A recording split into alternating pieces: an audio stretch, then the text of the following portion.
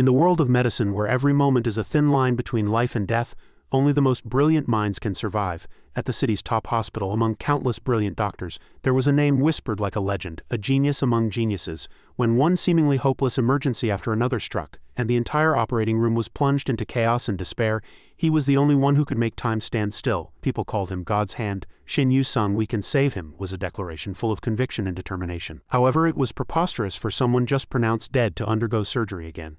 How could they know? Yu-sung was the standard of medical skill. He was someone who could bring the dead back to life like God's hand. Once Yu-sung took up the scalpel, no difficult surgery was beyond him. And tonight's celebration proved it. Despite playing the biggest role in this matter, Yu-sung wasn't very happy. This was because at some point he had lost his personal time off. For him, every day was a repeat in the familiar operating room. Because he could even save the dead, Yu-sung was called God's hand. At first he thought it was a good thing. Saving one person would make dozens happy, but doctors with such talent were not common and even very rare. So after patients flocked to him upon hearing the rumors, Yu-sung couldn't rest for a single moment. He was even treated like a mobile medical device for VIP patients. Was this nickname truly good, or was it meaningless? Not only was he physically exhausted, but his mental state and relationships with those around him also gradually deteriorated. Yu-sung couldn't even remember the last time he had spent time for himself. Earning money was good, but now he had no time to spend it, so he had no choice but to endure. Yu-sung thought the rest of his life would be like this, but life is inherently fleeting. Just as he was about to return home, open a beer and celebrate, dazzling car headlights rushed towards him from the opposite direction. Just before dying, Yu-sung's life flashed before his eyes, but ironically every scene was of an operating room. Would this rare genius end his short life here? No, perhaps Yu-sung's story would continue. The setting unexpectedly changed from modern times to an antiquated castle. In a small house the name J echoed, and with it Yu-sung's numerous why questions burst forth. As he slowly opened his eyes, he saw his hands were now chubby. In front of him was a happy-looking couple. Yu-sung blankly allowed this body's mother to hold him dearly. He was bewildered, not knowing what was happening. The last thing he remembered was being hit by a truck and dying on his way home from the hospital. Therefore this sight flustered Yu-sung, and he couldn't understand how he was alive. And these two people were complete strangers to him. The Sen couple loved this boy named Jay very much. Cradled in this body's father's arms, he was shocked to realize his body was very small. At the same time, Yu-sung vaguely realized that he had been reborn as their son. A scratch on his hand caught his mother's attention. The boy's father was flustered and tried to call a priest, but unexpectedly, the mother asserted that she could heal it herself. Yu-sung thought she was talking about medicine, but what he hadn't expected at all was that the woman before him could use healing magic in just a few seconds. Scratch that would have left a scar was now completely gone without a trace. This meant that Yu-sung had reincarnated into a new world where magic existed. A serene night sky enveloped the small house with the gentle sound of the wind. Inside the house, Jay vaguely opened his eyes and looked around. He got up and looked out the window for a while. After all, he had slept so much. He sat there, lost in thought for 3 years. Since reincarnating into this world, he had learned a few things during that time. First, this world was different from the one he had been in before. It was exactly what you're thinking, a typical fantasy world, a world where monsters and human-like races exist. Because of this, humans were attacked by monsters, and as a result they had to choose the path of fighting for their lives to become stronger. A rather interesting point Jay realized was that they had decided to develop magic rather than science. Whenever Sen treated him, it seemed they relied on magic instead of medical technology, even for the most ordinary things. Finally, what he realized was that this was not a dream but his new reality. But for several reasons, Jay still retained the memories and knowledge from his previous life. He never thought he would be able to be this idle again. Now that he thought about it, he never had the chance to love himself because of work. If it hadn't been for the car accident, he surely would have died suddenly from overwork. Then he lay back comfortably and savored his reincarnated self. I should enjoy this moment. When will I ever be able to sleep this comfortably again? A faint light shone on the potted plant in the room, and the rare peace he had gained by reincarnating as a boy settled in. Without worries or concerns, Jay closed his eyes and drifted to sleep, then suddenly realized something. What is this? It feels like a thin thread is piercing through my body. What is this cold sensation? My body truly feels healthier. Is this the mana Io and Sen talked about? It doesn't seem easy to control. If I force it, it will scatter everywhere. I need to focus precisely on where this mana flow begins and ends. Mana should work in the same way as blood. Imagine the flow of mana like blood circulation. Feel it filling your body. There's no need to rush the endless flow of mana. Slowly, very slowly. Time flowed, autumn leaves gently fell, and in the blink of an eye the cold winter arrived. A scene shifted elsewhere, and Jay held a flame in his hand. He shouted joyfully, I finally succeeded. He couldn't take his eyes off the flame in his hand and laughed to himself. Haha, I can do this. The technique to control the flow of mana and shoot a fireball. 3 years of investment was worth it, despite successfully understanding the flow of mana and remembering the paths through which it could be used. The problem was that he couldn't understand the way this book explained mana control. Jay read the contents of the book carefully. The book said that mana is drawn from our surroundings, so it must be stored within the body and controlled when needed. A question popped into his head. First and foremost, why must it be stored within our bodies to begin with? It seems that with stored mana, what we can do is limited. No matter how you looked at it, it wasn't effective. Jay hypothesized again. What if instead of forcefully storing mana I let it move naturally? Wouldn't that make it easier to draw mana from our surroundings and use it? Then there would be no need to worry about the quality of mana. We could even avoid mana circles. Although this is a dangerous method not written in the book, it's worth a try. He smiled again. I never thought this would bring such unexpected results. I need to try more. At this moment, Sen watched from outside and whispered, Honey, I can't express how proud I am. Every time I see Jay reading a book whenever he gets a chance. He covered her mouth and giggled. Honey, our son will definitely become a wizard. Io retorted, What are you talking about? With our child's physique he should train like a swordsman. She waved her hand. If he does that, our cute Jay will become a lump of flesh just like you.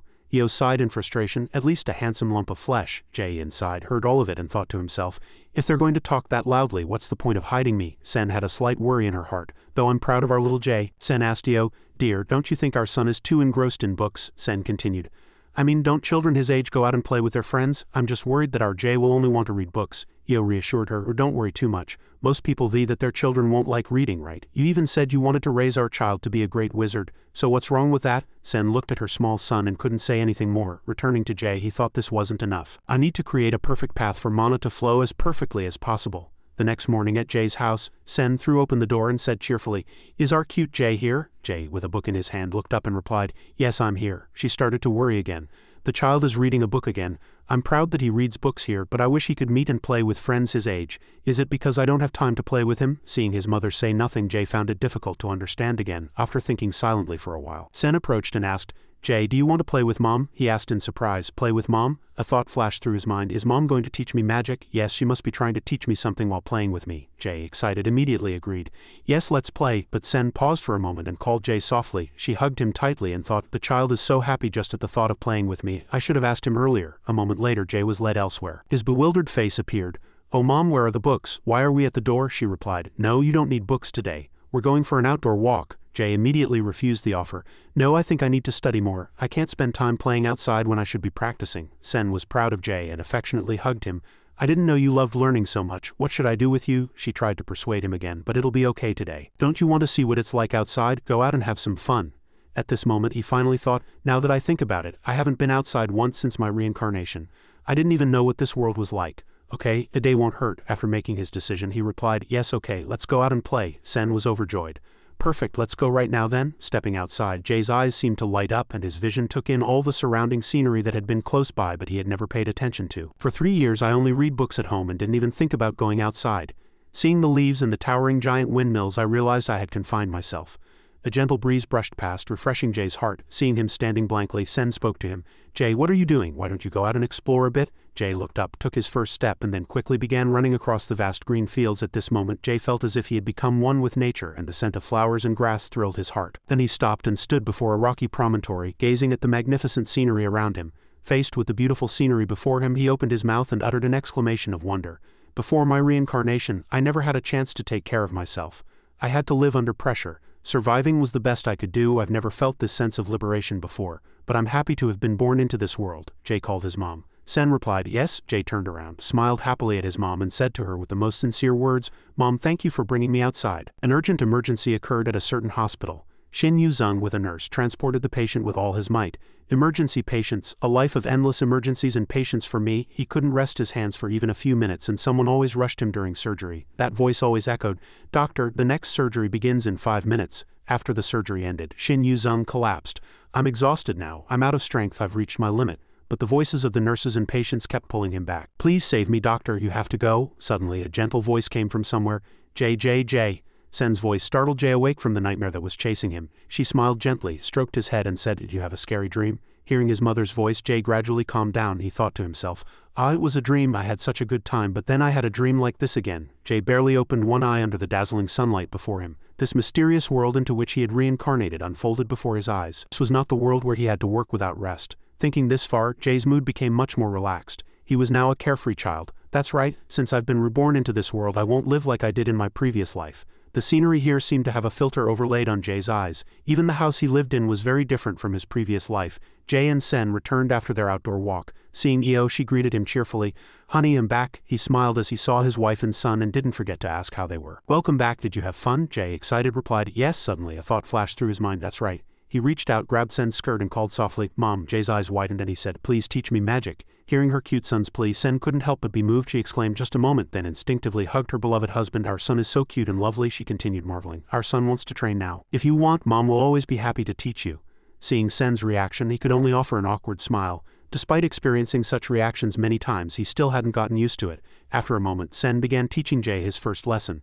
Since it was Jay's request, should she start? She began with humanity's most basic element.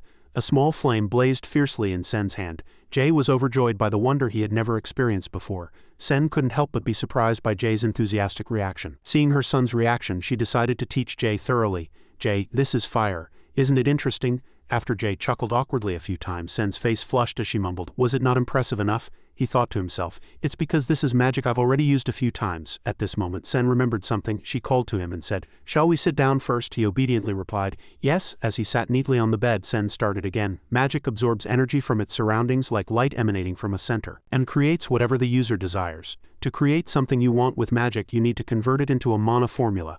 The formula for success is to perform an activation action with an activation word. Isn't it easy? She then used the flame from earlier as an example.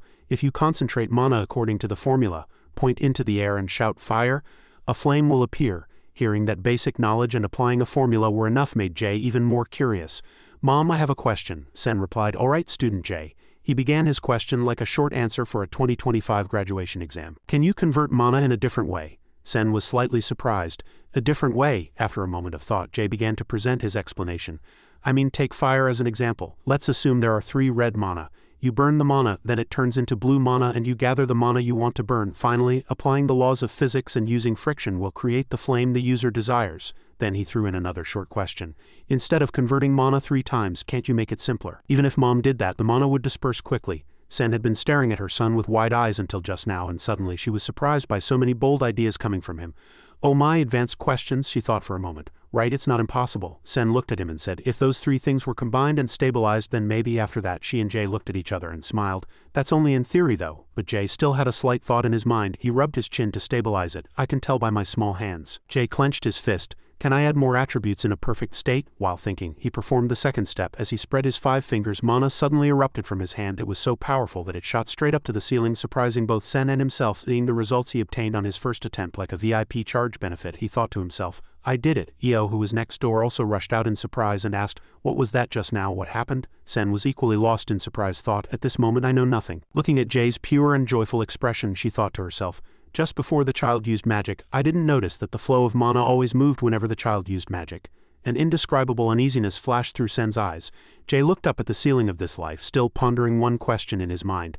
In the repetitive life where I had to spend all day with patients, had I ever not felt it? The flow of contemplation separated him from reality, making him forget the existence of these world parents. He mumbled as expected, "It's easier to understand if you think of it like atoms. And if I start combining mana-like compounds, there's no need to add mana." Seeing his mature demeanor rather than that of a young boy, Sen thought to herself, "Jay, this child has so many strange points." Sen suddenly teared up and stared intently at him. "No, I was too focused." At this moment, Jay returned to his pure smiling expression and asked, "Mom, what's wrong?" She replied, flustered, "It's just that Mom is so proud that Jay can use magic." Jay scratched his head, puffing out his chest. "Really? I'm a genius." Sen, standing beside him, also boosted his morale. "Our son is so smart." That night, as the moon and stars floated in the sky like friends, Jay, asleep in his room, woke up with a start, hearing someone's voice.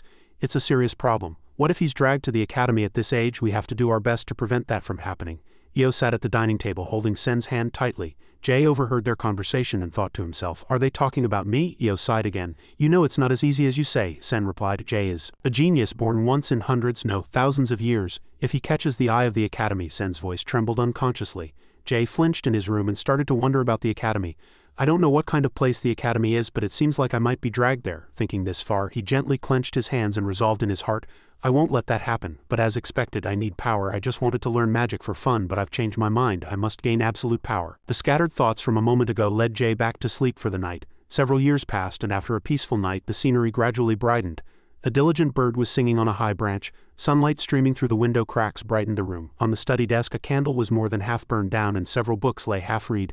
The white-haired youth woke from a long sleep, stretched and looked out the window, mumbling, "Is it morning already?" Hurrying out of bed, the youth scratched his head and chided himself. "I'm such a sleepyhead that I don't know how time flew by. Shall I go exploring now?" At this moment, a bright expression and sharp eyes appeared. This youth was 15-year-old Jay. Recalling the past, after his ability to control mana manifested, he began to put his goals into action. Jay's magic experiments and research progressed step by step. Not only that, but he immersed himself in meditation and magic training every night. And his outstanding understanding of mana proved his phenomenal progress, in addition to practicing techniques. Jay constantly honed his knowledge to enhance his future professional capabilities. As a result, his hair turned pure white because he absorbed an immense amount of mana during this period. Returning to reality, Jay was now an adolescent. He suddenly remembered something. "Oh right, I need to take this too." After that, he lowered his head again and meticulously wrote something.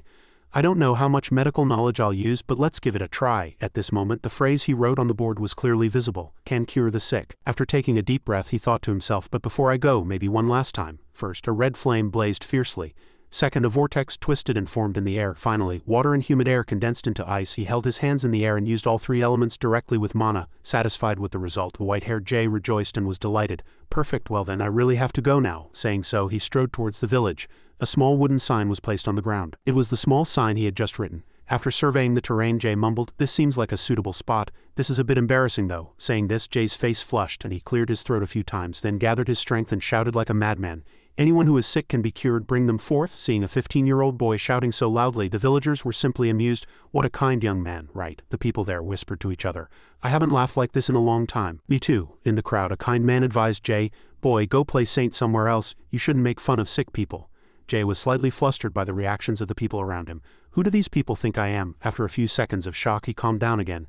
"No, this was expected. Let's just wait a bit." As expected, after waiting a bit, no one asked him for treatment from morning until evening. Ultimately, his first day of business was a failure. "I can't believe no one came." This moment, he got up and thought, "I don't think I can hold out any longer. I should go home today."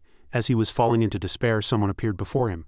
The person asked, "Can you really cure sick people?" Tears welled up, but then a laugh burst out and Jay was slightly surprised. A small girl about his age was dressed like a child of the upper class. She asked again, "It doesn't matter what condition the patient is in, right?" Seeing Phone Elysia, he thought to himself, "Could she be my first patient?" Before Jay could answer, Phone Elysia rushed in a third time and asked, "Can you really cure them?" Jay stepped back and replied, "Well, I'd have to examine them first." The little girl pursed her lips and looked directly into Jay's eyes, giving him a scrutinizing gaze. Phone Elysia, without changing her expression, bluntly criticized and showed her disbelief.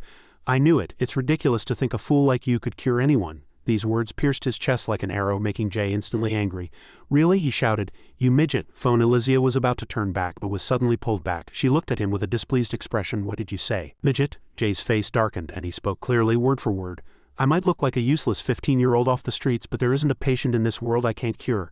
Stop judging by appearances." His words and confident demeanor were dazzling, as if a filter had been applied. Seeing Jay like that, Phone Elysia's face reddened slightly. "He's such a fool. Who knew that within the body of a 15-year-old boy hid a seasoned doctor who had spent more time in hospitals than at home?" At this moment, seeing his face, Phone Elysia thought to herself, "But what is this strange sense of trust?" Thinking this far, she reconsidered. "Right, you're right, I'm sorry." Phone Elysia grabbed her blue dress, bent her knees slightly and bowed her head to introduce herself. "I will respectfully introduce myself. I am GV Phone Elysia, the only daughter of Viscount Gate." After the introduction, she frowned and emphasized once more, "I am not a midget." At this moment, Jay was flustered and forced to laugh. "My name is Jay," he thought to himself. "She's a noble, no wonder her clothes looked fancy." After that, the two had a short conversation before sunset. "Why are you suddenly speaking so formally? You can talk like you did just now." Phone Elysia said in a small voice, "Anyway, the patient I mentioned is my father." He widened his eyes, recalling Viscount Gate. She sadly spoke of her father's illness. "Before, my dad's chest skin turned red and lumps appeared. Then they swelled up and became as big as a ball." Hearing these symptoms, a thought flashed through his mind. Could it be a malignant tumor? He frowned like a doctor. "In that case, I need to go see it. If this is an emergency, every moment counts." Suddenly, his eyes darkened.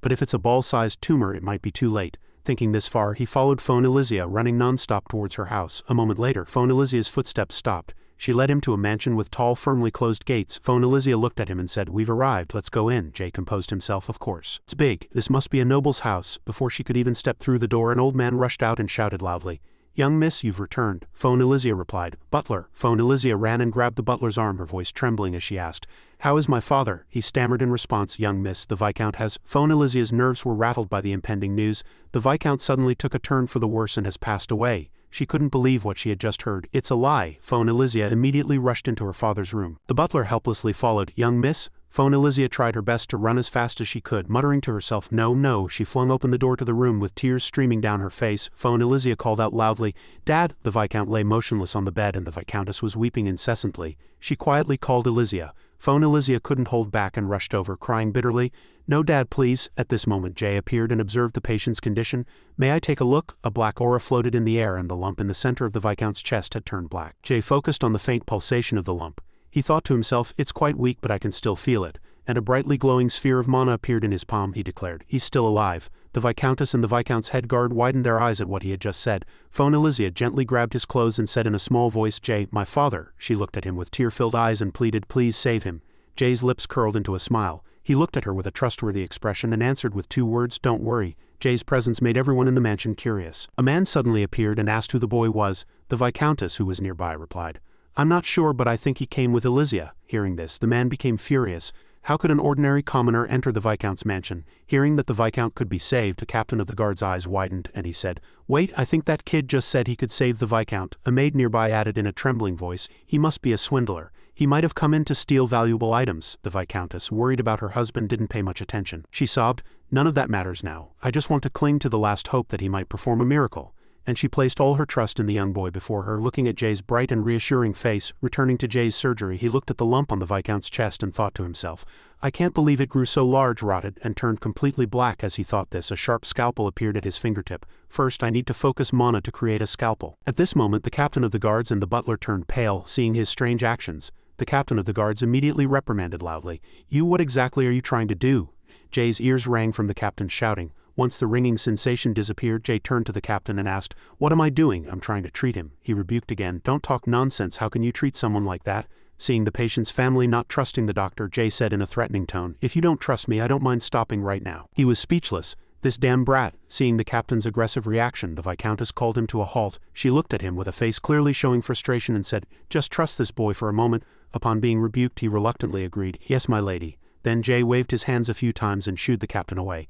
"Hey, shut up and go over there, you're getting in the way." He gnashed his teeth, unable to do anything. This arrogant little brat. Getting back to work, he sighed. "When I pierce this tumor, pus comes out instead of blood." Looking at the lump again, he made his diagnosis. "This is no longer a tumor. It's a necrotic skin area due to toxins." A worried expression flashed across his eyes. At this moment, blue mana floated around Jay's body. He began to roll up his sleeves. "All right, let's begin." He used mana to create a sharp surgical scalpel. "First, I need to cut out all the necrotic parts." He began to insert the blade at the base of the lump. Everyone outside watched his skill with wide eyes. After removing the lump, the next step was to open the chest and make an incision in this area. Suddenly, something caught his eye that made Jay feel a little uncomfortable. His 2 lungs behind the ribs were dark red. He thought to himself, "As I expected. The lungs have also started to necrotize. How long has this condition been left untreated?" He then continued the surgery. But from another perspective, he could be considered quite lucky. The necrotic area was not very large, so even if it was all cut out, he would be able to recover. Blue mana appeared and brightly illuminated the Viscount's chest. After dealing with the cause a moment later, he began to use mana to create medical threads. "I'm going to stitch up the cut area with mana threads." At this moment, he was extremely focused on suturing the chest area. Everyone outside held their breath. No one dared to make a sound or breathe heavily. The butler mumbled under his breath, looking at Jay's back. "This little boy that the young miss brought," he couldn't finish his sentence. "I'm truly speechless," seeing his bright face and high concentration. He thought to himself, he not only possesses an aura that no one his age has, but his hand movements have reached the level of a master craftsman. At this moment, his hands, enveloped in mana, still moved continuously and flexibly. Threads emerged from each of his 5 fingers and twisted together with a few basic movements. He thought about the final step to himself. "I'm going to tie the knot to finish the thread." Looking at him, the butler felt he was like a puppet master. No, like a puppet god. Jay at this moment ignored the gazes of others and focused solely on his area of expertise. At this moment, the butler quietly said, "That boy might really perform a miracle." The maid next to him, hearing this, glanced at him, then turned her eyes to the young boy before her. Even she, who had initially seen him as a swindler, now had a change of heart. "I agree." A moment later, Jay also stopped his hands. He gently wiped the sweat from his forehead. "All right, almost done." Looking at the Viscount's chest, the black lump had been cut away and the suturing on his chest was neatly finished. "Now I just need to help his heart beat again." He then compressed the heart to stimulate its pulsation. I'm going to use mana for cardiopulmonary resuscitation. At this moment his mana transformed like the current of a defibrillator. Jay thought to himself, I just need to assist his heart. With one press the current was transmitted to the heart, which beat strongly once, then stabilized. Hearing the first heartbeat he smiled brightly. It's done, he's alive. The surgery was very successful. He hurried to turn around to inform the family, but something made him pause. The Viscount's family was looking at Jay like a talented stranger with peculiar healing methods. Jay's eyes widened and he wondered why their expressions were like that. Then he glanced at the Viscount and blood was flowing from his mouth. Jay also realized that fact. Suddenly, because blood had begun to circulate in a body that had been dead, he was experiencing bleeding. From the outside, those who knew nothing heard the captain of the guards gnashing his teeth and growling, "Damn it, I knew it, you're just a swindler." Seeing his agitated reaction, Jay raised both hands, smiled awkwardly, and quickly explained, "It's you again." "Excuse me, may I explain for a moment?" He didn't give Jay a chance to speak. "Are you still trying to excuse your crime?" Seeing the Viscount's complexion, Jay asked. "But he's alive now, isn't he?" The captain of the guards just yelled without looking at the results. "Are you still insisting? No matter how I look at it, there's no sign of life in him. All I see is a bloody corpse." Because of this stubbornness he had no choice. "That won't be a problem. He's really alive," the captain of the guards continued to shout. "Shut up, how dare you butcher a noble's body like that? Are you even human?" Jay sighed. "Wait a minute, things are getting chaotic." At this moment a quiet voice was heard. "Jay, you told me you could definitely save him." Phone Elysia cried out. "I trusted you." He unconsciously took a step back and tried to repeat, "Wait, he's really not dead." Seeing her father's motionless body she mumbled, "But he's like this now." Her tears flowed uncontrollably. "It's all my fault that my dad passed away, for bringing you here." Seeing her regret he explained to reassure Elysia, "He's really recovered, just watch." Jay at this moment felt disillusioned with life. Why is everyone like this? Is it because they have no surgical experience? Before he could even think, a sharp sword was pointed at his chest. "You lowly commoner, not only did you harm the Viscount, but you also deceived the young miss." It was the captain of the guard's voice. He ordered the other soldiers to pin the blame on Jay. "Isn't it enough to desecrate the Viscount's body?" Seeing their reactions, he swallowed a bitter smile, took a deep breath, and slowly uttered a few words. "How much effort did I put into saving him? Instead of a single word of thanks, you point a sword at my face." His voice was filled with disappointment. Jay looked directly into the captain of the guard's face and retorted, "What did you just say, that I'm a swindler and a murderer?" He frowned and anger was in his eyes. "You've messed with the wrong people." After being agitated by the captain of the guard's scolding, Jay thought to himself that their reaction was very irritating, but he stood alone defiantly against the people in front of him. Jay thought to himself, from a medical perspective, by the standards of this world this is really just an ordinary thing. At this moment Jay's face darkened, and he repeated word for word, "Again, the treatment was successful, and we just need to wait for his recovery. I'm leaving now." Saying this, he walked straight out to the main gate. Before leaving, Jay glanced at those who had pointed swords at him and warned, "A warning, don't even think about blocking my way." The captain of the guards, realizing he was Jay's target, growled in anger. Unable to suppress his fury, he gripped the hilt of his sword tightly and swung it. "Arrogant fool." Jay paused and took a deep breath. He used his magic to create shining mana chains that bound the entire captain of the guards. Jay clenched his fist and mumbled, "Bind." The captain of the guards was also slightly surprised to realize he was bound. Binding magic? How can he use such magic? At this moment the soldiers with him were quite flustered. Seeing their commander standing still and doing nothing, the captain of the guards reprimanded. "What are you doing? Quickly catch that guy," he added. "He won't be able to use a lot of magic at once. Hurry." The subordinates immediately nodded and said, "Yes, understood." But once again Jay's hand unfurled and the word "bind" echoed. The armored people who were trying to catch him were also tightly bound by mana chains. The captain of the guard's eyes widened and he stammered as if unable to believe what Jay had just done. "Dual magic?" Seeing the amount of mana emanating from him, the captain of the guards couldn't help but be surprised. Using dual magic at this age, what exactly is this kid? A moment later, the mana was reabsorbed into Jay's body. The bound people were also released. Before leaving, Jay left a final message. "This is the final warning. Don't block my way." After finishing the surgery and leaving that troublesome mansion, it was already night. Jay rubbed his head. The difference in medical systems is really huge, but this is too much. As he walked, he muttered to himself. Before he knew it, he had reached his house door. He silently criticized the captain of the guards for treating him like an ignorant swindler, but that person was the first patient I treated in this world. Pulling the doorknob open, he suddenly felt a slight sense of accomplishment. As he stepped into the house, he blamed heaven and fate. "As I expected, my medical skills are useless here." As Jay was lost in thought, he suddenly heard someone scolding him. "Jay, you're home too late." Only then did he realize there was someone else in the house. "Oh no, I was too focused on my thoughts and forgot." The person who scolded Jay was his mother. Sen frowned, displeased. "What time did Mom tell you to be home by?" he stammered. 7 o'clock. "But what time is it now? Do you know how many bad people there are in this world? You're grounded for 2 days. Unfortunately for Jay, in any world, mothers always act the same way. If you come home late, you're grounded." Jay had nothing more to say. He could only bow his head and listen to the scolding. At that moment, he only had one thought. Even here I'm still treated like a child, and the night grew deeper. When the last light in the house went out, and Jay fell into a deep sleep, the Viscount's room in the mansion suddenly became noisy with troubled voices. "What in the world happened? Who is that kid?"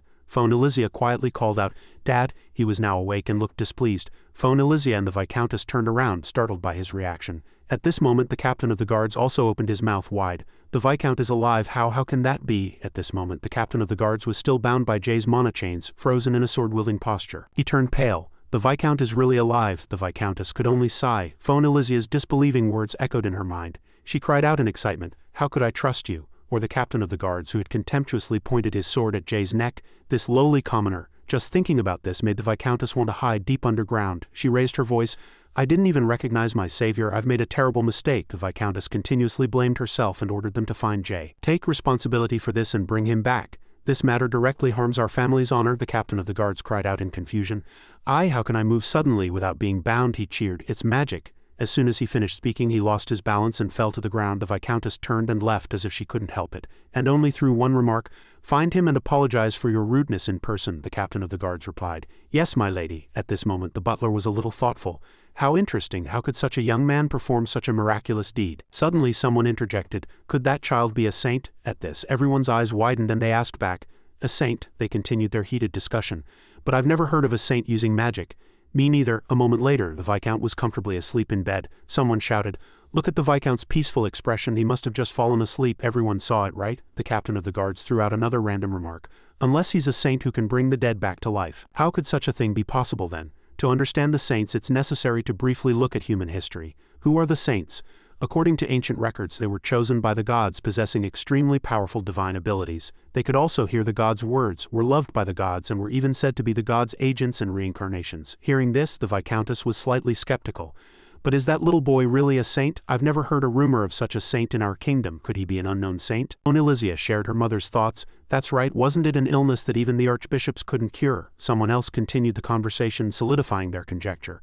"The person who cured the Viscount must be a saint." The butler looked at the captain of the guards and asked worriedly, "Then how did you treat the saint, Captain?" He turned his face away in shame. "I am truly sorry for my foolishness. I have caused trouble for the Viscount." The Viscountess was not much different, taking responsibility herself. "Weren't we all just bystanders? This is all our fault." Phone Elysia, standing beside her, also deeply regretted her thin belief.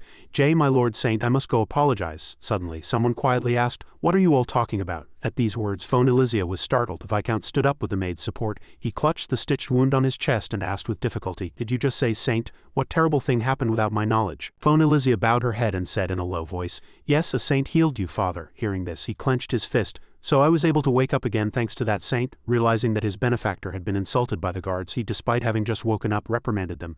"And yet you boast of your disrespect?" Suddenly, the Viscount felt pain in his body. "What are you doing?" Seeing this, the captain of the guard shouted as if his eyes would pop out. "Viscount," he angrily rebuked. "Don't shout," looking at his trembling hands from anger. The Viscount ordered, "Mobilize all personnel in this mansion and use all means to find that person." These words echoed throughout the room. At the same time, Jay, who was reading a book, felt an itch in his ear. "Did someone just mention me?" On a bright morning on a forest path, Sen enthusiastically cheered Jay on. "Good luck, Jay." He began to concentrate mana, raise his hand and execute the formula of shouting heal. He healed 2 broken branches, and at this sight Jay froze. As he stared with surprised eyes, Jay's mother next to him playfully said, "Oh my, your failing attempt is cute." He couldn't accept it and tried again with fire. He shouted fire, it flared up faintly. Next he tried light, and Sen was next to him wearing 3D glasses and preparing popcorn. When he still felt that ordinary magic was accurate, he shouted heal once more. It was still a failure like the first time and he couldn't accept it. Jay began to shout, "Why isn't it working? Why?" Sen laughed at how childish he was. "Come here, Mom will explain. Listen carefully." She began to explain. "Healing is magic that uses mana to boost a target's vitality." He listened to his mother's words and muttered to himself, "It's too simplified." Thinking that theory alone wasn't enough, Sen prepared to show him directly. "Imagine you're using mana to create a protective shield around the target." She focused mana on the broken branch.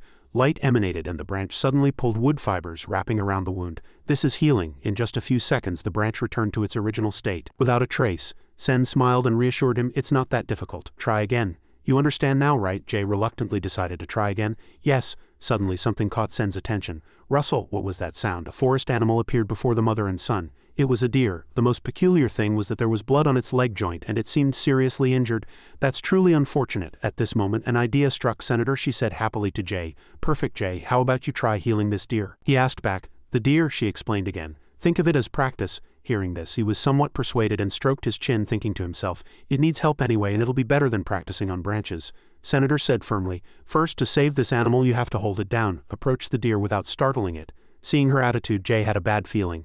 Why does Mom seem to be enjoying this situation? After that, he began the task of catching the deer. As he almost reached it, he stepped on a branch, making a loud noise, and the deer was startled and ran away. He shouted, "It's running away." Sen looked at him encouragingly. "Go catch it, Jay." He didn't understand Sen's intentions and chased after the deer, thinking to himself, "Why am I doing this?" He gritted his teeth and ran with all his might. Is this really worth it for the hand of God to go to such lengths to learn healing? And he answered himself, of course it is. I must do everything I can to save as many lives as possible.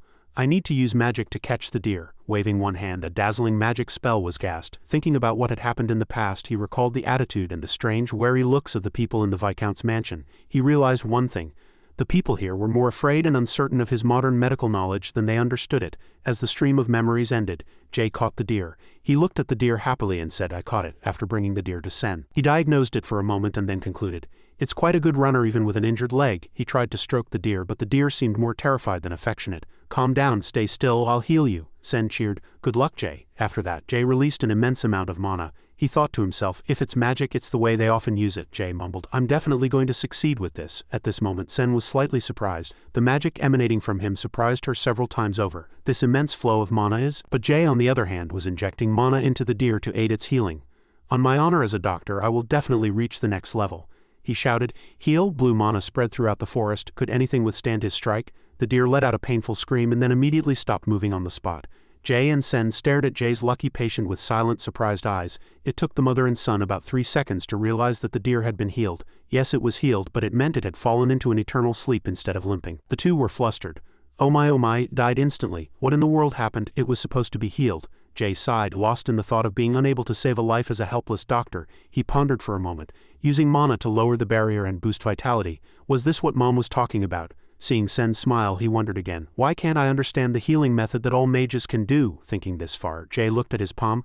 Or is it because of the mana pathways I possess? At this moment he hypothesized to himself, what if I use healing on an elderly patient? Young doctor, please cure me. Then he would apply the correct formula. Of course, just a moment, heal, and the old man would smile at him gratefully. Oh my, how can I repay you? After that, the old man would spew strawberry-colored fluid and his family would erect a tombstone for him. Thinking this far, Jay felt a chill. I need to stay far away from healing magic from now on. I can't put any injured person in danger. After injecting mana into the deer, sending it into an eternal sleep, he returned peace to the forest. That night at Jay's house, today, Sen had made a very delicious steak. Io admired it and wondered, is it a special day? And what's with the steak? Sen didn't answer him, only giving a meaningful smile. Oh, about that, she pinched her son's cheek and boasted, what, my genius son can't do healing? What I said was cute. At this, Io couldn't suppress his laughter and almost choked. In the end, the couple burst into laughter, teasing Jay. Damn it. From then on, he firmly resolved, I will never learn healing magic from now on. The scene shifted to a finely carved goddess statue on a sunny morning in the Holy Empire of Gai. Aya my Aya, a man knelt before the statue, muttering incessantly. Lord, my pupil's contract, are you calling me? This person was the Pope of the Holy Empire. The goddess statue then made a resounding sound. Find him. The goddess statue resounded once more. Find the new white-haired saint. He will surely be in Yungrong. Somewhere on a secluded forest path, a group of soldiers led by a cavalryman murmured, Did you hear about the new saint? Of course I did. We already have a saintess and now another saint appears. I can't believe it. One person quietly added, I heard the new saint is quite young. What does age matter? He is chosen by the gods. They endlessly wondered about the saint mentioned by the gods. Well, having another saintess is good for us. This is unprecedented in history, isn't it? To understand the cause of the soldiers' heated chatter, one must go back 10 hours before the Holy Imperial Army was dispatched. In Holy Empire G, someone spoke loudly, Goddess. The Pope engaged in an imaginary conversation alone before the goddess statue. Finally, the goddess said, Thank you, goddess. He stared intently at the goddess statue. Is there anything important? The voice resounded again. Find the white-haired saint in a country called Sulia. The Pope continued to listen to the cosmic message, but nothing more came. He asked, Is that all? The voice replied again. Then what more do you want? This sharp question bewildered him. The Pope innocently asked, But there are many white-haired people in Sulia. Can you give me more clues? A ray of light shot out from above the goddess statue, guiding the way. This new saint is 15 years old. Find him and bring him to this holy empire. Hearing this, the Pope was slightly surprised and politely replied, Yes, goddess, I will find him immediately. After that, he swiftly turned and shouted loudly, Are you there? The person called immediately responded, Yes, Pope. The blonde youth Eon appeared. At this moment, Eon's eyes widened and he asked, Did you call for me? He commanded. Prepare an envoy immediately and send them to Sulia. Eon immediately obeyed. Yes, Pope, understood. The Pope was still very confused. A new saint, returning to Jay's small house. At this moment he was reading a book when Io called out, Jay, how about learning swordsmanship? He was slightly curious. Swordsmanship? Io smiled. The more you know how to defend yourself, the better, won't it be? He hesitated for a moment. After a brief thought, he felt this offer was reasonable. Recalling the life he was living, Jay thought to himself, compared to my previous life I could easily get daily necessities, but here I have to risk my life for an apple. After that he closed the book and looked at Io. Yes, I want to learn. Io was excited. Good, shall we start right away? Before leaving the house his father asked him, but what are these glasses? He stammered. It's just a habit. A moment later the clashing sound of 2 wooden swords echoed loudly. Io smiled. Quite good for a beginner. On the contrary, Jay's face was pale. Wait, luckily I learned kendo before. Dad seems too aggressive, seeing Io continuously attack relentlessly. He thought to himself, is this just a few exchanges of techniques? Jay's eyes shone. If so, he clenched the hilt of his sword tightly. His action slightly surprised Io. He asked, what's wrong? Is Jay giving up already? But at this moment Jay took a deep breath and sent mana to his sword. After preparing he quietly replied, not at all. I'm just changing my tactics a bit. With the tip of his sword pointed straight forward he smiled. Io was also quite surprised by his precious son's swordsmanship talent. After that, the two rushed at each other and fought. He struck down with one unyielding sword strike. Seeing the sharp swordsmanship, Io became interested. Good, but the enjoyment was brief as Jay's swordsmanship continued to pour out. At this rate I'll lose, he gritted his teeth. There's no other choice, so with the hilt of the sword gripped tightly in his hand, Io thought to himself, I need to use swordsmanship too. Seeing his father's swordsmanship change, Jay's eyes widened. Now the sword was engulfed in hot flames. Io twisted the sword hilt and succeeded in one go. He successfully knocked him down. He landed on his backside and felt severe pain. Io felt pain seeing that. Suddenly a loud noise was heard and the scene shifted. The village market was bustling with people. The surrounding residents kept whispering to each other. Aren't those people informants? I keep seeing them these days. It seems like someone has disappeared or lost something and they're looking for it. A man in a hooded cloak quietly surveyed his surroundings. Then he walked on again. A few men gathered in one spot and talked to each other. Did you find anything you were looking for? The other person replied, no, no one found anything, but do you really think we can find him with just his age and hair color? A young man in blue clothes frowned uncomfortably and complained, it's hard enough being exploited by capitalism, but asking for progress every day is too much pressure. The face of the captain of the guards, who had removed his hood, was revealed. Someone spoke again. Look, he's here again. The captain of the guards asked, did you find anything? The young man in blue clothes earlier said with a displeased expression, well, Sir Knight, finding a needle in a desert would be easier than this. Another man next to him added a few words. A 15-year-old white-haired boy, how can we find him with so little information? Seeing the attitude of those of a different social status, the captain of the guards gnashed his teeth in anger. These useless wretches. Suddenly, the Viscount's threatening words flashed through his mind. His glasses fell to the ground and shattered. Someone shouted, you still haven't found that child? How exactly are you doing your job? The captain of the guards bowed his head and said in a small voice, I am truly sorry, Viscount. The Viscount unleashed his fury at not finding his benefactor. Do you think that child is an ordinary child? He continued to speak without stopping. That child is a saint. My goodness, if they knew how horribly we treated a saint, it would be a disaster. His face hardened as he brought up a more important issue. There will definitely be a war. The Holy Empire might declare war on us. Do you want to ruin this family? Go find him immediately. The captain of the guards was treated disrespectfully, but he only kept it to himself. He conceded and pleaded, please do your best, we will pay whatever it takes, he repeated to himself inwardly. I must find that child. Suddenly a young man asked, whatever it takes, you say? He gave a cunning smile. Then leave this task to me. He then narrowed his eyes, ending with a sly smile. Returning to the sword training with Io, blood was flowing from Jay's hand. He let out a slight groan. Ah, it hurts. Seeing this, Io felt a pang in his heart. Oh no, I was too rough, Dad, sorry. To ease Io's worry, Jay smiled and replied, it's okay. Sen also appeared at this moment and saw the long cut on Jay's hand. Jay, what happened to your hand? Then she rushed over, worried about Jay, and scolded Io. It looks like a broken bone. Io sighed and Jay was a little embarrassed. Mom, it's okay. I can heal it with magic. Even though he said that, Sen was still quite worried. Yes, Mom will help you right away. This time he refused. No, I want to try it myself. Then an energy ring appeared and wrapped around Jay's injured arm. Poof, as soon as he finished speaking, the energy ring shone much more intensely than before. Sen couldn't hide the surprise on her face. At this moment the wound on his hand was gone, completely healed just like before. Sen's eyes were blank and unfocused, but what happened? At this moment her eyes met her husband's. Io asked again, confirming, didn't the child say it didn't work last time? She explained to Io in embarrassment. The child instantly killed a deer. At this point only his wife's delicious steak came to Io's mind and he could easily guess its origin. Over here Jay scratched his chin and mumbled, I guess I'll have to explain everything again. Jay took a deep breath, composed himself and called out, Mom, Dad, I have something to tell you. Then the conversation continued in the small house where the three of them lived. What is it, Jay? The truth is, he honestly revealed his secret in front of his parents. Unlike ordinary people, Jay in his previous life would probably have gotten a 30 score but failed literature with around 1.25, so no one understood what he was saying. Sen broke the silence and said, that's how you seem, but at this moment Io, who was next to her, whispered in her ear, honey, what's more important is, perhaps. The two discussed something, and then without knowing what was happening they encouraged Jay. Jay, whatever decision you make, Mom and Dad will always be on your side. Sen smiled. Even if you bring home a fairy wife, if you're happy, Mom and Dad will accept it. While it's good that the two were open-minded, they were exaggerating too much. Returning to the small house, Jay explained his secret so that Sen and Io wouldn't think he was going to marry a fairy. Was it about the amount of mana I have after all? Mom and Dad think that instead of using magic circles to store mana in my body, I'll let mana form naturally. It was the difference between someone born with VIP charge benefits and someone who had to prepare tools to store mana through training.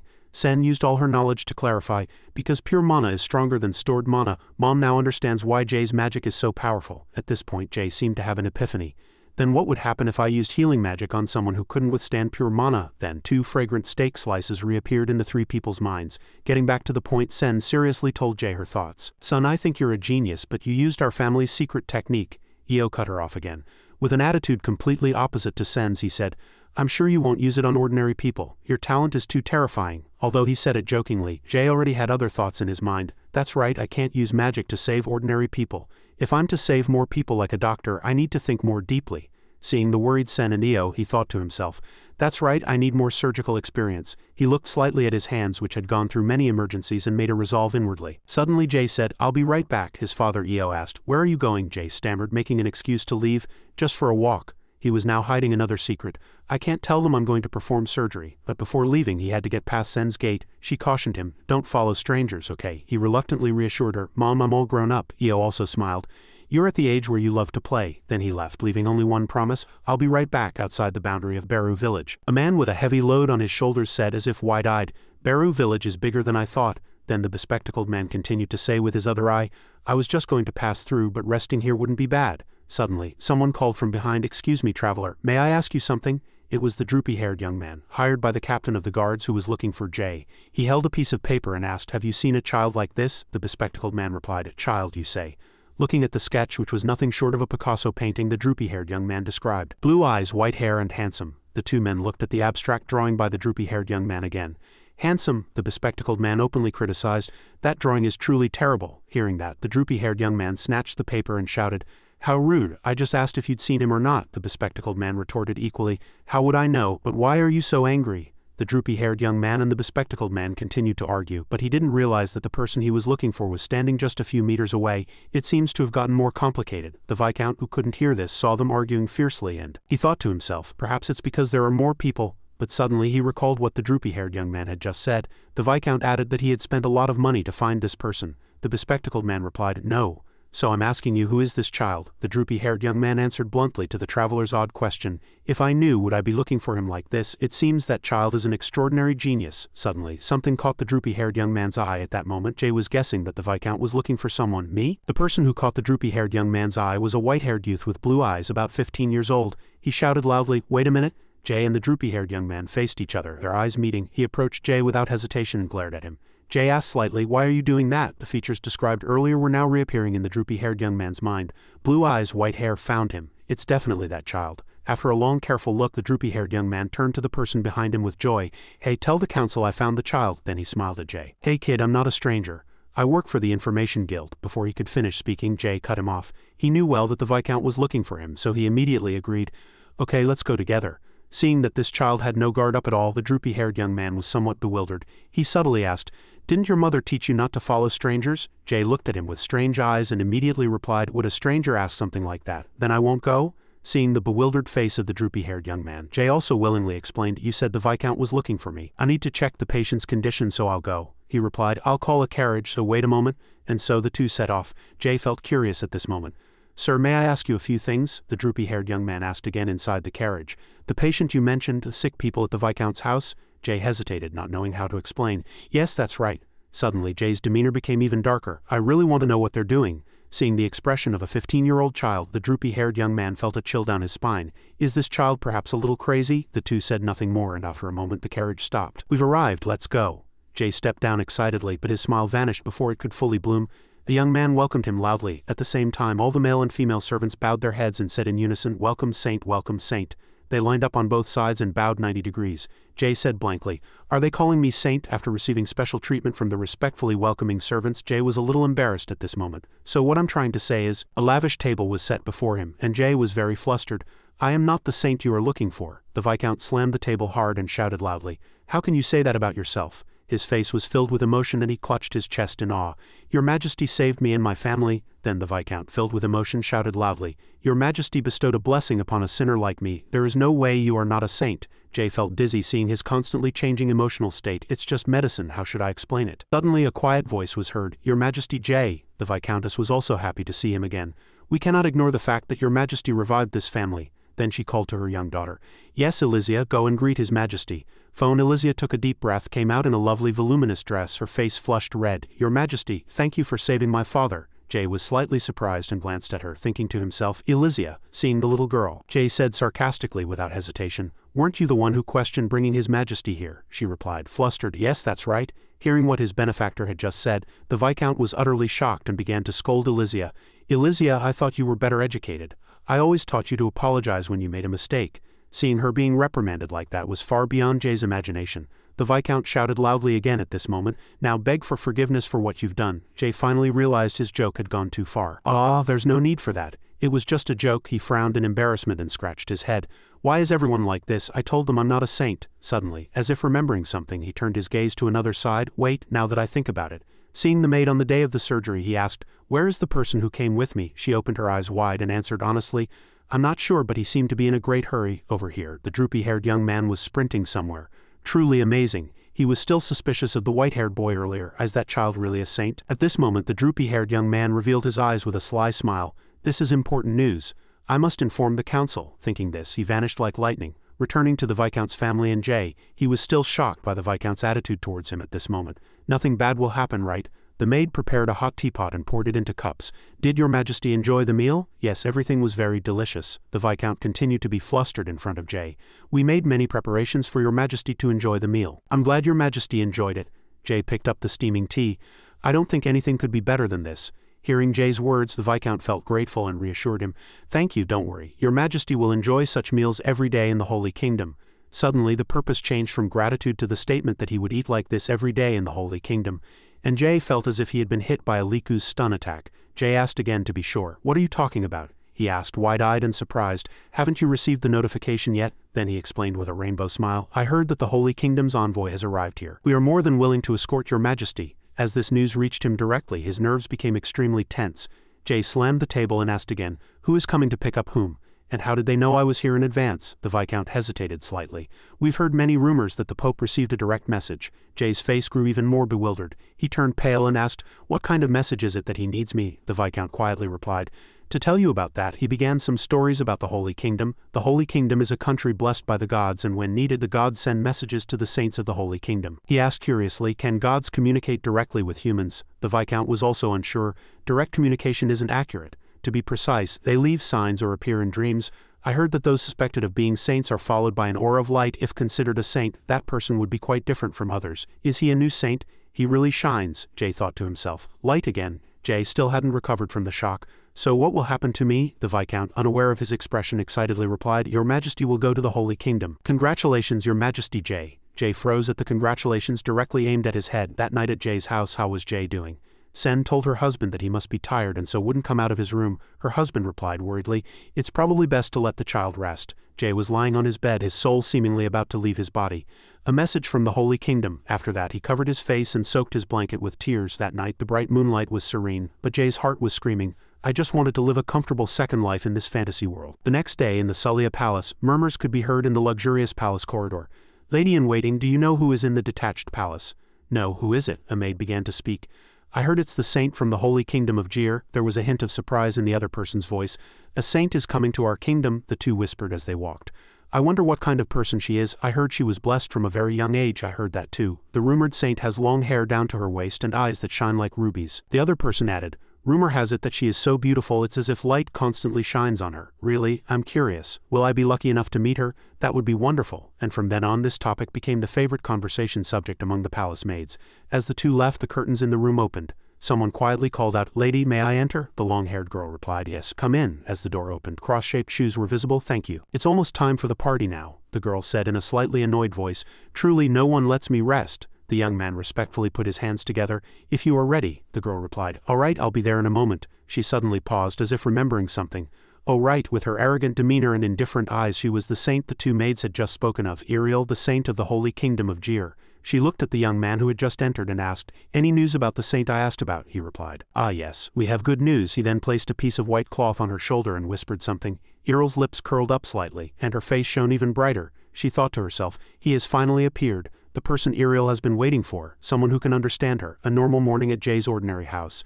But Jay was not ordinary. His face was gaunt and pale, and he spent the whole day clutching his head, hunched over the table. "No matter how hard I try, nothing comes to mind. If I get caught by the Holy Empire, it's over." Imagining himself in white silk clothes with a live stream light on the back of his head, Jay became angry. "My second life was supposed to be peaceful, but it'll be harder than my first. I'll have to kneel and pray to a god I've never met for the rest of my life." He couldn't restrain himself and shouted in terror. "No, no," Sen asked curiously. "Jay, what's wrong?" He looked at his parents and briefly considered escaping with them. But then he reconsidered. A commoner couldn't defeat royalty. "No, even if I try, there's no safe place to hide." Clenched his fist and slammed the table. "No matter how much I try to run, the Holy Empire will chase me to the end."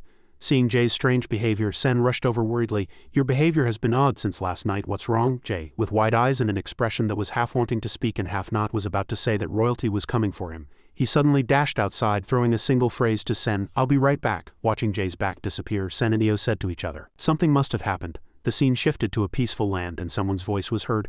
"So this information is true." Two men were talking on top of the city wall. "That child is the one the Holy Empire is searching for everywhere." Maidu repeated the two words saint while looking at the paper in the other person's hand on the paper. Jay's face was drawn in an abstract style. The person was slightly skeptical. Maidu glanced with serious eyes. "You can trust that I was the first person to give you this information, right?" The man with slanted hair smiled. "Of course, I've already sold this information to the Holy Empire. Now all we have to do is find out where this saint lives." The two continued to speak. "I've sent people to the outskirts of this village, but you requested it too. He seems to be from the lower classes, so he probably won't be there." The man with slanted hair waved his hand, indicating they had plenty of money. "Unlike us, people are just blindly searching around this village. That's why high-quality information is truly important. It saves time." Maidu turned his gaze elsewhere.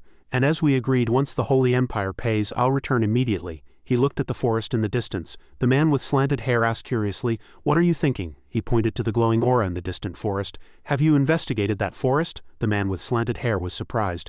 "You were investigating there too," he replied nonchalantly. "That's why I mentioned it. Wouldn't it be a convenient place for that saint to hide?" In the man with slanted hair's mind, a shadow of a moon fairy with a bow and arrow appeared. His face was filled with fear. "No, if he tries to hide there, that saint will die." He referred to the enemy everyone knew.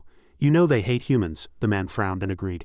"You're right." He looked at the forest again and muttered to himself, "Surely he wouldn't be there?" But they never expected that a white-haired figure would be walking in an isolated part of the forest filled with sunlight and fairy dust. "Walking will surely give me some good ideas." He walked, thinking, but still couldn't find a way to avoid them. At this moment an idea flashed through his mind. Is there really no other way than to run away? That thought was immediately suppressed by Jay the moment it blossomed. "But if I do that, I'll have to run for the rest of my life. I don't want to do that." He found a comfortable rock, sat down and sighed, trying to clear his head. Suddenly his pupils contracted and goosebumps appeared on his spine. He immediately jumped up and took a defensive stance. From deep within the forest where there was no light, something was approaching. He frowned, guessing, "Is it the Holy Empire, this quickly?" But no matter how long he waited, there was no movement. Jay sat down again and thought, "I don't feel any more presences." Suddenly a sound from elsewhere caught his attention. He rushed over to check. Standing in front of a large tree, a voice suddenly said, "A human." Jay was quite surprised. His nerves were on edge. The voice echoed again, "Little human, what are you doing here?" A few more questions arose in Jay's mind. "What is this? Is it a tree spirit or something else?" He smiled bitterly and quietly replied, "I just wanted to rest for a moment." The tree rudely chased him away immediately. "Then go, human. This is our territory." Jay sat back on the rock and sighed. "All right, I'm going, but I'll just sit here a little longer." But the voice repeated again, "I told you to go, go now." The voice grew louder. He was slightly displeased and confused by the voice coming from the large tree. "But I did intrude on their territory anyway." Like a sensible person, he stood up, ready to leave. "First the Holy Empire. Now this, no one leaves me alone." He pointed directly at the tree and said, "I'm leaving right now, got it, just like you said, but before I go, let me see your face." But his childish threat had no effect. True to his title of stubborn king, white-haired Jay decided to sit down again. "Or I'll just sit here, it's fine." The tree grew increasingly angry. "Get out now." He even showed blatant contempt. He lay down completely. "I don't care at all." From behind the tree, a shadow faintly warned, "Don't say I didn't warn you, human child." He didn't care. "If I don't want to listen, I won't. You think you have the right to kick me out without even letting me see your face?" Again the forest gave no response, and suddenly a sharp aura shot out from somewhere. It was a girl trying to attack him. Jay's eyes widened at the dangerous moment, and he used mana to block the attack. A blue brush landed on the ground, and at this moment Jay was also satisfied to face the person who had been chasing him away. He thought to himself, "Damn it, I didn't expect a sudden attack." A few strands of interest shone in his eyes. If my mana hadn't activated, I would have died. Suddenly he widened his eyes as if he couldn't believe what was standing before him. Slender, long arms with a bow and arrow, long pointed ears. It was a human girl standing before him, but her ears were very different. An elf standing before the elf. Jay felt no fear, but rather a slight curiosity. There's an elf tribe here? Fia looked at her hand and her mana was blazing fiercely. You blocked my attack. She clenched her fist and voiced her conjecture. You're not an ordinary human, are you? Hearing that, Jay laughed to the point of her disgust. Well, not exactly. She began to gesture. The source of mana concentrated and rushed towards Jay. She growled, you can't stay here any longer. Judging the situation to be difficult, Jay had no choice but to activate his mana. Oh no, the two sources of mana rubbed against each other, creating a large explosion, sending both of them flying far away. Due to the impact of the explosion, Fia was slightly dizzy. She couldn't hide her surprise at seeing Jay completely fine. He's all right. Fia began to suspect Jay's origin at this moment. Could he be a higher race? Hearing her words, Jay blankly repeated, wait, what did you say? Higher? At this moment, Fia pointed directly at him and demanded in a raised voice, on second thought, human, follow me and I will let you stay in the forest. But Jay wasn't very interested. He pointed behind him and forced a laugh. It's all right, it's time for me to go back too, however. Fia was quite a stubborn girl, and refusing her was a little difficult. We respect strength. This is the law of the Grandon Forest Elf Tribe. I invite you to our village. He felt an unusual interest. There's an elf tribe village in the forest? After a quick glance at the girl in front of him, recalling her offer, Jay's heart wavered slightly. She attacked me first, but she doesn't seem like a bad elf tribe. Should I go? For now, there was no way to avoid royalty. Jay decided, all right, but you have to promise not to attack me. Entering deep into the forest, grass and trees grew lushly. Jay followed Fia. Now I remember your name, she replied coldly. I am Fia of the Grandon Forest Tribe. He raised his head and bit his fingertip. Fia, that's a truly beautiful name. Suddenly, Fia turned around excitedly and glared at him with bullet-like eyes. What did you say? In an instant, she faced forward again, her cheeks flushed red. Well, it's not that beautiful. Jay couldn't help but smile wryly in confusion. He awkwardly scratched his head. Anyway, my name is Jay. At the same time, Fia also announced that they had arrived at the village. Not getting any further positive reaction, he continued to follow Fia. A moment later, Jay's eyes lit up and his cheeks also flushed hot. Surprise flashed across his face. Before his eyes was a village made of huts in the trees. Jay asked, is this the elf tribe village? It's truly eye-opening. Jay's jaw dropped everywhere he went. They really live in the forest? I've never been to a forest before. Suddenly, Jay noticed several gazes fixed on him. They whispered, it's a human. Why is there a human? Fia's name was also mentioned in their chatter. Fia brought a human. Why did Fia bring a human? Walking through the unfamiliar village, under the probing gazes, he thought to himself, they're defending themselves. It's what I expected. But at this moment a girl with short shoulder-length blonde hair called out loudly, Fia, you're back? Fia replied, yeah. The girl asked curiously, who is this human child? A helper? Fia didn't hesitate and quickly accepted. His abilities are decent, so I brought him. Seeing Jay surrounded by other elves, Sai hesitated slightly. She whispered to Fia that for an assistant the boy didn't seem to be able to protect himself. Fia seemed to understand Sai's thoughts. She began to explain how she met Jay.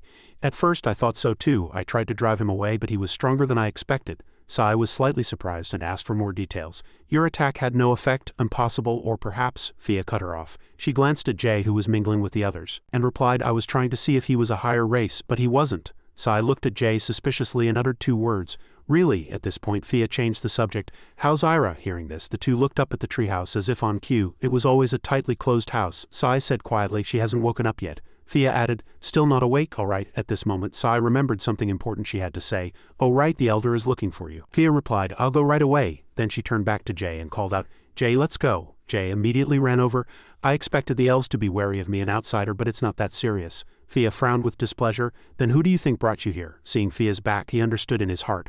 All right, that means my sister is a trustworthy person here. After that, Fia led Jay to a large house. She knocked on the door a few times, then informed the person inside, Elder, it's Fia. The door opened and a rather young woman appeared. She smiled and said, come in, Fia. I've been waiting for a long time. Come in. The elder stepped back to allow Fia and Jay to enter. Seeing that the elder's complexion was not good, Fia asked, Elder, are you all right? She replied, of course. Suddenly, the elder's gaze fell on Jay. She asked, is this child human? Fia answered honestly and without concealment, yes, I brought him because he seemed strong enough to be an assistant. Between what Fia first said and her recent mention of an assistant, Jay felt something was wrong. He raised his hand in protest. No, wait, I never said I'd be an assistant. A moment later, the elder put down a glass of red liquid. Fia, sitting next to him, tried to persuade Jay to sell his soul to capitalism. There are many benefits to doing this. First, you can freely enter and exit the village, and you'll be recognized as a friend of the elves. The elder looked at the two chattering children and thought they seemed to get along quite well.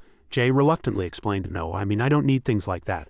Suddenly, the elder interrupted their conversation. Fia, I called you because I have something to discuss. Please keep it a secret from the other elves. Fia seemed quite surprised, and realizing the seriousness of the matter, she became serious. Yes, Then the elder looked at the human boy Jay. "Would you mind waiting outside?" He shuffled out and waited. Jay leaned against the railing and sighed. "They let me in and then kicked me out again. How boring." Looking at the scenery of the elf village, he thought to himself, whether it's a saint of the empire or an assistant to the elves, neither choice seems very good. Jay frowned. "My life is really messed up, back in Sullia Palace somewhere." "Still no news about the saint?" the other person replied. The servants apologized. The two young men were kneeling on the ground with their hands clasped. "Still no news," a woman's voice echoed. "Finding the saint is the will of the gods." Iriel arrogantly rebuked them. "Isn't this proof that you are lazy in finding him?" Being mercilessly scolded, the two men sobbed. "No, we will do our best," she snarled. "Did your best." Darkness shrouded St. Iriel's room, but there was still no news. "Doing your best and getting no results is proof that you are useless," the two pleaded in trembling voices. "Please give us more time, we will surely find him." Seeing their earnest attitude, Iriel felt she had achieved her goal. She conditionally agreed, "All right, I'll trust you one more time. But I am not as patient as the gods, you must keep your promise." Saying this, Iriel turned abruptly and left. We don't know what the two were talking about, but suddenly Fia's voice rang out loudly. "What are you saying? Ira the chief is dead from Mana?" The elder sighed and with her arms crossed wore a serious expression. Her breath was already gone and she was cursed, so she was almost dead. She hasn't woken up since. Fia's eyes widened and a look of bewilderment appeared on her face. A moment later, the door to the elder's room opened and Fia came out with a gloomy expression. As she leaned against the railing and sighed, Jay was slightly curious. Fia hadn't said a word until now. She just scanned her surroundings and then cast a sad gaze at the high house in the distance. She continued to sigh. Jay saw her and asked, "Is the person in that house sick?" She replied in a small voice, "She was very sick." Suddenly, Fia felt something was wrong and jumped up. "Wait, did you hear all that?" Jay replied calmly. "I'm sorry, I didn't mean to eavesdrop." Suddenly, he turned his gaze to the treehouse and let out a sudden "ha." Seeing him like that, Fia smiled sadly. "Are you worried? A human like you worrying about an elf? We're different races." Jay raised his head and replied softly, "You're right, sister, we are different. How can one understand another race before understanding oneself?" He suddenly gripped the wooden railing tightly. "But that doesn't mean I shouldn't worry about them. It's my choice whom I worry about, even if they belong to a different race." At this moment, Jay's attitude changed. He didn't seem like a 15-year-old child, but a trustworthy young man. His words shook Fia slightly. In the small house in the village, Fia kept staring at Jay, even while he was drinking tea. Her eyes seemed to have a rose filter and hearts, and the moment she saw white-haired Jay, her girlish heart skipped a beat. Realizing her abnormal state, she was slightly flustered. Fia quickly covered her head, asking herself, "What's wrong with me?" At this moment, Jay turned to her and asked, "Oh, Sister Fia, I have something to ask you." Her face reddened and she stammered, "Ask anything." He replied, "About the Ira tribe. You said she had passed away, right?" Jay wanted to try once in his heart. He gathered his courage and said, "Can I help her?" His tone and words slightly surprised Fia. "Ha!" He saw her blank expression and explained, "I want to heal sick people. It doesn't matter if they're a different race."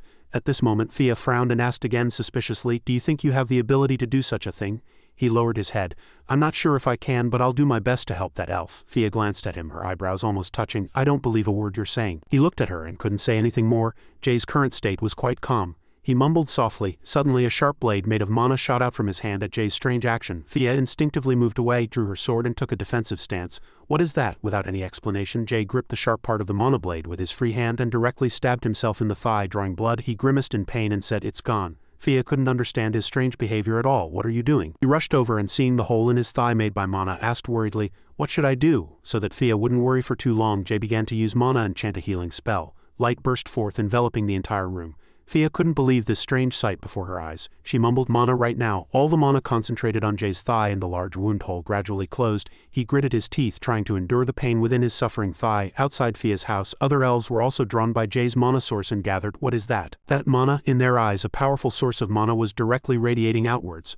A moment later, he stopped and finished the healing process. Fia was tremendously surprised that the wound, which had looked like a hole, had healed without a trace, returning to its original state. She stammered, "The wound is healed." She said that while looking at him with shocked eyes. After Jay finished his demonstration to Fia, he stood up and looked at her, asking, "If there's anyone in this world who can help the elves, it's definitely me, Jay." Having made a confident declaration, Fia, who had just witnessed the healing, ran to ask for the elder's permission. But the elder firmly refused. "I will not permit it." Fia lost her composure and asked again. "Why?" She simply replied, "Because it would be disrespectful to the reputation of Chief Ira. Reputation is very important in the elf village, and even more so because she is Chief Ira. Chief Ira was greatly respected by others. Even with good intentions, I cannot allow methods of unknown origin to be used on Chief Ira." Fia did not give up. She still wanted to persuade the elder, "But we truly want to save her at this moment." The elder cut her off. "Say no more." She looked at her with cold eyes. "Go." Fia could do nothing. Her eyes were slightly downcast with sadness. Jay, standing beside her, was blankly lost in thought. Respect? What respect will be left if she dies? At this moment the sun was setting in the west, casting a golden glow on the leaves. Fia quietly opened her mouth. I'm sorry I failed. She seemed to have already given up. I thought we could do it, Jay comforted her. It's all right, everything will eventually work out. Hearing these words of encouragement, Fia felt a little better. Suddenly Jay smiled and asked, can I continue to explore the village? Fia also recovered her spirits at this moment and replied, of course you can stay in the village. It seems the other elves have accepted you too. Jay smiled slightly. Thank you. After that he made other plans. I need to go outside in a bit. Fia's eyes widened and she wondered, what, really? He looked at her, still smiling. Yes, I actually still have some things to do. Having said this much, Fia had no reason to hold him back. In that case, I guess I have no other choice. After that he waved his hand to her in farewell. I'll be back tomorrow, so don't be disappointed. After saying this, a murderous look appeared on Fia's face. Who said I'd be disappointed? Go quickly, I might change my mind. He felt he had to run away quickly. Yes, see you tomorrow. Watching him leave, Fia unconsciously smiled. Jay walked straight along the morning path, but after he left, Fia's face immediately returned to gloom. She turned abruptly and walked back to the village. But without her noticing, Jay quickly changed direction. His steps grew faster and faster. He looked down from the treetops at the always closed house. It seemed he already had his own plan in mind. A golden light emanated from the roof of that house. Jay frowned and thought to himself, I can't just leave a patient like that. After that he gathered his courage, grabbed the doorknob, pushed the door open and entered the house. Inside was a forest full of flowers and grass, and Jay couldn't believe his eyes. This place is too vast. Looking at the door before him, he thought to himself, this interior must be as large as the entire treehouse. Saying this, he opened the door and entered. His pupils constricted at what he had just seen. In the middle of the room a person lay motionless. Her face was beautiful and her platinum blonde hair made her look like a sleeping princess. Jay thought to himself, it's Chief Ira. A girl in a white dress lay there, her long legs lightly hidden beneath a cloth. The sleeping Chief Ira. Jay stared blankly at this sight for a moment, then slapped his cheek to clear his head. So this is what it feels like to be captivated by beauty. Focus, you need to be calm in front of a patient. After regaining his composure, he carefully took her hand and leaned close to Chief Ira's face to check her breath. Then he quickly diagnosed.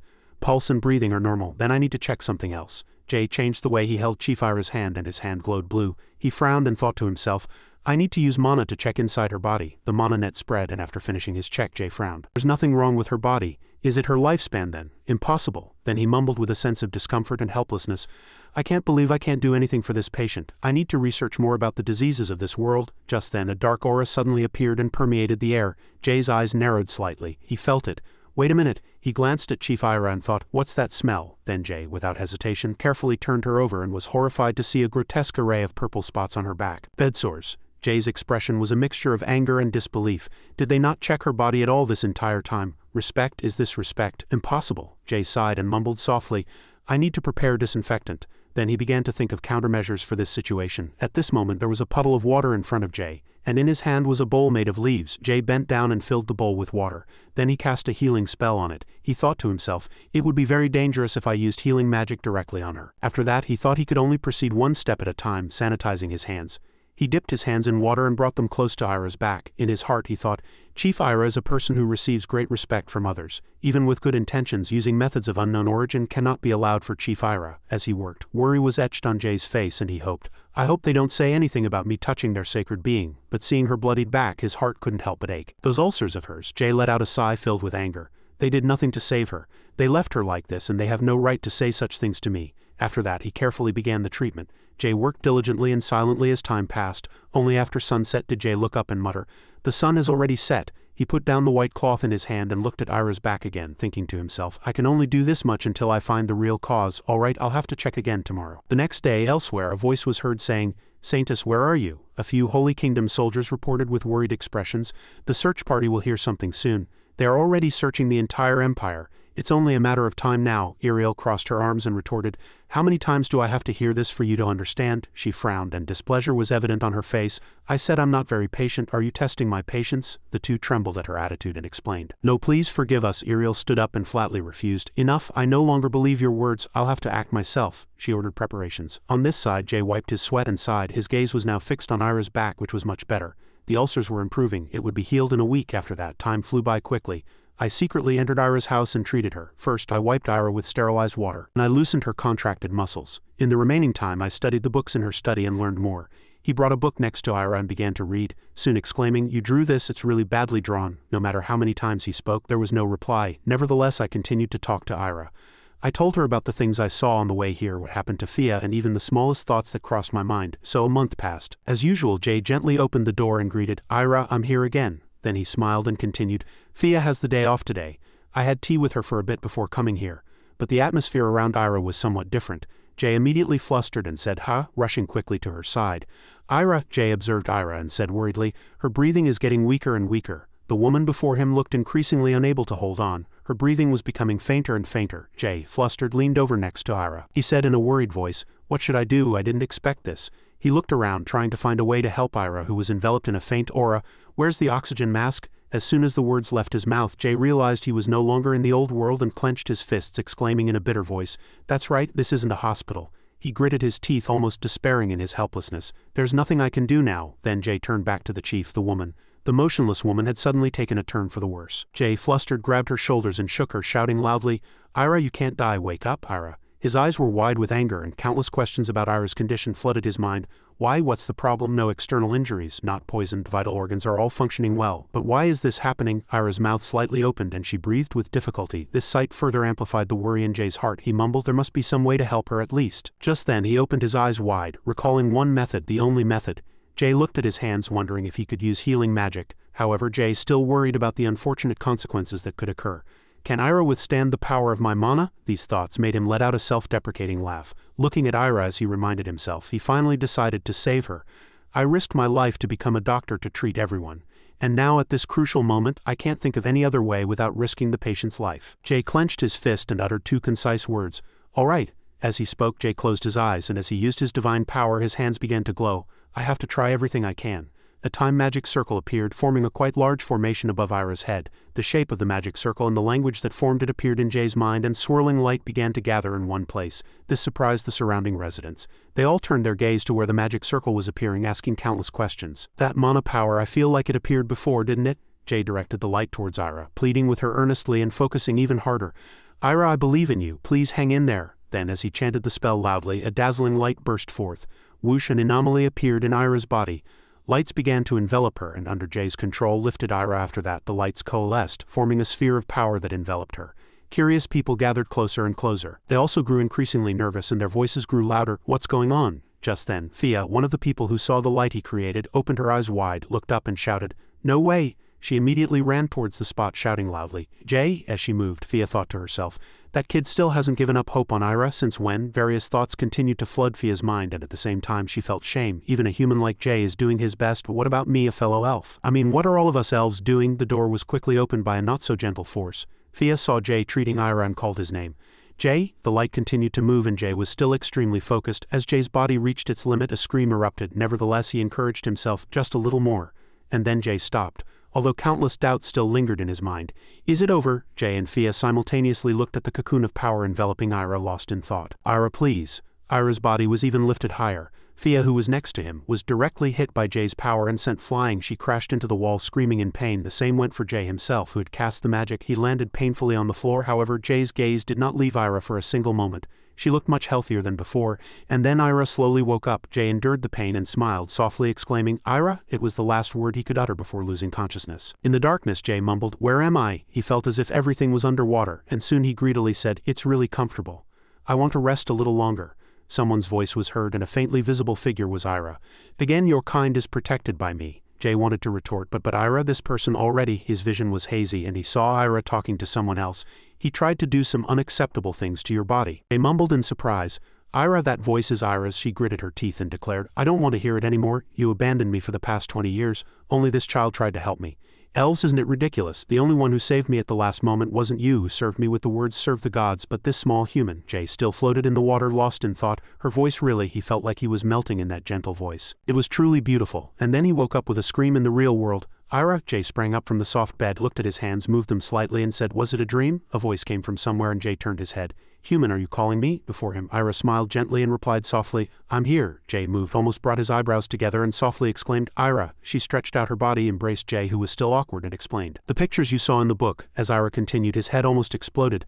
"I drew them because I was bored, don't mind them." His face was flushed, and though he already knew the answer, he stammered, "Did you hear me?" She brought her face close to his and confirmed with a soft laugh, "Of course I heard everything." At this moment, tears suddenly flowed from Jay's eyes. Seeing this, Ira asked curiously, "Why are you crying?" Then, without giving him a chance to speak further, Ira said herself, "Thank you, you're the only one who cared for me in the last moments of my life. If you had given up on me, we wouldn't be able to meet like this now." She tilted her head, changing the subject. "By the way, I still don't know your name." He smiled and politely replied, "My name is Jay." Ira thought for a moment, pondering the name Jay, then smiled gently at him and added, "That's a pretty name." In the house enveloped in the green light of the trees, Jay's expression was contemplative. He turned his gaze to the side and opened his mouth. "Ira, now that you're awake, I think we should go out. The other elves are very worried about you too." She was not very interested in the idea. Playing with her hair, she said, "They haven't come to see me once in the past 20 years, and they're really worried about me?" Her eyes grew even more intimidating, and she retorted, "Do you think I'll get over my anger that quickly?" Her attitude surprised Jay somewhat. He continued curiously, "Since when did you regain consciousness?" This question confused Ira. "Did I regain consciousness? You mean I regained consciousness?" Jay continued to ask. "You mean you were conscious even while you were unconscious?" Ira explained concisely. "I was never unconscious from the start. I knew everything during that time." This answer made Jay disbelieving, and he asked again, "You mean you were really conscious even while you were unconscious?" Then he exclaimed in admiration, "Then you could only lie there and wait during that time, unable to even move your body?" Jay looked at her and continued, "You really are." He took her hand and exclaimed in admiration, "You truly fought steadfastly and won." Ira immediately became flustered and confused, and tears began to well up in her eyes. Ira thought, "I hate humans. Humans started everything from the beginning. Even now they don't show any regret. That's why I truly hate them." Jay gently held her hand, cherished it, and enveloped it in his healing light. But in Ira's hazy vision, Jay was visible. There's nothing wrong with her body. Was it her lifespan then? Impossible, she thought. This person said he would treat me. He touched me. At first I was really angry, but you're different from others. She was extremely curious. You don't ask for anything. You've given me all the love and effort I've never received before. She remembered what Jay had said to her. I had tea with Sister Fia for a bit before coming here. Elves are a bit sweet-toothed, aren't they? And concluded. The taste of elf tea was a bit too sweet for his liking. Jay continued to talk. There's a flower called Dahir in the book. It's planted in the front yard, isn't it? Ira couldn't help but admit. That's right, now that I think about it, you resemble that flower a lot. Sacrifice and a smile. That was the meaning of the Dahir flower. All his words resonated with Ira. You drew this, it's really badly drawn. This time those words made her slightly embarrassed. I know my drawing skills aren't great, but hearing it so frankly still feels a bit strange. Jay turned his head, looked at her, and smiled gently. And Ira greedily wished, if you would just answer me once, I would ask for nothing more. A tear fell, and then others flowed in succession. After that, Ira sobbed with endless gratitude. He didn't stop her, and Ira thought to herself, thank you, Jay. She hugged him tightly, and all the unspoken words were expressed through her actions. Thank you for not giving up on me. Under the trees of the green forest, Jay still sighed with regret. Ira and he ran together, and she ahead of him replied, I can feel it. A moment later, Ira announced, we're almost there now. These words confused Jay. How many people are coming exactly? Are they bringing an army to catch me? When they arrived, a sight before them surprised both of them. Large bloodstains were splattered everywhere, and in front Fia was alone, surrounded by the Knights Templar. Jay couldn't contain his tension and shouted, Fia? Severely wounded all over, she stood quietly, gasping for breath. Jay pushed past the knights and rushed over. Move aside. Fia, are you not listening to me? They noted Jay's distinguishing features, his white hair and young age, and surmised he must be the saint. Thereupon the knights simultaneously knelt and requested an audience with the saint. Bloody footprints approached, and a voice continued. Saint, it's our first meeting. The owner of the voice, covered in blood, introduced herself. I am Saint Iriel Bel Ice. Please excuse my disheveled appearance. Jay frowned, looking at her, but did not reply. The elf chief's face hardened as she approached. Jay, immediately sensing something was about to happen, hesitated and called Ira. The knights shouted at her. Stop, you cannot approach the saintess, Ira warned. If you don't wish to die, do not block my path. At these words, the knights were startled. What? She approached Fia with Jay, supported her, and asked about her well-being. Are you all right? Fia endured the pain all over her body and said, I have to stop them from going to the village, stop them. But my injuries are too severe. As she spoke, she gradually collapsed, startling Jay and Ira. Jay carefully examined her wounds, thinking to himself how she could have endured so much alone with so much blood on her shoulders. He then took Fia's arm, lifted it slightly, and said, It'll hurt a bit as I'm resetting the bone. At this moment, Iriel inappropriately interjected, Saint, please come to the Holy Kingdom with me. Countless people await that day. Jay ignored her, tore his sleeve, and wrapped it around the wound on Fia's stomach. Iriel calmly continued, The gods have led you, and you will achieve your rightful accomplishments. It is time to go out into the world. Hearing this, Jay frowned in shock. What did you say? He asked again, as if unable to comprehend. Accomplishments? What accomplishments are you talking about at this very moment? Iriel replied nonchalantly. Yes, isn't following the will of the gods an accomplishment? The great mission we have always pursued is only just beginning. Jay repeated the two words, great mission, incredulously. Looking at the severely wounded Fia, he asked, Is this situation important to you? Hearing this, Iriel's expression turned cold. I clearly asked and they refused. You cannot resist the will of the gods. Compensation has already been given. I also warned them with force, but they still didn't listen, she added as if nothing had happened. Besides, she is not dead yet, Jay retorted unpleasantly. So you're invading their territory without permission and trying to take me by force? Iriel firmly held to her ideals and replied indifferently. There was no other way. Seeing that they couldn't communicate, Jay calmly asked again, Do you think I'll just follow obediently? Iriel's eyes shone coldly, and she replied in a dark, threatening tone, I don't want to use force on a saint. Just then, Ira, who had been silent, finally spoke out, unable to suppress her anger. I've heard enough to be speechless. You caused a disturbance in our territory and even tried to use force on my benefactor. If that's the case, I'll show you the power we are so proud of, she declared coldly. Hearing this, Iriel showed overt contempt. A mere elf dares to threaten our holy kingdom? Ira's face hardened as she approached her. Whether my words are courage or arrogance, you will soon find out. Iriel casually cut her off. You'll know faster if you experience it directly. The knights following also rushed at Ira resentfully.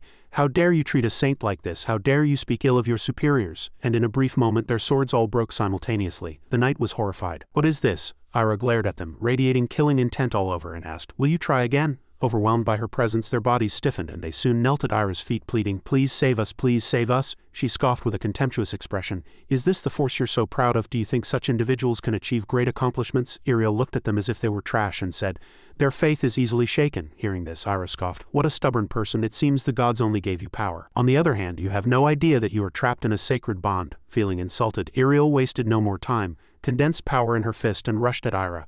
Jay, you're going too far. Ira did nothing but quietly mumble, bind. Immediately, countless chains appeared from somewhere and tightly bound Iriel. She was temporarily immobile. Ira put her hands on her hips and scoffed.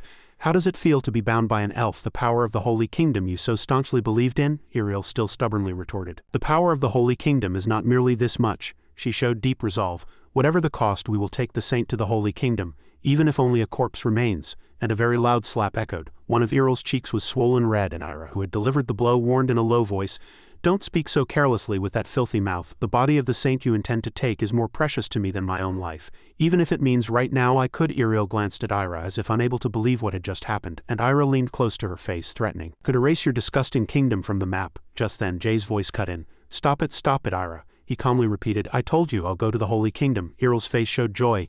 Then, but before she could rejoice, Jay added 2 words. However, he finished coldly, I have conditions. Iriel was immediately confused by Jay's words and asked, conditions? Jay raised one finger and began to list his conditions in front of her, still bound by Ira's technique. First, I will not merely be a saint for the gods. He firmly stated his view. I will be a saint by my own will, and I will stop when I wish. Iriel immediately said with slight displeasure, stop being a saint? No. Before she could finish, Jay raised another finger. Second, if something similar happens again, I don't know what will happen. Iriel asked quizzically. What will happen? He replied casually. I told you I don't know. Perhaps I'll leave the Holy Kingdom and become a saint for an enemy nation. He spoke such a shocking declaration so nonchalantly that Iriel was appalled. What? Her mind was in turmoil. A saint betraying the gods, and Iriel calmed herself. It's all right. Anyway, if he betrays the gods, all the sacred magic he obtained will disappear after that. She continued to ask. Anything else? Jay crossed his arms and said calmly, of course. He added another finger. Third, give me the right to use all libraries in the Holy Kingdom. Finally, a condition that satisfied Iriel came up. That's simple, but he immediately added another finger, pouring cold water on her. Fourth, Iriel shouted. There's still more. He demanded to be paid for his work. That's only natural, but will you provide clothes, food, and housing for me? Iriel suddenly became wary and retorted. Payment? What payment are you talking about? Jay made a coin shape with his hand. Do I even have to ask that? Of course it's money. Iriel was speechless at this greedy attitude. The knights, unable to bear his arrogance, interjected. Stop, Saintess, the saint's status is very noble. Why should we accept such conditions? Another ignorant person continued. That's right, besides, what saint asks for money? Surely the gods made a mistake. These words seemed to ignite Iriel's fuse. She snarled, radiating killing intent. Are you daring to say the gods made a mistake? The 2 knights cowered and clung to each other. We're sorry. She then engaged in negotiation. Among the conditions you just proposed, the first one is uncertain, but I will accept all the others. Jay sighed indifferently and said, what? But the first condition is the most important. Iriel felt helpless at his whimsical attitude. Oh my gods, and he returned to the previous topic. And fifth, Jay extended his hand to Fia, who was resting under a tree, and proposed, apologize to me. He added solemnly.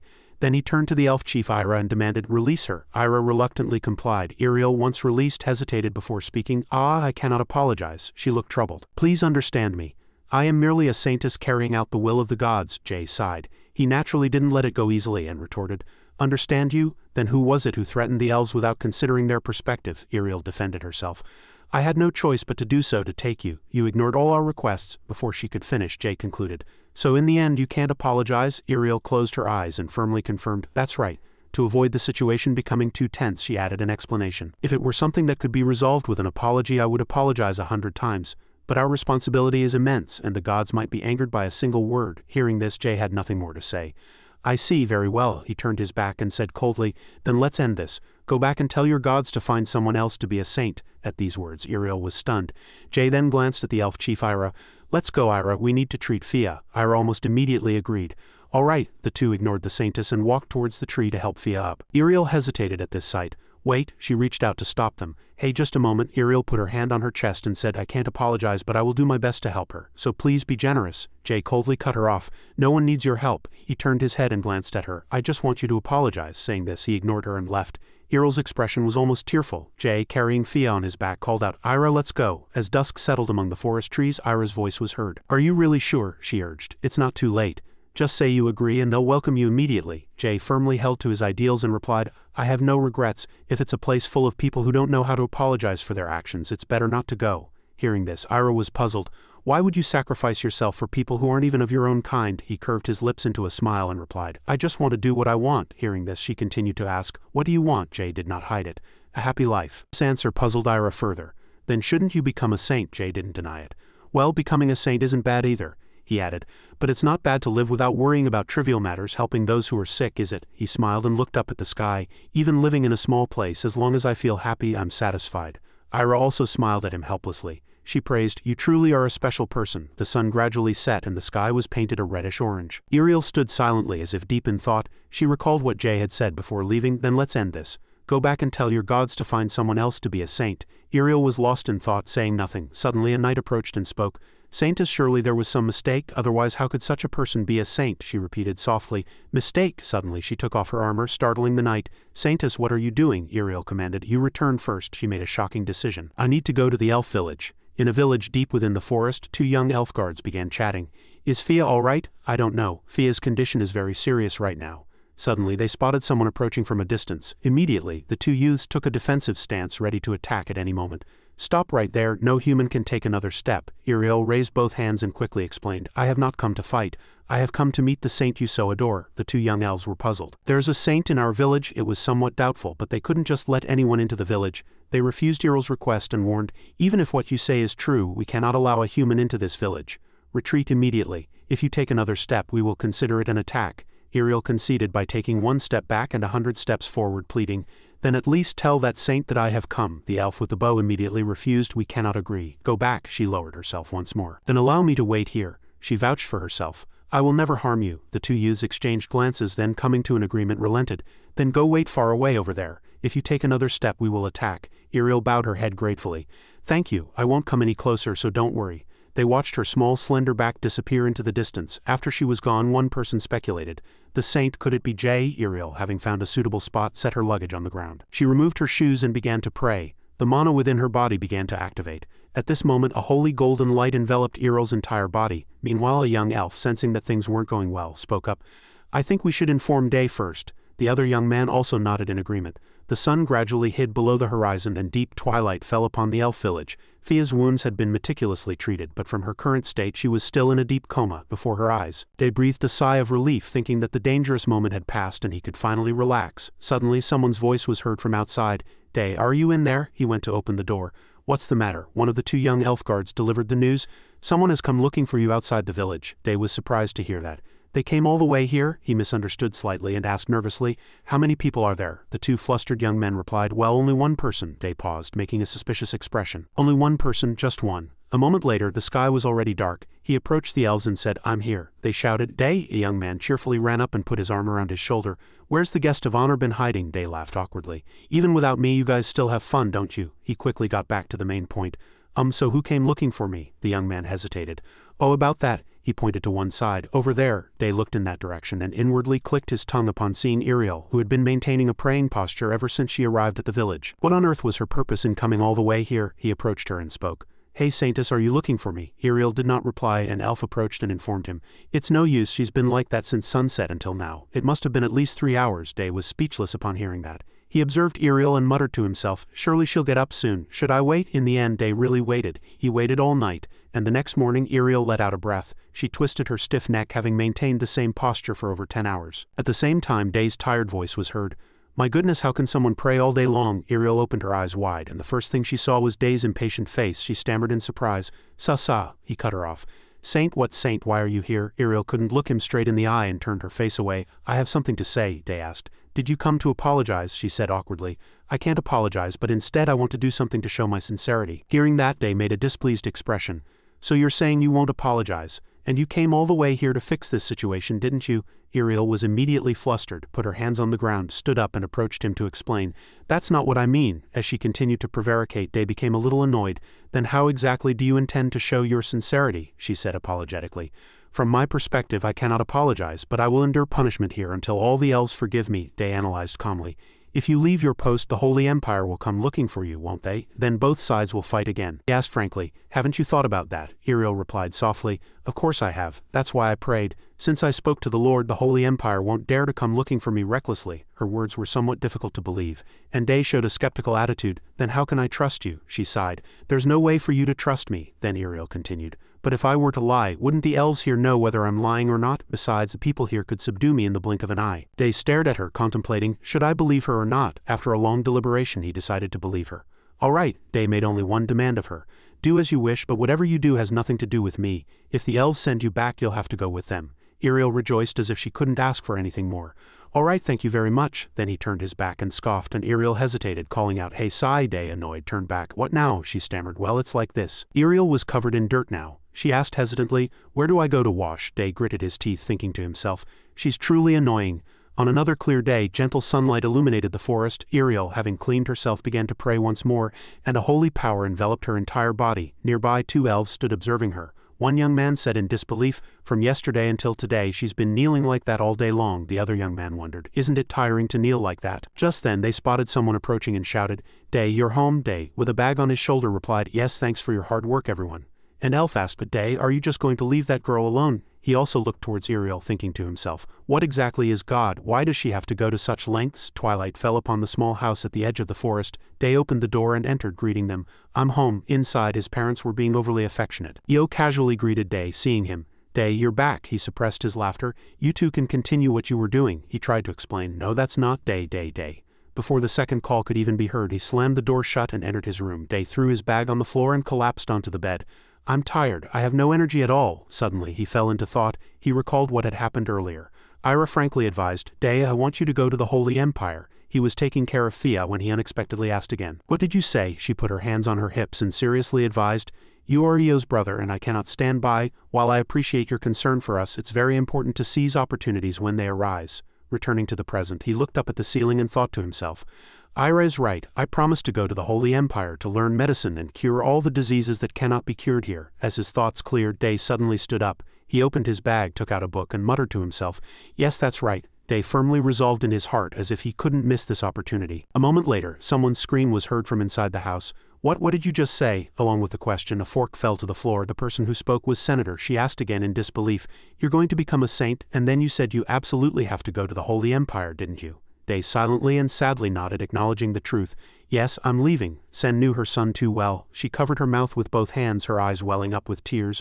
Are you serious? Io also asked another question in disbelief. When are you leaving? Will you not be able to come home? At this moment Day spoke. I'm leaving tomorrow. I'm not sure when I'll return, but I definitely will. Sen covered her face and sobbed. No, Io embraced his wife and continued, A saint has to live in the Holy Empire for life. Day once again promised, I will come back. I definitely will. Suddenly, Sen ran over and hugged her son. Why are you suddenly saying you'll become a saint? Io forced himself to act strong and comforted his wife. Honey, our child is leaving. Don't cry. You'll make him sad. Though he said that, his face was already covered in tears. Until you return, Dad will take good care of Mom, so don't worry about anything. Just go, okay? Day also had tears in his eyes. He replied with a bright smile, I'll stay healthy. Seeing him choke up, he said jokingly, You didn't cry when you were little, but now you're all grown up and crying, Day retorted. I'm not crying, and Dad, you shouldn't say things like that either. The next morning in the elf village, Ariel sat on the ground letting out a deep sigh. Her stomach was rumbling severely now. Ariel clutched her stomach, groaning, and even her mood became gloomy from hunger. They had previously told her that the grass was edible and to try eating it. Saying that, he waved his hand, turned, and left, not forgetting to leave behind the words, Solving things yourself is happiness. Ariel looked at the strange grass Day had pointed to, thinking, He told me to eat something like that. As she pulled out a stalk of grass, a sticky liquid flowed all over Ariel's hand. She showed deep disgust, but being too hungry, she eventually put it in her mouth and ate it. Then she opened her eyes wide, and Ariel's expression was beyond words. She inwardly assessed, spicy and bitter, it tastes like death. Then her stomach began to protest. Ariel, covered in cold sweat, clutched her stomach. The 2 elf guards who witnessed the gruesome sight also turned pale. What? She ate that raw? Do humans have to endure such hardship? Only one thought filled Ariel's mind. Water. Fortunately, there was a lake nearby. Ariel ran with all her might towards the only salvation available to her now. Then she jumped in without hesitation, burying her face in the water and gulping it down. Day's annoying face appeared then, and Ariel's heart was filled with resentment. Saint, what on earth did you make me do? Currently under the clear sky, Ariel lay stretched out on the ground, sighing deeply. Fatigue was evident on her face, and she thought, should I just give up here and go back? Thinking that, she sighed and felt discouraged, but soon convinced herself, no, this is the Lord's test, I must be patient. Just then a figure approached. Hey Saintess, get up. Day looked down at her and said, get ready, let's go to the Holy Empire now. Hearing what Day had just said, Ariel was startled and asked back. What did you say? Day repeated. Get up and prepare to go to the Holy Empire. She stammered, guessing, does that mean you've forgiven me? He immediately doused her hopes. Of course not. Ariel's eyes welled up with tears upon hearing that. I knew it. He sighed and reminded her again, get ready, I'm going ahead. You need to say your goodbyes before we leave. Just then a female elf approached. Day, you're back, Day hastily replied. Yes, how's Fia? She unexpectedly informed him. We were actually waiting for you. I heard Fia just woke up. Go find her. Then Day hastily ran to the house, shouting loudly, Fia? He flung the door open and called out again, Fia? She looked at Day in surprise, and he spoke with a slight sense of relief. I'm so glad you woke up, big sister. He continued to ask, are you all right? Is everything okay? Fia replied softly, fortunately.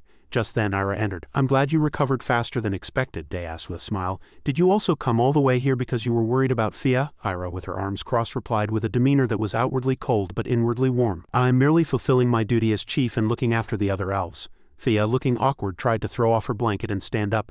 Chief Ira, I apologize. Before she could finish speaking, Ira raised a hand to stop her. It's all right, don't move. You haven't fully recovered yet. Suddenly, she noticed the bag on Day's back. Ira said in a confident voice, it seems you've changed your mind. Day also replied calmly, without hiding anything. Yes, I'm going to the Holy Empire. Because an opportunity like this might not come again after hearing your advice, I intend to do everything I can. Ira lowered her eyes and smiled slightly. That's a good decision. Then leave early. At these words, Fia was startled and exclaimed loudly, huh? Then she realized she had been a little rude and immediately lowered her voice, glancing at the chief, and said, Oh, Chief Ira, I apologize for shouting in front of you. She replied calmly, it's all right, don't worry about me. Day inappropriately interjected, if you have any questions, ask me. As soon as he finished speaking, both elves' faces stiffened simultaneously. Ira asked softly, are you imitating me? Fia didn't miss it either. How dare you? Day bowed his head and apologized. I apologize. Fia returned to the main point and asked, where are you going? I thought you would stay here. You're not going to follow those people to the Holy Empire, are you? She guessed. Day rubbed his chin, confirming, I'm not following them. I was already planning to go, but you're right, big sister. I'm going to the Holy Empire. She asked, how long will it take? Day hesitated, giving a time frame. I'm not sure, but it might take a few years. Hearing that, Fia was dumbfounded and he was puzzled. Then she laughed, joyful and relaxed, and said, all right, I worried for nothing. Go safely. He was a little disappointed by Fia's attitude. Oh, all right, I'll be back. He scratched his head and laughed awkwardly, thinking to himself, I forgot that forest elves have a different concept of time. Suddenly, Ira spoke. Are you just going to say that and leave it? Can we talk for a bit? Day was curious but agreed. Yes. As soon as he finished speaking, he left, saying, see you next time, Fia. At Ira's house, she spoke with no change in expression. I want to give this to you, please accept it. At the mention of a gift, Day was slightly excited. You want to give me something? What is it? Ira requested of him. Give me your hand. He obediently placed his hand on her palm. Like this? Ira covered the back of his hand with her other hand and began to chant a spell. This is my mark and it will be proof that I am always with you. A blue light flashed where the two made contact. When Ira let him go, Day stared blankly at the back of his hand. A pattern had appeared there at some point. This is... Ira placed a hand on her chest and confidently admitted, it's me. Day looked at the pattern, then back at her, a question mark forming in his mind. After that he gasped and speculated. Is this some kind of contract that forces humans to take forest fairies as their masters? I heard they use this to enslave humans until they die. Seeing his abstract expression, Ira opened her mouth to stop all of Day's wild thoughts. Whatever you're thinking, it's not that. It's just my mark, so don't worry, Day repeated incredulously. Your mark, Ira replied. Yes, it's an imprint made with my magic. I carved it into your body. It's like I gave myself to you as a gift, I suppose. Humans seem to call it possession. At this single word he felt a little embarrassed. Possession? She smiled, looking at him with soft, affectionate eyes. I will always be with you. I hope it protects you on your journey. Day carefully observed the pattern engraved on the back of his hand, and a smile curved his lips. He beamed brightly and expressed his gratitude.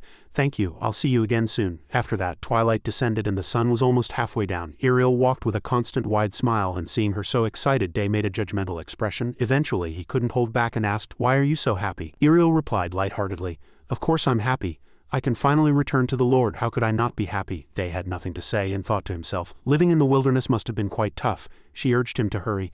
Let's go. Day looked at the forest and replied, yes, let's go. He looked up at the sky. The sun slowly hid behind the trees. A gentle breeze brushed past his face. At this moment Ariel spoke.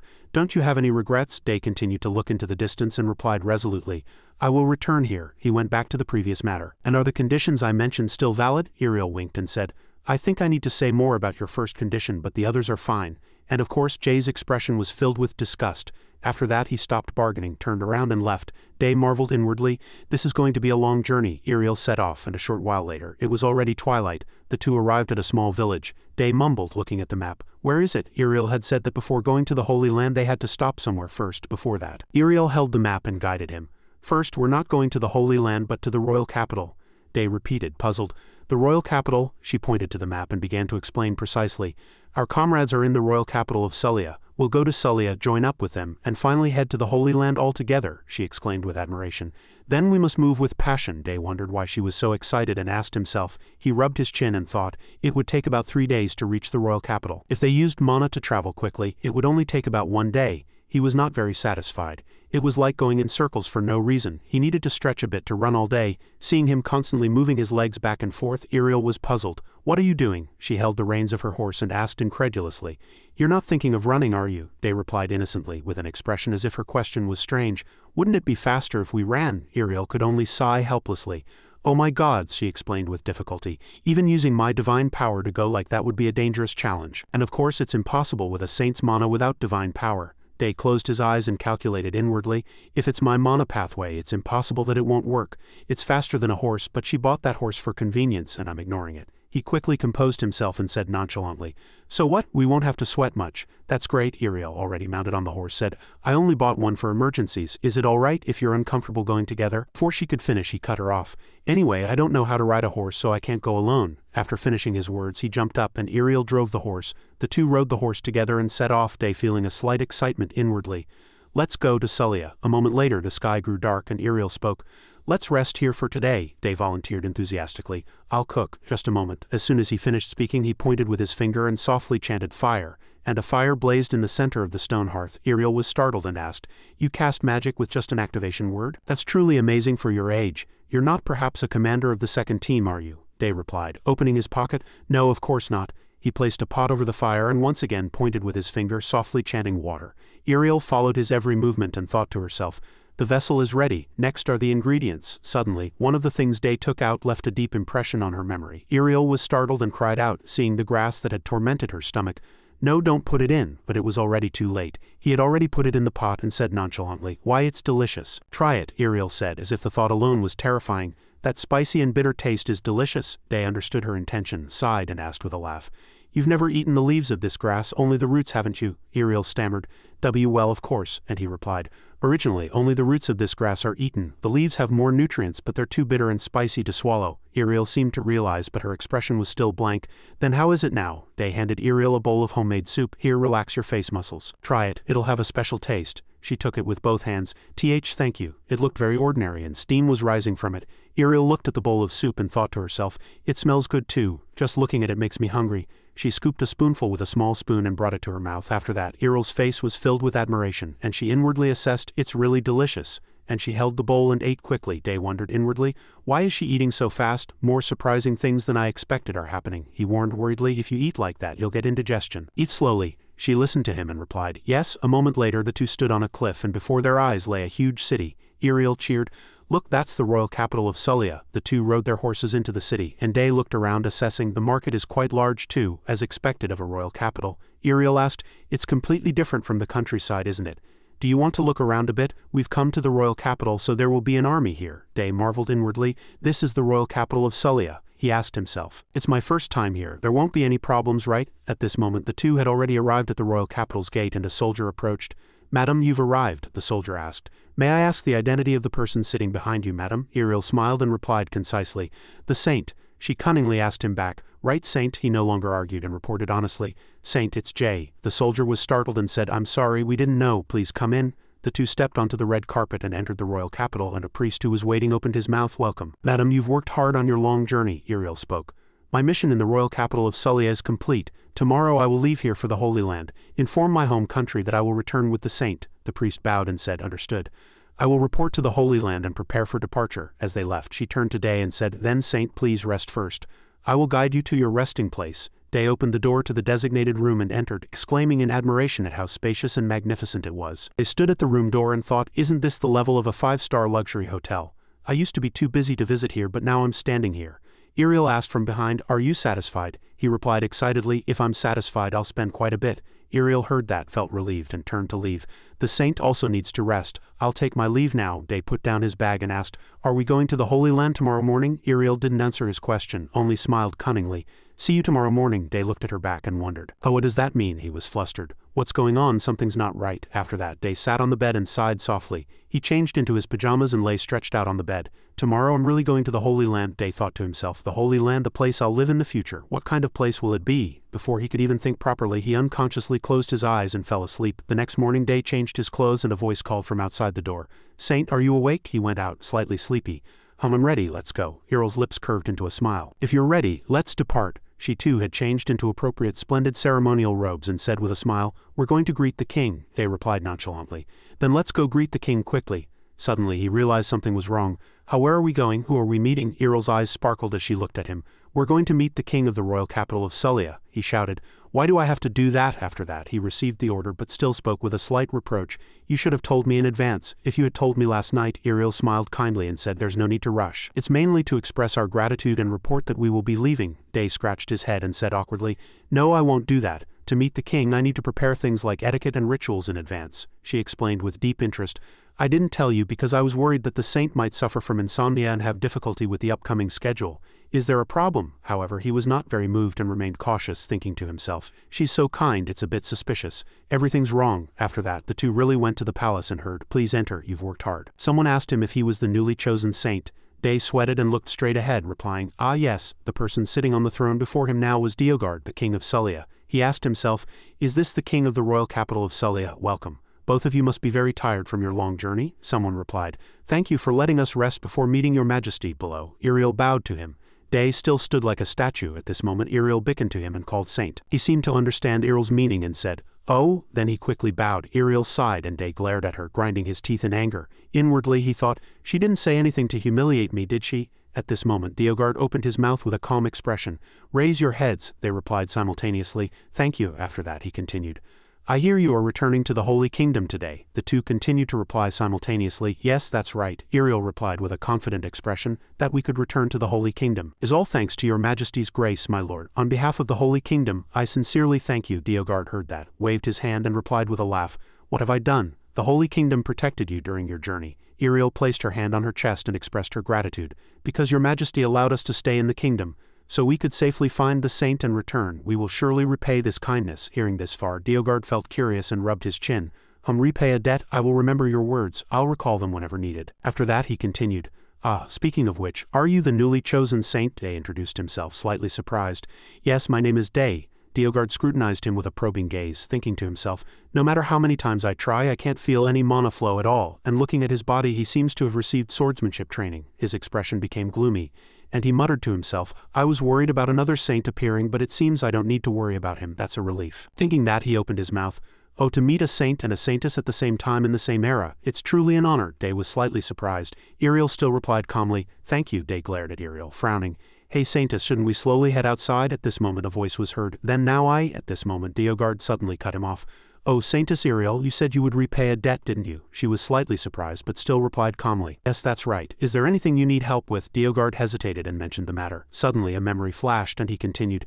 To be honest, my cousin Prince Chillus's daughter is sick. Many priests have gone to see her, but not only could they not cure her, they didn't even know what disease she had. I hope you will visit and repay your kindness, Iriel. Just once. Hearing this far, Day froze. What? No, refuse. Day signaled Iriel, grinding his teeth. We still have a long way to go. Hurry up and refuse. She seemed to understand his meaning and replied inwardly, Understood. And finally she replied, No, my lord, I cannot refuse your majesty's offer. Hearing this far, Day was completely shocked and turned his head to her. What? Diogard was satisfied with such a reply. Thank you, I was quite worried, but I'm sure with the saint by her side the two of you will handle it well. Thank you, Saintess Iriel. She smiled awkwardly. Day's face was deeply contorted. This was not what he had been thinking. Just then Day sighed from outside, saying, Why is the road to the Holy Kingdom so long? Iriel couldn't say a word. In such an awkward situation she could only offer a confident smile. Oh, about that, Iriel made an excuse to change Day's mind. It's because you've now joined the Holy Kingdom. Come with me and learn how to use sacred magic. In the long run it will be of great help to the whole world. Day frowned and retorted. Won't it take longer if I go to that prince's territory and then straight to the Holy Kingdom? She quickly replied. Oh, that's right. After that, Day also agreed with her. All right, whatever. Then he looked at Iriel and chuckled softly. He mentioned someone was sick, didn't he? If we can help them, why don't we go find them as soon as possible? It's a true doctor's duty to go wherever they can help a patient. At this moment elsewhere, the priest said, Saintus, I apologize. The priest's face held a hint of worry. We have already reported that we are returning to the Holy Kingdom, but if I say I am going to visit the prince, it cannot be permitted. I apologize, Saintus, Iriel quickly explained. It was a proposal from the king of Sulia. Please forgive me, I was in no position to refuse, the priest then asked again. What did the king promise in return? Iriel replied. Nothing was promised, this is merely a repayment for his generosity in allowing us to stay here. Hearing this, the priest sighed. If his majesty has sufficient reason to make such a proposal, I believe we have no other choice. I will contact the Holy Kingdom again and inform them that we will be returning to the kingdom later than expected, Iriel replied, feeling apologetic in her heart. Thank you for your understanding. We will depart immediately to avoid wasting any more time. Day, with his hands on his hips, looked at the priest with a displeased expression. As they traveled, Day observed how people reacted to medicine. After treating his first patient, they reacted with great surprise. How will the second patient in this world react? At this moment the sun was setting. The priest suddenly said, We will stop here. The priest chose the stopping point. At this moment, as Day was busy cooking something, voices came in succession. Hey, look over there, isn't that the saint? The murmuring continued. Isn't he even more handsome than the rumors say? Go talk to him. Suddenly, someone approached Day and stammered, Saint, I apologize. This person swept back their hair, their face slightly flushed. Do you need any help? Day replied politely. No, I'm fine. Another girl approached happily saying, If you don't mind, could we sit next to you? We were just curious about what the saint is doing. Day, occasionally surrounded by beauties, replied happily, Of course, I don't mind at all, so please sit wherever you like. Hearing this, the two girls' little hearts pounded quickly. Thank you. The girls gathered around him. What is this? Day explained to them. Oh, this is a plant that grows in the fairy forest. The sun was gradually setting. A moment later, he struggled to scratch his head, having escaped from the girls, thinking, Why are these kids so energetic? I couldn't get away. At this moment, a voice caught Day's attention. Speaking of the new saint, don't you think he's too young for us to follow? He's just a child who acts however he wants and even makes demands of the Holy Kingdom. One person replied, Don't you remember the saintess being slapped by an elf? Day, hidden behind a tree, listened and was filled with anger. How could I do that? Do they think it's okay to badmouth someone behind their back like that? The woman continued. We'll only know when we arrive at the Holy Kingdom. That he's just a puppet for the saintess. Iriel appeared from somewhere saying, What are you two saying about me and the saint? Would you mind repeating it to me? She asked with a chilling smile. A puppet for the saintess? Iriel asked again. Or did I mishear? Her gaze turned terrifying. May I ask why you are talking about me and the saint? I may not know this story, but why aren't you continuing to speak? You seem to have a lot to say. The two fell silent. She continued, If you don't say anything now, I'll assume everything I heard is true. And if that's your opinion, then it means I can do whatever I want, right? The man from earlier forced out a reply. About that, we just thought it was important to remind people of everything the saint has done. Iriel's gaze was more chilling than ever. What does everything I've done have to do with you? Did I tell you to complain to people about it? You say you did it because of me, but did I ever ask you to do it? At this moment the priest intervened. Saintess, he sweated profusely. The children merely made a mistake. They still have much to learn. They meant no harm to the saintess, so please forgive them. As he spoke, he pressed the man's head down. What are you doing now? Hurry and apologize to the saintess, Iriel replied coldly. Do you think an apology is enough? You cursed the saint behind his back, called him a foolish child and even an ignorant puppet, and now you expect me to forgive them? Everyone was terrified by her barrage of questions. Iriel looked at them sternly. The saint is chosen by God. To be disrespectful to the saint is to be disrespectful to God, therefore. This is blasphemy, she continued. Do you think a sincere apology will solve the problem? But if you cannot make me understand, Day was still listening to everything from behind the tree. Iriel said coldly, I truly don't know what will happen next. The girl from earlier trembled and was speechless. Saintess Iriel, please forgive me, I shouldn't have said that. Hearing this, Iriel became angry and shouted, You're apologizing to the wrong person. How can you insult the saint chosen by God and not even know how to properly apologize? She gritted her teeth. Some people want to apologize but can't. Hearing this, Day's heart sank. What did she just say? Is she talking about herself? He continued to think. I know it's not easy for her to bear the heavy title of saint at such a young age. She understands how that pressure can make people feel. Day chuckled softly. That feeling, I know it all too well. In his previous life he was called a genius surgeon. Day sighed, wondering, why didn't I come out? After thinking, he spoke. Is everyone done talking? As he stepped forward, it was hard to listen anymore. Everyone looked at him and exclaimed, Saint, Day continued. So everyone thinks that of me, that I'm just a child and a puppet saint. The girl who had slandered him stammered in shame. We don't, the man next to her also continued. We were going to say, Day suddenly cut him off. Come to think of it, it's not wrong. If I don't do anything, I'm just a puppet saint. Hearing this, Iriel shouted in displeasure, Saint, what do you mean by that? Why should the saint be a puppet? He smiled and replied to her, Think about it. I don't have divine power, so what can I do in the Holy Kingdom? Even if I'm chosen by God, don't you think I'll be a complete puppet? Wasn't that what everyone was thinking? Hearing this, everyone looked at each other.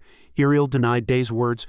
Of course not, who would think that? I clearly believe that the Lord must have a reason for choosing the saint. Day heard this and retorted, wait, who said God chose me that way? I only said that many people in the Holy Empire think that of me. He continued, since they are the ones who cursed me behind my back. Is it all right if I deal with them directly? Iriel also replied to him, yes, do it. At this moment Jay asked, what if I want to punish these people? Iriel replied to him, the High Inquisitor will arrest and execute them. Hearing the word Inquisitor, they trembled in fear and pleaded, Lord, please forgive us. We spoke thoughtlessly. Please forgive our mistakes. Jay glanced at the people behind him and pointed at the two. I'm probably sure that even more people will joke about me. Not just the people here, but also those who call me a puppet, say I'm arrogant or say I have no rights, he continued. I don't think what they're saying is wrong. As you think I'm young, I have no faith, no power, no ability, no opinion, and no connection to you. Day's gaze turned serious.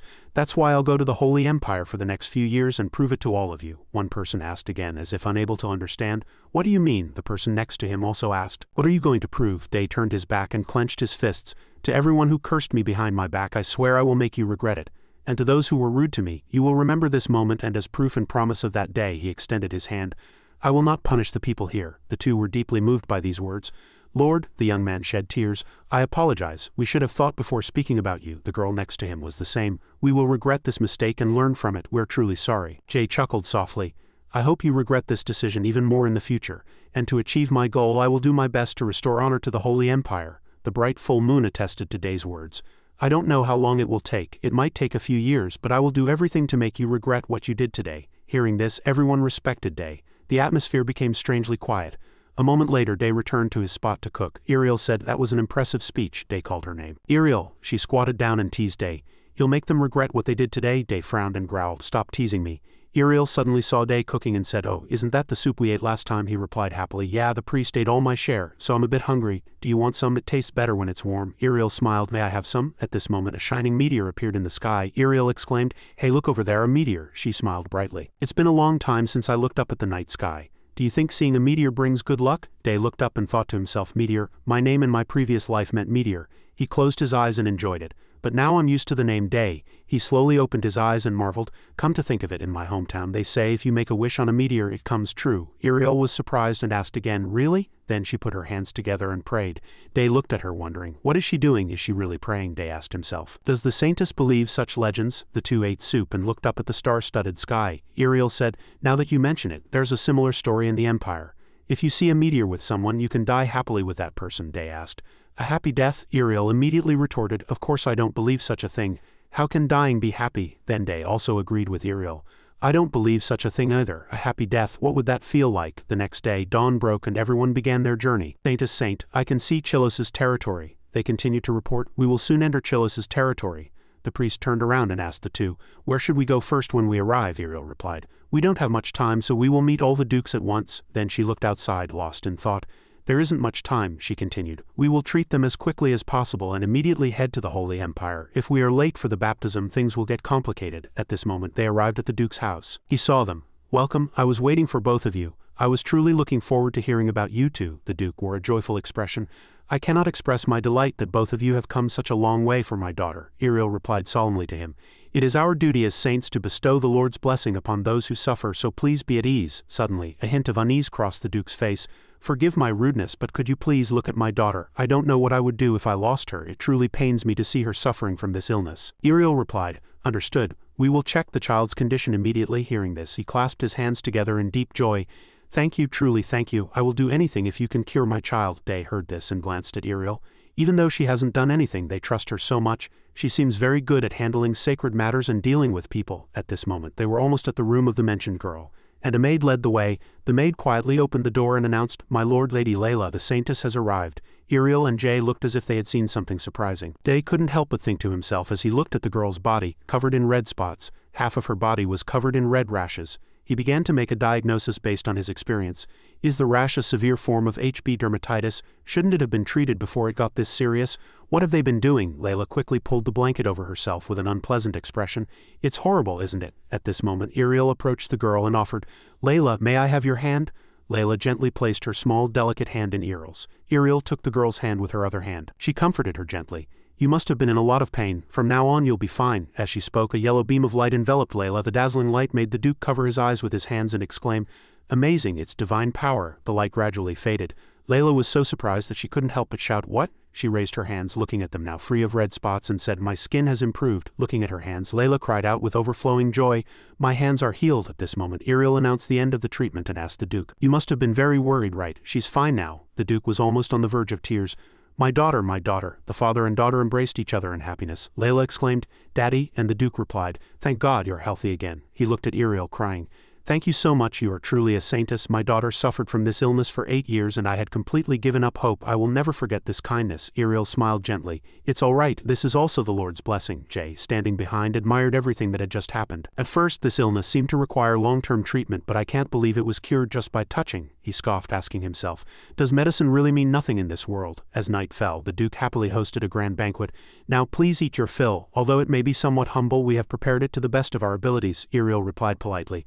"There's no need for that, it's too much. Thank you for the meal." At this moment Count Hoppo also spoke. "As the rumors say, the saintess is truly exceptional. Rumors alone cannot fully express your benevolence. I sincerely want to thank you for curing my sister." Iriel set down her wine glass and calmly replied, "It is my honor. The Duke's gratitude will surely be conveyed to our house of Guy." Upon hearing that, Count Hoppo praised her. "You truly are the saintess of legend, so humble." Jay, next to him, seemed somewhat displeased. The Duke noticed this and asked worriedly, "You haven't said a word since earlier. Is the food not to your liking?" Jay smiled awkwardly and replied, "No, I was just lost in thought. I apologize for causing concern." Iriel also interjected, making an excuse. "The saint has many worries, so please don't be too concerned." Upon hearing that, the Duke replied, "If the saintess says so." At this moment Iriel quietly asked Jay, "Saint, what's wrong? Is there anything bothering you?" He quietly replied, "No, I'm just tired." Upon hearing that, Iriel continued, "Is that so? I'm scheduled to stay at the castle for the night, so please rest well." Jay replied with a bitter expression, "Is that so?" He fell into thought. "Why did I work so hard, sweating blood, to become a doctor in my previous life?" Countless voices echoed in his head. "I reincarnated into this world with memories of my previous life, but that knowledge is useless." And he asked himself, "Should I really forget the past of Bidu Castle and live a new life under the name Day?" At this moment a voice startled him out of his reverie. "Saint, did you fall asleep?" Jay remained silent, not answering. Then Iriel continued, "Saint, I don't know what happened, but don't lose faith in yourself." She began to offer words of comfort. "Doesn't everyone have moments when they doubt themselves? I hope whatever is troubling you doesn't destroy what you've built up so far. I think your quirky and amusing side suits you better than looking anxious and tired like this." Her words, however, only irritated him more. Jay sat up, clenching his lips, thinking, "Don't lose faith in yourself," she said. His gaze became resolute. "That's right. Even though I'm Day now, I'm also Bidu Seong, the former surgeon. I just need to find something only I can do." Iriel continued from outside, "What I want to say is that I hope you don't give up." Before she could finish speaking, Jay stood before her and smiled. "Thank you, you've helped me a lot." Upon hearing that, Iriel replied, "That's good." Suddenly Jay called her name. Iriel," she asked back, puzzled. "Yes," Jay continued. "Is this your first time comforting someone?" At his question, Iriel became angry. She shouted, "What do you mean by that?" In Layla's room, the Duke's voice was filled with anger. "She was fine yesterday, but she's still not completely cured." Then he shouted loudly, "Summon the saintess immediately." At this moment Iriel also arrived. "What's wrong?" the Duke said bitterly. "The symptoms have reappeared. Did your treatment fail?" Iriel quickly replied, "The treatment was complete. I don't know why the symptoms have reappeared. I will treat Layla again." The Duke's gaze was heavy. "Please." Suddenly Jay called her. "Wait, Iriel," she asked, surprised. "Yes, Saint." Layla's expression became gloomy again. "Don't look." Jay approached the girl. "Layla, may I have your hand?" The Duke thought to himself, "Can a newly appointed saint cure an illness that even the saintess couldn't cure?" Then he spoke. "I think it would be better to leave it to the saintess." Jay's gaze became serious. "If I'm right, only I can treat this child's illness." Upon hearing that, the Duke asked back, puzzled. "Do you mean only you can treat it?" Jay replied to him. "No treatment method from the saintess will be effective. We could let the saintess treat her and she would be fine, but after this treatment we will leave." "What will you do if the symptoms reappear?" Upon hearing that, the Duke found it reasonable. Jay continued. "What she needs right now is not the saintess's treatment." He placed his hand on his chest and said with a confident tone, "She needs my treatment." The Duke asked, slightly worried, "Saint, but I heard you don't have sacred magic. What exactly are you trying to do?" Jay replied in a cold voice. "My treatment method doesn't require sacred magic.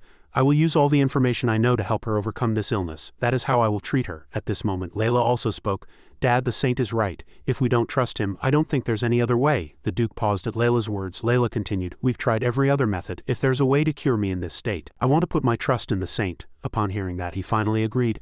"All right, if that's what you wish, I'll allow it." He said in a pleading voice, "Please, please save the child. Saint, I earnestly beg you." Jay replied firmly, "I promise I will definitely cure the young lady." From the next day I decided to investigate the cause of her skin condition. The first was to maintain hygiene. That is the most basic step for getting healthy.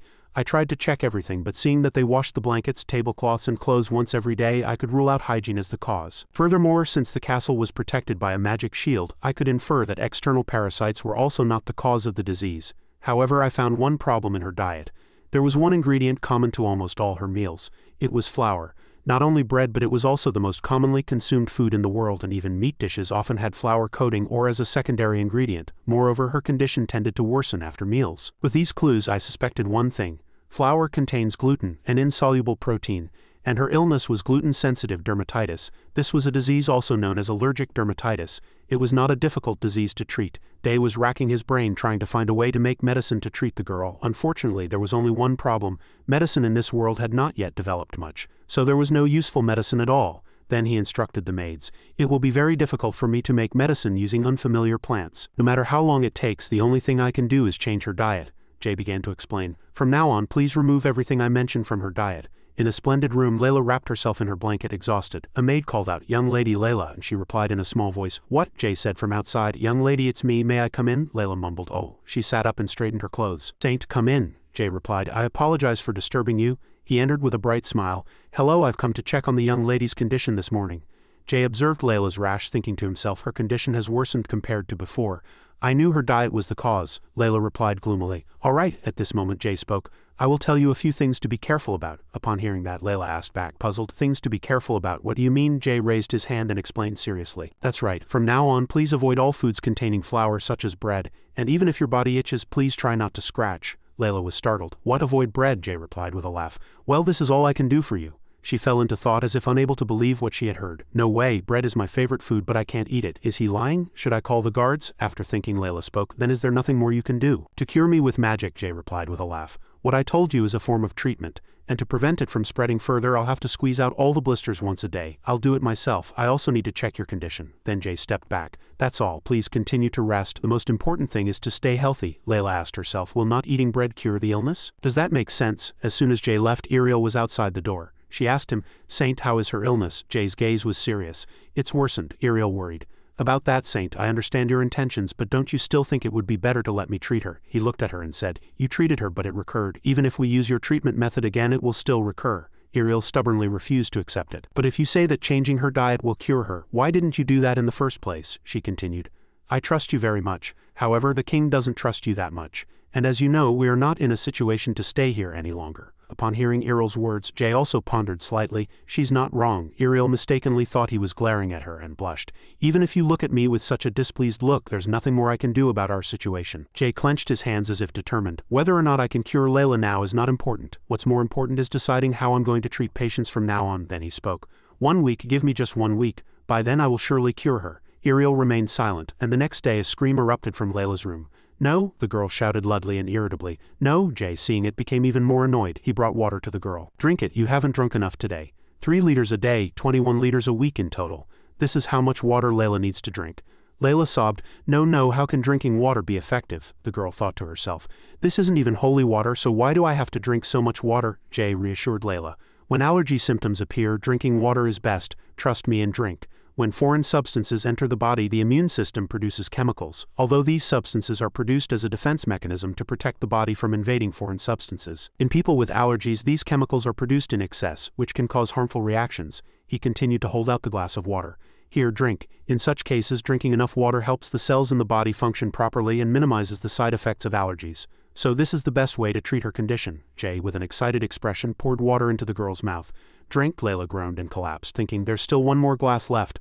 Layla's tears streamed down her face. How can that person be a saint? He's just a handsome lunatic. 4 days passed like this, and Layla could only eat salad. At first, when she was forbidden from carbohydrates and made to drink a lot of water, Layla disliked him. However, Layla had no other choice but to trust him. As a result, Layla looked in the mirror and exclaimed in surprise, "Saint, is this real? I'm back to normal. My condition has improved at an astonishing speed." They replied, "I promised I'd make you well, didn't I?" Layla smiled brightly and said in an admiring tone, "Drinking enough water and cutting out bread really did improve my symptoms. It was unbelievable." At this, Day winked at the girl and said, "But you still need to be careful.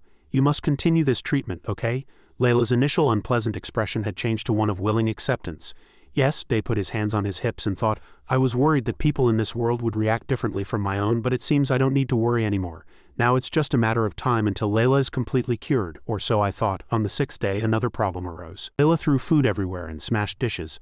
The girl cried out, "Bread!" Layla began to experience withdrawal symptoms. Carbohydrate withdrawal symptoms include tension, confusion, anxiety, difficulty concentrating, and irritability. The maids were at a loss upon seeing this. In this world, carbohydrates were the core of a personal diet. It was natural for withdrawal symptoms to appear if one tried to avoid carbohydrate intake. But if she ate carbohydrates before the treatment was finished, Day's expression was furious like a demon. "No, all the efforts so far will be in vain. I need to distract her. I need something that can help alleviate these symptoms." Layla cried like a river, wanting bread so badly. "Don't cry, you'll get dehydrated." In that case, Day carved a chess piece with a knife. Someone asked, "Isn't that Saint Iriel?" She looked at him, still staring at the chess piece in his hand, and asked, puzzled, "What are you doing here?" He replied, "I'm making an opponent for a game." "Will this do?" she asked again, puzzled. "A game? But why did he suddenly bring a chess piece in front of Iriel?" "Here, can you help me?" Day asked again. "What do you think of when you see this?" Iriel didn't understand. "The white object in your hand, you mean?" Looking at the chess piece, Iriel speculated. "A castle? Does this object symbolize the Holy Kingdom?" "It also looks like a crown," Day asked again. "So it looks like a crown?" Iriel replied nonchalantly. "Yes," but before she could finish speaking, Day brushed off his clothes and exclaimed, "It works." "Follow me." Iriel was still bewildered, not understanding what was happening. Meanwhile, Day ran like the wind. Iriel was angry. "How dare you leave me behind?" At this moment in Layla's room, Hoppo said, "Saint, I heard you called for me." He asked, puzzled. "I was curious, because this seems to be the first time you've called for me. Is there anything I can help with?" Day replied excitedly. "That's right, Duke Hoppo, I need your help. What I'm about to show you will help alleviate Lady Layla's withdrawal symptoms, but I need your help." Layla asked, looking at the chess piece in his hand. "The object in your hand, you mean?" Hoppo also asked, "What is that?" Day spread the chess pieces on a board. "This is a game called chess," the two asked again, hearing the unfamiliar words. "Chess?" Day began to explain the rules of the game. "Yes, from now on, each of you will command your own army. The rules are very simple. All you have to do is move the pieces and capture the opponent's king. This is a game to see who commands their army better." He held the king piece in his hand, but each piece had its own movement rules. Layla, Iriel, and Hoppo were all bewildered. "Rules?" Day replied. "Yes, what I'm holding now is the king. Just as the king is dignified and minimizes unnecessary movements, it can only move one square. But the queen is completely different from the king. She can move however she wants as long as she's not captured. Likewise, each piece has its own unique movement rules. I'll explain them one by one." Hoppo rubbed his chin and said, "Interesting. The rules are simple, but the possible moves are very numerous. These rules are quite complex and seem useful for actual military training."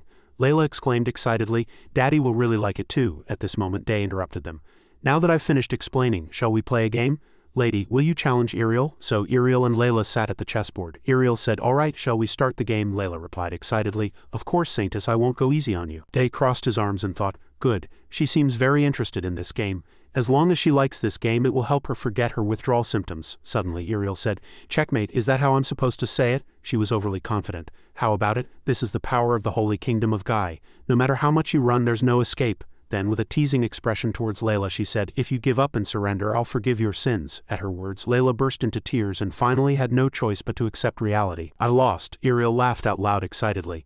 "This game is really fun." At this moment, Hoppo exclaimed, "Saintess, let me play a game too." Iriel saw that and immediately provoked him. "Are you going to avenge your sister?" Then she replied confidently, "Any challenge is welcome. Everything will eventually kneel before the power of the Holy Kingdom." Day watched everything unfold and thought to himself, "The situation is better than I expected. They really seem to like this game." A voice interrupted Day's thoughts. "Checkmate." Iriel fell in agony, but in the end she had no choice but to accept reality. "Duke Silos, you're amazing," Hoppo replied confidently. "Did you think our territory would lose so easily?" With a slightly cunning expression he said, "Saintess, make your next move. I'll show you what our territory is made of." At this moment, Day interrupted them. "All right, don't overdo it. For now, I think this is the best way to help Lady Layla overcome her withdrawal symptoms." However, an unexpected change occurred. Another shout echoed. The Duke entered and, looking at the chessboard, exclaimed excitedly, "It's a game called chess created by the Saint." Hoppo immediately boasted about this game to Duke Silos. Hoppo happily replied, "This is a wonderful game with a complex system. Father, you can apply the tactics needed for commanding an army to this game." The Duke looked at the chessboard and thought, "The Saint created such a perfect game. The Saint truly is a child chosen by God. Amazing, if used appropriately." As the Duke became interested in chess, everything began to go wrong. Day thought, "The baptism we agreed upon earlier has already passed. Why is there no news?" Suddenly, something caught Day's attention. "Who are these people?" Day was startled to see the maids also starting to play chess. "Even the maids play chess." Then he looked at the people making chess pieces. "They're making chess pieces? Why, everyone was busy with new chess pieces. Why is everyone playing chess?" A voice echoed throughout the space. "What are you doing here?" As two chessboards awaited their opening, Day looked at the scene before him with a judgmental expression. Chess was originally just a game to help Layla with her withdrawal symptoms. Then he exclaimed, "What on earth is happening? I never thought it would spread throughout the entire Silos estate like this. Day and Iriel had an audience with Duke Silos. At this moment the atmosphere was filled with silence. Iriel opened her mouth. "We came here at the Duke's invitation," the Duke replied politely. "Welcome to both of you." His gaze was fixed on Day, and he thought, disbelieving, in just 1 week a saint cured Layla's illness, and he even created a wonderful game called chess. I can't believe he could do such things at such a young age. After that he spoke with gratitude. "I've seen Layla's condition has greatly improved. I want to thank both of you for what you've done." The Duke sat in his chair and bowed his head, expressing his sincerity. "As a father, it was very painful to see my daughter suffer. Thank you for making my daughter no longer suffer." Iriel glanced at Day and said formally, "It's all thanks to the saint's treatment." The Duke immediately replied, "Don't underestimate the saintess's efforts, but I am more grateful to the saint." He gestured to his servant to bring a box and said, "This is a gift of apology and gratitude for my previous rudeness." Day looked at the contents of the box and immediately recognized it. The Duke introduced it. "This is a ring that has been passed down through the generations of lords in this estate. We received it when we saved a dwarf." Day held the box with both hands and exclaimed loudly in surprise, "How can you give me such a precious treasure?" The Duke replied honestly, "This is my apology gift. Please accept it." Day looked apologetic on the outside but greedy on the inside. "No, I can't accept such a precious thing." "Very good, a rare item," the Duke reassured him. "Saint, please don't worry and accept it," he advised. "Don't just hold the box, put it on." Day complied and put on the ring, simultaneously expressing his gratitude. "Thank you very much." The Duke was slightly pleased to see his action and thought, "The saint has put on the ring." After putting on the ring, Day looked at the ring on his finger and thought, "It's nice, but it's a bit loose," as if reading his dissatisfaction. The ring immediately shrank to fit perfectly on his hand and he exclaimed in surprise, "The ring shrank and fits perfectly on my hand." The Duke laughed and explained, "Since a dwarf made it, it probably has more abilities." Day smiled brightly and said, "Thank you for this precious gift. I don't know if I deserve it." The Duke replied, "I'm sure the dwarf who made this ring would be very pleased to know that the saint is wearing it." He suddenly changed the subject. Now that I think about it, I heard you two are going to the Holy Kingdom tomorrow, right?" They confirmed. "That's the plan." The Duke continued, "In that case, I would like to offer you travel expenses so that you can go as comfortably as possible. It's a long journey, so you must be very tired. Please rest well before you leave again. Once again, I sincerely thank both of you." Night fell and the sky grew dark. Inside the room, Day and Iriel sat in chairs talking. "I'm glad everything worked out in the end. He's kind," she replied. "I don't know. Do you dislike him flattering you?" Day looked at her with a judgmental expression, thinking, why is she so negative? Just then a knock was heard from outside. He quickly turned his head to look. "How were we expecting someone?" Iriel also asked, puzzled. "I don't know, I don't think so." Day wondered, who could be visiting at this hour? The door opened slightly, revealing 2 familiar faces. Hoppo said politely, "I apologize for visiting so late." Layla, standing next to him, continued, "I heard you two are leaving tomorrow." Day, seeing the two, said, "Oh, Duke Hoppo, Lady Layla." Hoppo honestly revealed the purpose of their visit. "Not only have we met the legendary saintess and saint, but you two cured my sister's illness and even created a game called chess. We want to express our gratitude to both of you." Day scratched his head awkwardly. "No, it's all right." Iriel smiled and replied, "I'm very happy to have met the Duke as well. Unfortunately, I have too much work to do, so I can't stay longer." Suddenly, he had an idea. "If you two don't mind, would you like to have a picnic in the garden tonight?" Day asked again. "A picnic," Hoppo explained. "You can see the stars from the back garden of the mansion. I'd like to show you two that scenery." Iriel glanced at him and said, "That sounds wonderful. What do you think, Saint?" Day also agreed, somewhat excited. Yeah, it sounds fun. Let's go." Layla smiled brightly like a flower. "Really? I'm so happy." Hoppo was also delighted. "Thank you for accepting our offer. Please rest while we prepare." Saying that, the two left. Day exclaimed loudly, "We'll be waiting." When only he and Iriel were left in the room, she kept chuckling with an unknown emotion, and Day asked, puzzled, "What's so funny?" Iriel looked up at him. "Isn't this our farewell party?" "I just thought it was cute," she confessed her true feelings. "I was always busy with the tasks assigned by the Holy Empire. People always seemed to be afraid of me. I never had the chance to make new friends like this. Did the world change without me noticing?" Iriel said, moved. "I've never felt this kind of emotion before." Day closed his eyes and had an understanding expression, recalling when he first met Iriel. He remembered the saintess's emotionless face. She was very cold, goal-oriented, and she was very violent, but now Iriel was no longer here. She asked if the world had changed, but what had truly changed was her, as Day thought to himself. "You, Iriel." As he thought, he urged, "Are you going to keep being depressed like that? Let's go." Iriel replied hastily, "All right." The back garden was brightly lit and someone's voice was heard. "Saint, over here." There was a table with various dishes meticulously prepared. "The quantity may not be much, but what's important is that we're all here together." Day suddenly remembered something and told Layla, "Oh, I forgot. You have to avoid carbohydrate intake after I leave. If you eat them, the illness will relapse." The girl asked worriedly, "Aren't I completely cured yet?" He replied, "No, your body recognizes substances in carbohydrates as toxins, so it will be difficult to completely cure it." He suggested a method to the girl. "Then how about this? If you don't eat them for 5 years, you'll probably get better." Layla was shocked to hear that. 5 years? I can't eat carbohydrates for that long," Hoppo interjected to save her. "Saint is saint, we have more prepared for both of you." Day was curious. "What is it?" Layla shed tears, muttering to herself that she wanted to eat bread. He raised a finger to the sky and said, "Both of you have brightly illuminated this entire place," then began to wish for light. Immediately, fireworks erupted in the night sky. Day was moved and looked up at the spectacle. He exclaimed, "It's beautiful." Hoppo happily said, "Really? I'm glad you both like it." Day turned his head and asked, "That must have consumed a lot of mana, didn't it?" He scratched his head awkwardly and said, "This is probably our last meeting, so I wanted to show you everything I could." Day was touched by Hoppo's kindness. He closed his eyes and said, "In that case I will repay you generously." Hoppo excitedly asked again, "Generously?" Then Day also raised a finger to the sky and chanted 3 spells in a row. Light burst sparkle. Immediately a flash like lightning erupted. Day's repayment was an even more magnificent fireworks display than before. The fireworks covered the entire sky, and even the servants in the mansion could see them from their windows. Duke Silas also admired the fireworks from his study. Lila was moved, clutching her cheeks and exclaiming, "Saint, you're amazing. I've never seen such beautiful fireworks before." Hoppo, with a slightly awkward smile, said, "To possess such high-level magic skills, Saint, I will truly never forget this night." Day smiled brightly and said, "I'm glad I could create such beautiful memories with everyone." He thought to himself, "Sometimes I wavered. I even denied my goal because of the convenience of magic, but in the end I could confirm that my medical skills are useful." Amidst the moving spectacle of fireworks, Day vowed to himself, "I can make new friends and beautiful memories. I will continue my journey of saving people." And so, they headed to the Holy Empire. After a short rest, Day and the Holy Kingdom army finally embarked on their journey to the Holy Kingdom of Gai. Although there was still a long way to go, thanks to the Duke's support, they could start their journey smoothly.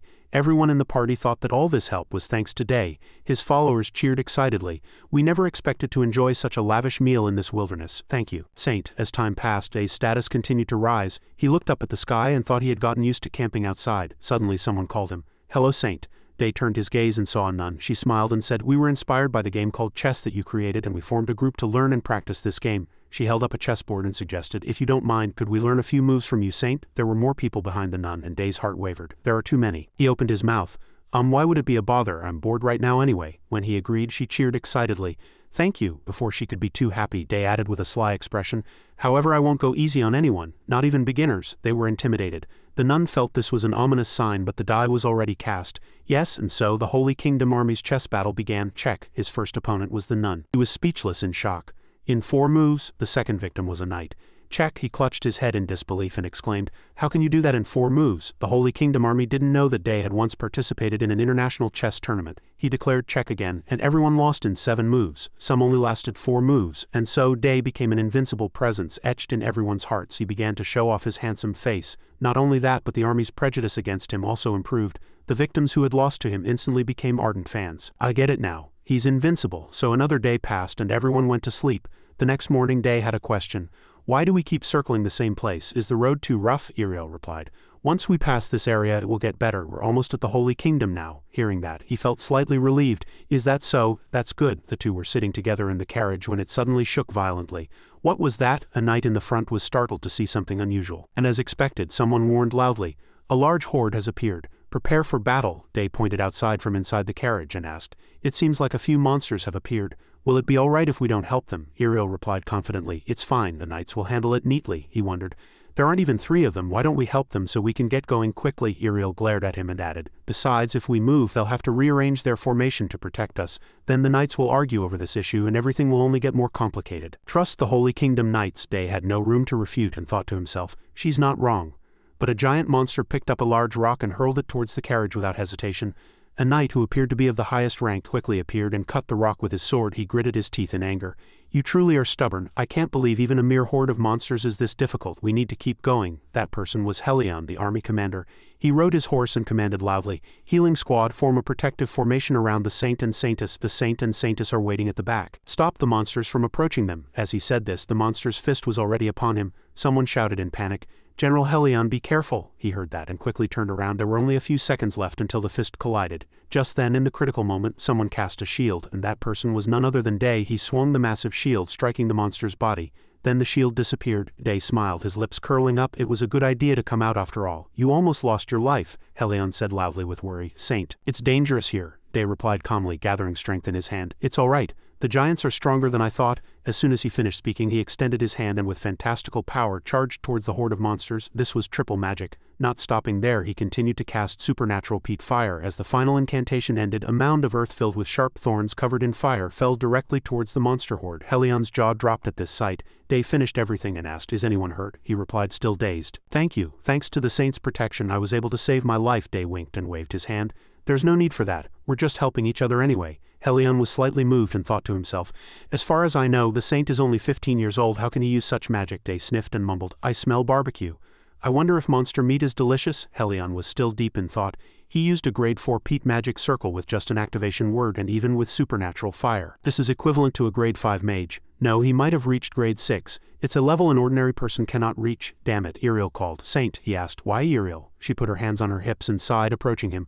"Why do you keep spreading rumors that you're a magic genius?" Day asked, deflated. "What? Is that all?" She looked at the burning mound of earth he had created and said, "No, it's just a hunch. Giants can't be that strong," Iriel suggested. "I have a bad feeling. We should move before more monsters gather." Day pointed forward and mumbled, I think it's too late." From the direction he pointed, small monsters with blue skin and pointed ears appeared. Iriel exclaimed in surprise.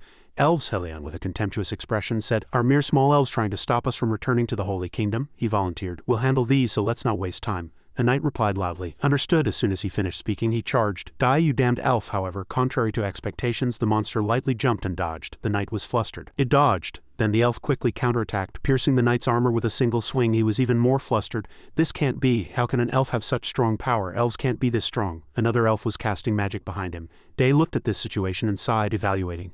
They're much stronger than ordinary elves," Iriel continued. "It seems so. I don't want to, but it looks like we have to step in ourselves now." Iriel pressed her heel, activated her magic, and continued to move fantastically. Wherever she passed, the elves fell. Day looked at her and evaluated inwardly. "Iriel, in close combat, she's definitely stronger than me." While he was distracted, someone warned loudly, "Saint, a monster is charging." As expected, an elf was charging at him from above. Day immediately cast Wind Flash and swept the monster away. A moment later, Iriel and he were back to back. She analyzed, "No matter how many we defeat, they keep appearing." Day agreed and continued, If it keeps going like this, it'll be hard to control." Iriel suggested an alternative. "If we can defeat them all at once, it'll be fine." Day thought this method was reasonable. "All at once? Then why don't we do that?" Iriel suggested. But Day's reaction confused her. What is it?" Before she could finish speaking, he shouted, "Hey, you goblins!" Day provoked them by sticking out his tongue as if to annoy them. The elves immediately fell into the trap. They focused on him and charged. Day continued to provoke them. "Catch me if you can." Iriel saw this and her face turned pale. Saint, do you have any magic skills?" Day ran at such a high speed that he was almost invisible behind him. The elves' screams could be heard. Suddenly, he stopped when he reached a tree and turned around. The monsters immediately surrounded him. Day sighed in relief inwardly. "There are more than I thought." He looked forward and thought, "This should be far enough from the army." After that, Day condensed a fireball in his hand. The elves laughed at him and pointed their fingers, their language roughly translated to, "Is that all? This guy is really funny." Day pointed at the fireball and asked with a laugh, "Aren't you scared? Oh really? Is this not enough for you?" Then, according to their wishes, he created dozens more fireballs. Day was very pleased and said, "Do you know what situation you're in now? I've prepared one for each of you and no one is left out." The elves were shocked and froze, and then the fireballs rained down simultaneously. A huge explosion occurred. The shockwave reached the Night Order, who were quite far from him. Helion immediately recognized that it was the direction the saint had run. Shouted towards it, saw Saint, are you all right?" When he arrived, there was a huge crater in the ground and a burning heat still lingered. Helion was flustered. "What is this?" A figure walked out of the dust. "Don't just stand there doing nothing. We still have a long way to go, don't we?" Day laughed, brushing the dust from his hands, and said, "Let's get out of this forest quickly." "I don't want to meet monsters again." Helion finally came to his senses. "That's right, I'll prepare for departure immediately." Deep in the forest at night, Day spoke. "Iriel, I have a question." Under the burning flames, he asked, "Are monsters usually as strong as the ones we met today?" She replied, "They're not usually that strong. That's why the army was flustered and had difficulty dealing with them." Iriel focused on another issue. "And about that saint's mana?" Day was curious. Why?" she informed him. "Your mana will disappear when you get baptized." Day heard that and tried to understand disappear. "My mana? Does that mean it will completely disappear from my body?" Iriel raised a finger and explained. "When you receive baptism in the Holy Kingdom, the Lord will directly bestow sacred power upon you. But as you know, a human body can only contain one type of mana. Sacred power is quite similar to mana, you see," she described. "If your mana remains in your body when sacred power enters it, your body might explode from being unable to control it. So before your body fully accepts sacred power, the mana in your body will be removed and gradually replaced by sacred power." Day asked, "What if someone has no mana from the start?" Iriel replied, "Then sacred power can enter their body without any problems," he exclaimed in surprise. "Really? Then does that mean mages can contain a large amount of mana thanks to magic circles, but ordinary people cannot because they don't have magic circles? Iriel praised him. That's a good question. He continued to state his conjecture. Then does that mean people without magic circles cannot receive sacred power either? Iriel quickly corrected herself. No, that's not how it sounds. The Lord will create a space in your body to contain mana so that you can use sacred power. If something goes wrong with the mana reservoir created by the Lord, what we call a taboo will contain all the mana circulating in your body. This word caught Jay's attention. Taboo. Iriel explained that it was a term set by other saints. She lowered her eyes, looking at her hands, and continued, Likewise, we cannot act contrary to what the Lord has said. We cannot say or do anything that violates our faith. People call them taboos, she said self-deprecatingly. It's funny, isn't it? We can't even say what we want. Jay listened and then spoke. So about taboo actions, what happens if we do something that violates our faith? He asked seriously. Iriel picked up a few twigs and said, Do you remember what I mentioned about the taboo prevalent in your body? If you go against the taboo, all the mana in your body will disappear. As if to prove it, she threw a few logs into the fire and added, You will also disappear with them forever. Iriel slowly added, watching the burning twigs, Forever from this world. Jay frowned. Just one slip of the tongue and I can disappear from this world. It's like threatening people who speak blasphemous words. Iriel didn't look at him, rolled her eyes, and laughed, replying, I've heard a few cases of people disappearing for such reasons. Well, that's why I always have to make sure I'm on top of everything. In any case, you won't actually end up like that. Just know that the mana you currently possess will disappear someday. Jay had another question. I have one more question. If all the mana disappears and my body is filled with sacred power, does mana never return? Iriel replied. Not only will you be unable to create that mana again, but the magic circles in your body will also be unable to maintain their function. Jay understood and concluded, So that means I'll lose mana forever. She gave a bitter smile and did not deny it. Well, once you get used to it, you'll find that sacred power has its own advantages. You can't use magic, but you can supply sacred power to others through sacred spells, and you'll be able to help people throughout the fight. Jay crossed his arms and thought deeply. He felt unpleasant. If my mana wasn't going to disappear, I'd be really happy if I could use sacred power. If there's another way, I have to find it. After a while, the group arrived at their destination. Someone announced loudly, Saintus, we have arrived at the Holy Kingdom. Jay looked out of the carriage and thought, finally arrived. It took quite a while. Iriel said to a knight nearby, Priest, once we cross the border, go straight to Salonia. He replied, Understood. We'll go straight to the capital. Jay asked with a "are you kidding me" expression. Go straight to the capital? You mean we're going to have the ceremony right away without resting? Iriel said, so he wouldn't continue to misunderstand. We won't have the baptism right away. She smiled and said, the baptism is an event everyone hosts and cares about. Oh, and if you don't know anything about the Holy Kingdom, you'll have to learn as much as possible before the baptism. He somewhat agreed and asked, learning about the Holy Kingdom is? Right, learning is important. So who will teach me? Iriel replied bluntly. Me. She curled her lips. From small things like the baptism to big things like etiquette, behavior correction, and the order of nature, Iriel said firmly. I will teach you everything thoroughly. Upon arriving at the grand mansion, Jay couldn't help but exclaim inwardly, it was magnificent from the outside, but the inside is even more opulent. Definitely a different level from Chilos's mansion before that, he cried out in disbelief. All this is mine. The two were standing in front of the extremely luxurious mansion at that time. Iriel answered his previous question. This is where all the saints live, a sacred place that even the Pope can only enter with permission. Everyone who works here has been carefully selected and is quite influential, so there's no need to worry. Once you move in, you'll learn everything I mentioned on the way here again, she added with a laugh at his suffering. And of course, I'll be teaching you. Currently, Jay was walking down the hallway alone, wondering, why is the attendant who's supposed to guide me so busy? Suddenly a person appeared before him. It's a pleasure to meet you, Saint, the perfectly dressed maid said with a guiding gesture. I'll guide you to your room, please follow me. Jay observed her and admired. Wow, what a wonderful demeanor, exactly as Iriel described. She must be an influential person. She can't be an ordinary person. The maid led the way. This way, Saint, he hastily replied. Oh, understood. She led him to an extremely luxurious place. This is the room where the saint will be staying. Jay couldn't help but shout inwardly. What is this? It's really amazing. She continued, please rest well. I will take my leave now. He turned around and replied politely, thank you. He evaluated the room in disbelief. Wow, to receive such top-tier treatment. Now I understand the difference. I've truly become a saint. It was at this moment that he realized this fact. Next morning, inside the mansion, a voice was heard saying, Saint, concentrate. There's not much time. Concentrate. Iriel, dressed like a teacher and holding a whip, winked with interest. How about you read the materials I gave you first? Jay perfectly assessed her, thinking to himself, why is she so excited? She placed a paper full of writing on the table and began her lecture. Now, if you look at the first page, before Iriel could finish speaking, he cut her off. I've memorized it all, she asked in surprise. What? Jay began to recite like a student. The baptism takes place over 4 days in 3 parts. The ritual of welcoming the Lord, the pilgrimage announcing the new saint, and finally, the ritual of receiving sacred power from the Lord. The last of the 3 stages takes place in a secluded sanctuary for the saint. During the baptism, the saint must not lower his head and should only greet others by placing his left hand on his chest at a 70-degree angle. The following 3 dining etiquettes must be observed. First, do not make noise while eating. Second, do not lower your head. Third, always keep your back straight and your elbows in front of your chest. Did I miss anything? Iriel crossed her arms somewhat displeased and said, You memorized it all. Are you not human? He raised a question. I have a question about the third part of the ritual. What exactly should I do? It's not specified. I only know that I should show sincerity to the Lord. What did you do? I'd like to refer to it. Iriel replied curtly, Nothing. Jay had a nothing expression. Don't joke, I'm asking seriously. Iriel calmly confirmed, Yes, that's right. I ate and slept all week. After that, the flow of mana appeared in my body, and I felt sacred power flowing through me. Iriel said it as if it was an extremely easy thing to do. Jay deeply doubted in his heart. Sacred power and mana flow appeared on their own, really? He's the Lord. Suddenly, Iriel frowned and reprimanded. Everything you say is correct, but the problem is your attitude. She lectured without hesitation. Even if you have a memory beyond that of an ordinary person, you won't be able to adapt to such customs. Remembering and executing are different matters. Iriel took off her glasses after finishing her words. It was mealtime. How about we practice while we're at it? Jay had no choice but to agree. Yeah, sure. At the dining table, Jay perfectly cut the steak with a knife and fork. Iriel was speechless. She was slightly disappointed. You're doing well, he said triumphantly. Of course, she said, displeased, as if challenging him. But you still have a lot to learn, so we'll see. He was confused by her aggressive attitude. What now? Is she trying to pick a fight? He put a piece of meat in his mouth and asked, Why are you so strict? Iriel waited for him to make a mistake and didn't miss the opportunity to remind him.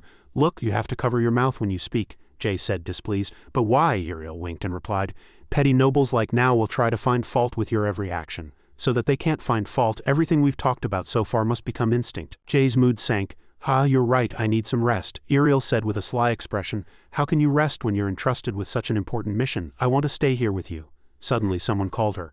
Saintess, the maid who had guided Jay yesterday, entered. I'm very sorry, but I have something to tell you. Iriel asked curiously.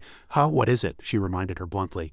The saintess staying in the new saint's residence will attract too much attention and create many rumors about the two of you. Jay suddenly recognized the person who had just entered. Oh, it's that woman, she continued. It might be a bit rude to say this, but I just want to help avoid unnecessary problems. Iriel looked at the maid, contemplated something, and then spoke. What's your name? Only then did the maid realize.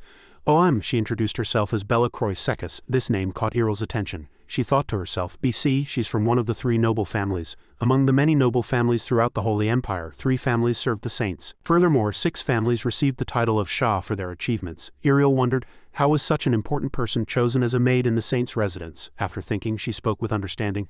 I was just joking, but I know I need to be careful too. Jay didn't wait any longer and quickly said, I think I should probably go back. Iriel replied nonchalantly. All right, goodbye, go quickly. She glanced at the maid and continued, And you are Cleus from the Bella Croix family, right? I'll remember you. Thank you for the advice. She said humbly, It's an honor. Jay also repeated her name inwardly. Bella Croix. He thought, if she has a title, she must be a noble. A noble as a maid? The saint is a more important existence than I thought. That night, Jay's room door slightly opened and he was already asleep. Cleus stood silently by the bed, staring at him with a terrifying murderous aura. Saint. She reached out to do something but stopped halfway and clenched her fist. Cleus seemed to be thinking something with a blank expression, and after a moment she resolutely turned and left. The next morning Jay enjoyed his tea as if nothing had happened, showering it with praise. Your tea-making skills are truly the best, Cleus replied humbly. Thank you, Saint. This tea is brewed from scent flower petals. Last night she had entered the room silently, so quietly that even the sensitive Jay hadn't noticed at all. However, she did nothing, and the next day passed peacefully like any other. As if nothing had happened, Iriel gave Day an electric stare as he whispered something to a nun. She's suspicious. Then she approached Day and said, Saint, I have received a report that everything needed for the ritual is ready. If you wish, please follow me. He was slightly surprised. I thought it would start in the afternoon. Why are we going now? Iriel interjected and explained. There's still a lot to prepare before the ritual, you know, Jay repeated. Prepare? Not understanding anything. Iriel smiled slyly. Today you'll have to make a strong impression on a lot of people. A moment later, Iriel praised admiringly. The attire suits you very well. Isn't it amazing? Who could take their eyes off you? It's my fault. I'll definitely gather everyone and train them. Jay walked briskly and said, Don't worry about that. Now are we going to the venue? Cleus stood at the door and confirmed. Yes, Saint, the Pope and high-ranking nobles are waiting inside for you. Jay's body stiffened in admiration. I'm really nervous. I have no other choice but to do it. As the door opened, someone announced the saint and saintess are entering. Everyone immediately doubted in their hearts. A new saint, that kid is the saint, however. They all thought of the same goal with one heart. This is my chance. 2 nobles approached Day, welcoming him and greeting him. Saint, it's a pleasure to meet you. It's an honor. If you don't mind, may I introduce myself? Suddenly, a hand blocked the way and protected Day from behind. Iriel reminded them seriously. I understand that everyone is very excited to meet the saint, however, it is rude to do this when the ritual has not yet begun. I believe that once everything is over, you will have a chance to greet the saint. The two nobles immediately turned pale. Saintess, you are right, Cleus also continued. Please be respectful to the saint before the ritual begins and refrain from any rude behavior. Someone recognized that she was the young lady of the Belacqua family. At this moment no one dared to speak. Yes, we apologize, however, they all had the same question. Why is she wearing maid's clothes? Cleus took the lead and guided him. This way, saint, I'll guide you outside. Jay gave a bitter smile. We're already outside, she instructed. When we arrive, please be prepared to say a few words of your sentiments once you are ready to begin your official duties as saint. Jay cried out in dismay. Make an announcement. This is the first I'm hearing of this. Why didn't you tell me in advance? Cleus said nonchalantly. Is that such an important matter? Hearing that, he resented in his heart. This is what she meant by making an impression in front of many people. She said to reassure him. Don't worry, Saint, Iriel also said at the same time. Just say what you want to say, people will translate it however they want. As they spoke as they wished, Day inwardly admired the choral scene. The middle class all think alike. Eventually he sighed and accepted the command. Alright, so what I'm about to say is… Iriel cut him off. The saintess smiled brightly and encouraged him. It'll be fine, good luck. Day smiled and replied, understood. Under the clear sky, hundreds of people gathered below Day's mansion, and he felt a slight pressure. It's better now though. He wondered, why are there so many people? Has the entire empire gathered here? Cleus said, Saint, please receive this. He asked, what is this? She explained, it's a magical tool. If you hold this in your hand, your voice will carry much further. Hearing that, he refused. Oh, I don't need something like this, Cleus reminded him. I don't mean to interrupt your speech, Saint, but everyone might have difficulty hearing you. As soon as she finished speaking, Day used his mana to cast a megaphone spell. Cleus was incredibly surprised, thinking it was magic, and Day began his speech. I extend my sincerest greetings to everyone present here today. A citizen was startled. He just said sincerely, he continued. My name is Day, and I am the chosen successor saint. Since the Lord has chosen someone as young and inexperienced as myself to be a saint, I honestly have nothing more to say. I am an ordinary boy who grew up in the countryside of this nation, the kingdom of Syrian. But I have been chosen as a saint, and I have pledged to ensure that the Holy Kingdom becomes the strongest nation on this continent. I declare this promise to everyone standing on this land. I swear to make the Holy Kingdom of Guy the strongest kingdom on this continent. Day finished speaking with a 100% confident smile. Then he extended his hand.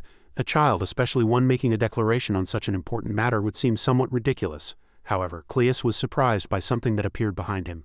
And the listeners also gasped, putting their hands to their chests. As long as you believe in and support me, I will also support you wholeheartedly.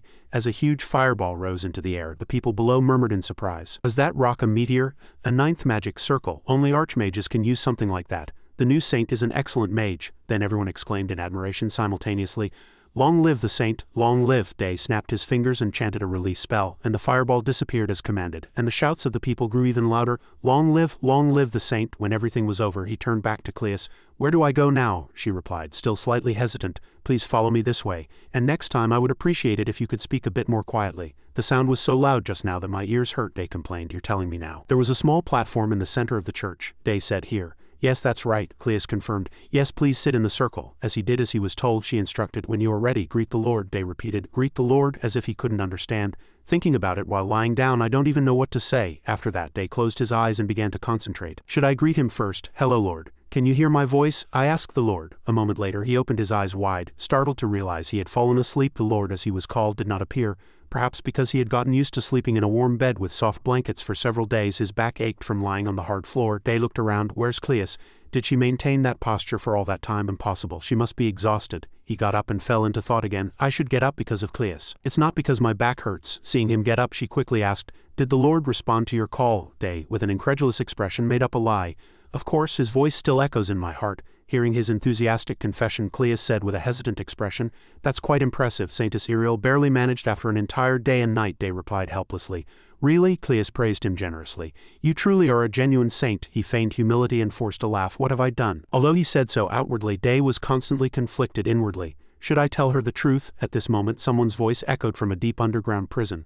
The appearance of a new saint. It seems we need to change our plans a bit. In the prison where darkness was illuminated by the flickering light of torches, the person continued, our enemy is the Holy Kingdom, so we must decide carefully. Of course we must wait for the right time, soon. It was at this moment that the owner of the voice revealed himself. He was wearing a hooded cloak that concealed his face, and gloomily finished speaking. However, when the time comes, the Holy Kingdom must be shattered at any cost. At the same time, elsewhere, someone screamed, he performed the ritual, another person said in a calmer voice. Why are you so excited? So the ritual went smoothly, didn't it? The hasty person asked incredulously. What, the ritual is ready? And the calm person replied, yes, I heard Marquis Hopo also participated in urging the ritual elsewhere. A voice was heard. Father, you called for me, a middle-aged man's low voice replied. Yes, Barrett, Marquis Hopo asked with a serious expression. You've heard about the new saint, haven't you? He thought at the same time, a holy mage who can summon spirits. I must establish a good relationship with him. Hopo placed his hand on his son's shoulder.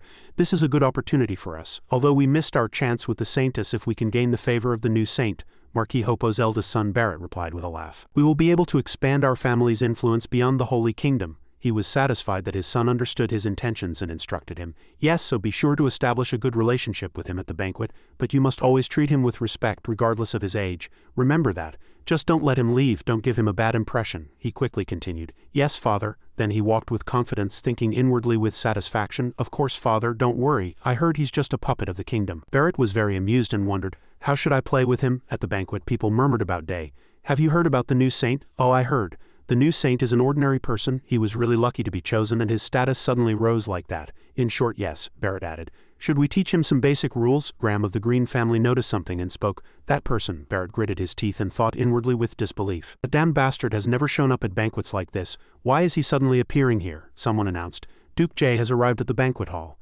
Barrett spoke. Welcome to the banquet, Duke. As he greeted him, Jay turned his eyes and glanced at the person greeting him. He asked in a wary tone, I don't know what kind of wind blew Duke Jay all the way here. Jay sighed, and Lady Saris of the Magi Green family said, I didn't come to see you, Barrett. Then she turned to him and asked, Duke, are you looking for someone? Jay immediately asked, Has the saint not arrived yet? Oh, Saris exclaimed in surprise. You haven't met the saint yet. Barrett interjected, he'll be here soon. Why don't we wait for the saint together? Graham heard that and spoke. It seems the saint has urgent matters so he can't come yet. Barrett suppressed his anger and agreed. Yes, that's probably it. He muttered inwardly, that shameless bastard. In Day's room a voice was heard. Was this made just for me? He changed his clothes again, surprised, and said, It's so comfortable, it feels like a tailor custom made it for me. Cleus confirmed. Yes, Saint, you are correct. From the day you arrived I estimated your measurements and sent them to the tailor. This robe was perfectly made to your measurements so it will fit perfectly. Hearing that, Day was even more amazed. You can accurately measure me with just an estimate, Cleus replied humbly.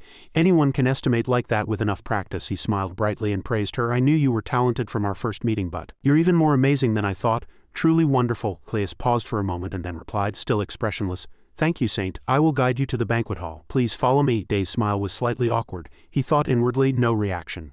She's like a machine. Returning to the splendid banquet hall, Graham commented, This saint is taking longer than I expected. Saris also agreed. It seems to take some time to get ready. Barrett interjected. By the way, did you hear what happened during the ritual? Graham laughed and said, I heard, but I don't know the details. He speculated. It seems we'll get to hear the saint's impressive speech. Even as he said that, Barrett thought inwardly with satisfaction. He's just an ordinary person anyway. Just then, someone announced, Attention everyone. The saint has arrived. Barrett, Graham and Saris all looked towards the door simultaneously. He's here. Day entered with dignity, followed by Cleus. Barrett thought, this saint, he's unexpected. He's completely different from what I imagined. His calmness, his confidence, everything is perfect. After that, Barrett approached and forced himself to speak.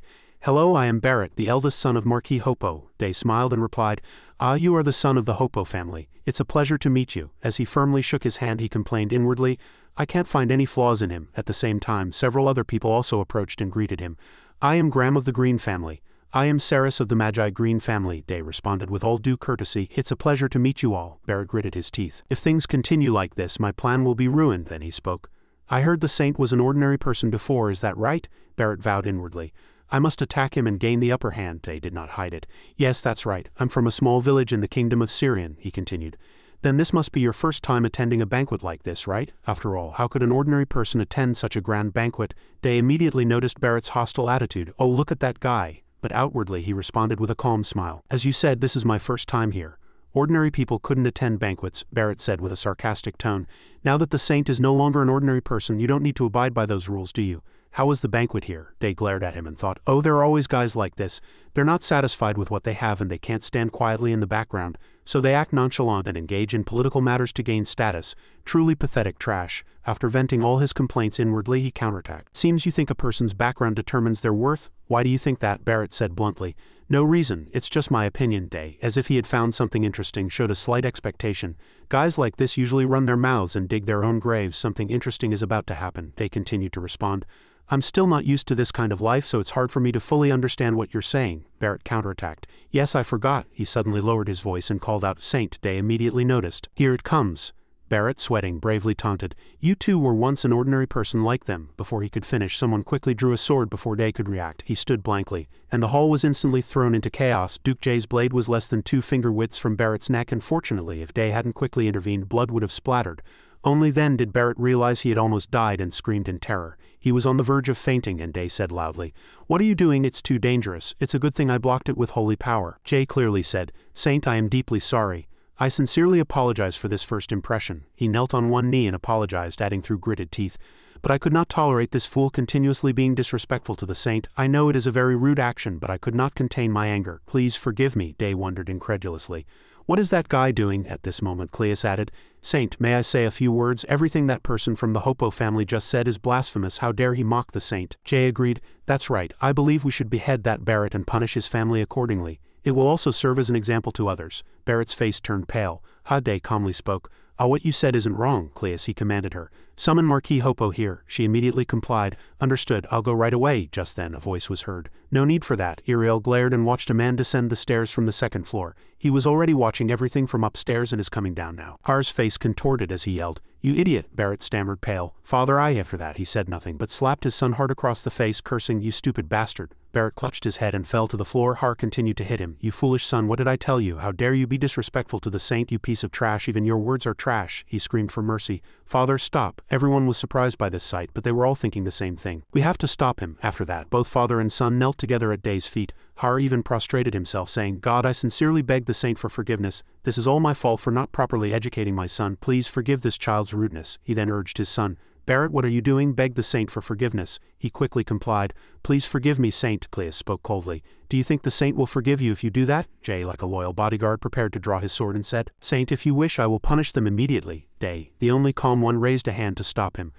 Stop, calm down." He looked down and asked himself, "How should I handle this now?" Then he passed the difficult problem to Har. "In this situation, what punishment do you think is appropriate for your actions?" At that he stammered, Well, unable to say anything, he gritted his teeth and thought to himself, "My son Barrett lost his mother at a very young age, and I feel sorry for not having been a proper father to him. I swore I wouldn't let him live a miserable life. He deserves a good life without want." But remembering the promise he had made, he said honestly, "If the saint bestows grace upon us and forgives my son's actions, then as a token of my apology and remorse, I will relinquish my title and donate all my property to the church." Day spoke. "This does not solve the problem. Whether Barrett is punished or not, you too must take responsibility for your son's wrong actions." He looked at him and evaluated him inwardly. To think of giving up his title and donating his property to protect his son. Only from clear water can clear water flow. After that, Day called out to Barrett loudly. "Did the saint call me?" he asked. "Do you know what you did wrong?" He no longer acted arrogantly and replied honestly, "I dishonored the saint with blasphemous words." Seeing Barrett's attitude, Day's heart softened. "If Marquis Har were as foolish as his son, I would punish him, but he seems quite wise. In that case, there's no need for punishment." Thinking that, he spoke. "That's not all. Your greatest sin is making your father kneel. I intended to punish you, but seeing the sincerity and love he showed for his son, I decided to give up." Barrett stammered, disbelieving. "What do you mean?" Seeing Cleus and Jay's puzzled expressions, he confirmed, "I forgive you." He quickly said, "The saint is truly merciful. Are you really going to let this go?" Saint, Har said tearfully. Seeing them so moved, Day asked himself, was it too harsh to just leave without doing anything? He smiled brightly and added, "If you donate generously, as you just said." Har immediately agreed. "Yes, of course. I will gladly donate any amount the saint desires. Just tell me." Iriel, who had been watching from the side, smiled bitterly and thought to herself, "For such a serious matter as blasphemy, the punishment is too light." She blushed slightly and looked at him. He handled it quite skillfully. After that, in the backyard, Jay still asked curiously, "Excuse me, saint, are you really all right? Just say the word. I will punish them immediately." Day helplessly stopped his action of drawing his sword. "Let go. There's no need for that." Suddenly a question arose in his mind. "Now that I think about it, he's been following me for quite a while. It felt so natural that I didn't find it strange at all." Day spoke. "It's a bit late, but I've never asked your name." At these words, Jay was startled. He immediately knelt and bowed his head. "I have made a grave mistake." Day was extremely helpless. "No, I just want to know your name." He introduced himself. "I am Jay Shah Death." Day was surprised to hear that. You also have Shah in your name? What does that mean?" Cleus spoke in time. "Shah is a title. The only people with the title Shah in their names are from the 3 families who have served the saints," Jay added. "It is a symbol of our loyalty to the saint." Day seemed to realize. "Oh, I see. But do you really need that many people?" "I don't think I really need the service of 3 families. In fact, 1 family would be enough," Cleus said somewhat sternly. "Saint, this has been passed down from ancient times. Please don't feel burdened. Just consider it the will of heaven." Jay spoke, not missing a beat. "If the saint thinks 3 families are too many and only 1 is needed, please choose me." I swear I will do my best. Cleus glared at him as if to kill him, and Day quickly intervened. I won't force any family to step down, so don't fight among yourselves, he asked again. Then what about the other family? Why are there only 2 of you? Cleus explained. The remaining family is responsible for protecting the saint from the shadows. Their true identities must not be known to enemies, and even we don't know who they are. However, we know they are always within a distance where they can protect the saint immediately. At this moment Day suddenly noticed something. A black-clad shadow sat quietly on a nearby tree branch. Only then did Day realize, no, she was right, they are close by. Now if I concentrate I can see the energy they emit. He began to count. 126, then he cried out in surprise. There are 7 of them. Everyone except Day had question marks above their heads. Cleus asked, Jay, what are you looking at? He also said, flustered, no, I can't see anything. The person hiding in the tree whispered, all right, he's young, but an impressive archmage. The next morning at Day's mansion, someone greeted him. Hello, Saint, she replied. Good morning. She looked at Day, lost in thought. A memory came to mind and someone's admonition was heard. Day, you are a Bacro if you can't even do this. Do you think you can bear the name of the Belacroix family? Young Cleus held a bloody little hand to her sword and replied, I'm sorry, father. The person she called father admonished. One who serves the saint must not be weak. Pick up your sword again. Her small hand gripped the bloody sword again. Never before had 2 saints existed at the same time. I thought that since there was already a saintess, another saint would not appear. However, one must strive to serve the saint. I must endure pain and train. I asked myself 100 times a day about the purpose of my existence. A few years later, as if God was answering my questions, a new saint appeared. A voice cut through her thoughts. Cleus. Day pointed to the saintess and asked, Iriel will guide me to the next stage of the ritual. What does that mean? She laughed, as if enjoying his suffering. I told you, a more beautiful person has the task of guiding you to the ritual. Is it that hard to understand? Cleus inwardly called out Saint Day and outwardly replied humbly, May I explain? Except for special cases, only the saint can enter the place where the ritual is held. It has nothing to do with appearance, Day asked with a judgmental expression. Really, you're still laughing? Iriel stuck out her tongue, pretending innocence, and after that he was guided into a lush forest. Day exclaimed, It's really nice to be outside. I didn't know there was a forest behind the castle. Cleus spoke. Saint, this way, Iriel added. We're almost there, Day grumbled. So he looked at the knights around him and thought to himself, wait a minute. The Templar knights are guarding this place. It's only natural for the Holy Land to have many guards. Day's head was full of question marks. In front of him was a long winding staircase. Iriel said, Saint, this is the entrance. You must go up this path to the top. He was flustered. Really? Iriel smiled brightly and said, This part of the ritual shows the saint's respect for the Lord, so you must absolutely not use magic to ascend. Day could no longer hold back and shouted, Why do I have to do that? Under the twilight sky, Day still climbed the stairs groaning. Wait, he asked, pale. Iriel, wait, can I rest a bit? She smiled cunningly and mocked. Oh, you've just started. Are you already tired? You need to build up your stamina a bit more, don't you? Day, annoyed, changed the subject. I traveled around the Holy Kingdom all day yesterday. You saw it. Just keep trusting me. Oh, 1,000 thanks, Saint, he panted. If I could use mana, these stairs would be nothing. Iriel coldly refused. No, I told you, not just here. You must not use mana during the ritual, all right? From now on, you must walk on your own 2 feet, climbing 1 step at a time, and you will reach the top. Iriel emphasized again. You must not use mana. After this trial, you will meet me. Looking at the endless stairs, Day still held onto a glimmer of hope and reassured himself. Phew, it's fine, it won't take that long. A short while later, Day was sweating profusely and panting. I finally arrived. He collapsed to the ground limp. What did I just say? Damn it, that took too long. He looked at the wooden house in front of him. Thank goodness, at least there's a house here. It's probably empty. Thankfully it's not a dragon's den or a tiger's lair. Day opened the door and entered. I just have to live here for a week. He put down his luggage. She said I have to show respect to the Lord, but I still don't know exactly what to do. Iriel said she didn't do anything for a whole week, Day concluded excitedly. Then this is a vacation, then I should rest as much as possible while I'm here. A week will pass quickly. At that time I did not anticipate the challenges that awaited me and the harsh reality I would face while resting here. Time passed. Day picked a fruit from a tree and happily said, The apple is fresh again today. Biting into the fresh apple, he muttered with a bored expression, I'm sick of it. Then he threw the apple away.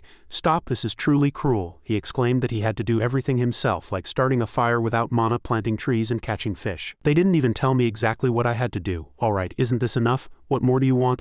I have to roast and eat it myself. They said it was only for a week, but in the end I had to eat in discontent. Then what was the last month for? At least tell me what's going on. He shouted in the middle of the forest. Do they think I came here to learn how to survive in the forest? Damn Saint. As soon as he finished speaking, he felt something strange. Oh wait, he was surprised when sacred power appeared. Finally you respond to me. Is it because I was angry? In the end, Day floated up from the ground, a pillar of light soared, and he shouted with joy, I have sacred power too. After that he landed, but something strange happened and he said, Day thought to himself with a serious expression, my sacred power is gone. What do I do now? Suddenly the power reappeared. It was a joke, right? That's it. It disappeared again. What now? After that, the sacred power reappeared again, forming an intense pillar of light, and this time, as expected, it disappeared again. Day silently speculated, what is this? Is the Lord playing tricks on me? As time passed, the sacred power reappeared, but Day was too exhausted. He thought helplessly, "I've been farming for a whole month and still no sacred power." Day angrily grabbed his bag and went down the stairs. "Get rid of it all. A little bit appearing means nothing. What's even more annoying is that thanks to the sacred power I can feel the surrounding air getting clearer. I've never been so disappointed in my life. My dreams are truly shattered. Who can help me?" As if reading Day's thoughts, someone's voice was heard. "Saint," Iriel asked, surprised. "Goodness, what's wrong?" he loudly called out. Iriel inwardly, Day was deeply moved by the thought that this was the first person he had met in this month. Even Iriel was moved to this extent. Did she come to comfort him, knowing he was being teased today? However, in Iriel's eyes, his entire body was completely covered in sacred power, and even his body was not visible, making her turn pale. Day, still unaware, asked, "What's wrong?" she said, disbelieving. "Does that mean you can't use mana or sacred power?" He replied firmly, "I haven't tried using sacred power yet." Iriel quickly asked, "Do you want to try it? The ritual is over." Day looked at Iriel's dirty dress and said, "Why is her dress like that?" She replied with a bitter smile, "I felt a strong aura of sacred power and rushed here too quickly." Hearing that, he extended his hand towards her and chanted, "Purify." Immediately, the dress changed as good as new. Day himself was surprised. "I can still use mana as usual," Iriel exclaimed. "That's a relief." Then Day rubbed his chin and mumbled, "I can use mana from the air. But why can't I use divine power?" Iriel smiled brightly and said, "It's a shame you can't use divine power, but so what? You are still chosen by God and a great magician. If anyone spreads false rumors, punish them with magic. Besides, perhaps thanks to divine power, the surrounding air is really fresh and smells good." Iriel came closer and sniffed, and Day asked in confusion, "Good smell? What do you mean?" She attractively explained it as a warm, inviting scent. This single comment helped Day make a decision. "Until I can control divine power, I'll have to keep my distance from others." Just then, a loud voice was heard. "Saint, congratulations on successfully completing the ritual." Jay spoke clearly. Cleus continued, "Congratulations, Saint," Day replied with a smile. "Oh, Jay and Cleus, you're here too." "Thank you," Jay began. "Of course, as soon as we heard the news, we rushed right over." Cleus added, "Saint, you've worked hard." Before she could finish speaking, both of them simultaneously sniffed the scent coming from Day's body. Then, as if on cue, they rushed forward and acted with fervor. "I'll carry your bag." "I'll carry it. Do you need anything?" Day said with extreme suspicion. "Why are you two acting like this? Don't come near me," he commanded in a frightened voice. "Stop, go away, I want to go home." Day couldn't help but be followed by Jay. "Jay, why do you keep following me?" Jay replied as if it were obvious. "As a member of the three noble families, I must always be by the saint's side." Day was not moved but rather became more wary. "Very suspicious." That night, exclamations of awe erupted from the mansion's library. "So much. I'll probably need all of this right away." Books and materials were piled high on the table. "Before becoming a saint, I made a promise to myself, to make the Holy Kingdom the greatest nation." Now that he was officially a saint, it was time to fulfill that promise. The first step was to thoroughly understand the Holy Kingdom. From its history and climate to agriculture, commerce and its very origins, he had to understand it all. To understand all of this, he had to read all these books. Day put on his glasses and immersed himself in knowledge, filled with the resolve to make the Holy Kingdom the greatest nation. "I need to establish a new system." Day, who had only thought about it and immediately decided to put it into action, convened all the nobles in the Holy Kingdom as soon as the sun rose. Most of the gathered nobles criticized the empire as unqualified. In response, Day proposed several adjustments to the agricultural, commercial, and trade industries.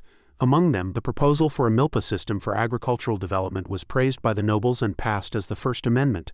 Milpa is an ancient farming system from Mexico. Count Graham was the first to speak at the meeting. "Saint, what does it mean in the document that priests are used as mercenaries?" Day replied with a smile. "It means exactly what it says. The idea is to maximize the utilization of our resource, which is priests, to reduce the number of mercenaries we need to hire." A warning bell rang in his mind. "It's finally here." Next, Dukhar spoke. "Then does that mean you intend to send priests to the battlefield?" Day confirmed. "Yes, that's right," the Count spoke again. "If that's the case, the sacrifice of priests will lead to the downfall of our nation. More importantly, the number of people willing to become priests will also decrease," Day explained. "Of course, priests will only be at the rear of the front lines. If the front line is stable, casualties among priests can be minimized." The Count did not give up and stood up. "Even so, a battlefield is a battlefield." Dukhar also agreed. "The Count is right. Moreover, if attacked from both sides," Day said calmly. "I know, the battlefield is not a safe place, and it's ideal for priests to return unharmed after participating in combat. We won't force them into battle without a clear plan. We plan to dispatch the Knight Order to the battlefield to accompany them. With the knights accompanying them, the safety of the priests can be ensured, however. Utilizing priests as mercenaries is only an emergency tactic. Even if they don't fight on the front lines, they can help boost the morale of the soldiers. Witnessing the casualties and sacrifices firsthand on a brutal battlefield will be a very beneficial experience for priests," Count Graham debated to the end.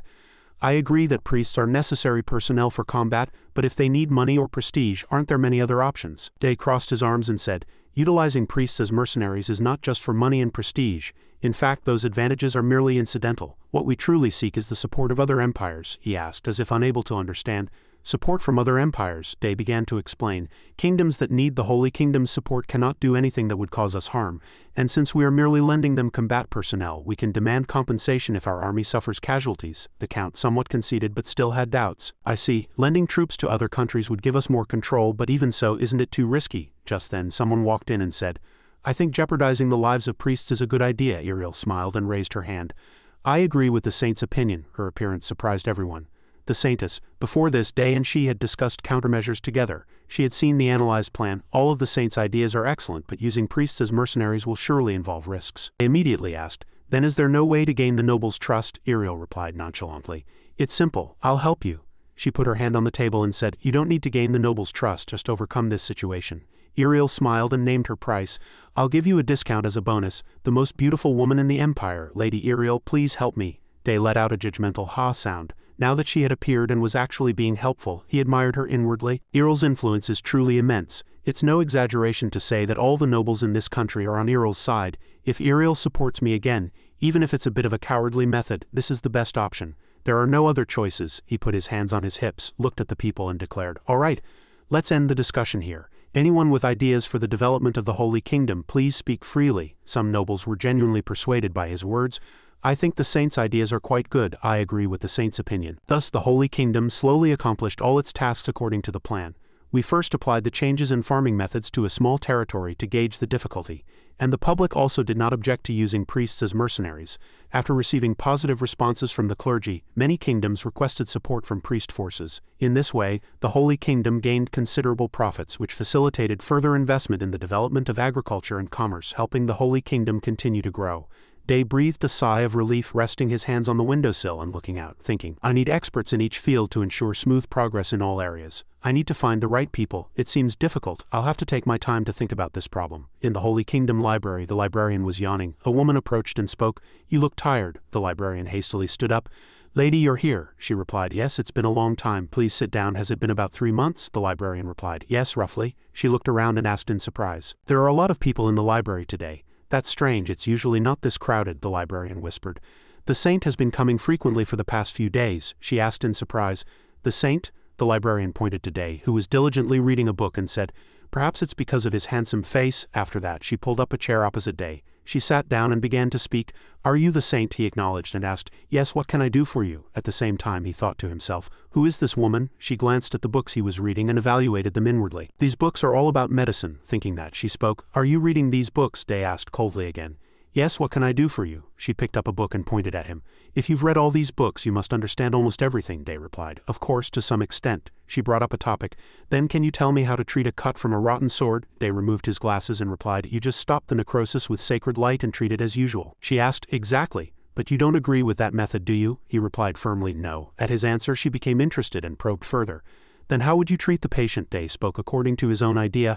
I would remove the necrotic tissue. Clay asked, as if unable to understand. Remove it? Why, he explained. Everyone thinks getting cut by a rotten sword is like poisoning, but the results aren't 100 the same as poisoning, when flesh is cut by a rotten sword. It's not that you're infected with poison, but the wound itself and the surrounding cells are damaged. In such a case, stopping the bleeding with sacred light and treating it as usual won't lead to a complete recovery.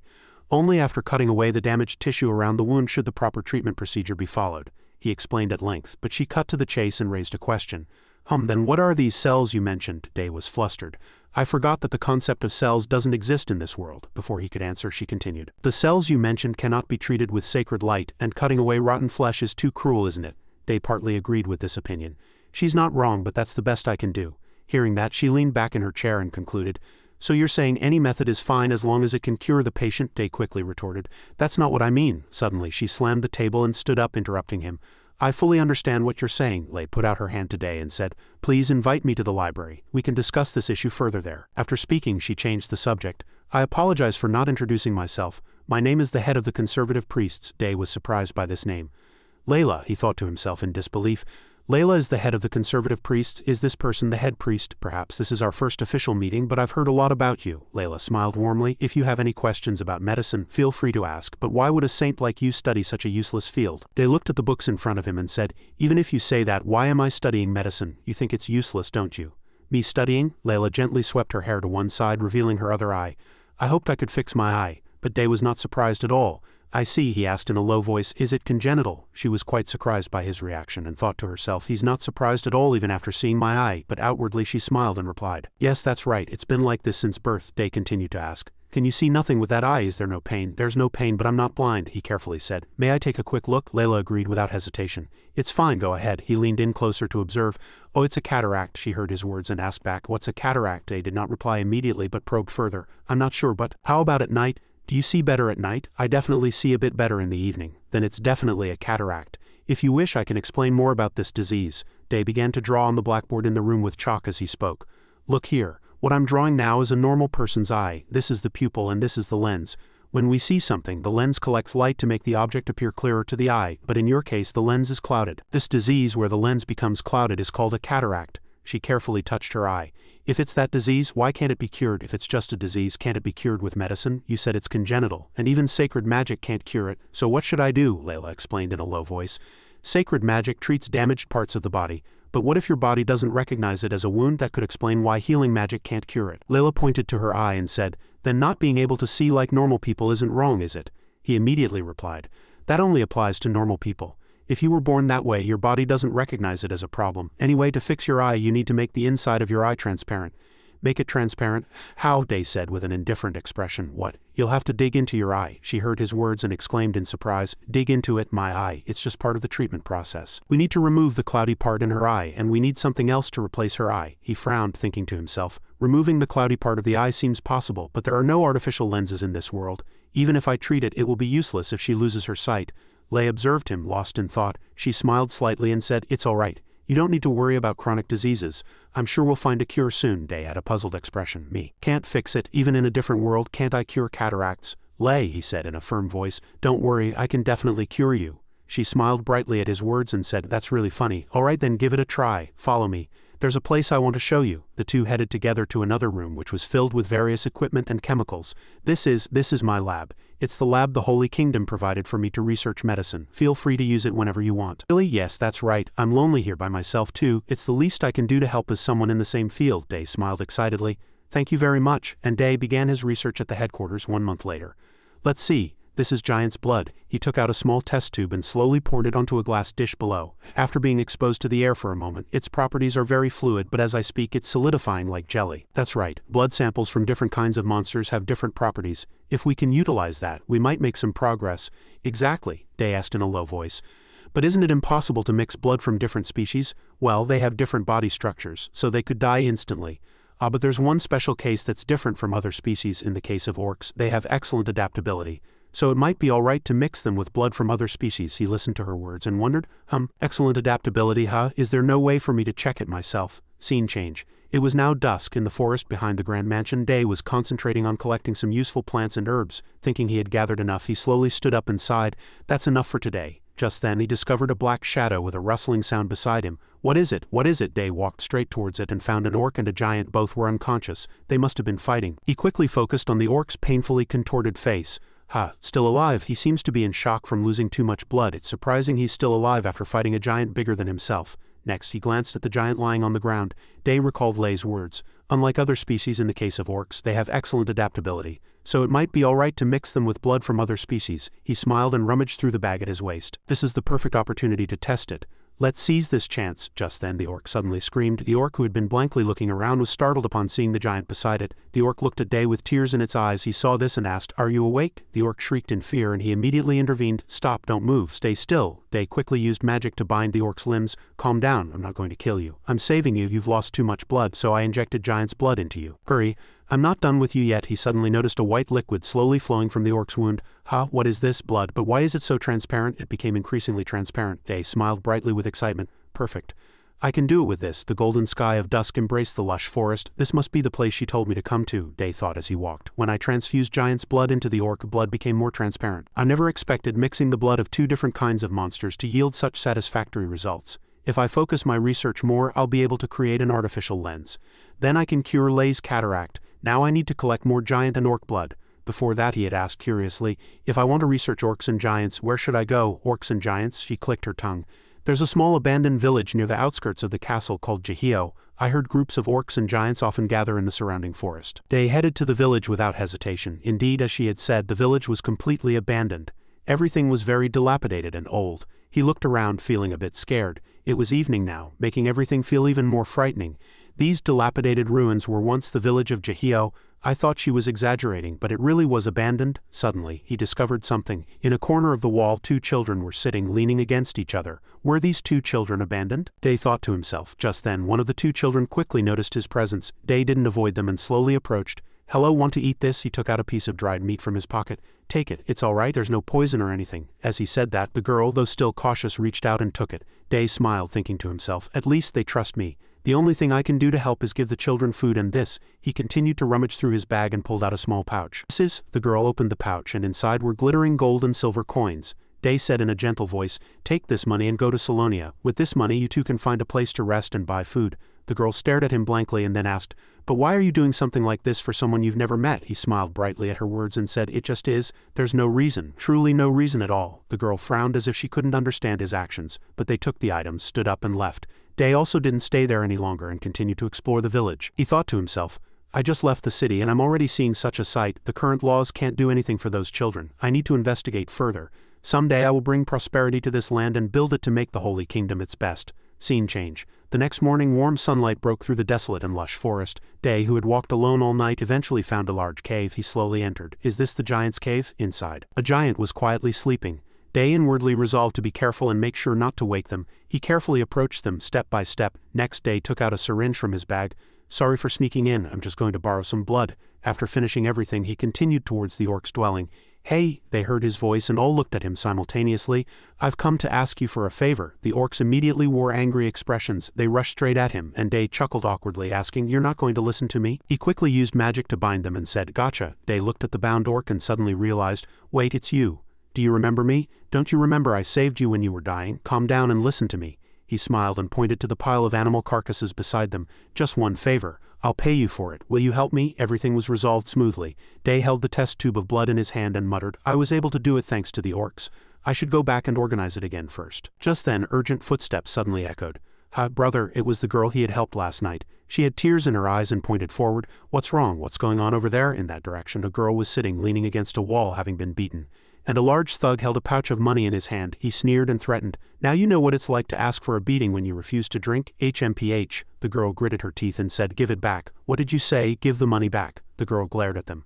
The thugs frowned slightly upon seeing the murderous aura emanating from her. "You damn bitch, what did you say?" They raised large clubs high. "How dare you defy me? Stop." Fortunately, Day appeared just in time to intervene. The thug shouted upon seeing him, "Who are you?" He didn't answer and asked, "What exactly are you doing?" He quickly pulled the club away. "HMPH, who are you?" Day remained silent and looked around. "He stole the money." Not stopping there, the thugs immediately surrounded him. "It seems like he's a rich kid, but rich guys like you shouldn't come to places like this alone. I'll teach you a lesson." The boss thug loudly ordered them to seize him, and everyone rushed forward simultaneously. But Day lightly swung his arm and knocked one person's face to the ground. How could he knock him down with one punch? He asked with a serious expression.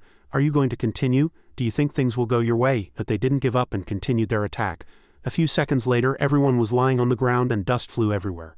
The girl hurriedly embraced her sister. Day stood beside them and asked in a gentle voice, "Are you all right? I'm sorry this happened." "Let's go, I'll take you to a good place." "I'm sorry but no," Cleus said in a low voice. "This is a sacred place. Only the saint and those who follow them may stay here. Children of unknown origin cannot stay here." He pointed to the two children and said, "Even if saints are staying here, you're saying these two children can't be housed in such a spacious place?" "I'm sorry, but those are the rules of this place." He sighed. "Rules so harsh, I didn't know." He smiled and told them, "Don't worry anyway, I'll definitely find a home for you." Next, the two children stood dumbfounded at the sight before them. "How about this? This place should be all right." Before them was a fairly spacious two-story wooden house. "This is the house you'll live in starting today. I just bought this house." "Ah, what are your names? I forgot to ask," they asked in a gentle voice. "Now I realize I forgot to ask their names." The girl replied softly, "We don't have names." "No names? Then let's see." "Names? All right, got it. Then how about this? We'll call you Chris and your sister Mary. These are very meaningful names in our hometown." The two children's eyes widened at his words. Day was slightly flustered by their reaction. "Is it too strange? Don't you like it?" No, that's not it." The girl couldn't hold back her tears. "I don't know what to say. Thank you so much." He looked at them with eyes full of compassion. The two children said in unison, "Thank you." Scene change. In the lab. Day was concentrating on something. Lei, who was beside him, called out softly, "Day, you're still working on that? What are you trying to do?" He was still focused on his work and hearing her voice replied, Wait and see. I'm making all of this for you." And finally he succeeded. Using magic and other materials, he created a sparkling emerald-colored lens. She asked with suspicious eyes, "For me, you're still trying to fix my eye? Are you still taking that idea seriously?" "Of course," he said with a smile. "I've finally found a way to help you. Look, he took out test tubes. These are the materials that can treat your eye. Lei stood there dumbfounded. Materials that can treat my eye? What exactly are they? Where did you get them? This is giant's blood. Giant's blood? Are you really sure it will work? They replied slowly, one by one. I mixed it with orc blood. As you said, orcs, unlike other species, have the ability to adapt to anything. I discovered this by chance. When an orc's body accepts other blood, the blood is purified in the process. So by putting giant's blood into an orc's body, we were able to create pure blood with only the substance that can be modified remaining. So that blood can fix my eye? Yes, but you have to trust me. Lei still doubted this fact. I have to trust you, Day smiled and said nonchalantly. Because we have to put this inside your eye to treat it. She stood dumbfounded, then stumbled backward in confusion at his words. What, you mean you're going to cut out the cataract and put that blood into my eye? Are you serious? But he still said firmly, basically we'll cut out the damaged part of the retina and use this substance to replace that part. Day looked at Lei, lost in thought, and knew she needed time to think. She had never imagined such a procedure existed. Day pursed his lips and thought of something more, then suddenly leaned in, much to her surprise. She shrieked in alarm. Saint, what are you doing? Do you know the implications of a saint bowing their head? He said in a low voice. I know why you're hesitant. It probably sounds impossible and unfeasible. That's why I hope you'll trust me this time. I will take full responsibility for your eye and do my utmost to cure it. Lei didn't expect him to be so serious. She could feel his sincerity and pure intention to heal in every word spoken by this young boy. She felt it deep in her heart. This is truly insane, she smiled and said. All right, let's begin. This eye is useless anyway. If there's even the slightest chance, I'll take it. After that, Lei completely entrusted herself to Day. She lay still on the operating table, and Day beside her was dressed in a fully sterilized gown for hygiene and safety. Now I need to use mana to keep her eyelids open. Then, after incising the retina, I'll remove the damaged part. After replacing all the damaged parts, I'll substitute it with an artificial retina. This process isn't that difficult, but it will be quite challenging without all the necessary auxiliary equipment. I'll have to do everything manually. Day focused intensely, handling everything one by one. But who am I? I am Bidu Seong, the hand of God. A moment later, Lei awoke from her unconsciousness. She let out a soft groan and slowly opened her eyes. Hearing the sound, he gently asked, Are you awake? Lei blankly looked around and shot upright. My eye, she couldn't believe it. She could see perfectly with both eyes, clearly seeing the dazzling sunlight streaming into the room. Lei shed tears of emotion and Day stood beside her, smiling faintly. How do you feel? Can you see well? What's it like? Everything still felt like a dream to her. Yes, everything is clear. Please tell me this isn't a dream. Hearing her words, he looked at her gently. Together they gazed at the morning sunlight and the white birds flying outside the window. At the same time in the temple, Har burst in frantically to report, Saintus, it's an emergency. A large force is advancing towards the border. They're clearly heading for the temple. Iriel raised an eyebrow and retorted, What are you talking about? Armed forces are coming here. Where are they from? And how far away are they? Har, panting, replied, I just received the news, so I don't have all the details, but they don't seem to be from a specific nation. The force is led by a necromancer and an army of undead. Scene change. At the edge of the forest near the city, the sky darkened and a purple-green light illuminated the surroundings. Footsteps continued to echo. And wherever they went, plants turned to ashes. This dark aura invaded the entire vast forest. As Har had said, a necromancer stood in the center, leading an army of undead. They all looked very threatening and arrogant. Attention, everyone. Tomorrow is finally the day the holy war begins. Are you ready? Ready. Banners gently fluttered in the wind, followed by enthusiastic cheers. The vanguard knights and the guards and swordsmen will defend the rear. Many lives are at stake. You must prepare your minds for battle. After that, the guards and knights split into small groups and talked. I can't believe we have to face the undead, the young guard asked the man next to him, who had a blank expression. Hey, what are you looking at? At times like these, my family always comes to mind. Instead of praying, I always think of them. I should have visited my family before going to battle. I feel the same way. Prayer is the last thing on my mind. I heard from the officers by chance that the new saint will be joining this battle. Is it true? Are you talking about the person who can command celestial powers, the one for whom it takes 4 days to get here from Salonia? That's right. The problem is whether we can hold out until the new saint arrives. Both looked up at the high blue sky with worried expressions. Lord, be with us. Scene change. It was late afternoon with the sun setting in the temple. Iriel frowned and kept sighing. She said in a low voice, His Holiness the Pope has requested the new saint to go to the border. Yes, the order came directly from His Holiness, she thought to herself. To think that even His Holiness the Pope has to call upon the new saint to participate in battle against such a powerful force. Iriel continued to ask, Are there any reinforcements from neighboring countries? Har quickly replied, We've sent requests for support, but it will take about 4 or 5 days for them to reach the battlefield. Then who will accompany the new saint? Har frowned slightly and said, The Third Knight Order, the Holy Altar and the Royal Guards are all going to the border. Iriel was bewildered by his words. Surely that can't be all? He merely looked at her without a word. Iriel was completely engulfed in fury. She slammed her hand on the table and shouted, Is His Holiness the Pope out of his mind? My opponent is a necromancer from the age of magic. I'm sure he knows that such a small force isn't enough to stop them. The age of magic. Magic had been a subject of study since ancient times, and then the entire continent prospered with the development of magic. However, the forces that worshipped magic led that era to ruin, and the figure considered the decisive factor in that downfall was the King of Death, the Necromancer. He has been resurrected, Har said in a low voice. We must not only fight external enemies but also guard against the seeds of civil war, therefore we cannot send any more troops to the front lines. Iriel looked at him with a cold expression and said, So you're saying the border is as good as lost? So His Holiness, she gritted her teeth and thought, how could His Holiness treat God's representative like a useless pawn? Just then the door burst open and a flustered voice was heard.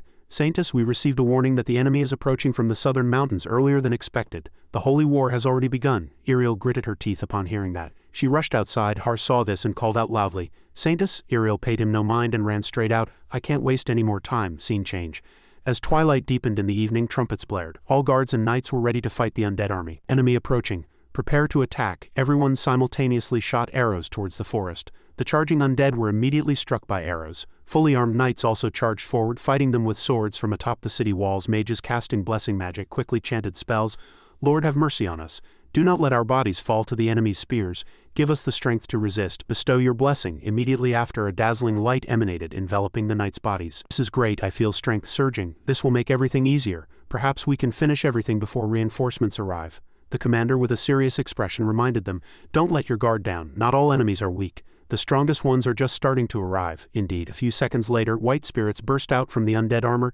Damn it, they're coming. Advance. They have undead swordsmen too. Everyone retreat, regroup. Before the commander could finish speaking, a spirit appeared before his eyes, blocking him. Immediately after, a painful scream was heard, and red blood splattered everywhere. The others, seeing this, fled en masse. Run quickly, but it was too late. They were continuously slaughtered by the undead and spirits in an instant. Everything was covered in the smell of fresh blood and screams. The necromancer stood indifferently to the side, watching everything. He let out a laugh of pleasure. It's truly satisfying to see humans torn apart like this. You undead leave no one alive, the knights quickly noticed. Commander, what's wrong? The enemy is getting stronger. Stop, retreat, and wait for reinforcements. The commander gritted his teeth and thought, Lord, have you abandoned us? Just then, someone stammered a warning. Commander, watch your back. Behind him, a giant undead stood ready to swing a club. Before he could even process everything, a blue light suddenly appeared. The commander looked back blankly, and Day, frowning at the bloody battlefield, said seriously, Why so many, really? Day quickly advanced. As he moved, he recalled previous events. So you wanted me to go to the border. In this situation, it's an emergency, and His Holiness the Pope had no other choice. According to the border report, this seems to be a suicide mission. Moreover, we have to face a necromancer, so there are internal conflicts. Even if we defend the border, there's not much we can do if there are seeds of civil war. It's very complicated. Hearing all this, Day told them, Tell His Holiness the Pope that I will go and defend the border. Just now he was on the bloody battlefield. People were surprised by his appearance. Saint, why are you here? Day, instead of answering, ordered them. Immediately divide the wounded holy knights and ask the priest to treat them. The royal guards protect the holy knights. Thank you. The commander and the priest, hearing that, frowned and replied, If we divide our forces to treat the wounded, we won't have enough troops to stop the undead army. That's right, we must wait for reinforcements. He asked in a low voice, So the situation isn't good? Ha? They quickly noticed the surrounding undead melting away. Is it because of the saint's sacred power as expected of the saint? Day frowned slightly and sighed. He thought to himself, Dying as a saint, perhaps being sent to one's death as part of a saint's duty. Just then a loud scream was heard and he quickly turned around. Immediately after, a yellow light appeared, eliminating the undead. Day continued to look at the encroaching undead and thought, I've dealt with most of them with sacred power, but there are too many, so I need to take care of some. Fireball, red flames shot forward, incinerating all of them. Suddenly a massive explosion occurred. In the center, the necromancer created a shield to protect himself from the fiery blast. Day frowned at him and asked, You appear to be the necromancer. The necromancer at this moment was extremely flustered internally. What? He's a saint, but he can't use magic. There's no time to waste now. I can't let my guard down. The necromancer began to chant a spell. Reject the call of hell and return from death. Potent regret will make even death kneel. Resurrect. He summoned more undead swordsmen. The commander, seeing this, shouted, There are too many knights of death. But Day remained calm. He softly chanted heal.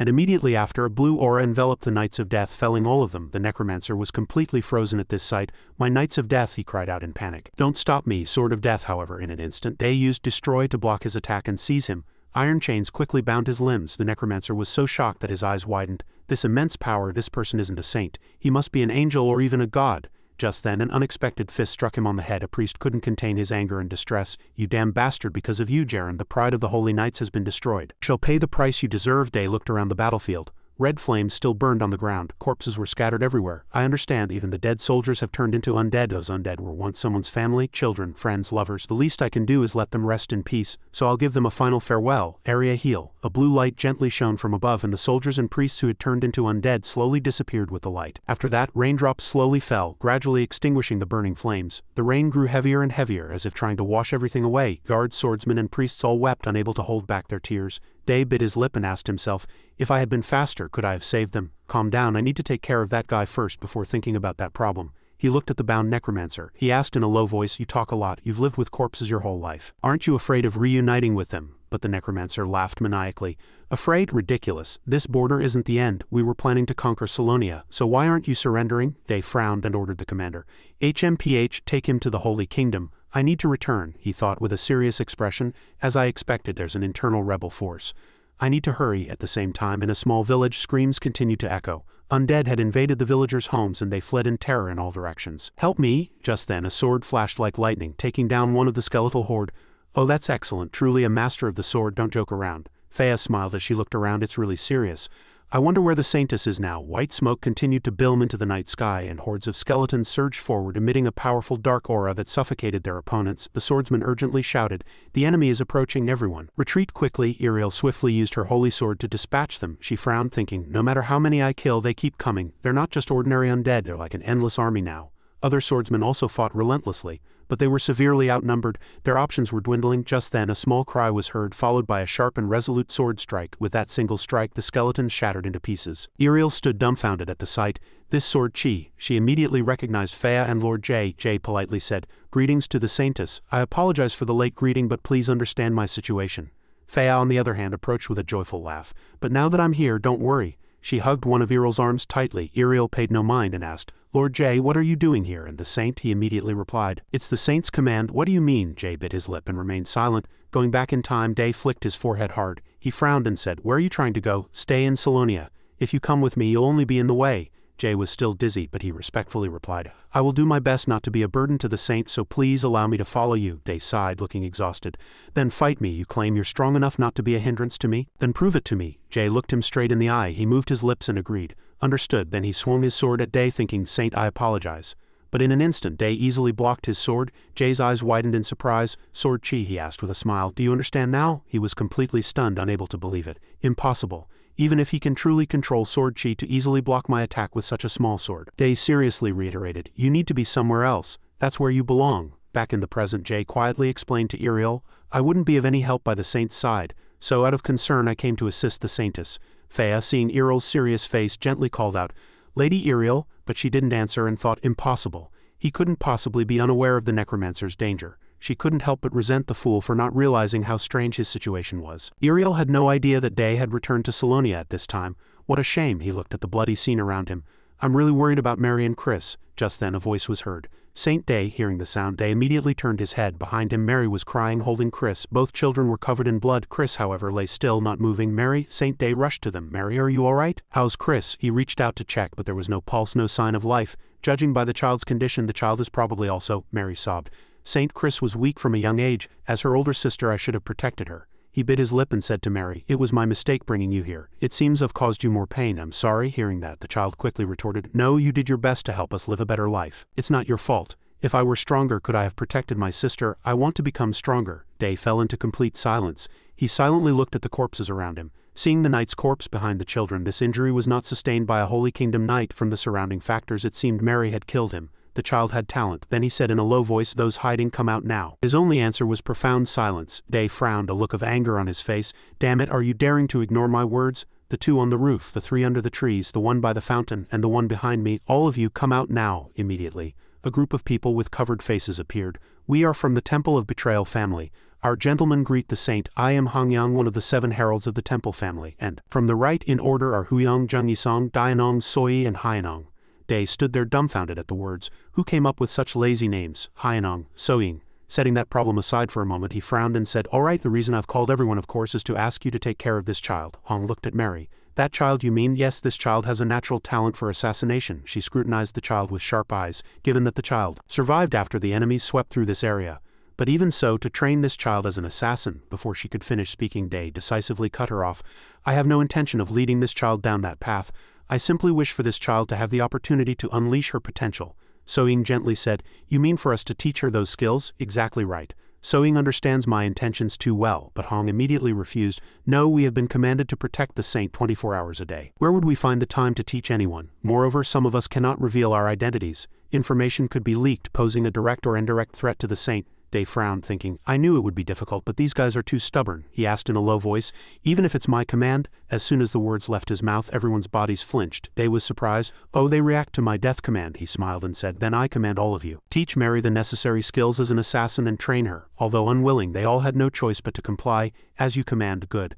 Oh, that's right, and give that child a proper funeral. I'll leave it to you, he gently said to the still stunned Mary. All right, Mary, now follow them and study hard. They are all trustworthy people. Can you do it? The child asked worriedly. Yes, but what about you, mister? I have to go help everyone before it's too late, Saint. He gently reassured her. It'll be all right, it won't take long. Scene change. Earl's blessing. She continued to use blessing magic on the swordsmen to amplify their strength. Oh, blessing, perhaps God is on our side, she shouted loudly. Advance now and seize victory. Thea, standing beside her, was extremely worried about her. Saintess, are you all right? It seems you've used too much sacred power. Ariel gently replied, there's still a long way to go. It's all right before that. Thea, could you take the left flank? Of course, leave it to me. She fell silent, thinking to herself.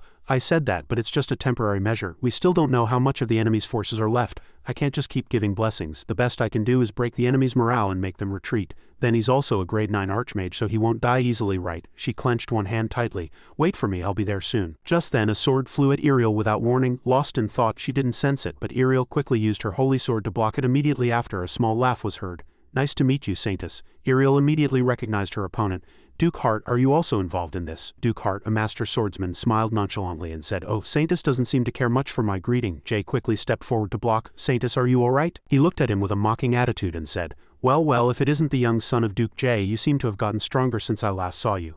Jay frowned and retorted, Shut up, Duke Hart. You should be ashamed of betraying God, he sneered nonchalantly. You know very well that the Holy Kingdom is going to fall, don't you? The Holy Kingdom is too small for us. Ariel gritted her teeth and thought, as usual, this guy is really infuriating, but in fact there's no opportunity at all. No matter how angry I am, my opponent is a master of the sword. I'll have a hard time fighting him with my sacred power depleted. Even if I charge with him, it will be difficult to resolve the situation. Immediately after, Hart suggested in a low voice, Saintess, how about a temporary ceasefire and retreat the army? Ariel heard that and stood dumbfounded, unable to understand. What plan is he concocting? Is he overestimating us, or am I missing something? Contrary to Ariel's worries, the immense amount of sacred power she had used actually helped them gain an advantage, and successfully broke the enemy's morale. He was also calculating inwardly. Our army is gradually being pushed back. Even I alone would find it very difficult to face both a high-ranking swordsman and the Saintess simultaneously. It would be better to retreat for now and regroup our forces. That was exactly Hart's thought. Ariel also thought it was not a bad offer at this moment. It's very advantageous for us. If we can hold out until reinforcements arrive, then a temporary ceasefire would be good. Hart heard that and smiled. A wise decision, then. It seems there's nothing more to say between us. Just then, another voice unexpectedly intervened. Hey, are you just going to leave as you please? He heard the sound and looked up in surprise. Others were just as surprised. This voice, impossible. Could Day be? Day slowly approached them. Does he think this is a marketplace, just coming and going as he pleases? Saint, he chanted in a low voice. Rockstorm psychokinesis. It's been quite a while. My hands and feet are so itchy. If I lose control, your life won't be intact. At this moment, a huge fireball rapidly formed in the sky. A human body can only contain one type of energy. Saints chosen by God have their magical energy converted into sacred power, so they can no longer use magic. Hart looked at this sight, completely unable to believe it. What on earth is happening to this child? Day said nonchalantly. Do you have any last words? I'll give you some time. The fireball descended lower and lower. He swallowed hard and stammered. How about the proxies war? He raised an eyebrow and asked back. Proxies you say? Hart forced a laugh and continued. This will be a beneficial deal for you. If you kill everyone here, it will be a difficult problem for you in the future. But if you face me in a one-on-one duel and win, Day didn't understand what kind of nonsense he was talking. Hey, I know you're scared of that fireball, but do you still think you have a chance if you fight me one-on-one? Jay, who was standing next to him, couldn't hold back and interjected. Saint, don't listen to him. He seems to be trying to manipulate you psychologically. He clicked his tongue and said, I know it's best to eliminate all of you here, but I admit you're quite audacious. Cancel immediately. The fireball in the sky immediately shattered into pieces. Jay shouted in surprise. Saint Hart saw that and his eyes lit up. He smiled and thought he really accepted. Is he a fool? Hey, is that Hart you mean? Day provoked him with one finger and said, Come here. He sneered inwardly. This guy, he has too many openings. It seems my chance has come. Even if he's a mage who can summon a meteor, if he can't cast the spell in time, everything is meaningless. Then he quickly moved forward and leapt high. I'll finish him quickly, but Day still maintained a calm demeanor and he used magic. He conjured another sword to block the blade. Duke Hart's eyes widened at the sight. Sword aura, he immediately pulled his sword back. There was already a small crack on his blade. Oh, your sword is still intact, Day asked with a smile. What's your plan, or should I attack first? Duke Hart thought to himself, summoning meteors, using sacred power, and now sword aura, where did this monster come from? Nevertheless, he continued to charge forward. Both men lunged and attacked relentlessly. After fighting for a long time, Duke Hart suddenly realized something. Wait a minute, this guy, his sword skills are… Day smiled slightly and said, alright, that's your method. He leapt high and unleashed a sword aura. He copied my technique. Duke Hart was extremely flustered. I made a mistake. How can I fight against an opponent like this, even if it's a one-on-one duel? Day calmly asked, hey, do you know why I agreed to fight you one-on-one? I'm sure that someone like you, who plays with other people's lives, won't live comfortably. As he spoke, he unleashed an extremely sharp sword strike. This time, Duke Hart couldn't predict the direction of the sword at all. Not only did he copy it, but he completely made it his own. Is this what true genius is? His foot already had a quite deep wound. Duke Hart painfully collapsed and Day pushed his sword forward. Are you satisfied now? It's time to end this, isn't it? He barely managed to say. I lost. I surrender, so please, Day said in a cold voice without any sympathy. As a duke and a master swordsman, how can you abandon your pride and accept orders from someone like me? You orchestrated that rebellion, didn't you? And that revenge against the nobles. Duke Hart, seizing the opportunity while he spoke, gripped his sword tightly and swung it. There's only one thing I want. To show these cowardly hidden nobles that even through such violent means the Holy Kingdom can be changed. But Day easily blocked his attack. Then his sword aura suddenly shattered and reappeared. Duke Hart was completely bewildered, unable to understand what had happened, when Day decisively delivered a fatal blow, severing his neck and killing him. Jay watched from beginning to end and couldn't help but admire. An unstoppable single sword strike, at the same time on the other side of the city wall. What are you talking about? Are you saying the new saint just now with thousands of fireballs wiped out the undead army of Ribbon Gayman, the kingdom's greatest knight commander? Ribbon Gayman, the kingdom's greatest knight commander, said in disbelief. He defeated the necromancer and saved everyone? Gayman Philia, the kingdom's greatest mage commander, was also extremely incredulous. Such magic in his body? Is he a necromancer? Helion explained with a smile. As you can see, we are very grateful for your help, but everything has already been resolved. Suddenly someone called out, Sir Helion, what's wrong? We just received news from the saint. It seems they've defeated the rebels. Scene change.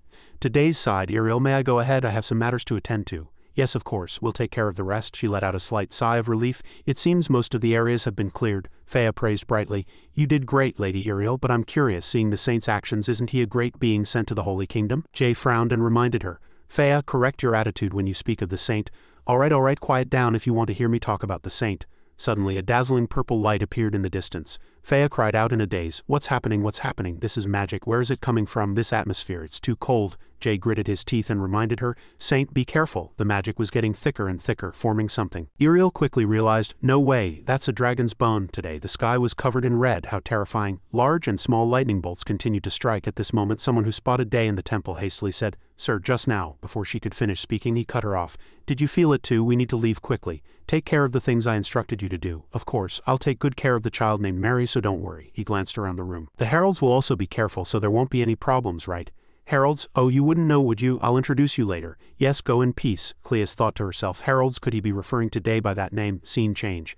In Silonia, the dragon's bone continued to roar. Swordsmen charged, but they all took their own lives due to the magic controlling them. Iriel struggled to restore the sacred shield using her sacred power, but the situation only worsened. Too many, sacred magic is useless. Saintess, we must retreat. Before she could move, the dragon's bone flew towards her. The dragon's bone roared loudly, and the magic was released much stronger than before. It was so strong that Iriel couldn't even move. She could only stand there. This is the dragon's intimidation. I can't bear it. Fear is weighing down my whole body, paralyzing me. I need to pull myself together. But just then Jay quickly stepped forward and shielded her. Iriel's eyes widened in realization. The fear that was weighing me down is weakening. No, it's not weakening. They are bearing that fear for me. Jay and Fea said simultaneously, Saintess, don't worry. This is our first time experiencing a dragon's intimidation in our lives, so we have no regrets. Thank you for your help. Fear makes your body unable to move. It feels like paralysis. Even if it's just bones, it's still a dragon. Just then, something moved behind Fea. This sound, no way. A skeleton, taking advantage of her distraction, swung its sword and attacked in a critical moment. Fortunately, Jay quickly blocked it. He destroyed it. Fea was extremely surprised at the sight. Jay, you can move again? A little. He struggled to deal with the remaining skeletons. I can move, but I can't use my full strength due to fear. In this situation, affected by the dragon's intimidation, it takes 2 people to protect the saintess.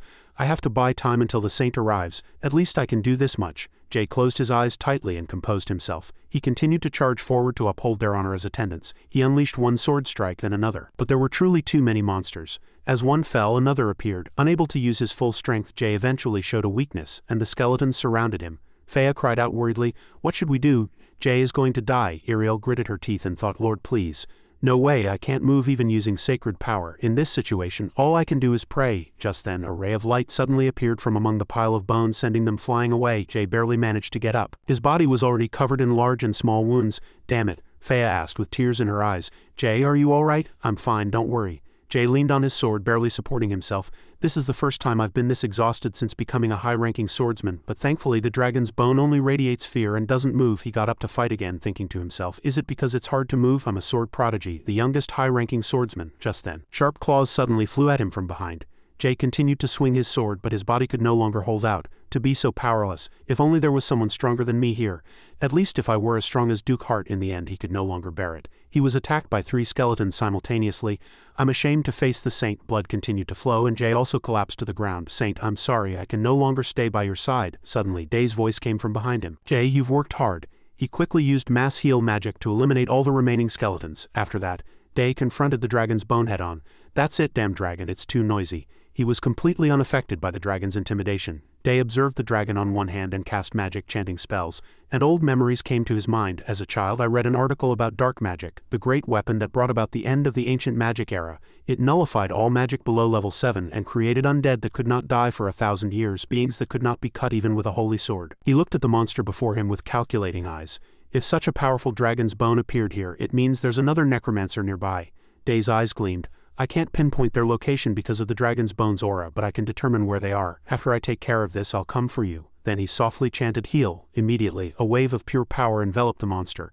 The time solidified by magic was shattered. Iriel was extremely surprised. He defeated the dragon's bone with just one healing spell. Fea tried to move her body.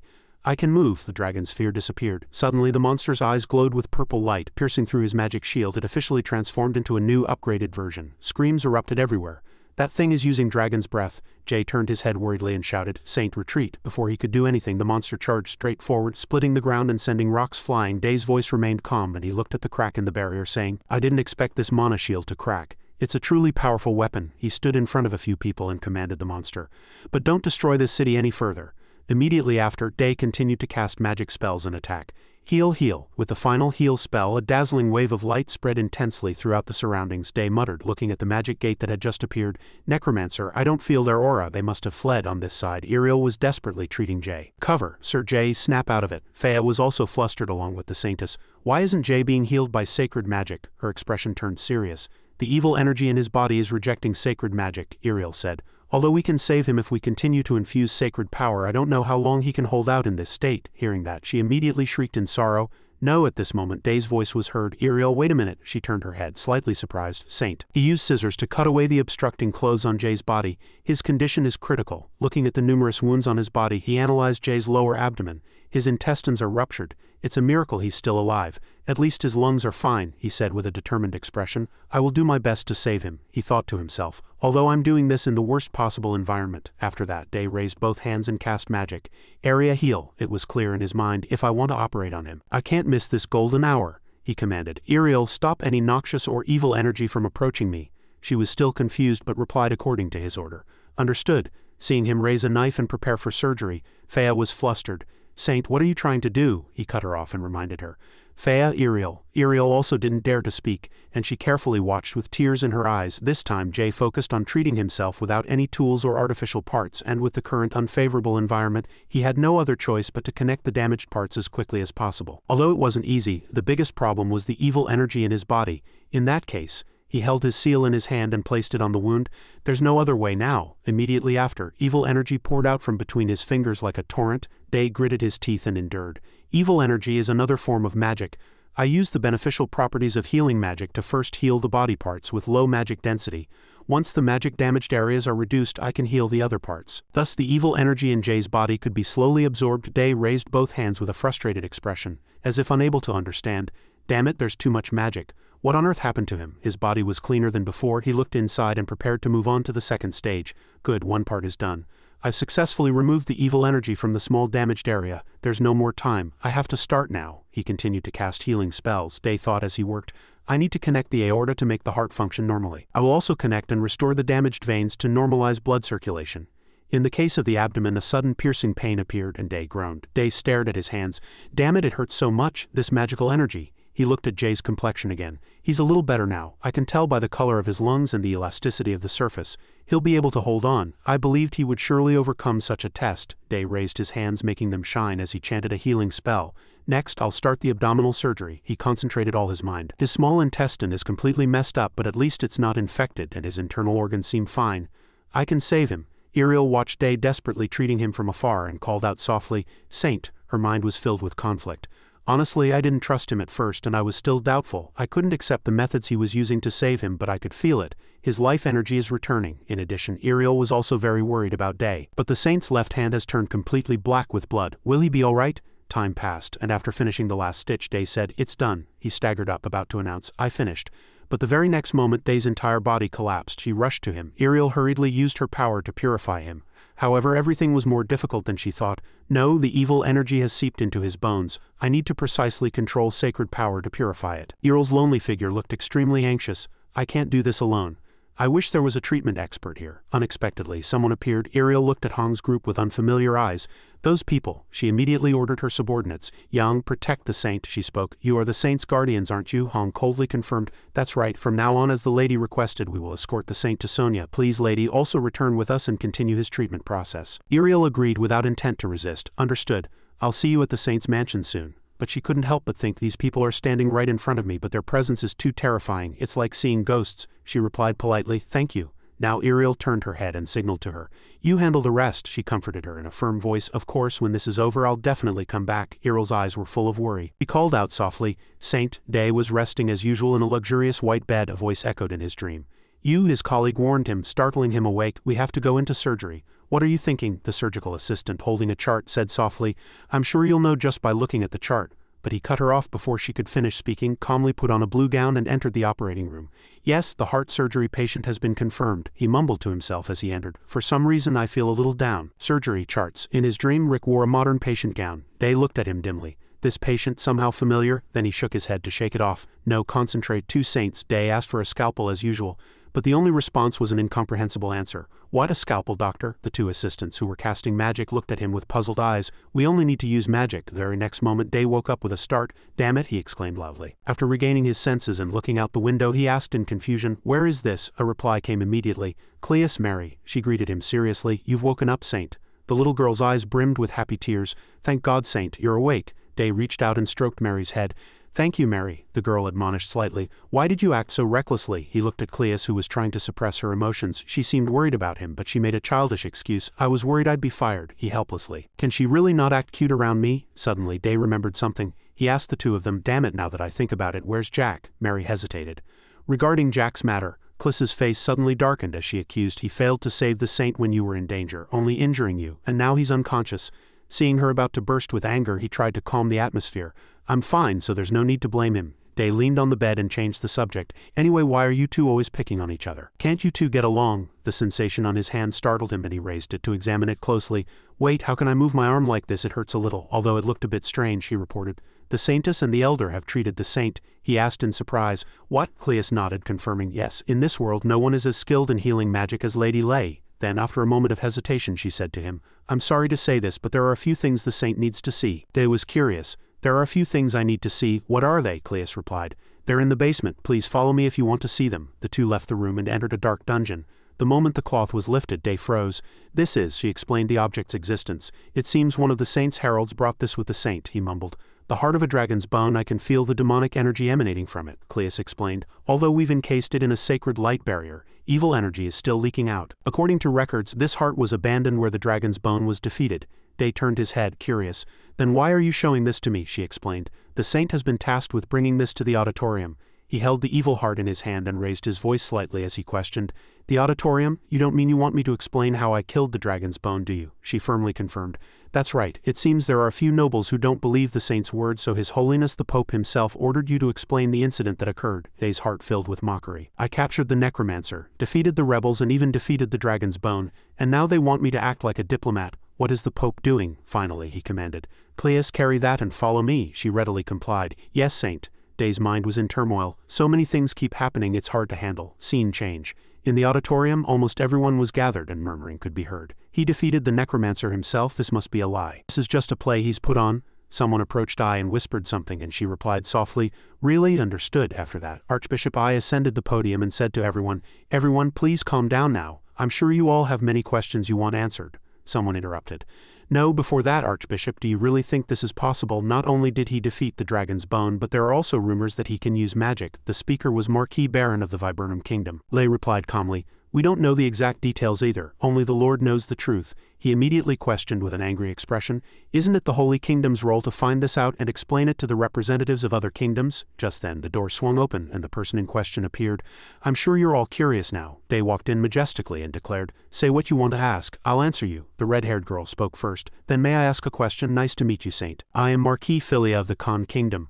I heard the Saint personally defeated the necromancer and the dragon's bone using magic. Is that true?" He answered to the point, "Yes." She was startled. "His answer," Day commanded curtly. "Next question." Another person offered an opinion. "Saint, what we need right now is proof." He introduced himself. "I am Gregory of the Legion Empire." "Nice to meet you," the woman next to him continued. "I am Selena of the Legion Empire. The Saint's presence is an honor to us." Saint, hearing that question, he glanced at them with contempt.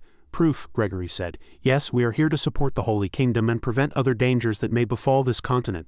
The incident that just occurred not only endangered the Holy Kingdom but also the entire continent. Don't you think we deserve to receive proper proof so that we can leave this territory peacefully?" She also interjected. "Of course, the captured necromancer is also sufficient proof, I think." Selena's provocative attitude seemed to be intentionally provoking him. "That alone doesn't prove he personally captured the necromancer." Lei secretly smiled and evaluated. "Legion's fearsome sword and the continent's youngest mage princess. Some big names are starting to move, in other words. They consider the Saint a threat. They fear the person who personally defeated the necromancer and the dragon's bone. So they are using this moment as an opportunity to decide whether to eliminate him immediately." She looked at him with interested eyes. "What will you do now?" Lei Day just scoffed. He turned the foolish claim around. "Whether I personally defeated the immortal or cooperated with others, what does that have to do with your two kingdoms?" He still stubbornly excused his jealousy. "Collecting accurate information is an important task not only for our kingdom but for other kingdoms as well. If we only believe the Holy Kingdom's words, it will be difficult to know how to plan our next steps." He approached step by step, repeating the word proof. "You asked for proof." Before he could react, a sword was at Gregory's throat. "Is this enough proof?" He was startled and recoiled. "Sword Chi, he's fast." Selena, seeing that, still stubbornly continued to ask, "Is this the Holy Kingdom's official statement to the Legion Empire?" He reached out and commanded, "Official statement, you say? Interesting. Cleus, bring that to me." She approached, carrying a bundle wrapped in white cloth. "Yes, Saint." He firmly unveiled the cloth. He held the black heart in his hand and, as if reprimanding the people sitting there, spoke each word. "Is this the proof everyone needs? This is the heart of the dragon's bone. Everyone will know this is real when they feel the evil power emanating from it." The foolish woman stared blankly at the object. "This is really the heart of the dragon's bone," Day simply replied. "If you don't believe me, you can hold it yourself." Selena hesitated, looking at the heart placed before her. But to prove him a fraud, she took it in both hands immediately. A powerful dark energy field exploded from the heart. Her face turned black, and she couldn't even speak properly. "I can't breathe. This demonic energy," Day firmly counterattacked. "The Holy Kingdom has already given you all the authority to interrogate the captured necromancer." He took the heart back from Selena's hands and continued. "Whoever defeated it, the Holy Kingdom has enough power to defeat even the mighty dragon's bone." Day's face became frightening, and he questioned back. "And is this your attitude towards us? I don't understand. Is your current action an official statement from the Legion Empire against the Holy Kingdom?" The two held each other, too frightened to say anything. Lei watched all this with a slight smile. In the end, the two were forced to stand up and respectfully bow. "Now we will conclude on the disrespect shown to the Holy Kingdom. Gregory of the Legion Empire sincerely apologizes." Although reluctant, she still had to admit her fault. "I, Selena of the Legion Empire, sincerely apologize." Day handed them the bundle containing the heart and reminded them, "I hope you two have understood that even one wrong statement can cause conflict between us." He clicked his tongue and said with an irritated expression, emphasizing again, "I don't care about your status in your kingdom, but if you're here, understand that you represent your entire kingdom." Then Day put his hands on his hips and looked. "Is this enough? I was ordered to come here and my work was interrupted, so I hope you understand I have to go back now, she replied with a satisfied expression. Yes, thank you, Saint. Day was very pleased that the debate went smoothly. She asked one last question. Then are there no more questions? The sunlight streamed brilliantly outside the castle. Day, having just escaped the troublesome interrogation, suddenly thought, I should pay a visit myself. Suddenly, Cleus called out to him.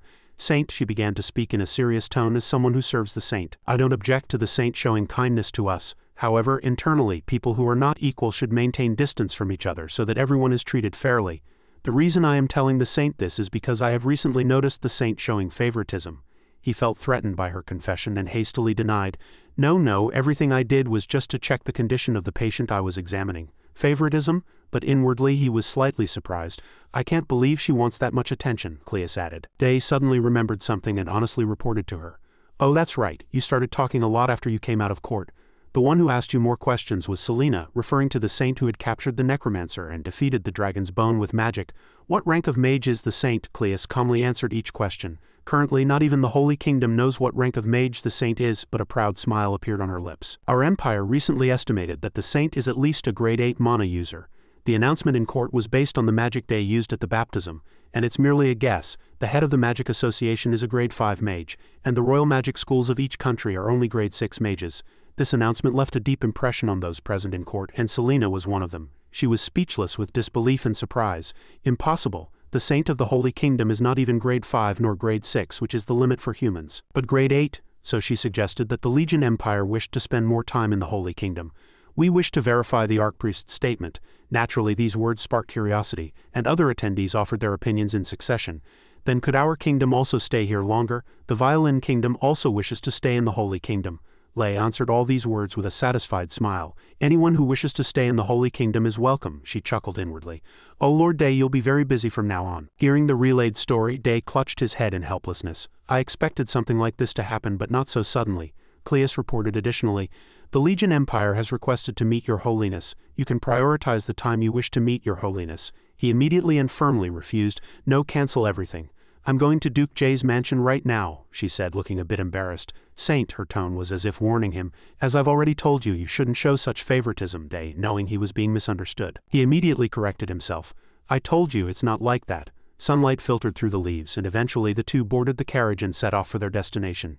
Day looked out the window and exclaimed in admiration, The mansion is quite deep within. It feels like entering a fairy village. Cleus asked, Have you ever been to a fairy village? He laughed and replied, Yes, I lived in a fairy village before coming here. Day, lost in thought for a moment, raised his blackened hand, fiddling with it, and mumbled to himself. Are they doing well? The coachman turned and reported. Lady Cleus, we have arrived, she said respectfully to him. We have arrived at Duke Jay's mansion. Let's go now, Saint. Day replied cheerfully. All right. The carriage door opened and the two headed towards the gate. Day looked at the massive space with admiration. It's really big. This place reminds me of Jaws. A member of Duke Jay's household then added. Jaws designed the exterior of the mansion. The interior was already completed by the previous owner, so the current owner only had to make choices. A maid was already standing at the door and respectfully reported. His Grace is in the bedroom. Please follow me. He expressed his thanks and looked at Cleus. Shall we go in? Walking along the corridor, Day remembered something he was curious about.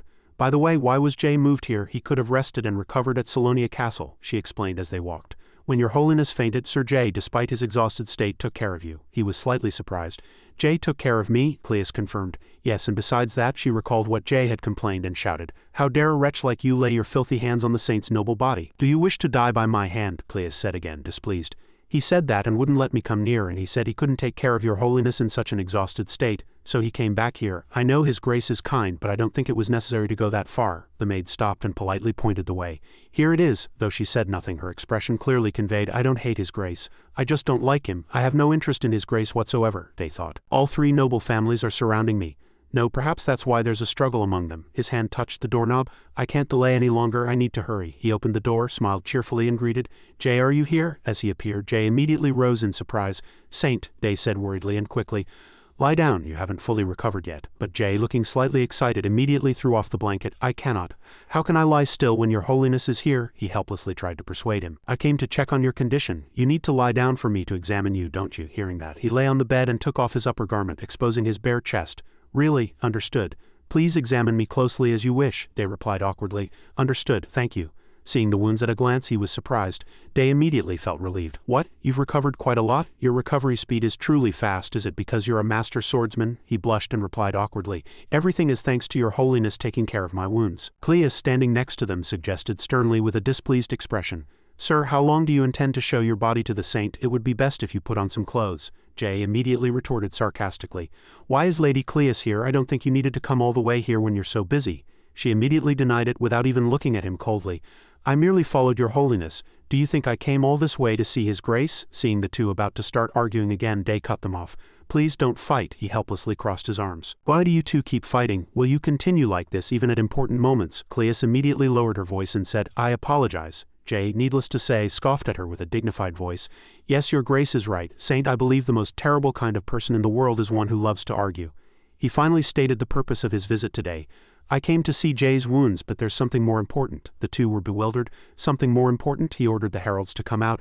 Heralds, come out. Even before the heralds could fully appear, a voice was heard first. If you call us out again, there will be trouble, Saint. Hong quickly appeared at Day's call. He thought, I didn't sense their presence, but they were this close. Jay grabbed the sword next to him, watched cautiously and warned. How dare a mere assassin like you set foot in this place? Unexpectedly, the tip of his sword was pushed back into the hilt by a gentle force at some point. So-Ying was standing right next to Jay. He said in a soft voice, We are not enemies. Please put away your sword. Jay was completely taken by surprise. Another one. Although the two always bickered, Cleus remained very calm in this dangerous situation. She watched cautiously, ready to attack. Even with his injured body, Jay, a master swordsman, couldn't react. Could these guys really? She shouted loudly. Stand back. Just then, Saw suddenly appeared from behind, grabbed her hand and stopped her. Calm down. If they were enemies, you would have been dead long ago. Day finally spoke to calm everyone down. All right, stop it. You haven't met them before, have you? Introduce yourselves to each other. These were the heralds of the temple family. Cleus was surprised. Those people. From the temple family, the herald spoke. Saint, we wish to know why you have summoned us. Day got straight to the point. All right, no need to beat around the bush.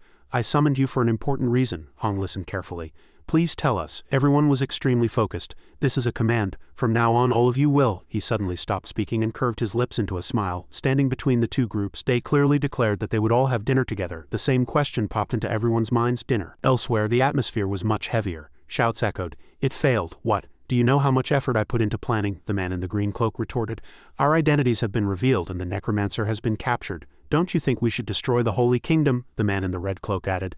There's a monster in the Holy Kingdom. We can't touch the Holy Kingdom until he's eliminated. The man in the yellow cloak wondered. A monster? Are you referring to the magic swordsman who defeated the dragon's bone? The man in the green cloak nervously spoke. What should we do now? How should we plan to deal with the magic swordsman who defeated the dragon's bone? The man in the red cloak's voice lowered as he made a plan.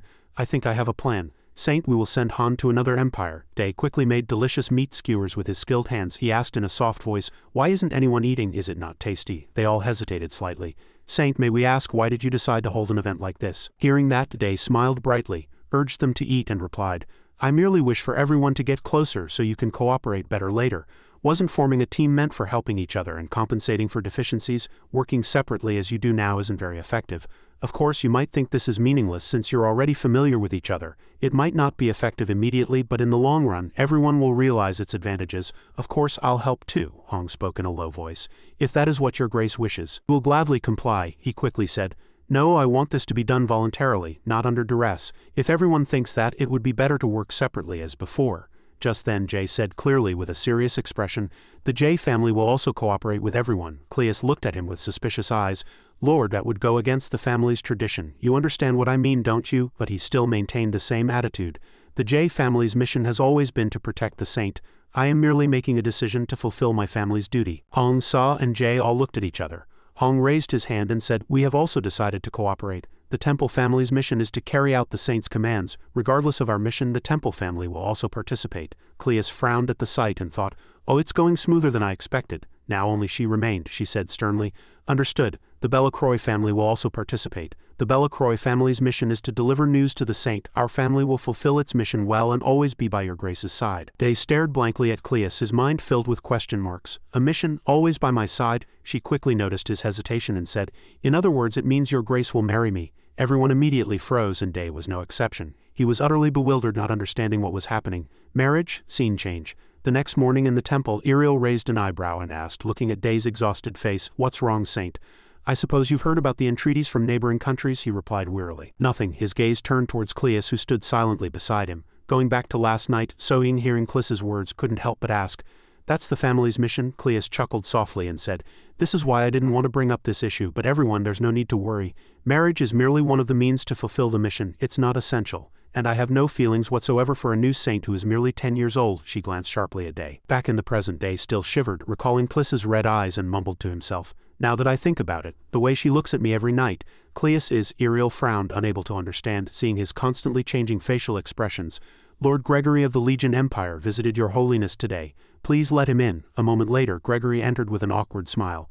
Today I came to meet both saints. I sincerely apologize for my rudeness last time. This is a small gift as a token of my apology. What is this, a necklace? He explained in a low voice. Sometimes small crystals form at the tip of Bien's tail, however, this is a very rare occurrence. These earrings were made from those special crystals. Hearing that, Iriel was astonished and couldn't close her mouth. God's tears? Day, on the other hand, asked as if completely unaware. Whose tears? She raised an eyebrow and replied. Shin was a famous elf artisan from hundreds of years ago. One of the treasures she personally created is this pair of earrings. It is said that only one remains now, but if magic is used, the other one can also be found. This is the legendary treasure? Gregory smiled slightly and said, Saint, please don't be surprised. This is merely a small gift from us. But Day merely said calmly, Iriel, what do you think? Does it suit me? Gregory was bewildered when his words were cut off. Since when? He doesn't seem to be worried, he replied with a bright smile. All right, thanks for the gift. You can go now. My guests are waiting in line. Wait, there's still something I need to say. He cleared his throat and continued. Our Legion Empire wishes to meet your Majesty to establish friendly relations between our two nations. Would your Majesty be willing to visit our empire? Day thought. A visit? The Legion Empire is considered the strongest superpower on the continent in economic, military, and political fields. Establishing political ties with such a nation would not be a bad idea for the Holy Kingdom. Moreover, many people famous in the medical field exchange information there. Their medicine is definitely superior to that of the Holy Kingdom and other countries. Lord Gregory continued, We have heard many rumors about your Majesty. Not only have your Majesty tripled crop yields with newly researched methods, but you have also gained profit by hiring surplus priests as mercenaries, Day humbly replied. It is thanks to everyone's efforts, Gregory went on. Of course, your Majesty's influence has also been a great inspiration to us. If your Majesty were to visit our Legion Empire and combine your Majesty's methodology with our technology, it would certainly accelerate the economic growth of both nations threefold. Having finished speaking, he thought to himself, How about it? An attractive offer, isn't it? This is practically giving your Majesty everything you desire for free. If I can just attract your Majesty's attention, the Legion Empire's technology is a small trade. The truly valuable thing is this boy. After a brief silence, Day finally spoke. I thank Lord Gregory for your proposal, however I regret to inform you that I must decline. Currently there are many matters remaining in the Holy Kingdom that I must resolve. These matters also concern the other kingdoms waiting outside the gate, so I have no intention of visiting any country at this time. The others standing outside were all surprised by his words. Gregory himself did not expect such an answer.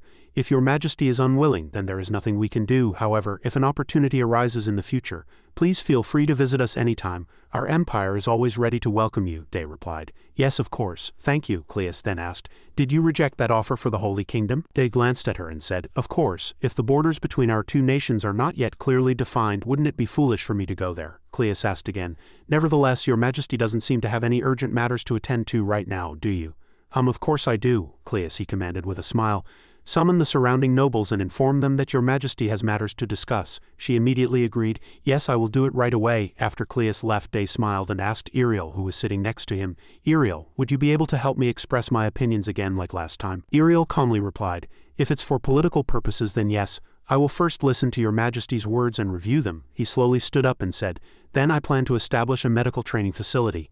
Iriel asked again, Medicine, we will establish an academy to train doctors who will treat people and save lives. Your Majesty must have personally witnessed the situation on the battlefield. There were many injuries that could not be treated by sacred power alone, and not everyone can use sacred power. The morning sun shone warmly through the window. Inside the small room, a very familiar voice echoed, Pleased to meet you all. My name is Day. I am a professor at this academy. I specialize in medicine, but I will also teach magic as a special class every week. Thank you for listening. Let's work hard together. Everyone below unanimously agreed. Day bit his lip and thought to himself, But why are there so many people? It doesn't seem like there are only students. Aren't there any professors? What are they doing there? He was right. The news of Day's appointment as a new professor became a huge topic. The newly appointed High Circle Mage professor. That professor is actually the saint. Rumors continued to spread. Among them, the most noteworthy story was about his appearance. Bright, soft white hair and sky-blue eyes, smooth skin and distinct features and tear-shaped earrings imbued with magic completed his perfect appearance. This was an ordinary academy for all social classes. Day's outstanding looks were enough to attract the attention of young students. He lightly tapped the blackboard with chalk. Alright, concentrate. The first lesson is about the materialization of magic. The materialization of magic is one of the elements that creates a mage and its ultimate goal. What elements does it consist of? Can anyone answer? Immediately, a student raised a hand and replied, the combination of mana, incantation, and a specific casting method. Correct. There are 3 main elements, however, there are exceptions. Let's take fireball magic as an example. You have to focus mana, gather the necessary elements for the spell, and create friction. But what happens if you reduce the amount of mana from 3 to 1? The student replied again. The spell will not activate, and mana will be wasted. Wrong. The spell will be cast more easily, and the amount of mana required will also decrease. It is very difficult to discern what kind of spell it is until it activates. All I can say is that it will take you a lot of time to understand it. However, many students and professors below frowned suspiciously upon hearing Day's words. Of course, I apologize, Professor, but what you are saying seems impossible, Day silently demonstrated immediately. I will show you an example. Look at my right hand. Immediately, a red flame appeared. All the students below were utterly surprised. The professor cast magic without an incantation. There was no mana movement detected at all. The professor truly cast magic with a single gesture. He spoke while writing on the blackboard with chalk. As you can see, what I just did is perfectly possible. To explain it simply, I will show you a diagram of stage 1 magic. This is water magic now. This is mana before it materializes, and when mana gathers like this, it is possible even without incantations or skills. Casting magic in this way will make it easier for mana to mix with each other. Anyone who doesn't believe it can try it right now. Clarice, a stage 4 ice attribute mage below, looked at the sight completely dumbfounded. I thought this was just a hypothesis until the professor mentioned it. How can the professor come up with something like this? These are just a few lines and circles, but this reminds me of the true fundamental principles of this magic. Just then, the student suddenly shouted, I succeeded, I can do it without an incantation. Other students also exclaimed in unison. I succeeded too. Look, I succeeded. It really works. Day smiled slightly at the sight. I never thought I'd be teaching others, but seeing their expressions, it's truly rewarding. I hope the medical classes go well too. Suddenly, a loud voice interrupted his thoughts. Professor Day. All the professors there rushed to him. This is the first time I've ever had such an excellent class. Please allow me to express my respect. This is truly brilliant. We must inform everyone of this news. What is the name of this hypothesis? Day gave a bitter smile at the barrage of questions. Its name? It's the atomic hypothesis. And that night, after class ended, a big event happened at the academy. Professor Clarice and the other professors were all dumbfounded and in shock. Level up. Professor Clarice became a stage 5 magic circle mage. After realizing the truth in Day's lesson, she finally broke through the wall of stage 4 and increased her magic circle level. Scene change. The next morning, before the sun had even risen, Day was woken up by loud noises outside. Why is it so noisy so early in the morning? The knocking on the door continued to echo. Day frowned and opened the door. What's going on? It's still early morning. Before he could finish speaking, someone cut him off. The professor is awake. Many students standing outside rushed forward in unison. Professor, can you give us the lecture again from yesterday? I have questions about the magic hypothesis. Can you hold magic classes more often? I've already submitted a request to the school. Day replied to them with a firm expression. After that, he closed the door, not forgetting to cast reinforced lock silent spells. The students shouted, Professor, in disappointment.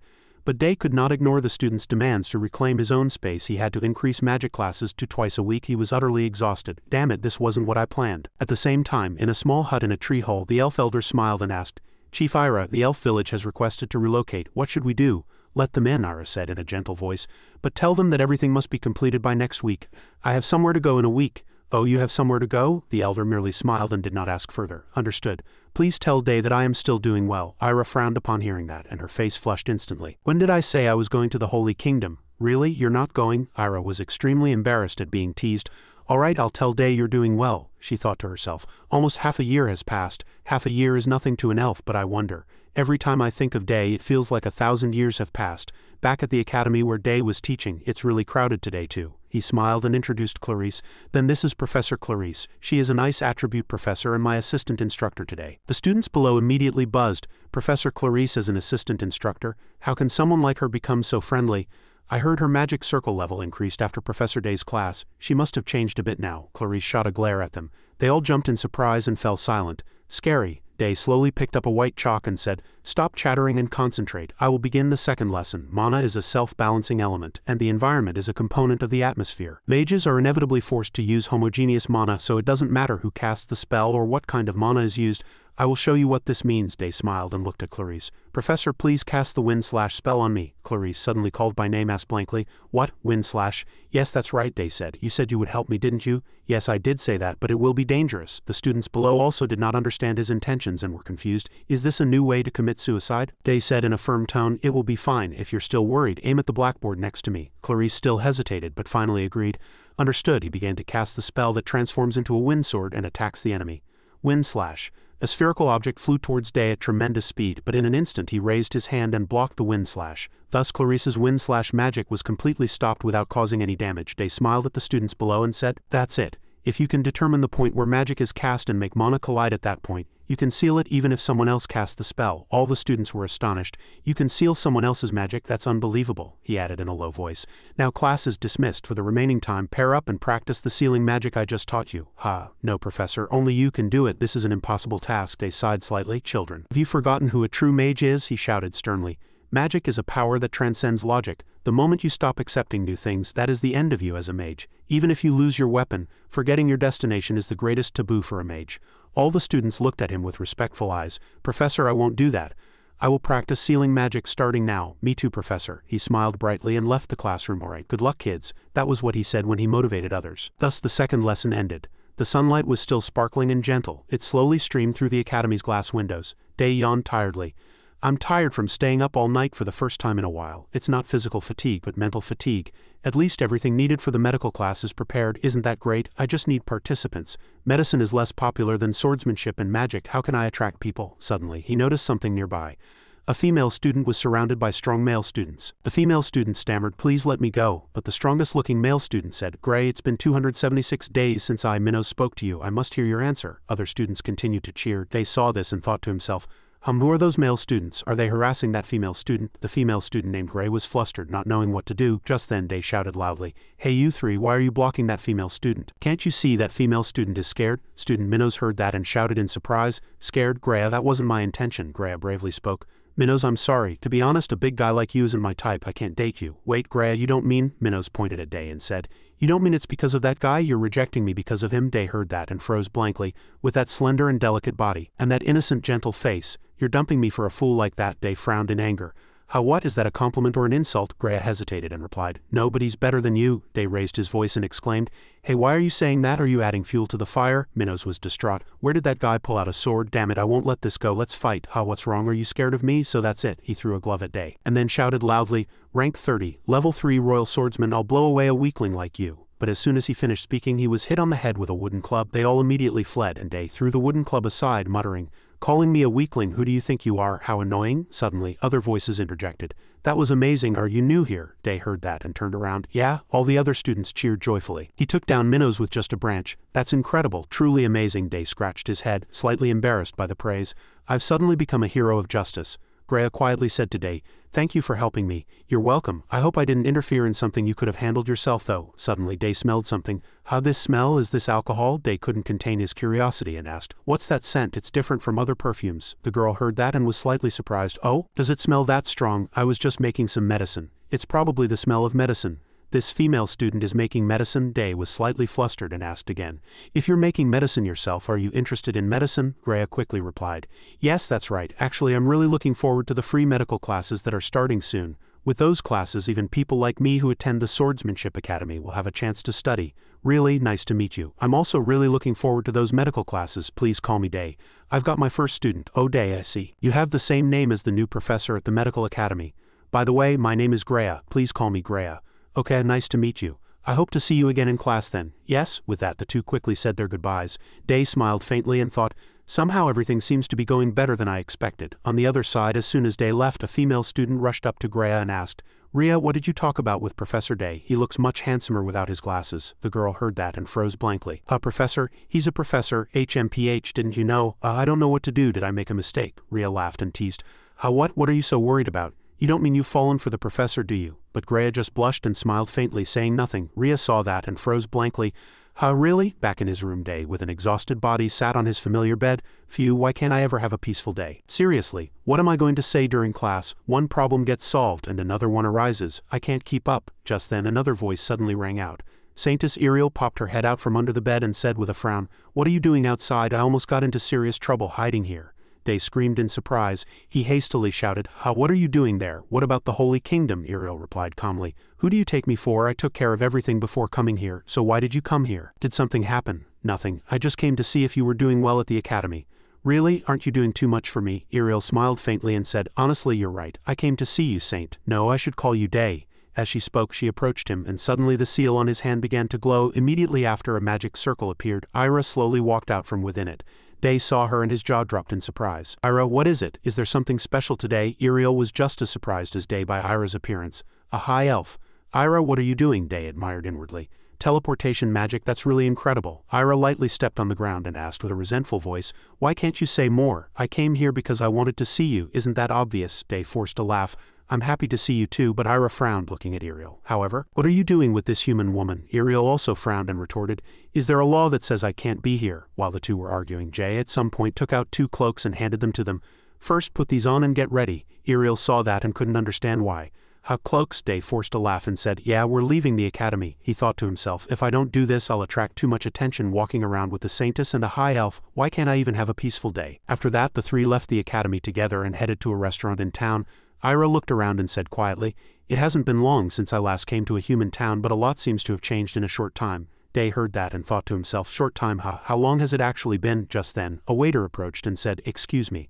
I'm sorry, but would it be all right if everyone sat together?" Behind him was a group of rather sturdy-looking people. "I'm fine, I'm also fine. There's no other way, is there?" "Thank you very much." "This way then," the tallest man among them said quietly. "Thank you for agreeing. We've been waiting for a table to open up." Day smiled kindly. "You're welcome. Are you 4 adventurers?" He assessed them based on their mana flow. "Looks like 1 mage and 3 swordsmen." The man forced a laugh and replied, "Adventurers? Well, actually we're mercenaries." The bearded man next to him said quietly, "You could say that." One of the 4 was a female swordsman. She quietly introduced them. "We are from the Billock mercenary group." Day thought to himself, "Billock, I think I've heard of them. Most of their members are experienced and they've been expanding their influence recently. An up-and-coming mercenary group." Iriel smiled faintly and asked them, "I've heard a lot about you. Why are you in this town?" "Oh, about that, we received a direct request from the Holy Kingdom. We were asked to suppress the surrounding resistance forces and monsters." Both Iriel and Jay saw the request form on the table and froze blankly. She forced a laugh and said, "I see. That's quite impressive to receive a direct request from the Holy Kingdom." Day glanced at her without a word. "I thought you had finished the job, but you pawned it off on mercenaries." Just then, Ira said quietly, "Perhaps because I've always lived in the forest, this story is truly fascinating. Please tell me more." The group all stared, captivated by her dazzling beauty, their mouths agape. The mercenary group began to talk about their life experiences. "I was able to get useful information from the stories I collected. First, after Day came to the academy, the number of resistance forces and monsters drastically decreased. However, this only applied to low-level monsters. Mid-level monsters still maintained their numbers, and it was as if someone was controlling them. They started moving effectively and using tactics." Lay thought seriously, "It would be difficult to fight an enemy like this with my own people." That's why she sought out the mercenary group. Iriel was also considering this problem. Immediately after, a strong wind continued to blow outside. All the staff inside the restaurant looked out simultaneously. In just a few seconds, everything turned chaotic.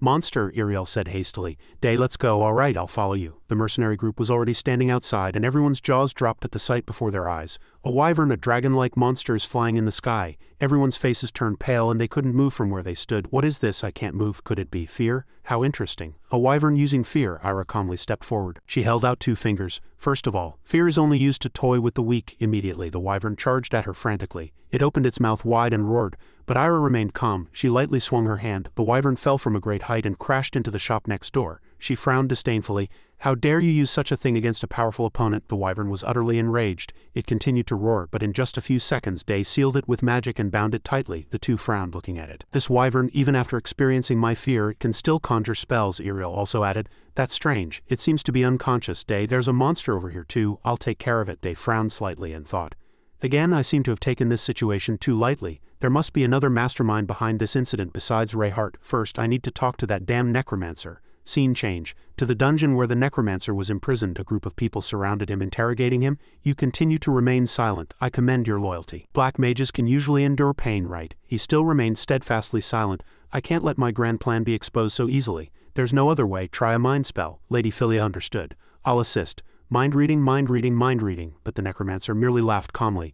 Do you really think these spells will work on me? I don't know where you brought this level 6 magic circle mage from, but the low-level spells she's using are truly unbelievable. Hey, why don't you bring the saint here? He thought triumphantly. Do you think I don't know what's happening outside? I used dark magic to find out that the saint came to the academy. If the saint comes to get information from me, I'll aim for a place he can't touch. With the monster tamer it'll be possible. Then I'll use the merchant guild to put pressure on the Holy Kingdom's economy. The Holy Kingdom will soon fall. Just then Day's voice suddenly rang out. You seem to really want to see the saint, don't you? Perfect, I received information that the saint is here, and you seem to be misunderstanding something. What you've planned doesn't matter at all, don't you understand? She smiled faintly, looking at him. Your plan is nothing but a delusion. The necromancer also laughed, undeterred, and replied. Then do as you wish. Let's see who's laughing at sunset. After that, his eerie laughter echoed throughout the dungeon. It was already dusk by this time, and almost all the monsters had been defeated by Day and Ira.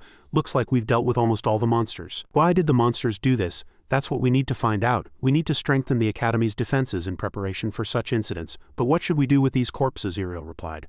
Reinforcements will take care of them. Their hides can be used to make good armor. Ira suddenly frowned. Day saw that and asked, What's wrong, Ira? Day, I think I need to speak with you alone. Now, the two moved to a corner together and Day quickly got to the point. What is it? But she even created a protective barrier around them to prevent sound from escaping. Quiet. After that, Ira said seriously. I've always lived in the forest, so I don't know much. So I'm just sharing what I've sensed. Currently, large-scale magic circles have been set up in numerous places, including the area you call the Academy. Day heard that and froze blankly. Magic circles? Yes, that's right. There's a giant magic circle there. At first, the monoflow was very weak, but ever since the monsters started getting caught, the monoflow has gradually become stronger. Day asked in a low voice. What kind of magic circle is it? Ira looked at him and said, I don't think you know yet. I can only detect the weak magical energy I feel, but breaking a formation of this scale isn't easy. At least some areas would have to be sacrificed. Day was surprised by the seriousness of it. Can't we get rid of the magic circle right now? That's almost impossible. To destroy the magic circle, at least 30 of it needs to be removed. In this case, since we don't know what they used to draw the formation, everything will be much more difficult. Day fell silent, lost in thought. That's right. If the magic circle had been drawn with chalk, it would have been removed long ago. An active magic circle means it has been there since the beginning and has not yet been erased. The size of the magic circle is also a problem. But how could I not even properly detect the magic circle? Removing magic of this level? Let alone removing it, I don't even know if I can stop it. We need to evacuate people, immediately. Day began preparing evacuation orders, and as soon as Fea heard the news she calmly sought ways to evacuate the people. Generally, the Academy is divided into northern and southern sections. It is best to evacuate the northern section to Garin and the southern section to Sulian. However, since there are many mountains between the northern section and Garin, it was not possible to accurately redraw the detailed map of this area. Day entrusted the northern section evacuation to Fea, who was skilled in the Holy Kingdom's terrain, and the protection of the southern section residents to Ira. He looked around anxiously. I need to tell these people, is there no high place here? Should I climb a roof or something? Day, just stand there. Immediately, a tall mountain rose from where he stood. Ira, thank you. After that, he used a voice amplification spell. Everyone evacuate to Garin immediately. The people heard his words and all looked at him simultaneously. He was flustered, thinking, evacuate, what are they talking about? Oh, but this voice is Day's. He removed his cloak and continued to shout loudly. I command everyone, in the name of the Holy Kingdom, everyone leave this place immediately. This area is dangerous. The people still murmured at Saint Day. Why are they telling us to leave? Day gritted his teeth and thought, there's no time to persuade the crowd. I have no other choice. He secretly caused a large explosion below, and the people scattered, screaming, explosion, run! Day continued to cause various explosions and vibrations. There's no time to explain, so this is the only way. After the area below became completely chaotic, he finally stopped. Phew, that should be enough, right? Then I'll leave the rest to those two and head to the outskirts. Day jumped down from above. He charged forward at high speed. Whoever it was, they shouldn't think they can get away with this easily. Scene change. The sky was completely dark. Iriel was moving deep into the forest. She thought seriously. Most of the residents have been urgently evacuated, and the estimated evacuation time is more than 3 days. We need to meet the essential food needs of the city residents before a riot breaks out. Furthermore, the northern section is more likely to be in danger than the southern section due to the longer travel distance and time. Are they monsters or the kind of people chasing me right now? She glanced behind her vigilantly. Their monoflow is quite strong. It seems there are about 5 of them, at least reinforcements or even higher level. After running for a long time, Iriel finally chose a place to stop. This is a suitable spot. She removed her cloak and looked around. Does everyone have business with me? Immediately after, a group of masked people appeared from deep within the forest. Wow, it's really the Saintess. Don't speak first in front of the enemy. Oh, what does it matter? We're going to die anyway. Iriel secretly observed them. 3 young men and 2 middle-aged men are standing behind. The middle-aged man's mana and aura seem to be at a similar or higher level than Jay's. "There's trouble." One of them clicked his tongue and said, "I'd rather fight the saintess than the saint." Iriel maintained a calm demeanor and said, "To think that something like this would happen even though you know my face. If I punish you, will you tell me which kingdom is behind this?" They quickly surrounded her, all with sharp swords in hand. "Don't underestimate us. Don't look at us like that." A young man couldn't hold back and rushed forward, attacking Iriel. "We've silenced and killed countless monks like you," but in an instant she used magic to send them all flying. "How cruel. Just lie there and count the stars. I'll kill you soon." Only then did the people scream in fear, "Help!" Just as she was about to deliver the final blow, another person unexpectedly rushed forward and blocked it. Iriel quickly observed him. "If it's this level of swordsmanship and flow, he's a high-ranking swordsman as expected." But which kingdom sent 2 high-ranking swordsmen? It could be the Resh kingdom, but they have no reason to target me. Besides, they can't handle the saint, so they wouldn't do something so foolish. A dark force involving a necromancer, a dragon's bone, and even high-ranking swordsmen. I don't have time to think about such things now." She cast off her outer robe. "If I make a mistake, I'll die." Iriel slowly took a step forward. "Compared to a normal sword, my holy sword has a wider combat range. I need to slowly close the distance." But before she could attack, the man instantly disappeared. Then he quickly surrounded her with another person and attacked simultaneously. Iriel hadn't expected it at all. "They're attacking at the same time. While I target one, are they planning to lure me from the other's blind spot? Is one of them willing to sacrifice himself? And not just a low-ranking warrior, but a high-ranking swordsman? But..." She curled the corners of her lips into a smile. Following that, Iriel shouted loudly, "Holy light!" Immediately, a dazzling yellow light appeared, pushing the 2 men back several steps. This was a completely wrong move, a mere minor variable in a battle against a high-ranking swordsman. She continued to chant magic, blessing Saint Holy Nature. That could determine who the winner will be. Iriel held her holy sword in both hands. She used her swift speed to exploit a gap, swung her sword and cut off one of their hands. He painfully collapsed and blood continued to flow. Iriel said in a low voice, "You give up on life too easily." "Like a piece of paper," he spoke with difficulty. "You are strong." She immediately replied, "Because I tried," he continued to ask. "But even if you're that strong, what will you do if there's a force that can incapacitate you?" "I'll try to compromise or negotiate." The man laughed a few forced laughs. "That could also be a solution." But as you know, that force has no concept of compromise. Then there's nothing left but to destroy them."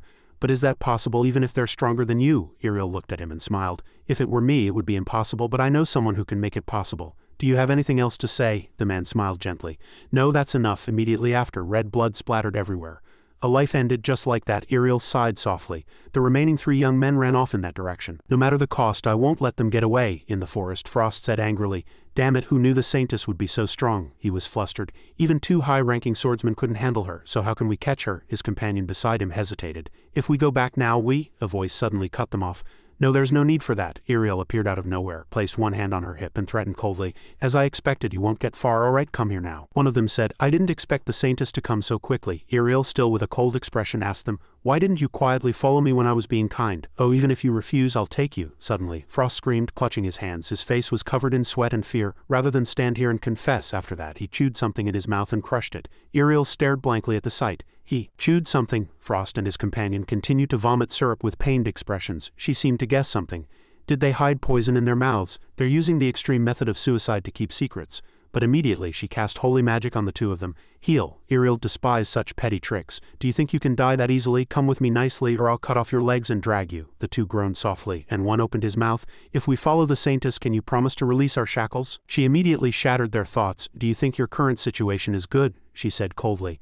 "Attempting to assassinate the saintess is a crime that can be easily punished on the spot. Of course, after interrogation, you will be executed." Frost closed his eyes tightly. "Even if we tell everything, the Holy Kingdom won't be able to do anything," Iriel retorted. "We will judge. You just have to honestly tell everything you know." At this, he miserably knelt on the ground and persistently negotiated with her. "If we tell the saintess everything, just promise us one thing, or at least consider it." Iriel replied nonchalantly, "If you swear to tell only the truth, I will try to do so." As soon as the words left her mouth, his companion exclaimed in surprise, This damn bastard, are you really going to tell them?" They couldn't help but be afraid. "This isn't just your problem. We'll all die." Ignoring his companion's words, Frost immediately placed his hand on his chest and swore.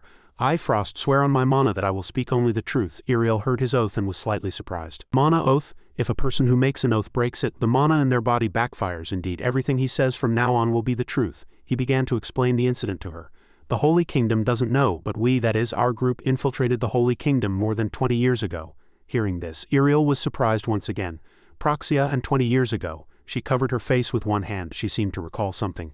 "The Garen Outskirts Massacre." Frost stood up at this moment. He continued, "So, as the Saintess knows, that was the beginning. Everyone said it was due to monster attacks, but that's not true. He said that everything was Proxia's doing. He recalled that time. He sighed and spoke of the scene where one-eyed monsters bared their fangs and dragged people away.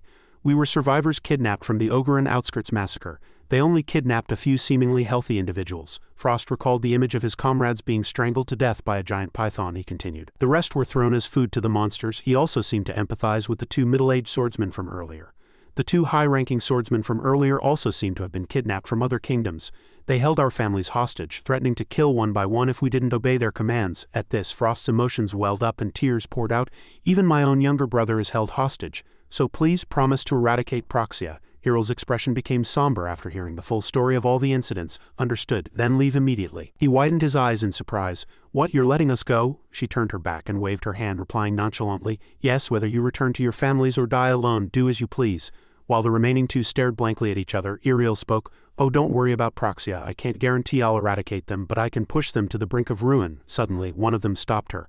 I'm sorry. The bald man scratched his head and said with determination, I also have something to tell the Saintess about Proxia. The man next to him also did the same. Me too. Iriel turned around and said to them, then follow me. I'll listen to your words as we go. Meanwhile, on the outskirts of the academy, Day was inwardly wondering, strange. I don't see any magic circles, but there's definitely a magical reaction. He seemed a little worried. If I don't break the magic circle quickly, the magic will continue to activate. He looked around the academy, gradually deducing in his mind traces of explosions, mana usage, blood scattered on the streets, and above all, the changed villagers. Moreover, strangely amidst this chaos, no buildings were damaged. It was as if they intentionally prevented the buildings from being damaged. Day seemed to realize something. Could it be, he recalled what Chief Ira had said.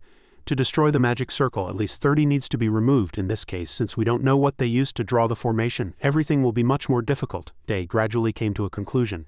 It's not chalk or bone powder, but a giant magic circle will still remain unbroken. He quickly cast a holy magic explosion, creating a large blast. Looking at the flames before him, Day confirmed his hypothesis. As expected, although it's small, I can feel the dispersion of the magic circle. In that case, he saw a huge barrier appear and became even more certain. This village itself formed a giant magic circle. Suddenly a voice echoed, it's going to collapse soon. Run. Day froze. There are still people left, he said to the 2 people who had just spoken. Everyone, I asked you all to evacuate. Why are you still here? The 2 people looked at him in surprise. Oh no, it's the Saint. The person in blue spoke. We're not being disobedient, it's just. The person in yellow next to them interjected with an urgent expression. People turned to stone and died. Day also agreed. Yes, that's right. When we evacuated, we thought we'd also turn to stone so we couldn't run away first. Day asked upon hearing that. Tell me in detail who turned people into stone. The 2 immediately explained the situation. Saint, you may not know this, but there's a monster called a ghost. They usually use dark magic. From what we sensed, several of them were already roaming the village. He nodded as if he understood the problem. I see. The person in yellow forced a smile and thought to himself. We were hiding so as not to interfere with the activation of the magic circle. The person in yellow frowned and thought, how could some people start destroying buildings there? Besides, who knew that crazy monster would be the Saint? Day suddenly asked them. But why didn't you think about capturing the monsters? After all, you 2 are support players, aren't you? The 2 turned pale upon hearing that. He figured it out. He continued to press his point. And the red blood on your clothes can't be the blood of bloodless ghosts. Besides, you both said you were hiding inside the whole time. Having said this, Day spoke in a cold voice filled with murderous intent. So you 2 killed the warriors who were trying to fight the ghosts and helped the monsters escape. And after annihilating the Holy Kingdom's relief forces, you both just hid inside the building. Didn't you? The person in yellow, realizing there was no longer any denying it, bit down hard on something in their mouth. Since we've been caught, there's no other choice.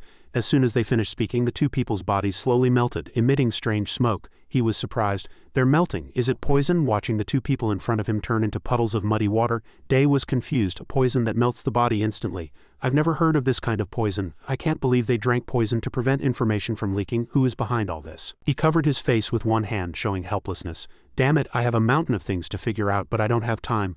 I need to destroy the magic circle first. Immediately, Day changed his expression. Just exploding 30 of the city isn't enough. He activated his mana detection eyes. He quietly concluded to himself. The surrounding people and the 2 who just died, they were probably the last people remaining here. As soon as he finished speaking, a magic circle appeared around him. I need to draw out as much mana as possible and finish this quickly. Day created a blue mana sphere and threw it forward, causing an earthquake-like aftershock in the surroundings. Immediately, the temple in front of him shattered and collapsed. Elsewhere, Frost spoke. That's how we were kidnapped by Proxia. He scratched his head and said awkwardly as he followed Iriel.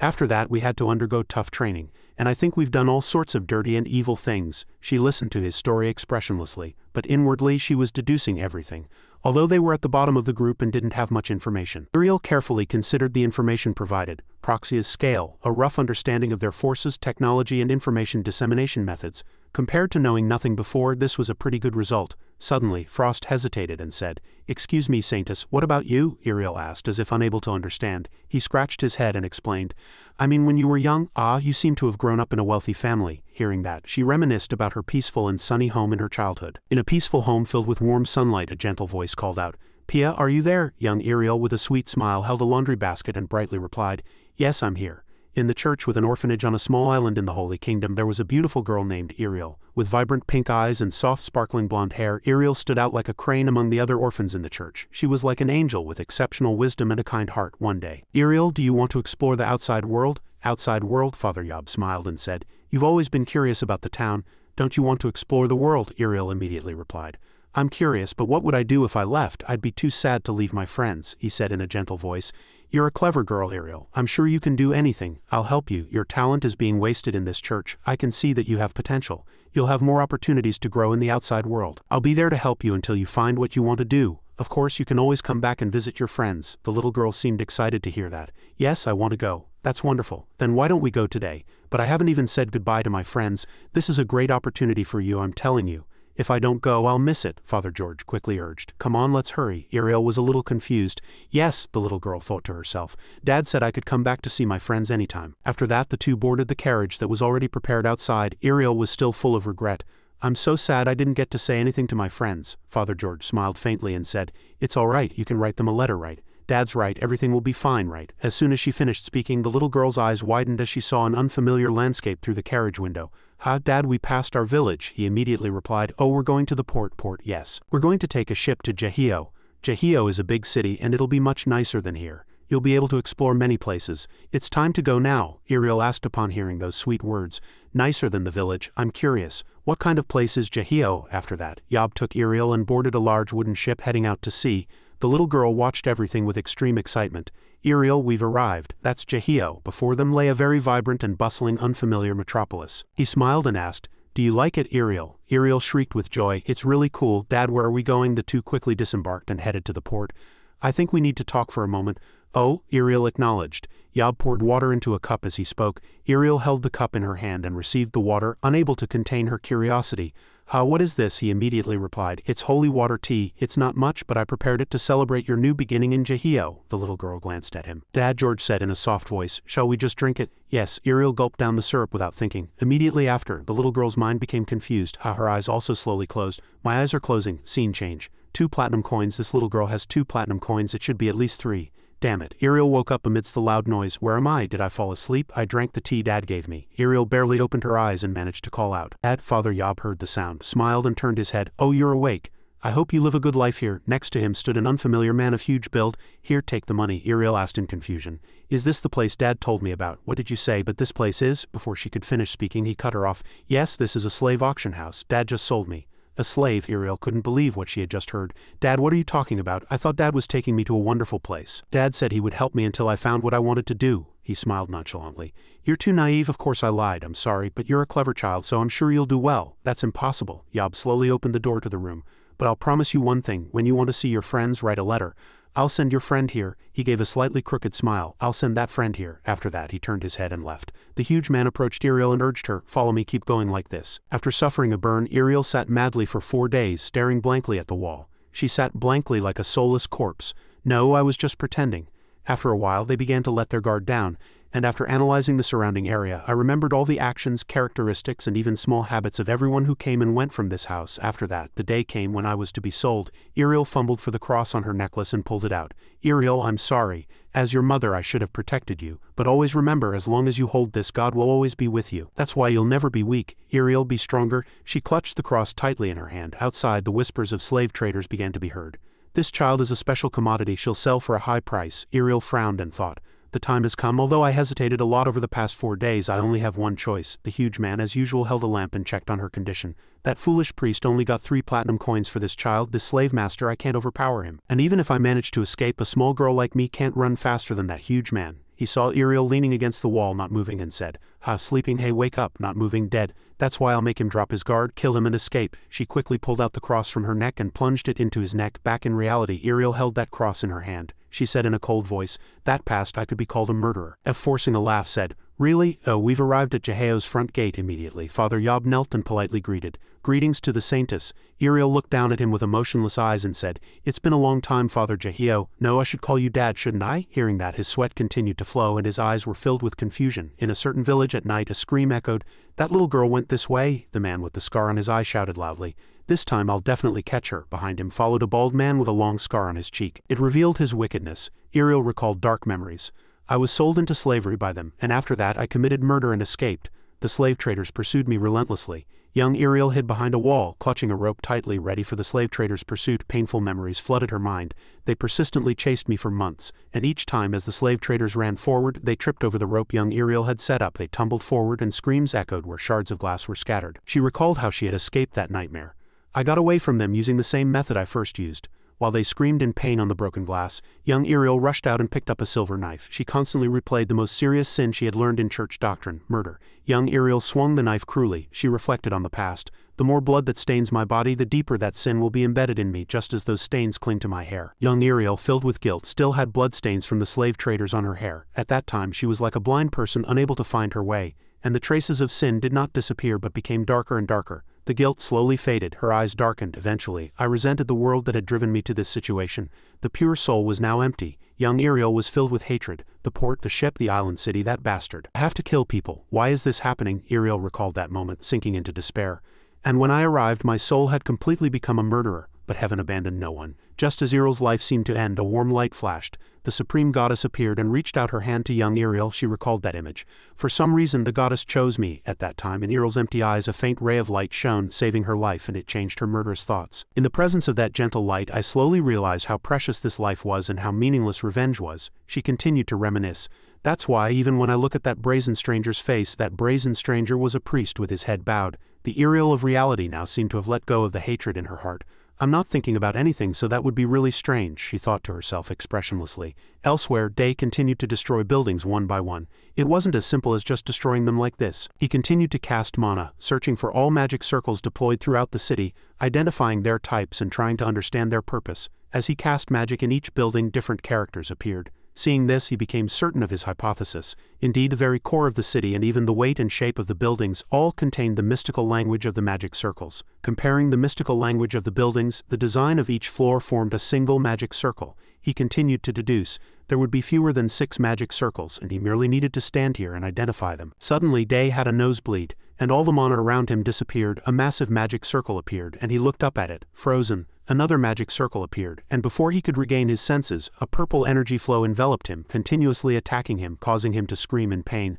"Mana from another magic circle is interfering with me. Since when did I not feel it? Wait a minute, are they overlapping?" The magic circles of the buildings were confusing the flow of mana, making it impossible to detect this one. Day painfully speculated.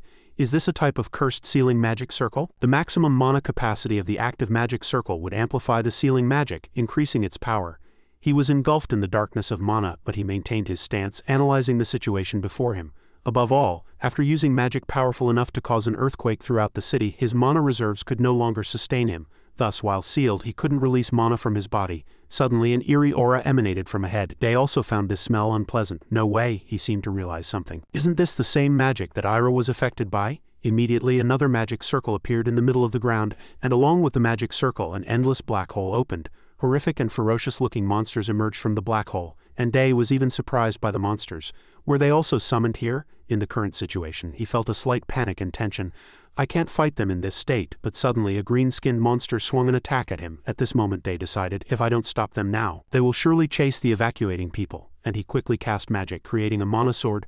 Such a large mana sword is a bit excessive, not giving the monster another chance to touch him. Day swung his sword and the monster shattered into pieces. Suddenly he stopped, and the mana flow within his body brought him down. His face contorted in extreme pain. "My blood vessels feel like they're tearing. Mana is flowing in the opposite direction." While Day was dazed, arrows flew from somewhere and pierced his back. He fell to the ground, his back drenched in blood, but he barely managed to turn his body and look at where the arrows came from. Did they also expect this to happen? To be attacked like this, I was really careless. I was too arrogant. Suddenly the roar of a beast was heard. Red-eyed specters surrounded him. Here, elsewhere, people were moving into the city. Ira stood on a high place observing the procession of people and witnessed relief supplies being delivered in sequence. She seemed to be handling everything well. They are moving faster than I thought. At this rate, the request I received will be completed quickly. Then I should go to Day. Suddenly, someone called her name in her subconscious. Ira. She was startled. Day. The seal on the back of her hand also flashed. This is. Ira immediately realized something was wrong and quickly cast sacred magic. Day's life is weakening. What exactly is harming him? She shouted. Teleportation portal, and she quickly flew into it herself. Seeing the monsters preparing to rush at Day, Ira shouted, "Stop!" She was filled with fury. "Evil monsters, how dare you!" In the blink of an eye, Ira eliminated all the monsters. Suddenly her eyes widened, showing an expression of extreme surprise. This was because she saw Day lying unconscious in a pool of blood. She called his name loudly. Day? Ira quickly ran to him, checked his condition and shook him worriedly. Day, are you all right? Wake up. Instantly her face turned pale, and she couldn't believe this smell. The past she wanted to forget flooded back. Ever since Ira was exposed to that smell, she couldn't forget the sweet and repulsive fruit scent that had imprisoned her for 20 years. At that time, Ira fell into a deep sleep. It was a sign of the cursed magic that put her into a long slumber. The people around her were also surprised to see her. Still enveloping her was a demonic purple smoke, and now Day was also emitting the smell of cursed magic. Recalling that painful memory, Ira suddenly shed tears. He held Day and softly called his name. Day. The situation was not good. This was because Day had fallen into a coma for a month. This news caused a great shock after the news of what happened to Day spread. The hero of the kingdom.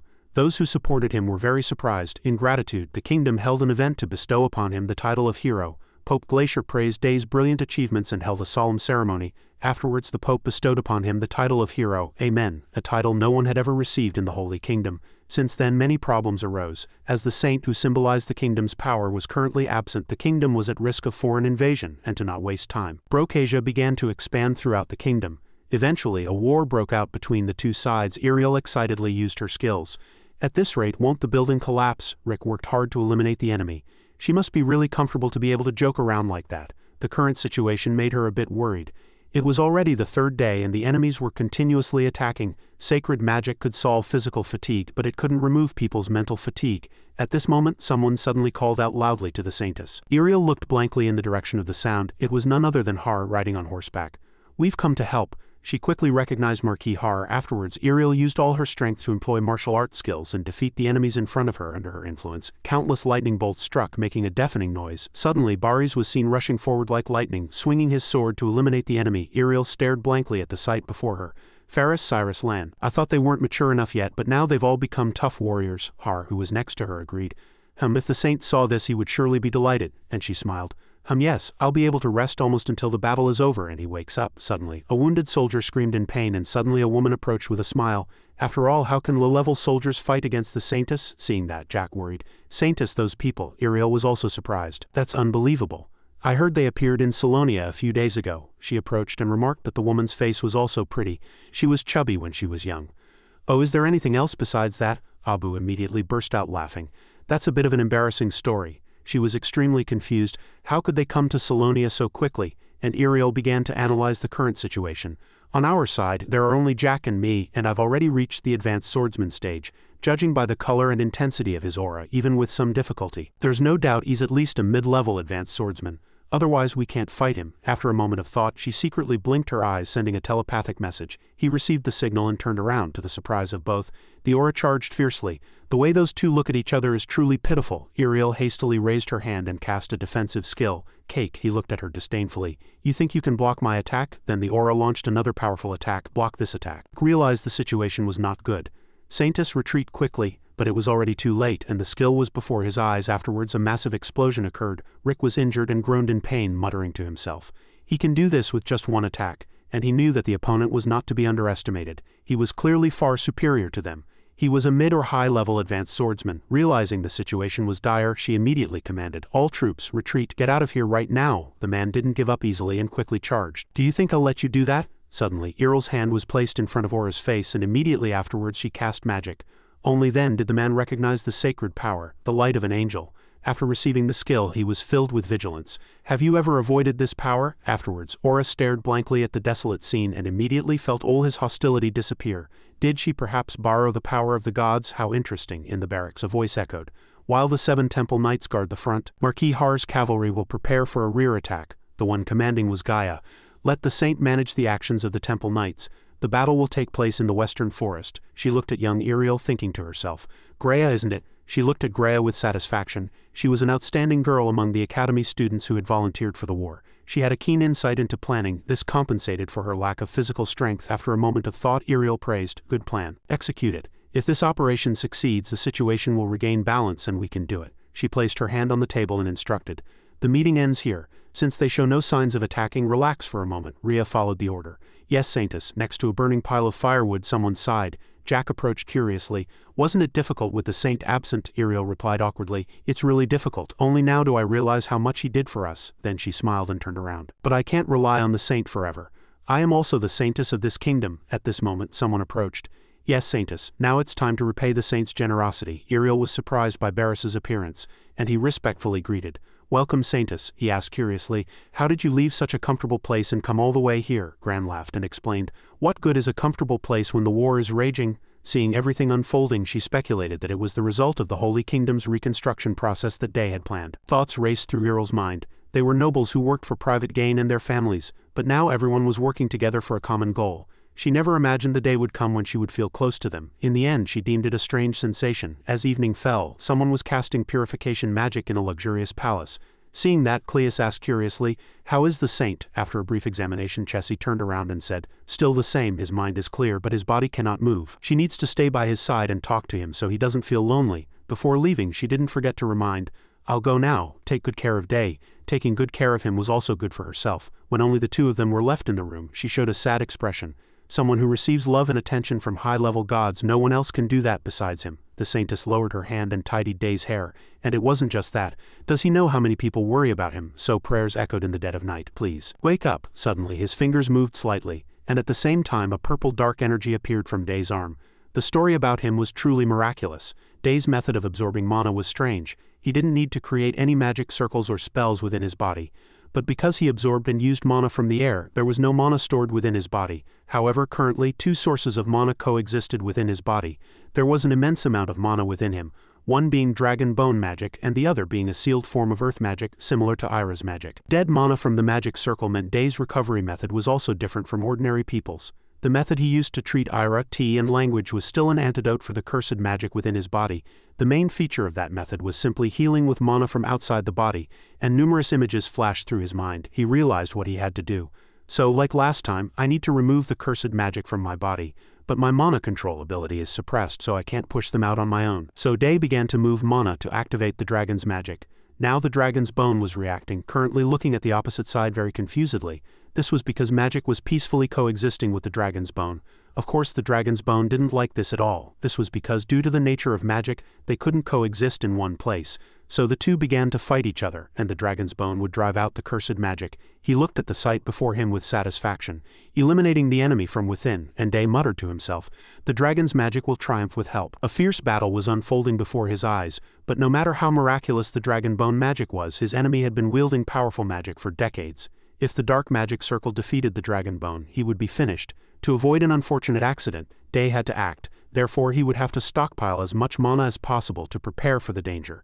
He was aware of the peril he faced, but all the chaotic activity within his body would harm him. Although in a coma, Day's consciousness was clear. Whoever created this magic circle, if I catch him, I will make him pay. A voice echoed from outside. Is Proxia really that close? A maid carrying a tray discussed. Everyone except children and the elderly has been conscripted. The maid holding a water bucket added. Miss Ollie went to the battlefield. They could only pray for her safety on the battlefield. Sounds echoed. 8th Cavalry Corps retreat a little. Understood. Now 5th Magic Corps, unleash your magic and attack. A sharp scream rang out. Cut down the enemy with fireballs. Realizing the situation was not good, the enemy shouted for the 5th Magic Corps to retreat. However, Chessie didn't let them off easily and cast a spell, sending them flying. Blizzard? People screamed in pain, immediately realizing it was magic. Retreat. Seeing the situation, she instructed, send the soldiers back to the barracks. There's no need to pursue. Returning to the barracks, it was abuzz with chatter. We returned today. The battle had been very hard on everyone. Lauren, the 8th Cavalry Corps commander, was extremely excited. Lauren, if we had Chessie with us, I think we could annihilate all of them. Gancia, the 8th Cavalry Corps deputy commander, felt the same way. Thanks to her, the soldiers' morale will be greatly boosted. We should be especially proud of successfully defending Selen. Despite the praise, Chessie maintained a calm demeanor.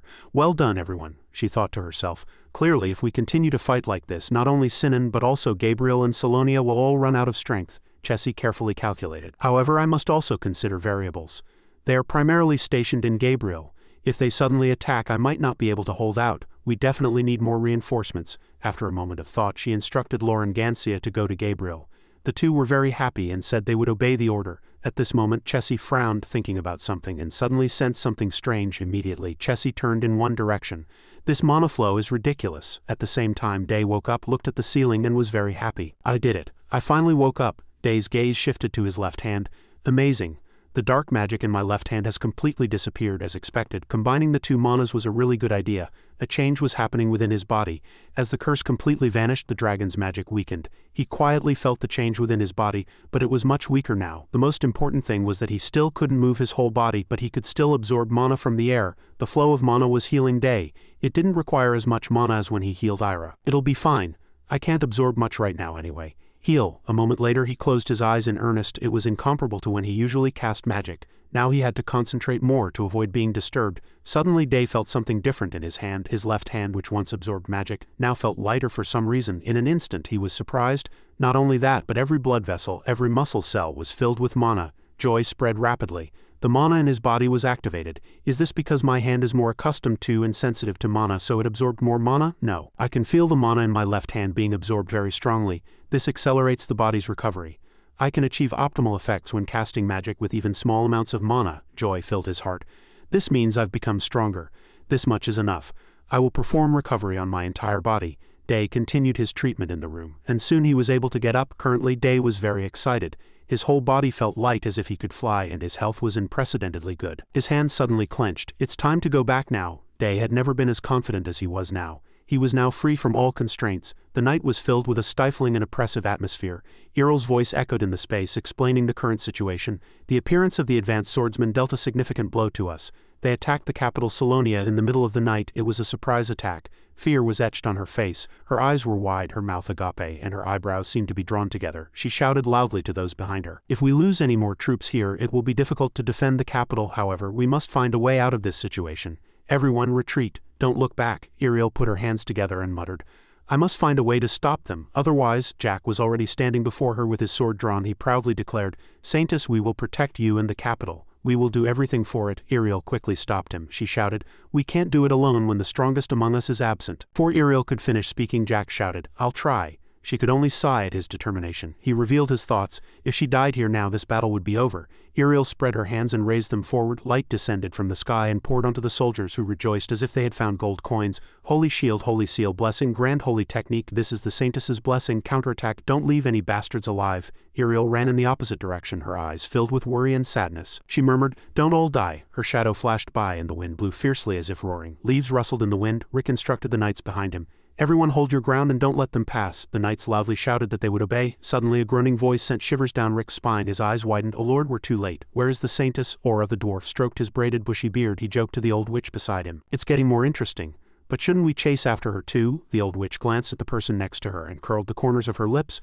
I'll let you decide. A middle-aged man with a few strands of beard under his chin replied, Agreed. Rick gripped his sword tightly, and a warning bell rang in his mind. As expected, they're here. We must stop him from chasing the Saintess. He bravely charged at the dwarf, raising his sword high, determined to fight them. Do you think you'll let me do that? His sword was quickly blocked by the mirror of the middle-aged man with a few strands of beard. The middle-aged man laughed with interest. I heard you're the youngest advanced swordsman on the continent, is that right? His eyes were like looking at ants. I'll take care of you. Rick flinched at the title. He wanted to deny it but couldn't speak. No, that's not it. The old witch, following Aura, cast a sly glance at him and said in a strange voice, Go easy on him. He looks cute. She'll run away. The two swords continued to clash. Bright sparks flashed and deafening sounds rang out. Rick gritted his teeth and reluctantly continued to fight. Sweat dripped down his face and he barely managed to mumble a small curse. Rhea suddenly appeared like a savior and shouted loudly, Mage Fireball Unit! It rushed towards the middle-aged man, creating a cloud of smoke and fire, and the smoke covered the sky. Her face was a little scared, but she still bravely shouted, Jack, I'll help you. Jack turned his head in surprise to look at her, muttering. As the dense smoke cloud cleared, the middle-aged man's figure was revealed. Surprisingly, he was completely unharmed even after the attack. I can't believe there are so many talented people in the Holy Kingdom. Your enthusiasm bothers me a little, but I can't ignore you, it seems. Rick was inwardly horrified. He wasn't hurt at all. Suddenly he widened his eyes in horror and shouted, Rhea! Behind her, a black-haired shadow had appeared behind her at some point. That person's rotten fish-eyed gaze stared at her. She warned, You're getting in my way, little girl. At Jack's scream, she turned around in surprise. Without a moment's hesitation, she kicked her hard, not giving Rhea a chance to react. Rick shouted, Greya, her feet moved flexibly like a cat. As soon as her tiptoes touched the ground, she soared into the air. With each step, the air seemed to tear. The soldiers could no longer remain calm. They scattered in all directions, screaming like a flock of sheep encountering a gray wolf. It's coming, run! The blade hidden under the cloak would unsurprisingly cut them all down. Red blood splattered everywhere, mixed with painful screams. Rick's pupils constricted in horror and his eyebrows seemed to meet, he calculated. Our army has been annihilated and only 2 people are left. Facing him, the middle-aged man attacked head-on. He said, "Young man." Sparks flashed as the 2 swords clashed. "I want to fight you too," he helplessly swore. "Damn it." Rick's face was taut with tension. He thought, damn it, his attack is too strong. I have no way to beat him. Snowflakes suddenly appeared next to Z. The sky was suddenly covered in cold air and glistening delicate snowflakes. He seemed to have received a signal. It was an ice field. A blue cloak fluttered in the air and gently descended to the ground. The middle-aged man stood blankly. "Is that a mage?" Ollie's voice was soft but firm. "Don't act recklessly," and she said firmly, "Surrender quietly." The enemy was completely frozen and could only admire. "To think there's someone in the Holy Kingdom who can cast such magic." Iriel flew forward, thinking she had escaped and left no trace. "Perhaps this will buy me some time." However, her steps gradually slowed and Iriel lowered her head, biting her lower lip, worried. "But what should I do when I reach Salonia? I have no plan." Aura the dwarf and the old witch next to him walked out from the direction she had come from. He said leisurely, "Truly unfortunate. If you had run straight, you could have escaped further." A sword made of light appeared in her hand. She couldn't help but feel tense. "I expected it, but I didn't think they'd come so quickly." She bit her gums and said, "One by one." She was ready for a life-or-death battle with the enemy. She declared, "I swear I will defeat both of you one by one." The old witch showed a dismissive attitude towards her. Her words were filled with scorn. "Truly interesting. Then what?" Aura and the old witch next to him, their eyes gleaming like bloodthirsty hunters, rushed towards Iriel. They threatened. "It's if you can." In the night, the sound became clearer. A bloody red streak shot out. Strangely, the owner of that bloody streak was Aura. He stood blankly, looking at his severed beard and the gash carved into his chest. Iriel's eyes sparkled as if she had seen a star fall from the sky. Day appeared before her like a god.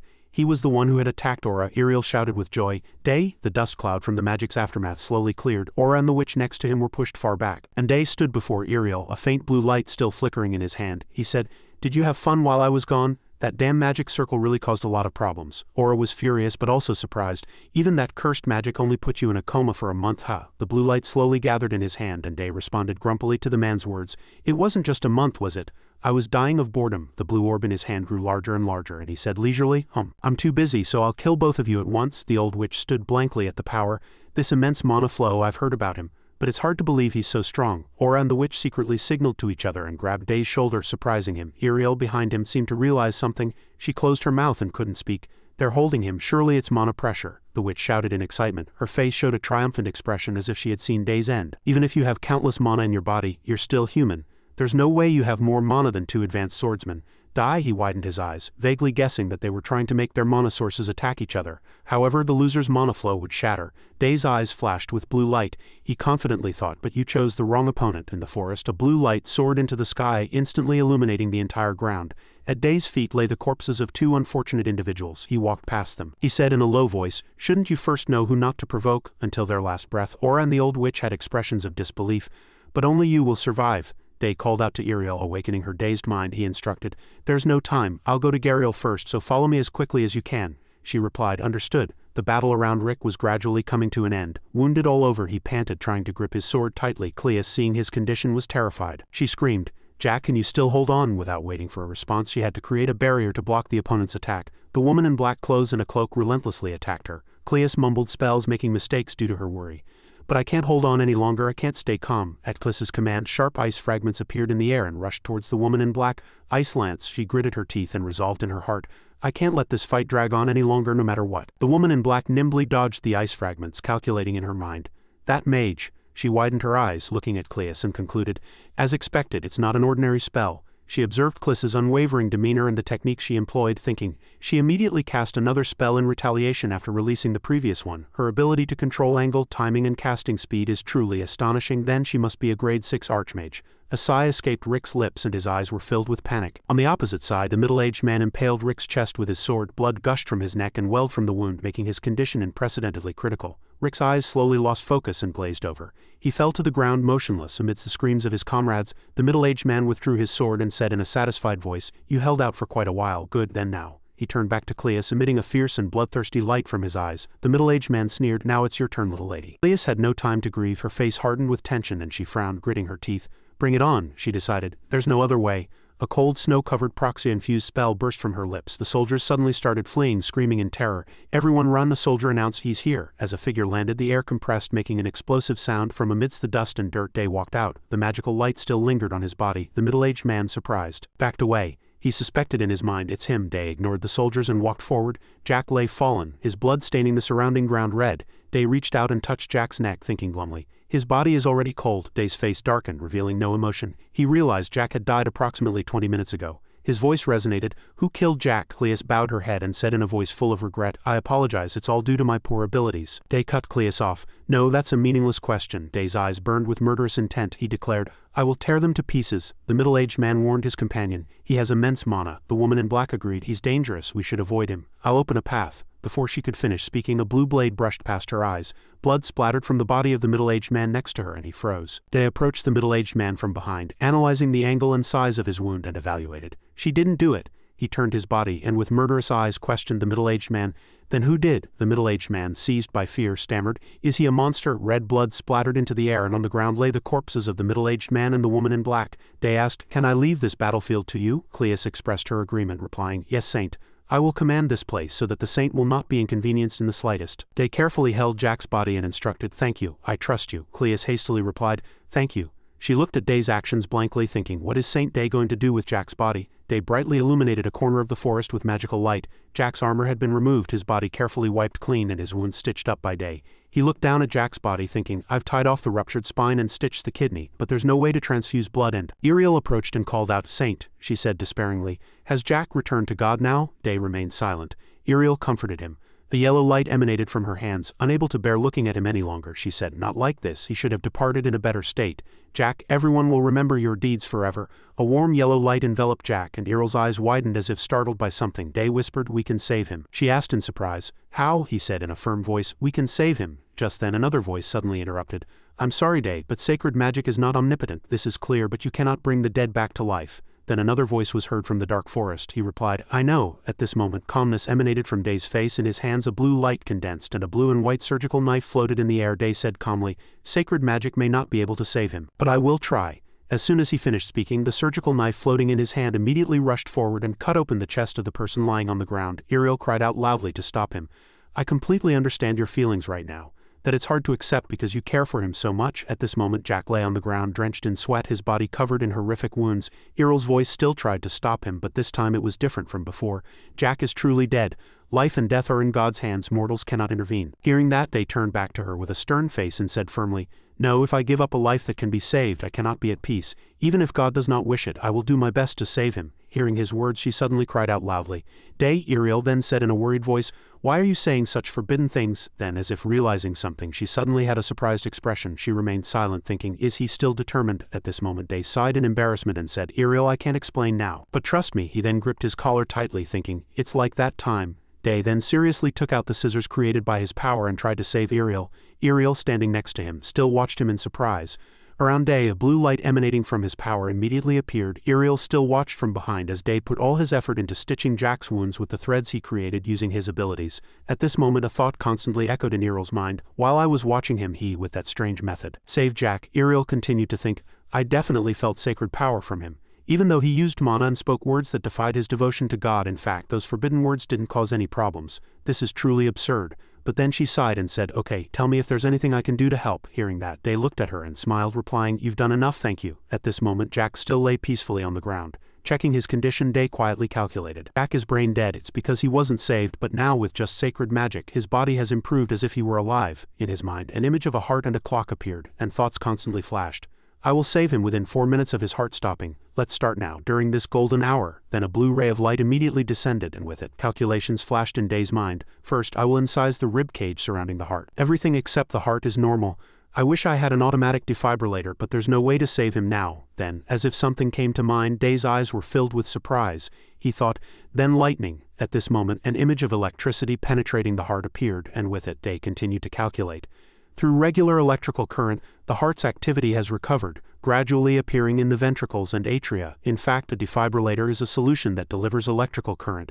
If emergency treatment is given to a cardiac arrest patient, the patient's survival rate increases. So I will use magic to control a small amount of electricity and deliver it to the heart.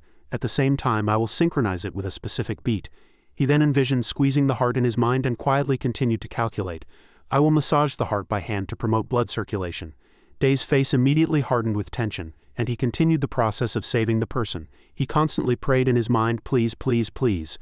Electricity continuously flowed into the body, creating small explosive sounds. At the same time, Day, conducting the treatment next to him, was still quietly praying. Pump the blood again. As electricity flowed into the body, the entire dark space glowed yellow. As the electricity continued to stimulate the heart immediately began to beat again. At this moment, Rick and Ariel were both unable to hide their surprise. Both looked in the same direction in astonishment. Ariel then asked him blankly, Day, was that just now? Before she could finish speaking in surprise, Jack immediately called out to her. It worked.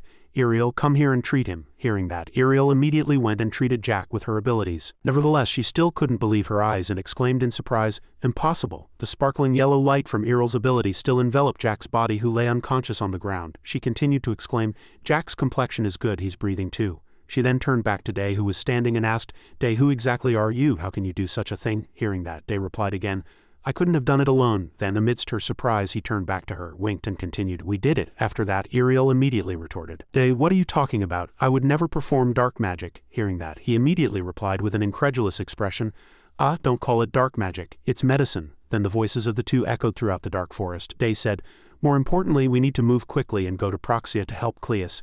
Ariel immediately asked back, aren't you coming with me? Hearing her question, Day turned his body and replied, I need to meet the Pope. All right, then I'm off. Then he immediately disappeared, leaving only a trace where he had just stood. Ariel, hearing where he was going, exclaimed in a panic, Day? Then she muttered to herself in confusion, I don't know if meeting the Pope now is a good idea. On the other hand, the entire sprawling city was engulfed in flames, creating a desolate landscape. The light from the fire illuminated the entire sky. At this moment, a shadow on a cliff watched the burning from afar. He said, at this rate, Gariel is finished too. Then he exclaimed excitedly and laughed loudly.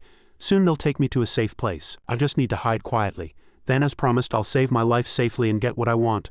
Unexpectedly, Rick appeared behind him and subdued the cloaked man. While he was still enjoying his thoughts, Rick said in a threatening voice, don't move. Hearing that, the cloaked man turned around in surprise. At the same time, Rick's blade immediately swung, creating a silver streak. He asked in surprise, who are you? As soon as he finished speaking, his arm was cut off by Rick's blade and blood splattered. The cloaked man immediately screamed in pain, then knelt on the ground groaning. My arm, my arm. Rick, seeing his condition, immediately said, now answer my questions directly. His face was contorted in pain and tears streamed from his eyes. Nevertheless, he still couldn't understand what was happening and quietly speculated. Damn it, what's going on? I definitely set up defensive magic stones all around this place. Moreover, why didn't I detect his presence at all? Who is this monster? While he was speculating, a foot came from behind and kicked him, making him scream. The owner of the foot said, I just warned you not to move. Hearing that, he could only think, another voice. The one who had just spoken was Hong, and she was still pressing her foot firmly on the cloaked man, holding him down on the ground. Who is your superior? The cloaked man, seeing the people standing behind, screamed inwardly again. There's more than one, he cried out. Archbishop Xavier. Hong's voice resonated again. I'm asking who gave you orders in Proxia. Hearing her question, he exclaimed in a panic, what? How did they know? It seems he won't say anything. Hearing that, the girl sighed and said, why don't you tell us all the truth at once? You're really a troublesome person. Then a golden light immediately appeared between the girl's eyebrows, and her eyes, filled with regret, said, see, the feeling of being mind-controlled is the worst. Just then, a golden light also appeared on the hooded man's forehead. Could it be this is an unorthodox sacred interrogation technique that directly penetrates a person's mind? How can that be? Not even the Archbishop and the Saint could do that so easily. Subsequently, a golden light suddenly flashed in the middle of the pitch-black night sky. At this point, the cloaked man fainted and foam dripped from his mouth, looking utterly gruesome. Simultaneously, So said, it's over. Most of it was useless information. All right, let's go now. After finishing the task, So rubbed her eyes with her hand and said to Hong, I'll leave the rest to you. Following this, Hong gave another mission. Yang, carry her. Yang immediately replied, yes, Hong Yang. Then she turned and walked with So, exclaiming, clear everything here and follow us, we're going to the Saint. Hong surmised inwardly with a cold expression. By now, the Saint must have arrived at the Vatican. At this moment, outside the splendid palace of the Vatican, Day silently pondered. Assessing the current situation, neighboring countries have formed an alliance, the Proxia Union. Although it's just formed, this is not a weak singular force. Infiltrating the Holy Kingdom's leadership alone isn't enough. My influence alone will be difficult to resolve this issue, although I don't want to. In this war situation, the person with the greatest power in the Holy Kingdom, then Day asked. Is His Holiness the Pope inside? I, seeing him, greeted him with surprise and stuttered. Welcome, Saint, Day calmly said to him. Go inside and tell His Holiness that I wish to see him, he calculated inwardly. Only the Pope's help is the sole option. A moment later, the Pope's startled loud voice echoed throughout the corridor. There's a traitor in the Holy Kingdom, how could that be? Conversely, Day calmly explained in detail. In summary, the Proxia organization did not appear by chance. In fact, to be more precise, it is an alliance of neighboring kingdoms. And now it has been revealed that our Holy Kingdom is also involved with that organization. The Pope's reaction was extremely vehement. How dare they do such a thing under Gaia's benevolent rule? I will find them immediately. However, he hurriedly stopped the Pope.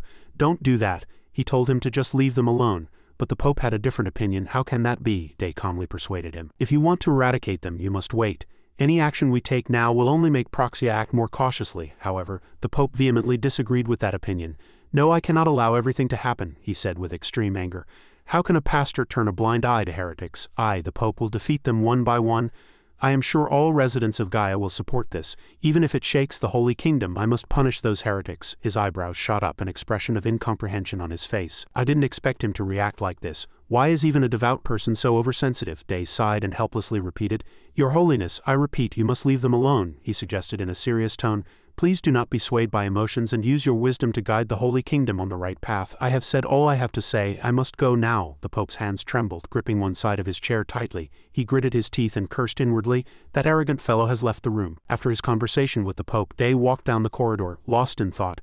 I don't know what the Pope is thinking. His mind was filled with worry. He's focusing all his attention on one issue while the kingdom's survival is at stake. I shouldn't have told him. I can't believe such a person is the leader of the nation. Then Day moved on to another issue. Praxia has, as far as we know, 6 advanced swordsmen. Are there other swordsmen of this level in their army? Meticulously analyzed. Such an army could destroy a small or medium-sized nation in an instant. In the worst case, if they abandon attacking the Holy Kingdom and attack other kingdoms, they would become so strong in an instant that I couldn't stop them. An idea clicked in Day's mind, grasping the core of the issue.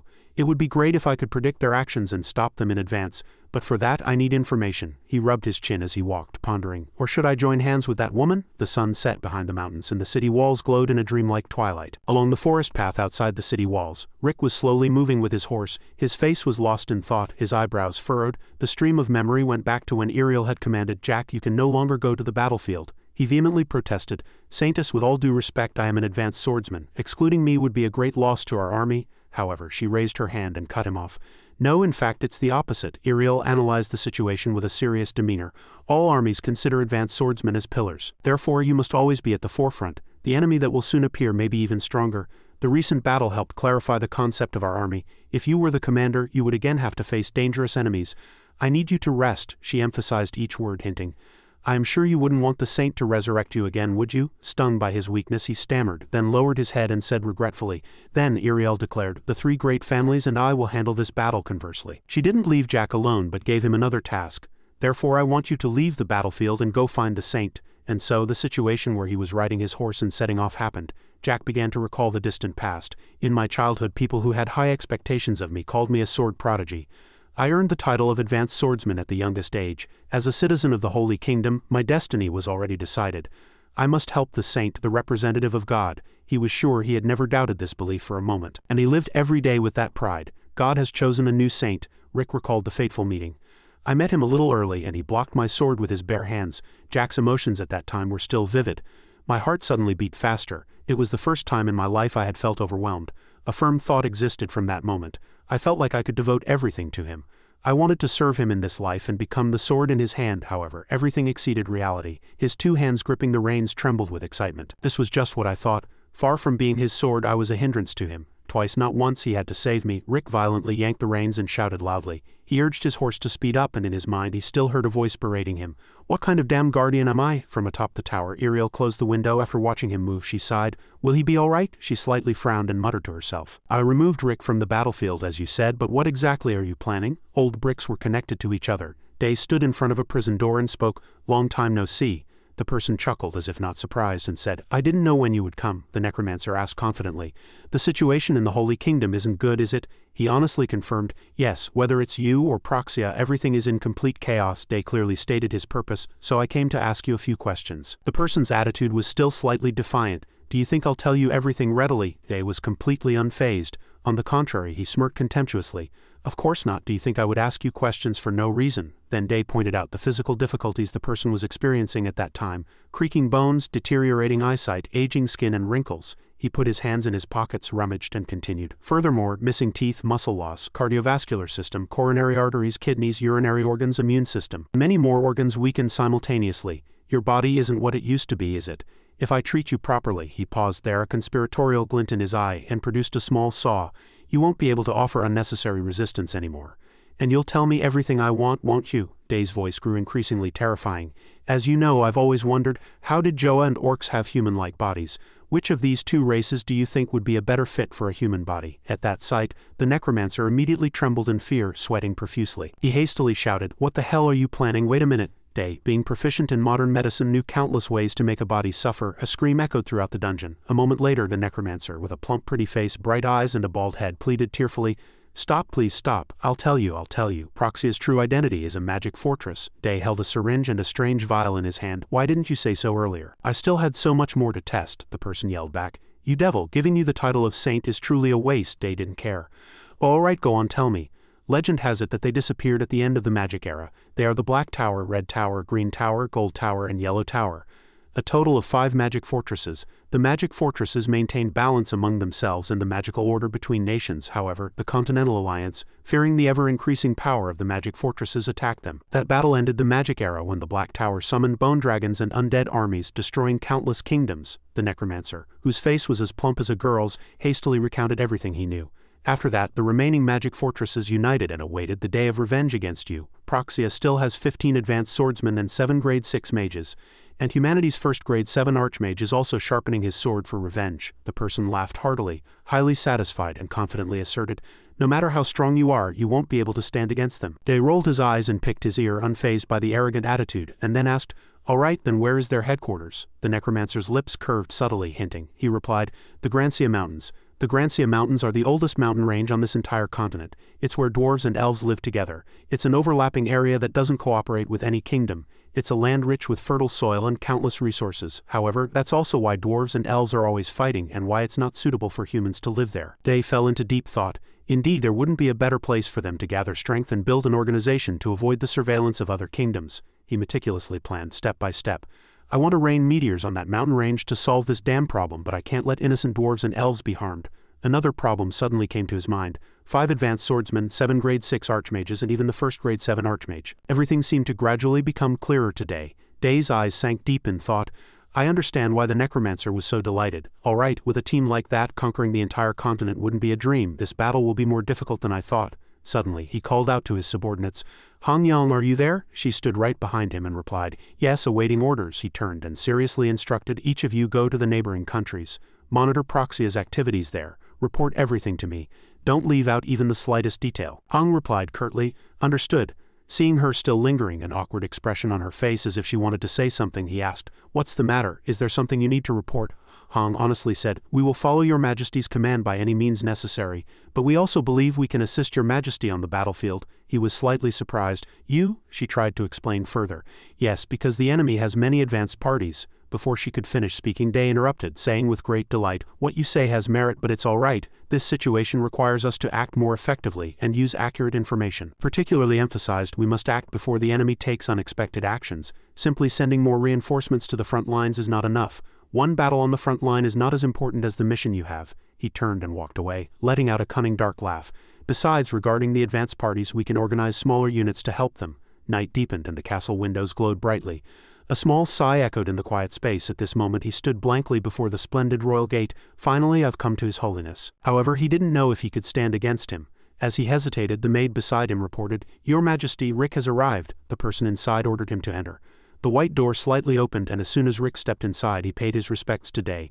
"I pay my respects to the saint." He softly called his name as a greeting. Rick saw him frown and look uncomfortable, and Day thought he looked genuinely dejected. But he also thought it was understandable, and then he unexpectedly stepped forward one step at a time, closed his eyes tightly, a bead of sweat rolling down showing a worried expression. He seemed ready to be reprimanded. But there was no reprimand at all. Instead, a light pat on the shoulder was followed by the next instruction. "Come to the training ground tomorrow morning." He was surprised. "Saint." His hands were tightly clenched, and he slightly misunderstood his actions. "Are you going to fire me?" Day immediately, as if helpless, raised his voice and denied. "What kind of nonsense are you talking about? Why would I fire you?" Every word he spoke was filled with encouragement and trust. "I will make you into someone no one can defeat. So for the next 10 days, forget everything else and focus on only one goal, becoming stronger." They didn't forget to remind him of his past achievements.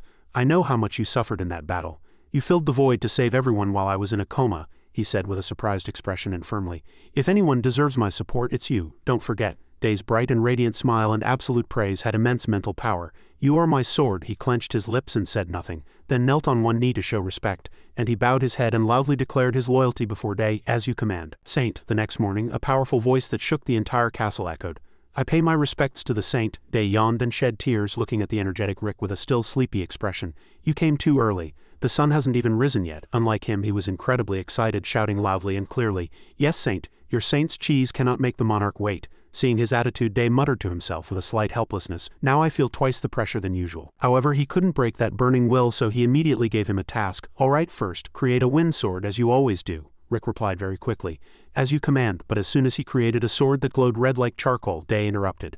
"No, stop." He approached and instructed him in detail. "Now abandon your old habits. This is not just about transforming mana into a sword. The wind sword is about balance." Hearing this term for the first time, he felt it was new. "Balance," Day continued.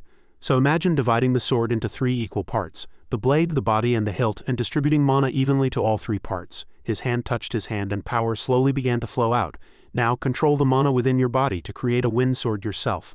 Suddenly, unexpected sparks flew from the sword in his hand, and even Rick couldn't hide his surprise. He clearly felt that the power of this sword had reached a completely different level, as if the surrounding air was swirling towards the sword. "Unbelievable. With just this much balance, my aura can transform into a sword like this." After finishing the instructions, Day asked again, "All right, did you feel it now? Try again." He nodded. "Yes." Rick stared at the sword in his hand, concentrating his power with the same feeling as in his previous training.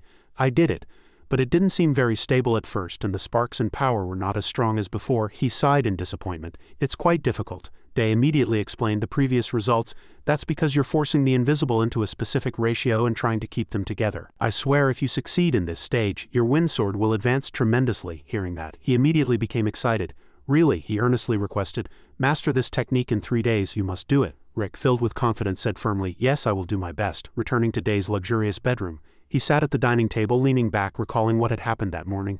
"I told Rick 3 days, but I don't expect him to train for only 3 days. Aura training is really difficult." His gaze drifted out the window, past countless houses to a distant place, and he thought, "My goal is to wait until Jack is strong enough, then entrust the Holy Kingdom to him while I'm away and go to Grenia." Day's lips curved slightly. "Now I just have to wait." Suddenly he felt something.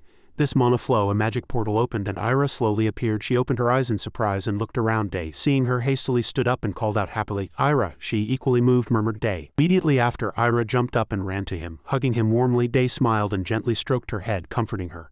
After the emotional moment in Day's bedroom, Ira was the first to speak. "Grenia," he confirmed and asked again. "Yes, do you know anything about it?" She rubbed her chin and answered honestly, "I don't manage that forest area. It's managed by other high elves." Hearing that answer, Day reacted strongly. His eyebrows shot up uneasily and he thought, the situation has become much more complicated. No matter how big or small the plan to eliminate Proxia was, no one would ignore even the slightest movement. Elves are known to distrust outsiders. Naturally, they would be even more displeased with strangers entering their territory and fighting. If I end up fighting those high elves, not only the elves in the village, but also the elves in the surrounding areas won't leave me alone. Day continued to ask for more information. "How powerful are those high elves?" Ira replied. "All high elves have 1 stage higher power than ordinary elves." But she paused for a moment and smiled. "They're not at my level, because I'm the guardian deity of all those high elves." He was slightly surprised. Guardian deity. Day connected the essence of the event and speculated. "So if I become an enemy of those high elves, even Ira will be in trouble." Thinking that, Day adopted a cautious attitude. "I will try to avoid all conflicts with the elves," Ira replied nonchalantly. "Of course, thank you." After that, she raised a finger and lightly waved it, opening a magic portal. "It's time to go now." "I'm relieved to know you're awake," he replied politely. "Thank you for worrying about me. Thank you for taking the time to come here. Thank you for visiting often." She gave a perfunctory smile. "You helped me a lot before. I should thank you too." Day scratched the back of his head with his hand, a little embarrassed. "Oh, it's nothing." Before leaving completely, Ira paused for a moment and instructed. "And don't worry too much. The elves in Grenia are quite gentle, so it'll be fine as long as you don't overdo it." He waved his hand in farewell. He repeated what she had just said, muttering to himself. "Gentle, huh? The people from Proxia chose such a disgusting place as their hideout. I don't think worrying solves problems. If I go alone, something might happen to me." But Day suddenly remembered Jack, and inwardly he looked forward to it. How is he doing now? I hope he's made a lot of progress in a week. 3 days later in the training ground, Rick's loud shouts echoed, his eyes bloodshot. He was repeating the movements he had been instructed to do earlier. Day reminded him, "This isn't what I told you to do." He immediately said in surprise and stammered, "I made a mistake." Then he honestly spoke about the feelings he had experienced. "When the saint controlled my aura and instructed magic, it felt like something inside me was awakening. I kept thinking about that strange sensation, and it felt like I could reach the same state as when I fought the saint." Hearing that, he was completely surprised and shocked. Not only can he control aura, but he's reached the level where he can maintain the form of a sword with aura for that long. Day was very skilled at activating mana, and it did indeed awaken the sensations in Rick's body, but to achieve something like this in such a short time, he truly deserved to be called the youngest advanced swordsman prodigy in the Holy Kingdom, so he quietly decided to himself, "This is enough. Now I can leave it to him and go." Day smiled comfortably and continued to talk to Jack. "A state similar to that time? Excellent. Do you want to become stronger?" He answered without hesitation. Yes, a blue flow of power spread and Day's voice spoke. "Then now you need one more thing." He held the sword he had just created and provoked. "Are you ready to use all your strength to block my sword?" Rick said excitedly. "Yes, come at me anytime." His footsteps slightly retreated and Day quietly observed. He showed a high level of vigilance throughout his body without any hasty movements. "He's underestimating me too much." As the two clashed swords, he felt the difference in energy of the jade-colored aura. The essence of mana seems to have been refined and purified, but I can feel the ratio of his sword's aura. It's not much different from mine. I can block it. But an unexpected accident occurred, leaving him frozen in a daze. He curved his lips into a smile, and laughter in his eyes. "This is the last lesson you need to learn. How does it feel to experience it directly?" Seeing the jade-colored sword strike down, Rick widened his eyes in surprise. "An invincible sword?" he hastily asked. "Is there really no way to block it?" Day waved his hand, making the weapon disappear, then replied, "Who knows? Keep looking until I return." He had a look of realization. The saint's words, Day also spoke honestly. "Jack, I'm going to Proxia's hideout." Hearing that, he instinctively and immediately said loudly, "Then I will accompany the saint," but he interrupted his intention. "No, you can't." Day hit Rick's forehead hard, hurting him. "I told you you're the right person to replace me when I'm gone. Did you forget?" Rick, with a blank expression, touched the wound on his head, then sat in the corner and obediently accepted the command. "I apologize. I will protect the kingdom with my life." His tone softened. "All right, I'll leave it to you." Day suddenly asked about another matter. "But you must have trained hard," Rick said honestly. "Thank you for thinking so. From the day the saint taught me, I haven't stopped training for a single moment." Hearing that, he was surprised and suspicious. "He hasn't stopped training from then until now?" "No way," he asked in more detail. "Did you eat?" Rick's answer was not unexpected. "Saint, you have given me a teaching as vast as the sea. How dare I stop training and eat? It is impossible." Day was speechless at his fierce spirit. "Now I will take you to eat. Follow me." He immediately obeyed. "Yes, Saint." Inside the room, a voice echoed. "So you did as I told you," someone respectfully replied. "Yes, the saint's journey is a journey of prayer, so no one will accompany him." Claire unfolded a scroll full of writing and admired it. "Excellent." The other party offered another opinion. "Archbishop, there's one more thing." She signaled with a sidelong glance. "Tell me," the assistant reported. "It seems the Inquisition has already begun to act." Lei was surprised and raised her voice. "What?" She stood up, slammed her hand on the table and reacted fiercely.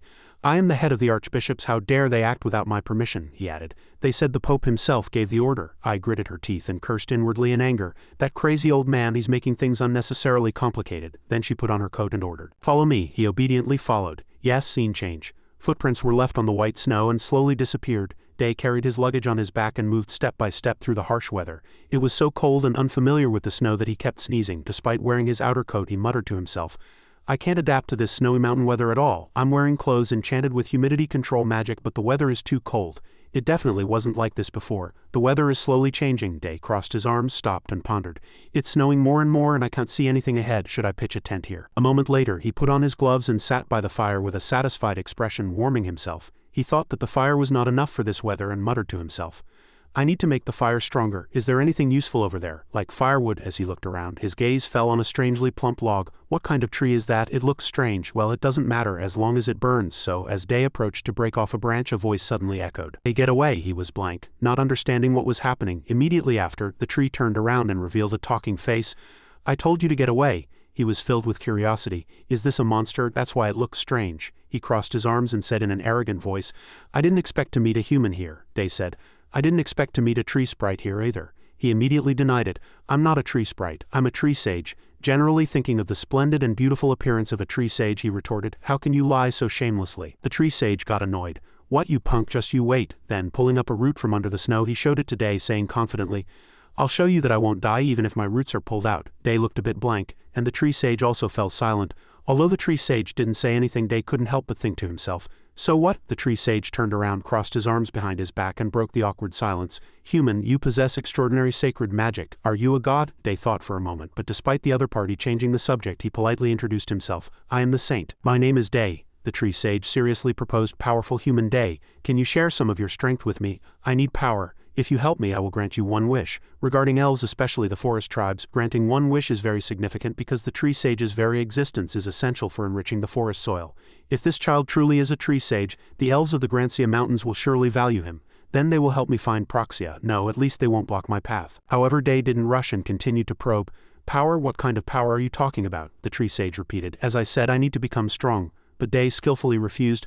I'm sorry, but I don't know how to make a tree sage strong. Rick was a different case. The tree sage was surprised by the reason. His face was sullen and saddened. No, I need the strength to return to the forest. This time Day was surprised. The forest, is that your home? The tree sage revealed everything. A long time ago, a group of humans entered the forest, devastating and destroying our home. Their dark magic slowly killed us. Then they stole our power and chased us out one by one, making us wanderers. Day stumbled upon something he was interested in.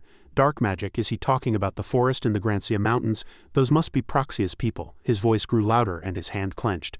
Isn't this an astonishing coincidence? An intrigued expression appeared on Day's face. Coincidentally, I am on my way to punish them in your forest. The tree sage asked suspiciously. Really? Day said honestly. I can't make you stronger, but I can return you to the forest. Then he cleared his throat, feigning. So where can I get some firewood? Do I have to use magic to keep the fire going? I'm exhausted. The tree sage quickly replied. Wait a moment. Then to Day's surprise, he firmly broke off one of his own arms. The tree sage threw the piece of wood into the fire. My body burns well and lasts a long time. Seeing his blank face, Day decided inwardly that he needed to take him to the forest quickly. Time passed and it was the next day. This time Day left the snowy region and headed into a lush, sun-drenched forest. He exclaimed refreshingly.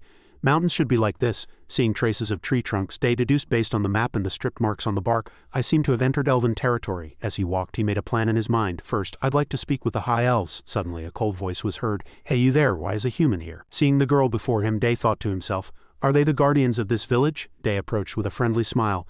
Hello, may I meet the high elves who manage this forest? The girl and her companion firmly objected. What are you talking about?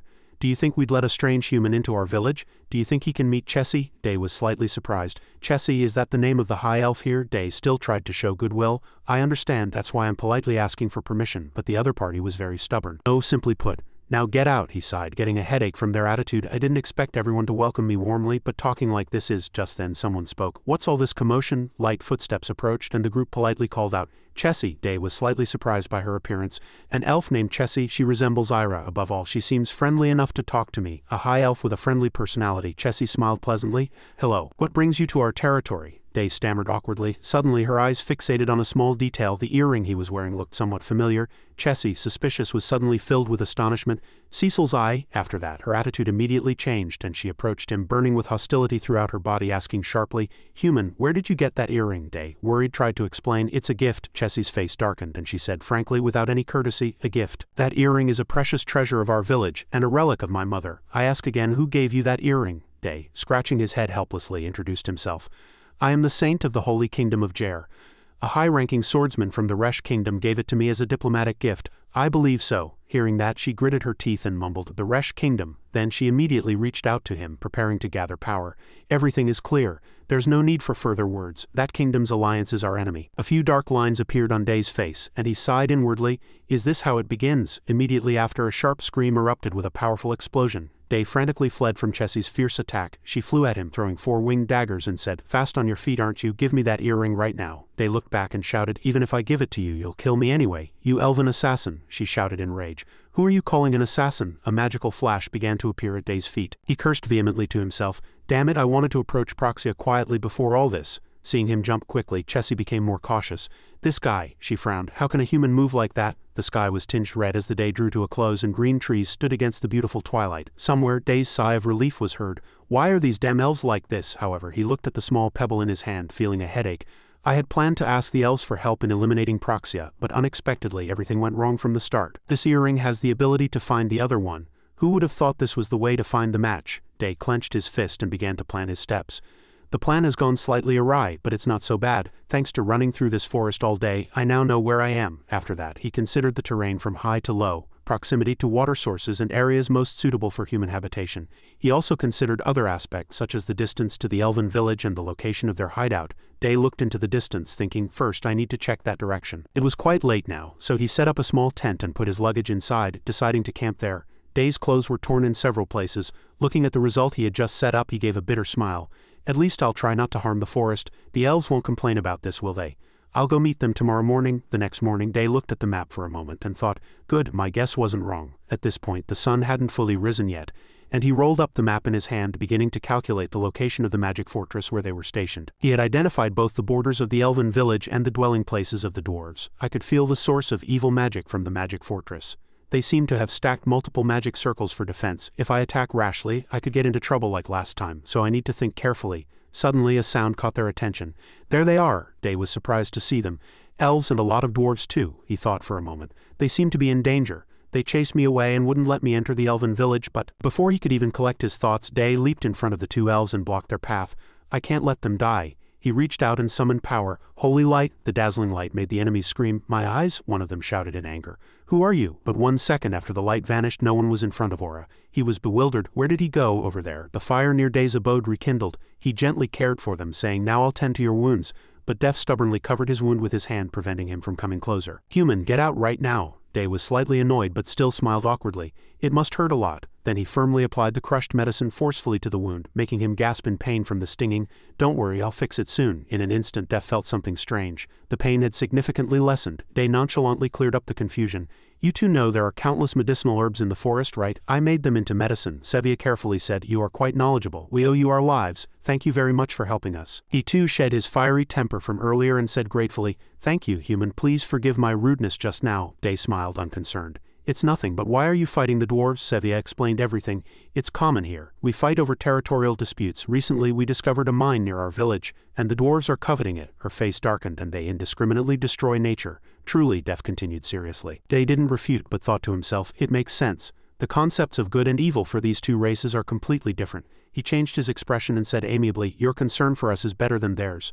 My name is Deaf, she also agreed and introduced herself. That humble tent shows how much you love nature. My name is Sevia. Day looked at the humble tent that was mentioned and smiled awkwardly. I am Day. He felt relieved inwardly. Fortunately, I set up the tent that way. This time Sevia asked. But Day, why did you come here? Day hesitated, probing. Do you two know that there were people who set up an army here before? Deaf interjected nonchalantly. Of course. I estimate there were about 150 of them. Day's mouth dropped open in surprise. 150 people. He rolled his eyes suspiciously. To get to this mountain range, one has to cross the cold snowy mountains and pass through 2 kingdoms. That many people couldn't have come all the way here. Could it be that Proxia has already taken control of the 2 surrounding kingdoms? Day said frankly. Currently. That army is trying to destroy this entire continent. The two were utterly surprised. Destroy the entire continent, Day nodded, confirming. So I came here to stop them, no, to eliminate them. In the name of justice, what I just said is true, isn't it? Sevia clutched her chest, murmuring in disbelief. Destroy the entire continent, Deaf spoke. Day, what can we do to help you? The elves never forget a kindness. You saved our lives. He was extremely serious. If there's anything we can do to help you, we wish to repay you. Day requested. Then can you two take me to the elven village? He stated his purpose. I wish to speak with the high elves of the village. She hesitated slightly. Deaf apologetically refused. I'm sorry, but I don't have the authority to decide on this matter. He explained. Only the elders have the authority to decide whether or not to let other races into the village. Day clicked his tongue regretfully. I jumped the gun. They awkwardly expressed that they couldn't help with this. Day replied, not so tense. It's quite late now, so you two should go back. They became restless again. We're sorry we couldn't help with anything, Day simply replied. Goodbye. Wait, here's a small stone. I have a favor to ask you two. Can you deliver this earring to Chessie? Sevia was surprised. To Chessie, after a slight hesitation, Deaf agreed. Understood, watching the two leave. Day thought, then I guess I'll have to give up on entering the elven village. He rolled his eyes, an idea sparking in his mind. In that case, that night, Day moved to a location not far from the Proxia camp for the next 3 days. He recorded all of Proxia's movements. He documented everything, their daily lives, culture, and surrounding environment. After that, Day devised a cunning plan. The corners of his lips curved into a meaningful smile. His notebook was filled with symbols and writings. That morning the sky was clear and cloudless. A timid mouse sniffed around. Unexpectedly, it got caught in a wooden basket and squealed. With the bag containing the mouse in his hand, a calculating expression appeared on Day's face. The huge and magnificent castle was shrouded in darkness, and a voice was heard. Organize all the information you've collected. Someone replied, understood. Hong and her colleagues discussed. The investigation into the 3 kingdoms, Bon, Gremon, and Heron, revealed that Proxia had successfully infiltrated and begun to engage in political activities. However, their current influence on the situation was minimal, so the enemy was primarily focused on the interior of the Holy Kingdom. So nodded in agreement, and Hook added, recently, the interior of the Holy Kingdom has been unstable. Many merchant guilds have recently moved enormous capital to one place. Not only is that place connected to a prestigious family, Hook reminded again. That area is where prestigious families investigate heretics. Hong folded her arms and asked, Did you say the Pope directly manages the Inquisition? He lowered his eyes and said calmly, Yes, we need to investigate within the Holy Kingdom. Suddenly, So raised her hand to signal, and he stopped speaking, saying, Wait. 2 cross marks flashed in So's eyes as if electricity was flowing and her gaze seemed to penetrate space. I just detected a mysterious source of sacred power in the Vatican Cathedral. It's moving outside the cathedral and its speed is very fast. Hong was slightly surprised. Vatican Cathedral? How many? She immediately replied. 2 and 8 outside.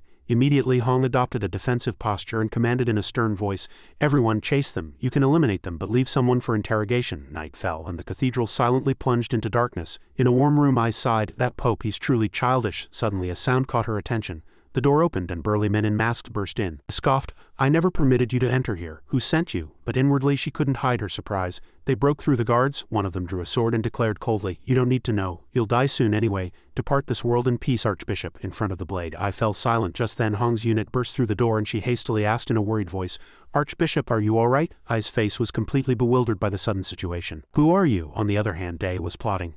Now is the time. He unleashed a swarm of rats. Now it's time for the Black Death to return. The Black Death, the acute infectious disease with the highest mortality rate. In modern history, the Black Death was caused by the Yersinia pestis bacterium, transmitted by fleas living on rats. It was a terrible plague that killed half the population of Asia and Europe. At the same time, Proxia's hygiene conditions were very poor. Though magic existed, the lives of the people here were still primitive. This place was no different from medieval Europe.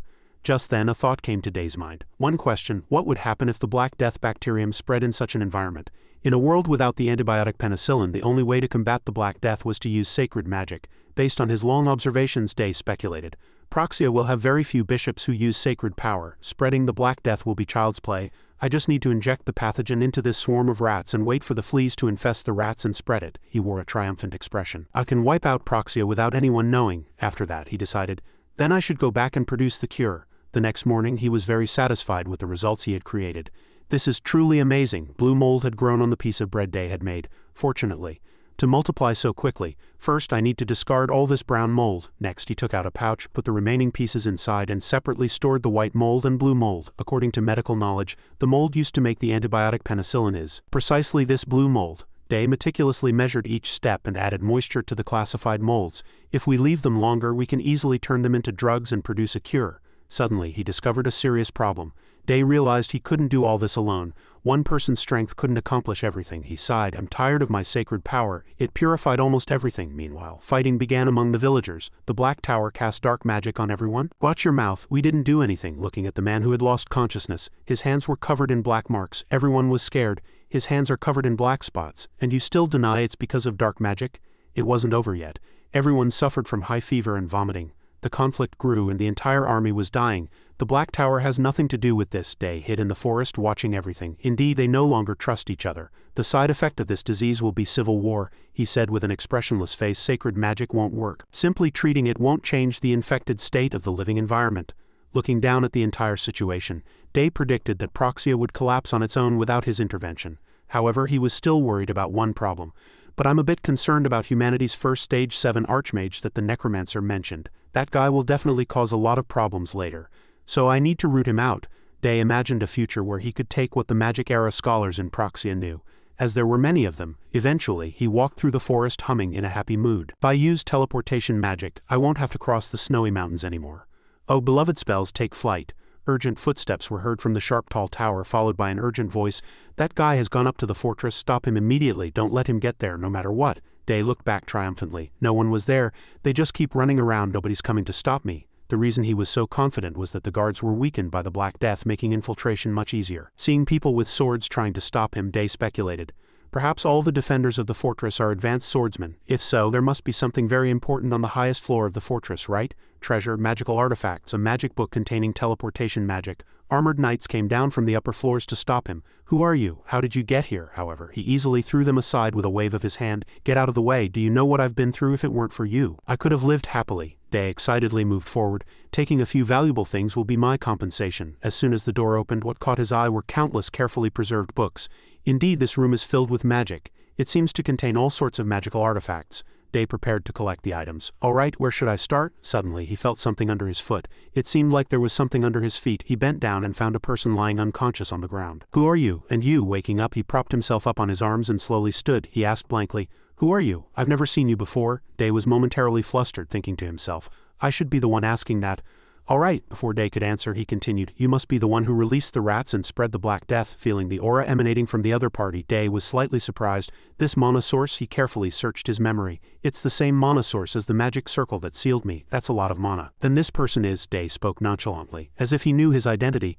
I didn't expect you to look like this, he recalled his identity. The Stage 7 Archmage, leader of Proxia. Rich did not beat around the bush and saw through his abilities. You're young, but you've reached Stage 7. He narrowed his eyes and said, have you also reached the Lord stage? After that, he calmly spouted his knowledge of Day. You defeated the Bone Dragon in an instant, and you weakened the soul to break the magic seal. And you also have enough knowledge to destroy an entire city with the Black Death. I don't even know if you're human.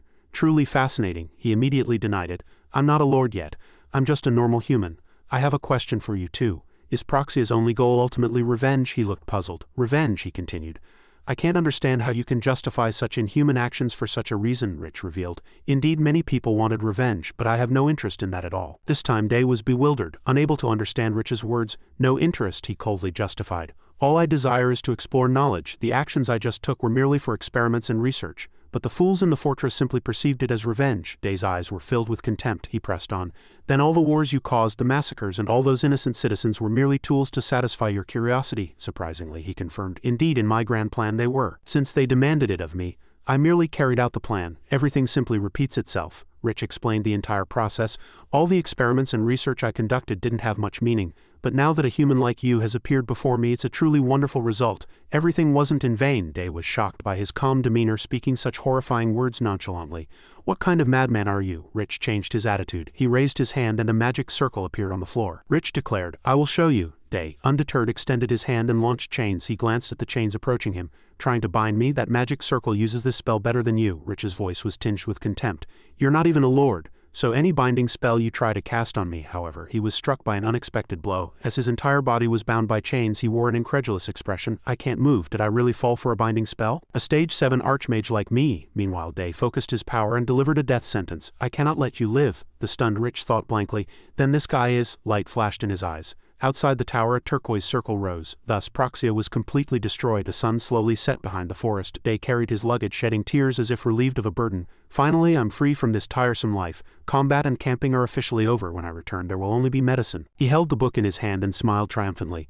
I picked this up as a trophy on my way back. I didn't take the other things because they were useless spells, but this forbidden book is different. It's protected by a sealing spell. It must contain powerful spells, like teleportation for instance. He raised his hand and cast magic towards the book. Let's see, unseal. However, nothing happened. He thought blankly, what is this? After that, Day continued to chant spells. Unseal, unseal, unseal. The book remained motionless. Day, frustrated, sweated profusely. His shouts, mixed with anger and helplessness, echoed throughout the forest.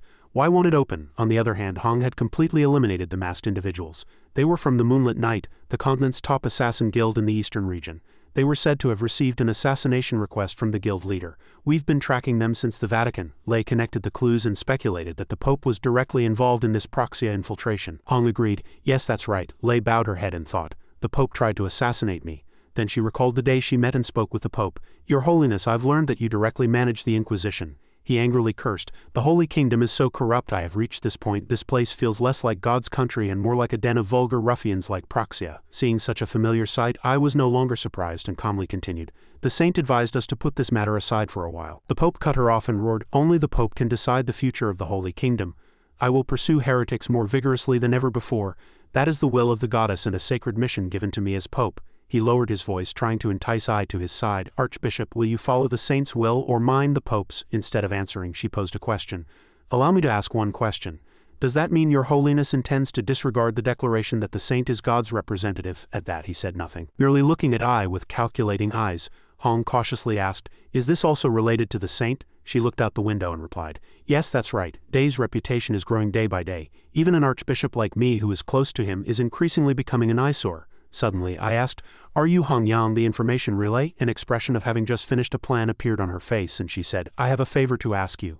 A magical golden halo emanated from the bag on Day's back. He observed all the living spaces around the tower. He concluded, indeed, Proxia's lair is completely isolated from its surroundings, but there's still a possibility of the plague spreading from one object to another. Day raised his hand and lightly waved it.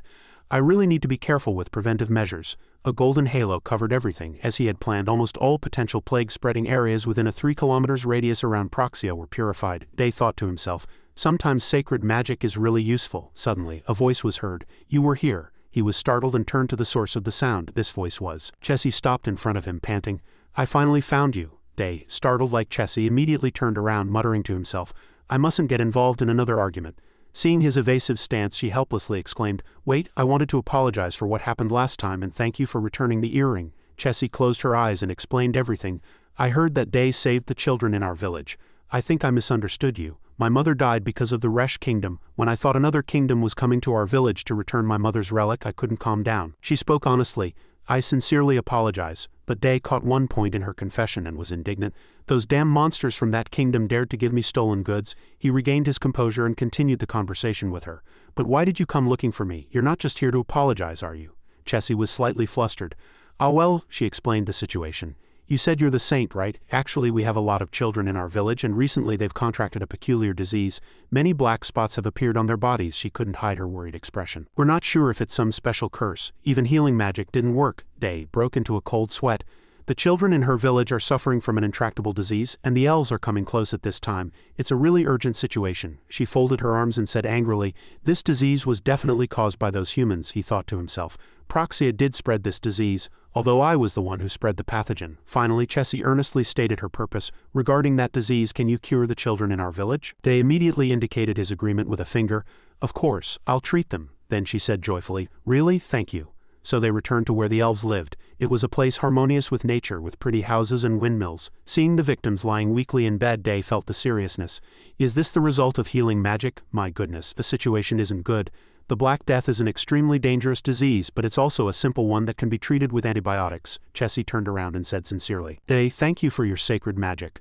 But he denied that treatment method, saying, No, I'm going to prepare medicine, Day said. I can cure them without sacred magic. I'm going to prepare medicine. She felt something new. Medicine? Are you talking about those medicines that humans use? He began to list the necessary items. First, to prepare medicine, I need medicinal ingredients. Suddenly, Sevia's voice was heard, and she seemed eager to help him. Day, what medicinal ingredients do you need? I want to help too. Just tell me the names and I'll bring them all. Day was truly satisfied to be so welcomed. Excellent. Then I'll write down a list of medicinal ingredients and you can go find them for me. A moment later, Chessie still looked doubtful. Seeing the items on the table, Can you really make medicine with these ingredients? He said with confidence. Yes, actually to be precise, these are charcoal, rapeseed oil, vinegar, and lime water, rather than medicinal ingredients. Day held up a bag and said, I'm going to turn these into medicinal ingredients. Her eyes watched the contents of the bag vigilantly. This is no way, Chessie said blankly. Isn't this moldy bread? He understood her curiosity and reassured her. I won't use it as is. After that, Day's medicine preparation process began. First, I'll soak the bread in water to soften it, then filter the mixture. And then I'll pour in rapeseed oil and mix it, he explained. The principle is that impurities dissolve in rapeseed oil, and the medicinal components dissolve in water.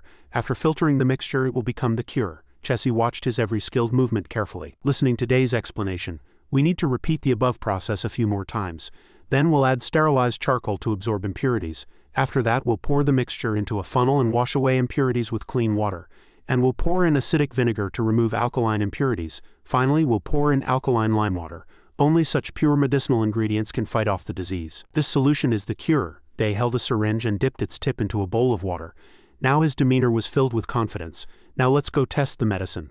So he injected the patients with the antibiotic and purified the entire village. 3 days later, the boy who had been sick earlier rubbed his eyes in surprise at the change in his body.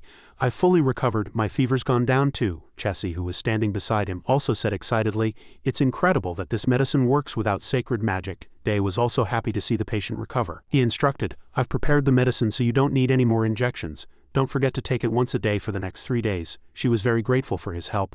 Thank you, Day. You're so kind to genuinely help us. We elves have always lived disconnected from the world and this incident has taught us a lot. He smiled humbly and replied, You're welcome. There's no need to say that. Inwardly, he was clearly thinking about his actions over the past few days. I'm just cleaning up the mess I made, Chessie made a suggestion. We should throw a party for Day, our savior. The boy who had recovered from the illness also agreed. That's a great idea, Chessie. What? Hearing that, Day hastily tried to dissuade them. Don't. The two turned and looked at him with pleading eyes. Why? Day stammered wordlessly. It's just, with a few helpless black lines on his face, he gave a reason to decline the party. I don't have much time, so I need to return to the Holy Kingdom right away. The two sighed regretfully. Really? That's too bad. In the end, although the plague spread widely, those who received Day's help survived. The next day, a sneeze echoed in the thick snow-covered mountainous region. He pulled his coat tighter and trudged along, muttering to himself. I can't believe I have to cross this snowy mountain again, Day thought to himself. Damn it, those cursed Proxia bastards didn't help at all in the end. A sacred tower like that, and not a single travel spell. Suddenly someone called his name. Day, the tree sprite appeared and bowed to him. Thank you, thanks to you, I was able to return to the forest. Seeing his new appearance, Day complimented inwardly. His horns have grown a lot, the tree sprite said. I can feel my strength gradually returning. I want to give you a gift as a token of my gratitude. But he only noticed one difference. His tone has changed. Is he crazy? Before he could say anything, a branch broke off from his body. The tree sprite handed him a long horn and solemnly declared, only once in the life of a tree sprite, I will give you my strongest branch. Day was slightly surprised. That's a really rare item, thank you, holding the wooden horn in his hand. Thought, I should give this to Jack. To me it's just an ordinary branch anyway. Screams echoed and the entire village was engulfed in flames. Cries for help continued. Help me. But the murderers didn't seem to show any mercy, he said. Kill everyone, men, women, children, and the elderly. This village is filled with devils. He wielded an iron hammer and rushed towards a woman holding a baby. Please save me, please, please just save my child. He said arrogantly. You heretics, did you let Proxia into the city and conspire with them? The mother screamed. No, we didn't do anything like that. The child beside her was just trembling and whimpering. Mommy. The man swung the iron hammer fiercely into the air in anger. Still lying, pay for your sins with death. Suddenly a voice from behind said, Stop. A man slowly approached and laughed loudly. I just returned to the Holy Kingdom. What the hell is going on? Day approached with a blank expression. At first I thought you were robbers, but you're not. Who are you? He looked displeased at his words. Who is that damned ragamuffin? Then you damned bastard, how dare you forget your place? How dare you act like that towards a prosecutor from the Inquisition? He gritted his teeth at those words. Forget my place? Suddenly a ray of light appeared. A bright yellow light also emanated from Day's body. He muttered, You're the one who doesn't know your place. Strange light continued to emanate from his body. Extraordinary sacred magic, dazzling light. It still brought the aggressive murderer to his knees. Impossible. You're the saint, he asked quietly. Which group do you belong to? The man replied, The Inquisition. He frowned. The Inquisition? Then the damn culprit behind this crazy order is the Pope. Before he could finish his thoughts, the mother also knelt. They loudly cried out, Saint, she sobbed, before God we did nothing, but those people started massacring us. We were accused of being heretics. Others also clasped their hands in turn. Yes, Saint, please, please stop this. If you just leave, we'll die. The voice continued to echo. Saint, please save us. He closed his eyes. Now we have no one else to trust but you. At least save the children. He continued to think, then replied, Don't worry. I pledge my honor that I will definitely resolve this issue. Everyone was delighted to hear that. Thank you, Saint, we sincerely thank you. He turned to the murderer and said, Did you hear what I said? I command you in the name of the saint. Retreat, the man replied. But we received orders from the Pope, so we cannot act rashly, he replied. What you say is not wrong. You cannot disobey the Pope's orders, he added. Then let's do this, he said sternly. If you follow the Pope's orders, you will die by my hand here. The opponent trembled. We will obey the saint's orders. Tell the Inquisition to follow my orders and cease all activities, he commanded again. And tell the Inquisition, if they don't obey my orders, I will tear all of them to shreds. The same goes for you. Retreat immediately to Konya and gather. We will obey the command. His eyes sharpened with the thought, I need to stop this madness quickly. Seeing the chaotic scene, he thought to himself, Why is the Holy Kingdom always in such chaos whenever I return from a dangerous mission? As night deepened, Rhea in the mansion said to the Saintess, Saintess, the Inquisition is becoming increasingly violent. Our family tried to pressure them, but it was no use as the Inquisition is an independent religious organization of the Vatican. The Saintess bowed her head and replied, The same goes for me. I can't do as I please. Even a small mistake will bring the Inquisition's arrows down on me. Suddenly, Gaia exclaimed in surprise, How dare you come here? How dare you come here begging? Get out! She felt the source of that sacred magic. Day appeared and the guard outside hastily said, Sir, I'm sorry, Saint, your clothes are a bit peculiar today. He replied, Yes, I just came here dressed in rags to beg. The Saintess rejoiced at Day's arrival and shouted, Hey, you're back, he replied. Iriel, I'm a little late. I had to take care of everything neatly, she replied. All right, come in, he grumbled. Oh, can I come in wearing rags? The guard was flustered. Saint, my sin deserves death. Upon entering, Day immediately asked about Proxia. What happened to Proxia? They shouldn't be able to attack us anymore. If any of them survive, there's no need to worry, he emphasized. More importantly, I heard the Pope is managing the Inquisition. Isn't that right? Now that it's come to this, the Holy Kingdom will be blockaded. She heard that and replied, After massacring its own people, other countries will also blockade the Holy Kingdom. If faith doesn't waver, neighboring countries will see this as a good sign. The Holy Kingdom's influence on the continent will diminish, he lightly added. Yes, that's right. That's why I need your help, she asked. What for? He immediately said. Isn't the prosecutor of the Inquisition still here? Order him to withdraw all inquisitors. She was confused. What are you talking about? He was still firm. I know, I've considered it carefully. Convey my orders, she retorted. They're following the Pope's orders. What are you going to do? He slammed his hand on the table and stood up to hold them accountable. At the Vatican Inquisition headquarters, an announcement echoed, All inquisitors assemble. A member frowned and turned. What's going on? How dare you? Everyone was surprised to see Day. Saint, he said loudly. Who is the head of the Inquisition? I am, a voice was heard. He approached and greeted respectfully. My respects to the saint. I am Dios, the chief prosecutor of the Inquisition, he added and asked. What wind has brought you here without warning? He said nothing and went straight to the point. It's an order. Assemble all prosecutors of the heretic Inquisition immediately in Salonia. Dios frowned and replied, Saint, I apologize, but this is an order stamped with the Pope's seal to be carried out within a month, he said lightly. So you're saying you won't follow my orders? He laughed and said, Yes, that is beyond my capabilities. At this Day was utterly furious. He emitted powerful energy, and the opponent trembled in fear. This insane source of sacred magic. Everyone was terrified. My body feels like it's going to burst. Day, with an arrogant demeanor, asked again, Have you changed your mind? He shouted. Stop it. That won't change the Pope's orders, Saint. Do you really think you can go against the Pope? He said coldly. I don't care if you call this a confrontation or not, he declared in a fit of rage. I will only do what benefits the people, because this is the duty of a saint, a position bestowed upon me by the people and by God. His eyes sharpened even further. I'll give you 1 week. Summon every single person to Salonia. If they refuse to comply, he waved his hand, firing a burst of flames at the ceiling, creating a large hole. I will destroy everything else too, understood? The man, startled, quickly replied, As you command. He looked up, thinking now the remaining task. He stared directly at the Pope's episcopal throne. The Pope. Day immediately entered the episcopal throne room. He met the Pope and asked, You've made a mess of everything. The Pope stroked his chin and replied, A mess? This Pope is merely punishing heretics. Day coldly pressed him. Punishing heretics? How laughable. You massacre innocent people without any trial and simply claim to be punishing heretics. He frowned and asked again, Trial? Why should I? What? He beat his chest and declared, I am the Pope.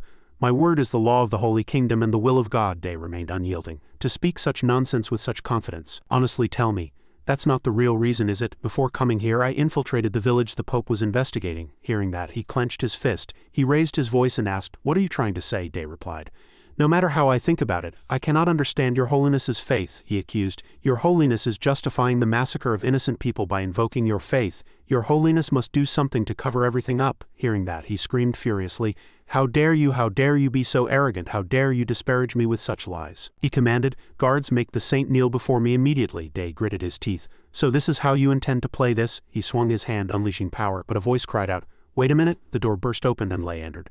Saint, you don't need to get blood on your hands. She quietly presented a holy writ and said, From now on Pope Goeth will be arrested on charges of heresy and brought to trial. He shouted, Arrest me? Nonsense, what are you waiting for? Arrest those rebels immediately. She presented a document and said, It's no use, Pope. This is the Academy building construction contract. All construction was entrusted to Proxia and the Holy Kingdom received 1,800 platinum coins as compensation, she added.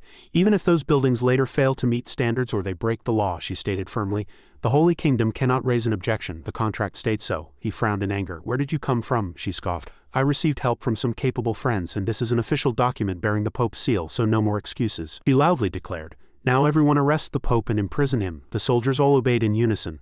The Pope froze. Impossible, he resisted. I am the king of this kingdom, and the Pope chosen by Gaia, he screamed madly. Whoever defies my command defies the will of God. He became insane. I will punish everyone with the power God has bestowed upon me. Day shouted loudly and threw a punch. You're truly trash. After that, Pope Goeth was arrested and imprisoned. His voice continued to echo from inside the prison. God will never abandon me. You must put me on trial. This chaos seemed to be just coming to an end. After a long night, the sun rose, but at this moment the Pope's seat was empty. The archbishops and nobles were vying for the Pope's position. Day said loudly, I want you to be the Pope. She was surprised. He explained, You haven't joined any faction and you are the most powerful among the archbishops. She was dumbfounded. He continued, Moreover, with the image of being the first female pope in history, you will bring a new breath to this corrupted position. She hastily replied, I don't know. I'm not sure if I have the ability. The saintess laughed. Don't worry too much. Here's a list of those who are vying for the Pope's position. She looked at it, her eyes wide with surprise. My goodness, these scumbags are also vying for the Pope's position? She gritted her teeth. She said firmly, There's nothing to worry about. I will be the Pope thanks to the strong support of the saint and the saintess. Lay became the first female Pope of the Holy Kingdom. They were celebrating in a small room. Day entered the small room where the saintess was sitting and working, letting out a sigh.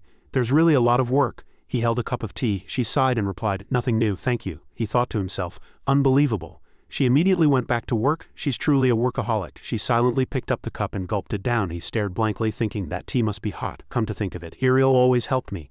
After returning to the Holy Kingdom several times, Iriel's hands now glowed with a faint yellow light. She said blankly, Purification. She stretched and said, Magic is truly amazing, but sacred magic can't relieve my fatigue. He hastily replied, If you need anything else, just tell me anytime, she said helplessly. What? Did something happen to you today? Why are you suddenly being so nice to me, he said in a gentle voice. Even when I help you, you cause problems, she said quizzically. Surely you don't like me, do you? He was suddenly speechless, and she quickly made an excuse.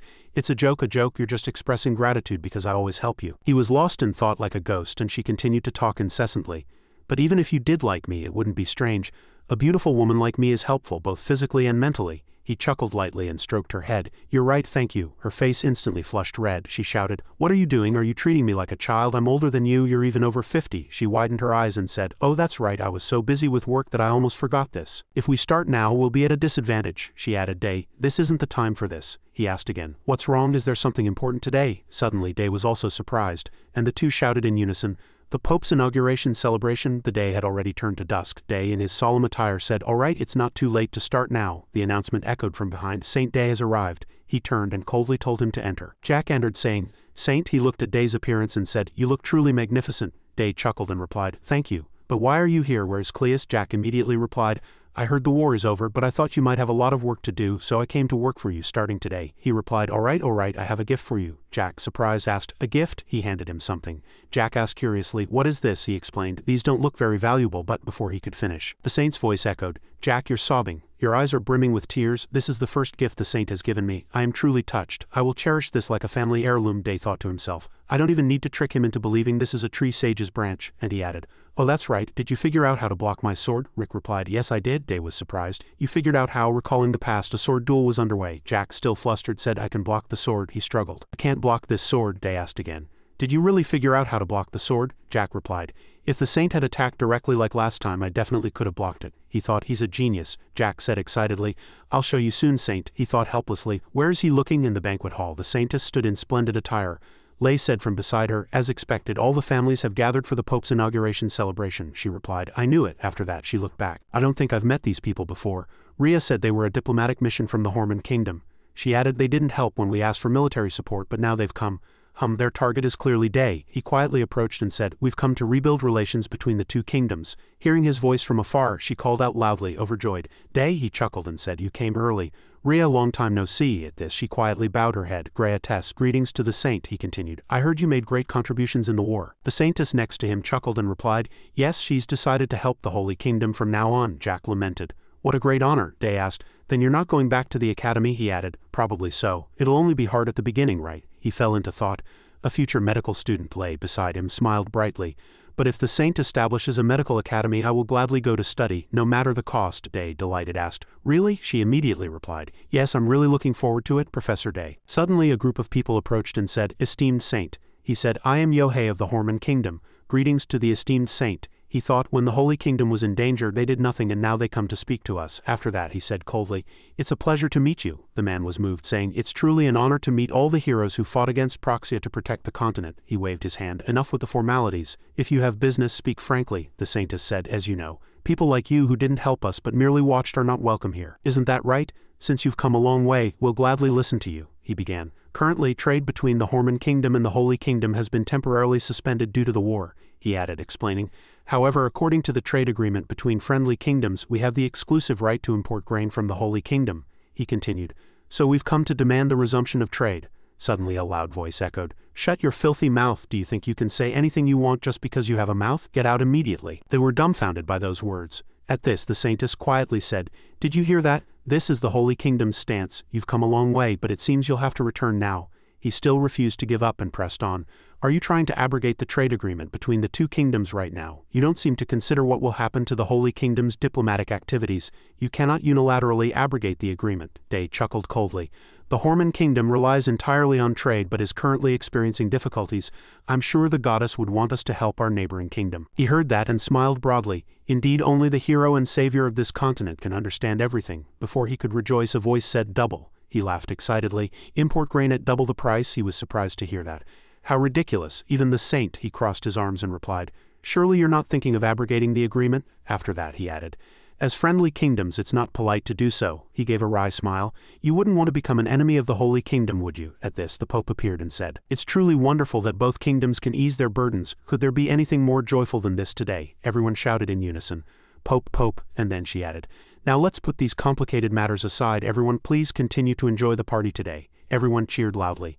They began to enjoy the party. The atmosphere was very lively in the corridor. Day stood with the goddess. She raised her voice and asked, "I thought this war would never end, but it somehow did," he chuckled and said, "as you know." After that he explained, "But when I return to the academy, are you sure you can handle everything?" She replied, "Of course, I can manage everything here alone." After that she chuckled and emphasized, "Since you faced so many difficulties as soon as you arrived in the Holy Kingdom, it's time for you to do what you want." He smiled brightly and said, "It would be really nice to meet her sometimes and ask for help with paperwork." She replied coldly, "Oh, do as you please." In Proxia's ruined hideout, a single eye opened in astonishment. He wondered, "Am I dead?" He sat up. "Unbelievable. There's a wizard stronger than a corpse like me in humanity," he thought. "His mana instantly pierced my heart." He recalled that scene, clutching his chest with his hand. It was an incredibly pure and powerful source of mana, he praised. It was beautiful, he fell into thought. It felt like the origin of all magic. He raised his head. "From now on I will find him." In the ruins, someone sat blankly.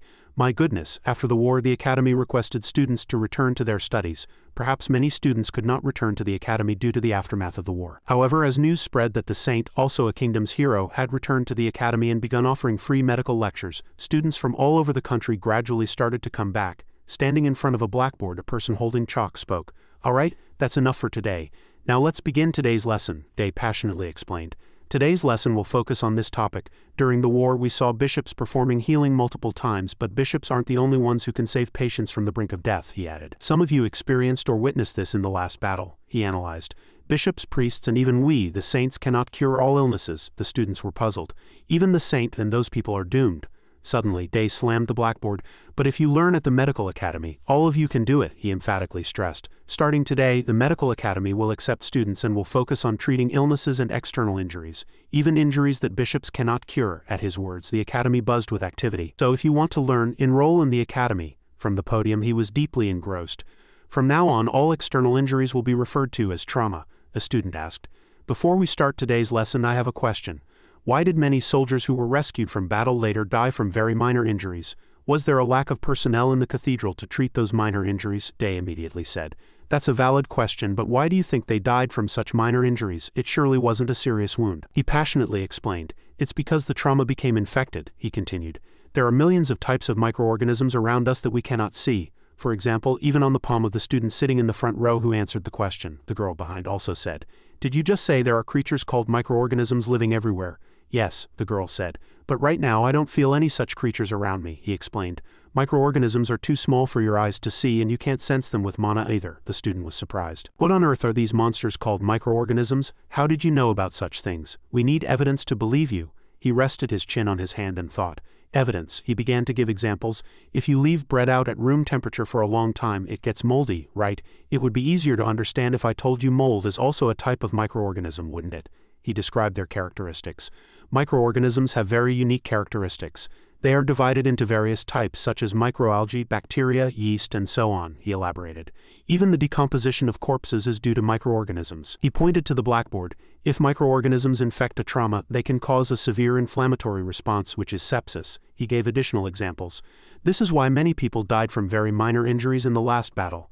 But you can't give up on treatment or amputate limbs because of a small wound." A student asked curiously. "Then what should we do?" Day passionately instructed. "If you carefully disinfect the trauma, you no longer need to worry.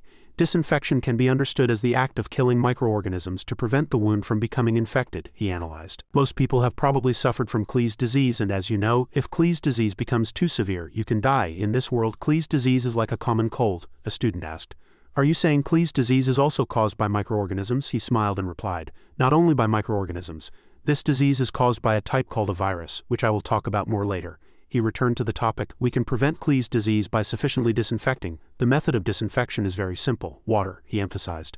"Washing your hands. If you wash your hands frequently, you can prevent this disease. The same applies to wounds. Simply washing the wound thoroughly with clean water is effective," a student asked curiously. "Is that all, just washing the wound with clean water?" He presented evidence. "Housewives who do a lot of laundry are the proof. They rarely get Klee's disease. After all, they are always in contact with water," a student said. "Professor, may I ask a question?" he replied. "Yes, what do you want to ask?" the student asked. "Then how do you explain the magic of dark mages? They use evil power, not microorganisms." He praised this as a very good question. He began to speak. "If that disease is caused by dark mages, it doesn't appear on its own. More precisely, magic only creates an environment conducive to the growth of microorganisms." They continued. "We've strayed a bit. Now we're going to talk about this." Suddenly, a bell rang. "Time's up. We've only just skimmed over a few things. Day was really anxious.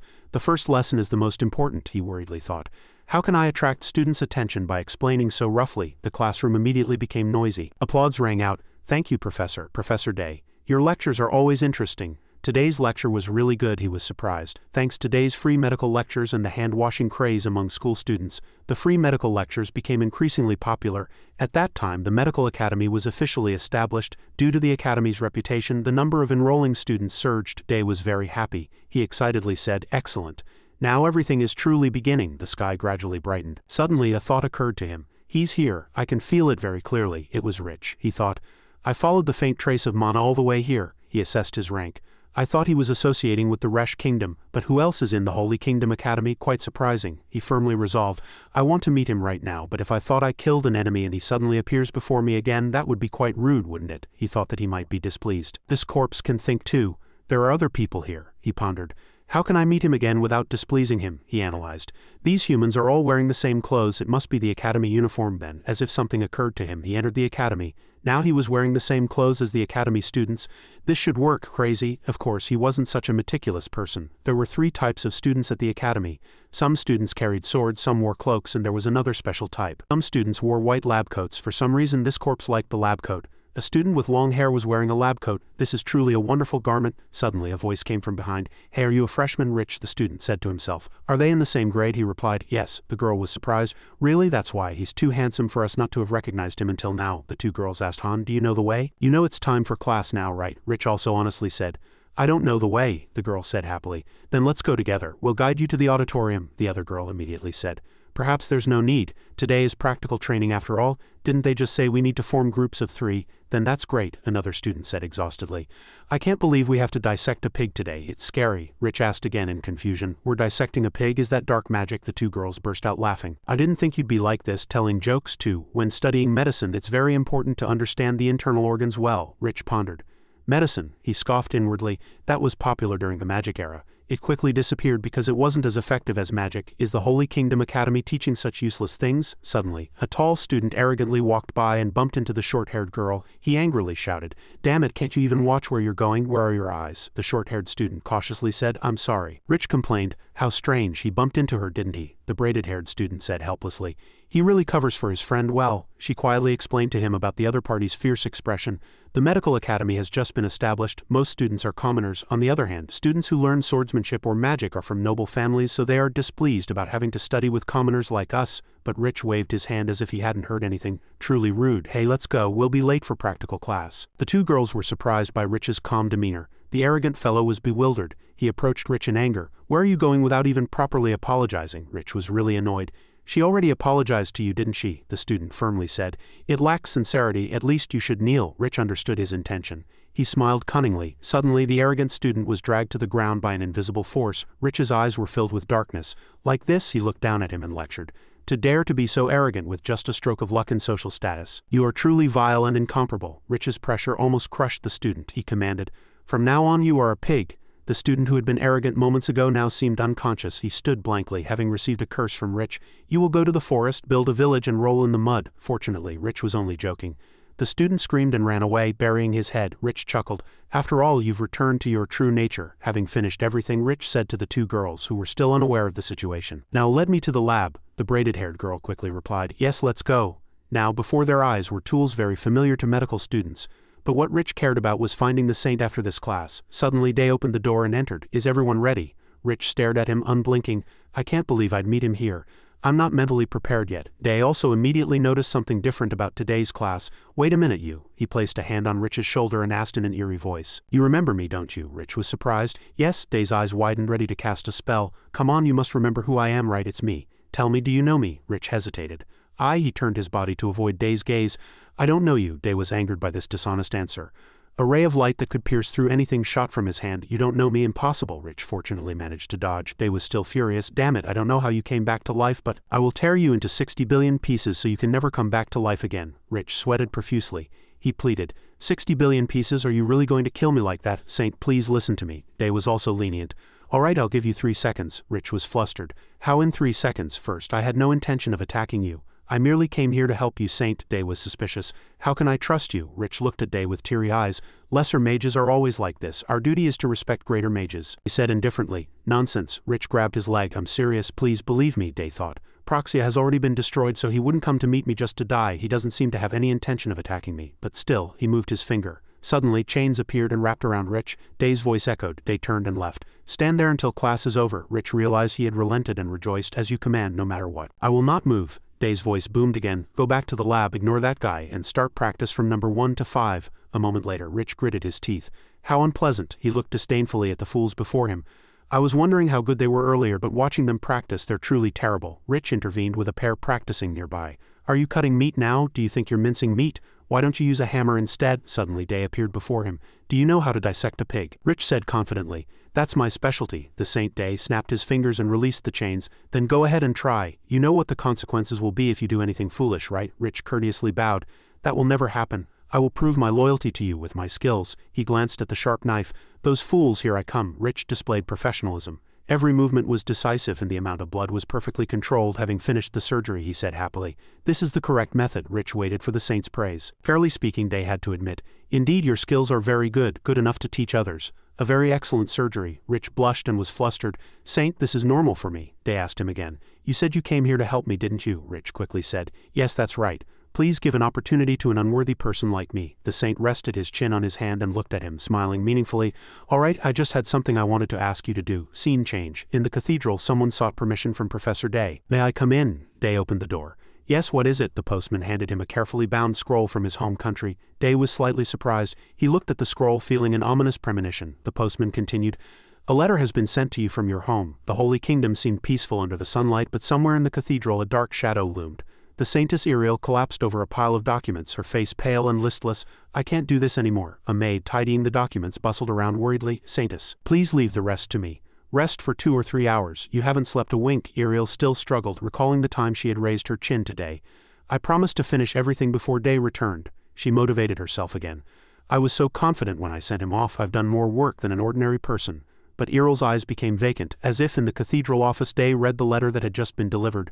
Only the cathedral will suffice. He burned the letter with magic to read its hidden contents. The letter stated that the Resh Kingdom was the most powerful empire on the continent. Currently, His Majesty King George Resh, the mighty king, was seriously ill, and Day was invited to cure His Majesty's illness. The letter emphasized that Day was the saint chosen by God and had the ability to heal all diseases in the world. This was common knowledge in this world. Day broke out in a cold sweat, thinking of the terrible consequences. If I cannot cure the king's illness, the Resh will think that the Holy Kingdom does not want to heal their kingdom, creating a rift in the relationship between the two kingdoms. He fell into deep thought. It's not that I can't cure his illness, but this matter will not be so simple. Day felt like a puppet of royal politics. He was still very worried. I can't do anything because curing him is different from curing other patients. Day walked down the corridor, still thinking. Then first at the academy, Day appointed Rich to an honorary professorship, and he bowed his head to everyone, saying Professor. But Rich seemed a little withdrawn. Hey, if you've left the room, don't talk to me. He sighed. Since the cathedral demanded it, there's no other option. Rich's eyes welled up with tears as he thought of his true goal. But I want to understand the academic world from the cathedral's perspective. The student who had just been hesitant still hadn't left. Rich gave him a murderous look. Didn't I tell you not to talk to me if you've left the room? The student stammered. Professor Day is looking for you. Before he could finish speaking, Rich flew off to find Day. He panted. You were looking for me? Day happily introduced him. You're here. Say hello. Due to Rich's intention, Day's voice and Z's appearance were slightly out of sync. He glared at Rich and said, This is Z. He will monitor you while I'm away. The two's eyes clashed like sparks. Rich tried to maintain his composure. Monitor me, and where are you going? What are you talking about? Day handed him the scroll and explained, I will be leaving the academy for a while. Take this, he calmly instructed. I've written almost all the lectures on this scroll. Study this first, once you fully understand these lectures. Teach these lectures to the students while I'm gone. Rich frowned at the scroll, which was covered in writing. What? He whimpered. But I came here to help you. A cold voice was heard. Are you daring to disobey my orders? Z raised his voice. Do you know how important this academy is to the cathedral? The cathedral has entrusted you with such an important mission. You should be grateful. Do you still not understand? Rich was indignant at being lectured. By what right do you lecture me? What are you doing interfering in this matter? Z proudly revealed his identity. I am the head of the Z family. The head of the Z family, one of the 3 holy families, Rich scoffed. So a paltry nobody like you dares to serve the Holy One? Z retorted. A paltry nobody? Are you referring to me? Even if I am a stage 7 mage, the master of the Black Tower, Rich sneered. What's the problem? Even if I am a swordsman, an advanced swordsman. Day frowned, looking at these two brawlers. Feeling an ominous premonition, Rich turned to Day, his attitude doing a 180-degree flip. Your Eminence, I will admirably complete the mission you have entrusted to me and earn your trust, even if this insignificant creature doesn't monitor me. Z also sweetly said, Don't worry, Your Eminence. Depart with peace of mind. I will thoroughly monitor this cunning scoundrel, not letting him out of my sight for a moment. After finishing their words, the two began to blame each other again, like fire and water. What are you acting again? I'll tell you that when His Eminence leaves, Day regretted. I shouldn't have put these two together. The sunset dyed the entire cathedral red. Day slightly opened the door to the Saintess Earl's room. She had already fallen asleep at her desk. Day looked at her, thinking, just as I thought. She said she could handle everything, but it was probably too much for her. He carefully brushed the tangled hair from the Saintess's face. After I returned to the Holy Kingdom, I started a lot of things. Even then, the war had just ended. Nothing will be as it was before. He scanned the pile of documents scattered on the desk. Let's see. Suddenly, Ariel woke up with a start. Oh my goodness, did I fall asleep? Day's voice came from beside her. You're awake? She immediately sprang up. Day, he merely smiled. You've worked hard all this time. Thank you. Ariel frantically fumbled on the empty desk. The scrolls that were here, Day calmly replied. I've taken care of everything, don't worry. Ariel stared blankly at Day. Huh? The pile of documents was sorted and neatly organized. Ariel couldn't believe her eyes. He finished everything in such a short time? She rushed over anxiously. Don't lie, it would have taken me at least a week to do that. You just rushed through it, didn't you? I'm sure you just rushed through it, Day shrugged. Check it if you want. Ariel hastily unrolled a scroll. She froze. Everything was perfect, Day said triumphantly. I wish I could help you with more, but I don't have much time. Ariel was speechless. There's nothing more to help with. Suddenly, a voice called from outside the door. Your Eminence, it's Secretary Gaia. Your luggage is ready, Day said regretfully. Is it time already? Night had already fallen upon the Resh Kingdom, and the darkness seemed to swallow the magnificent castle hall, foreshadowing a complicated situation. If things continue like this, there will be big problems when the king passes away. In the room where King George lay in a coma, Jen, the third prince of the Resh Kingdom, whispered to the king. Perhaps they no longer wish for father to recover. He confided in the king, even though the king couldn't hear him. Moreover, this time it seems they are only coveting the position that father has held for so long. Jen caressed the king's unmoving hand. I have requested the Holy Kingdom to send your Eminence. Father, you must wake up quickly and regain control of this kingdom. Suddenly someone approached from behind. Go back, father needs to rest anyway. The third prince turned his head, his expression changing. I was just about to leave. I only came for a moment because I was ashamed that brother has to bear the burden of caring for father alone. This was Luke, the second prince of the Resh Kingdom. He showed no emotion on his face. Don't worry, from now on I will handle all of father's affairs. Jen said no more. Understood, I'll take my leave now. After the third prince left, the door closed. Luke still spoke. I'll let you live, so please. He looked at the dark sky beyond the window and muttered to himself. Don't get involved in this dirty fight, little brother. The next morning in the Resh Kingdom, Day stood refreshed in his holy vestments and the special cross scarf of the cathedral. I've finally arrived. In the dazzling morning sun, the castle sparkled and Day was overwhelmed. This continent's most powerful empire is truly vast. A voice that caught his attention came from behind him.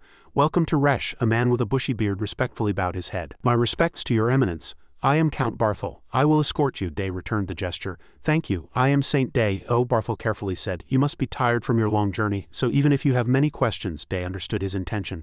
Understood. Let's go then, he asked. We're short on time, aren't we? Barthel immediately led the way. Thank you for understanding. Please follow me. The Count led Day to a luxurious room, but no one was guarding outside the door. We've arrived. Please come in. Thank you. Opening the door, Day was slightly surprised. This smell, a repulsive odor from the bed, filled the entire room. Day was puzzled. Even if the king's illness is a secret, has he not been washed once during this long period? He approached the bed where the king lay in a coma. Let's see what his illness is. Day caressed the king's arm. This is, he immediately realized. All the muscles in his body are stiff and rigid. He immediately sighed. It must be because he hasn't moved for a long time. Day saw the king lying quietly in bed. His muscles are so stiff that no part of his body can be stretched. However, muscle stiffness alone could not lead to an accurate conclusion. He worried. There are many causes that can lead to muscle stiffness. Could it be congenital myotonia? Wait, the king is elderly, so it won't be this syndrome.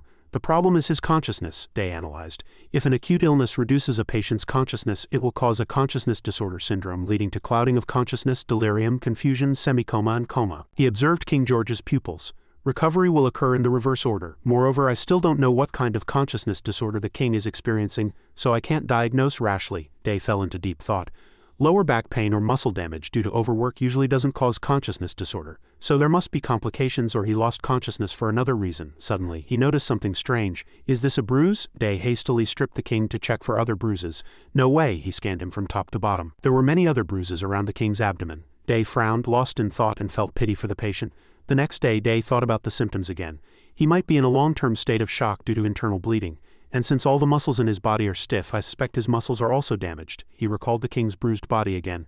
But those bruises are much more dangerous than muscle stiffness. They were clearly caused by external stimuli. Day sighed. I don't want to get caught up in this mess. Suddenly there was a knock on the door. Your Eminence, are you inside? Day slightly opened the door. Who is it? The second prince bowed his head. My respects to your Eminence. I am Luke, the second prince of the Resh kingdom. Day tried to recall the second prince. And then he introduced himself. I am Saint Day. Why are you here? Luke said. I heard you visited the king last night. He asked about the king's current condition. Day vaguely replied, nothing is certain yet.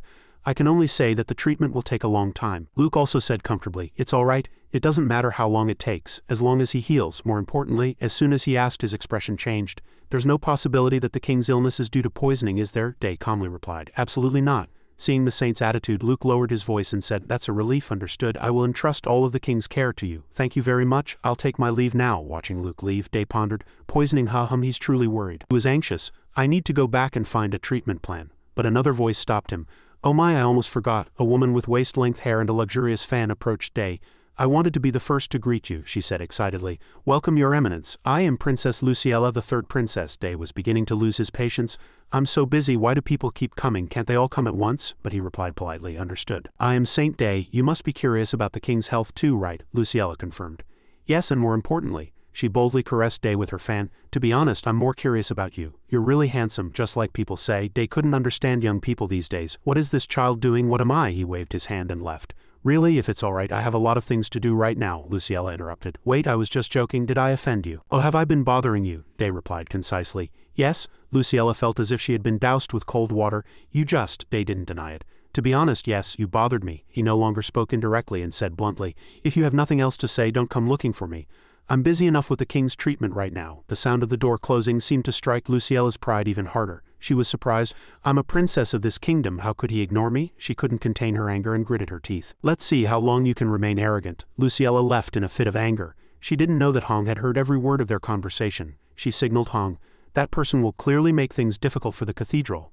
Should we deal with her first? So stopped her. Should we wait until she tries to do something? He also told her not to come again. Hong agreed. You're right, just leave her be. We just need to do our best to guard and wait. Hong resolutely signaled again, but Hong carefully read the signal. If anyone from the Resh royal family is truly plotting something or trying to harm the cathedral, Hong's eyes darkened.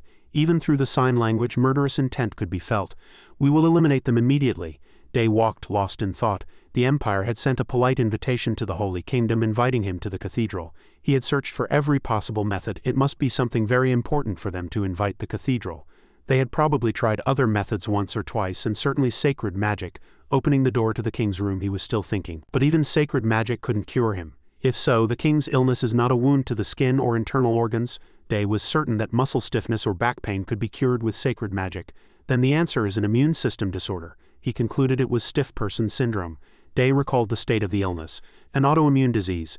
Stiff person syndrome is a condition where muscles abnormally stiffen due to an immune system abnormality. He compared it to previous experiences. Even when treating the duchy's princess, sacred magic alone couldn't cure the disease. So it's no wonder no one in this kingdom could cure the king's illness. Day became confused again. The question here is why he lost consciousness and why his muscles stiffened. Suddenly he was surprised and lifted the king's clothes. The bruises have worsened recently. He hypothesized that muscles being pulled and stiffened require treatment and management. Due to the nature of muscle spasms and cramps, muscles can easily tear or bruise. Day was certain. But this alone is too severe. Someone clearly attempted to massage these stiffened muscles. According to his medical knowledge, this would damage the skeletal muscles, cause internal bleeding, leading to shock and loss of consciousness. Day hastily locked the room door with magic, creating an isolated space. I need to perform abdominal surgery to stop the bleeding. He then purified the entire room with sacred magic.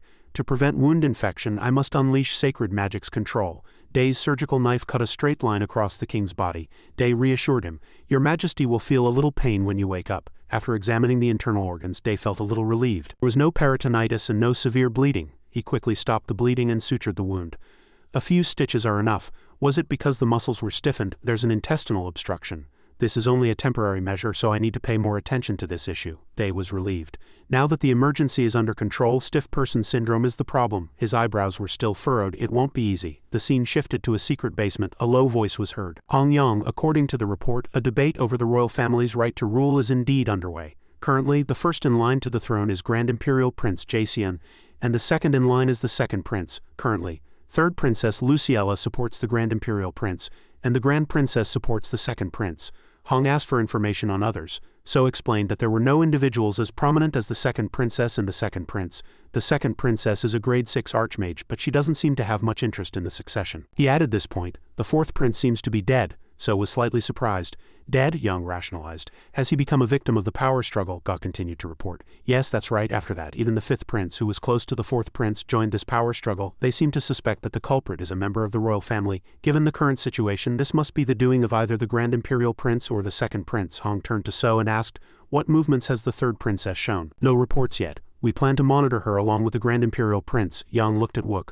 Wook Yang, then I'll leave this to you. Wook agreed. Yes, Hong Yang. Yang distributed the tasks. You will stay here with So Yang. The rest will return to the Holy Kingdom. So was slightly worried. Just the two of us, Yang explained. Yes, that's right. Because what the cathedral needs right now is information and danger detection. She instructed that the saint's safety would be entrusted to one person. In special cases, both of you have the authority to act independently, Wook replied. Understood. With that, everyone who had no mission immediately disappeared, and only Yang's voice echoed.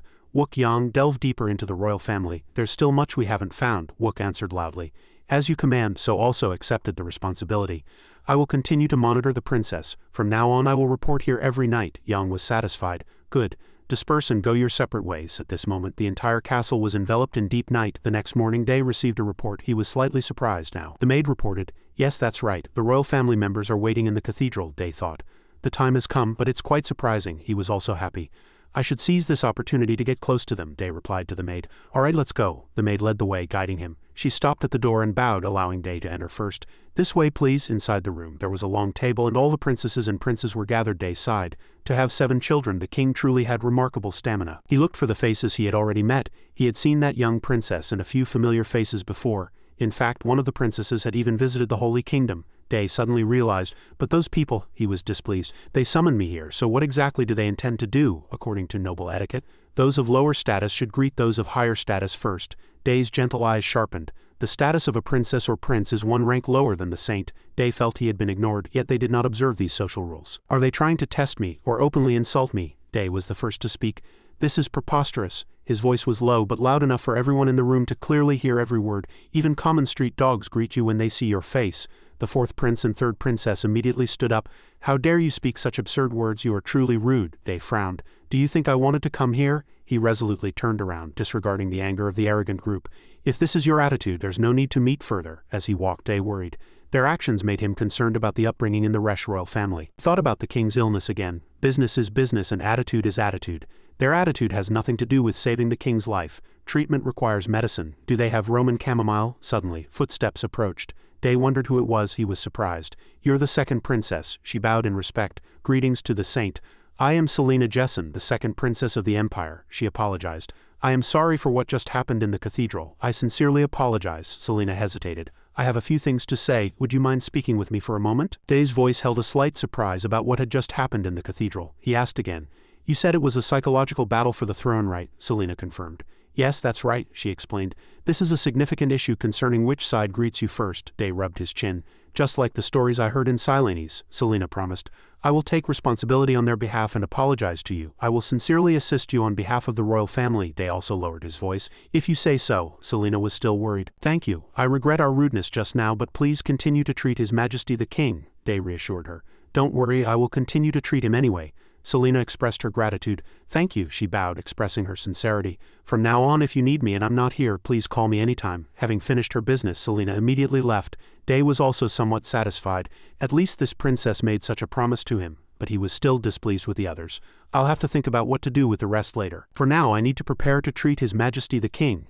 His motto was that kindness can be forgotten, but grudges must be remembered. 2 days later, a small bouquet of Roman chamomile lay on the table. Day let out a sigh of relief. I had prepared it in advance, but I didn't realize finding these medicinal ingredients would be so difficult. Day was very happy to see it.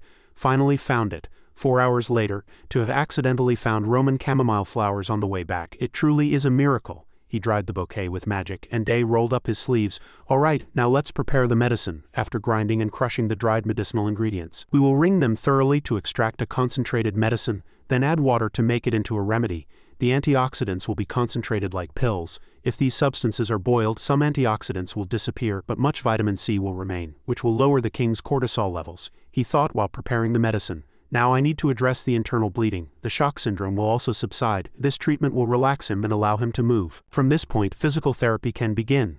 He intended to have the king take the medicine immediately upon waking. The king lay on the bed looking haggard. He opened his small eyes with a slightly unfamiliar expression. Suddenly, pain surged through his entire body simultaneously. It felt as if his whole body was being crushed. His consciousness also began to recover. Have I been lying here for so long? I can't say a single word. Suddenly, the room door slightly opened and Day entered with medicine and water.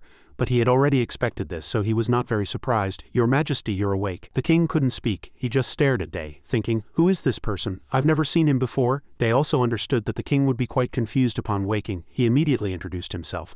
I am Saint Day from the Holy Kingdom. I was invited here. George felt a little relieved. Ah, it's him. I've heard stories about him. Day put the medicine into a cup of water and explained to George. This is similar to the kind of medicine mercenaries use. He fed the king the medicine, informing him of the dosage schedule. From now on you must take this medicine 4 times a day. I will bring you medicine every morning, noon, evening, and before you go to bed. The king was surprised. He's not using sacred magic. Now I have no choice but to trust him. He is the saint. Day slowly fed the king the medicine, spoonful by spoonful. He was lost in thought again. Since this is a natural medicine, its effectiveness will be slightly lower, but there will be no side effects. A slightly serious expression appeared on Day's face, but after the king finished the medicine he cleansed him with sacred magic. George's body was now more comfortable, but Day still had a question. It's truly strange. He didn't mind caring for the king, but he couldn't understand. With countless maids working here, there's no way no one comes to care for the king. Someone clearly prevented them from coming here. Day began to deduce again. The Grand Imperial Prince has no benefit in doing so. He's already first in line for succession, but if the culprit is the second prince, wouldn't doing so be too dangerous? Day still couldn't shake his suspicions. If the second prince is involved in the king's internal bleeding and the maid's access, he won't escape the death penalty. Day suddenly slapped himself on the cheek. Enough. Stop thinking about it. He focused. The only thing I need to care about right now is curing the king's illness. Who succeeds, the king has nothing to do with me. George became wary. Seeing him self-harm, is he really all right? Day looked at him with bright, confident eyes. I will cure your majesty. George was slightly worried. Can I really trust him? Time flew by quickly, and a week passed. Day walked down the palace corridor continuously thinking about the king's condition. Over the past week he has recovered a lot. He still can't speak, but at least he can move his head. He can chew food slowly. Day was relieved. As expected, the recovery rate is increasing. Then if I increase the medicine dosage, his muscles will also relax faster. He now planned to gradually increase the medicine dosage. Suddenly Day felt murderous intent behind him, and he immediately became alert. Assassination target. Day quickly understood. Assassination? Are they targeting the king? But feeling the opponent's murderous intent, he became clear. No, they seem to be targeting me, Day called out in a low voice. So Yang, the girl, immediately darted out from her hiding spot. Yes, your eminence, he commanded. Eliminate everyone. Leave one person alive. As you command, So's voice rang out clearly.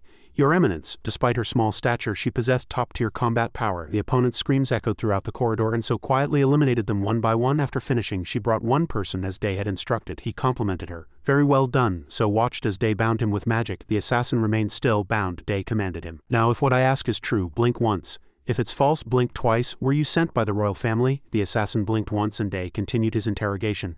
So you are a trained assassin, suddenly So interjected, her eyes glowing and a yellow light appearing on her forehead. Your eminence, I'll handle this. Immediately after, a dazzling yellow light illuminated the entire palace. The next day the palace was peaceful. Today it was suddenly not peaceful. An explosion shook the palace and screams erupted. Hand over the third princess now or you will die. He had already prepared mana for a second explosion, threatening in an enraged voice, I will blow up this entire palace.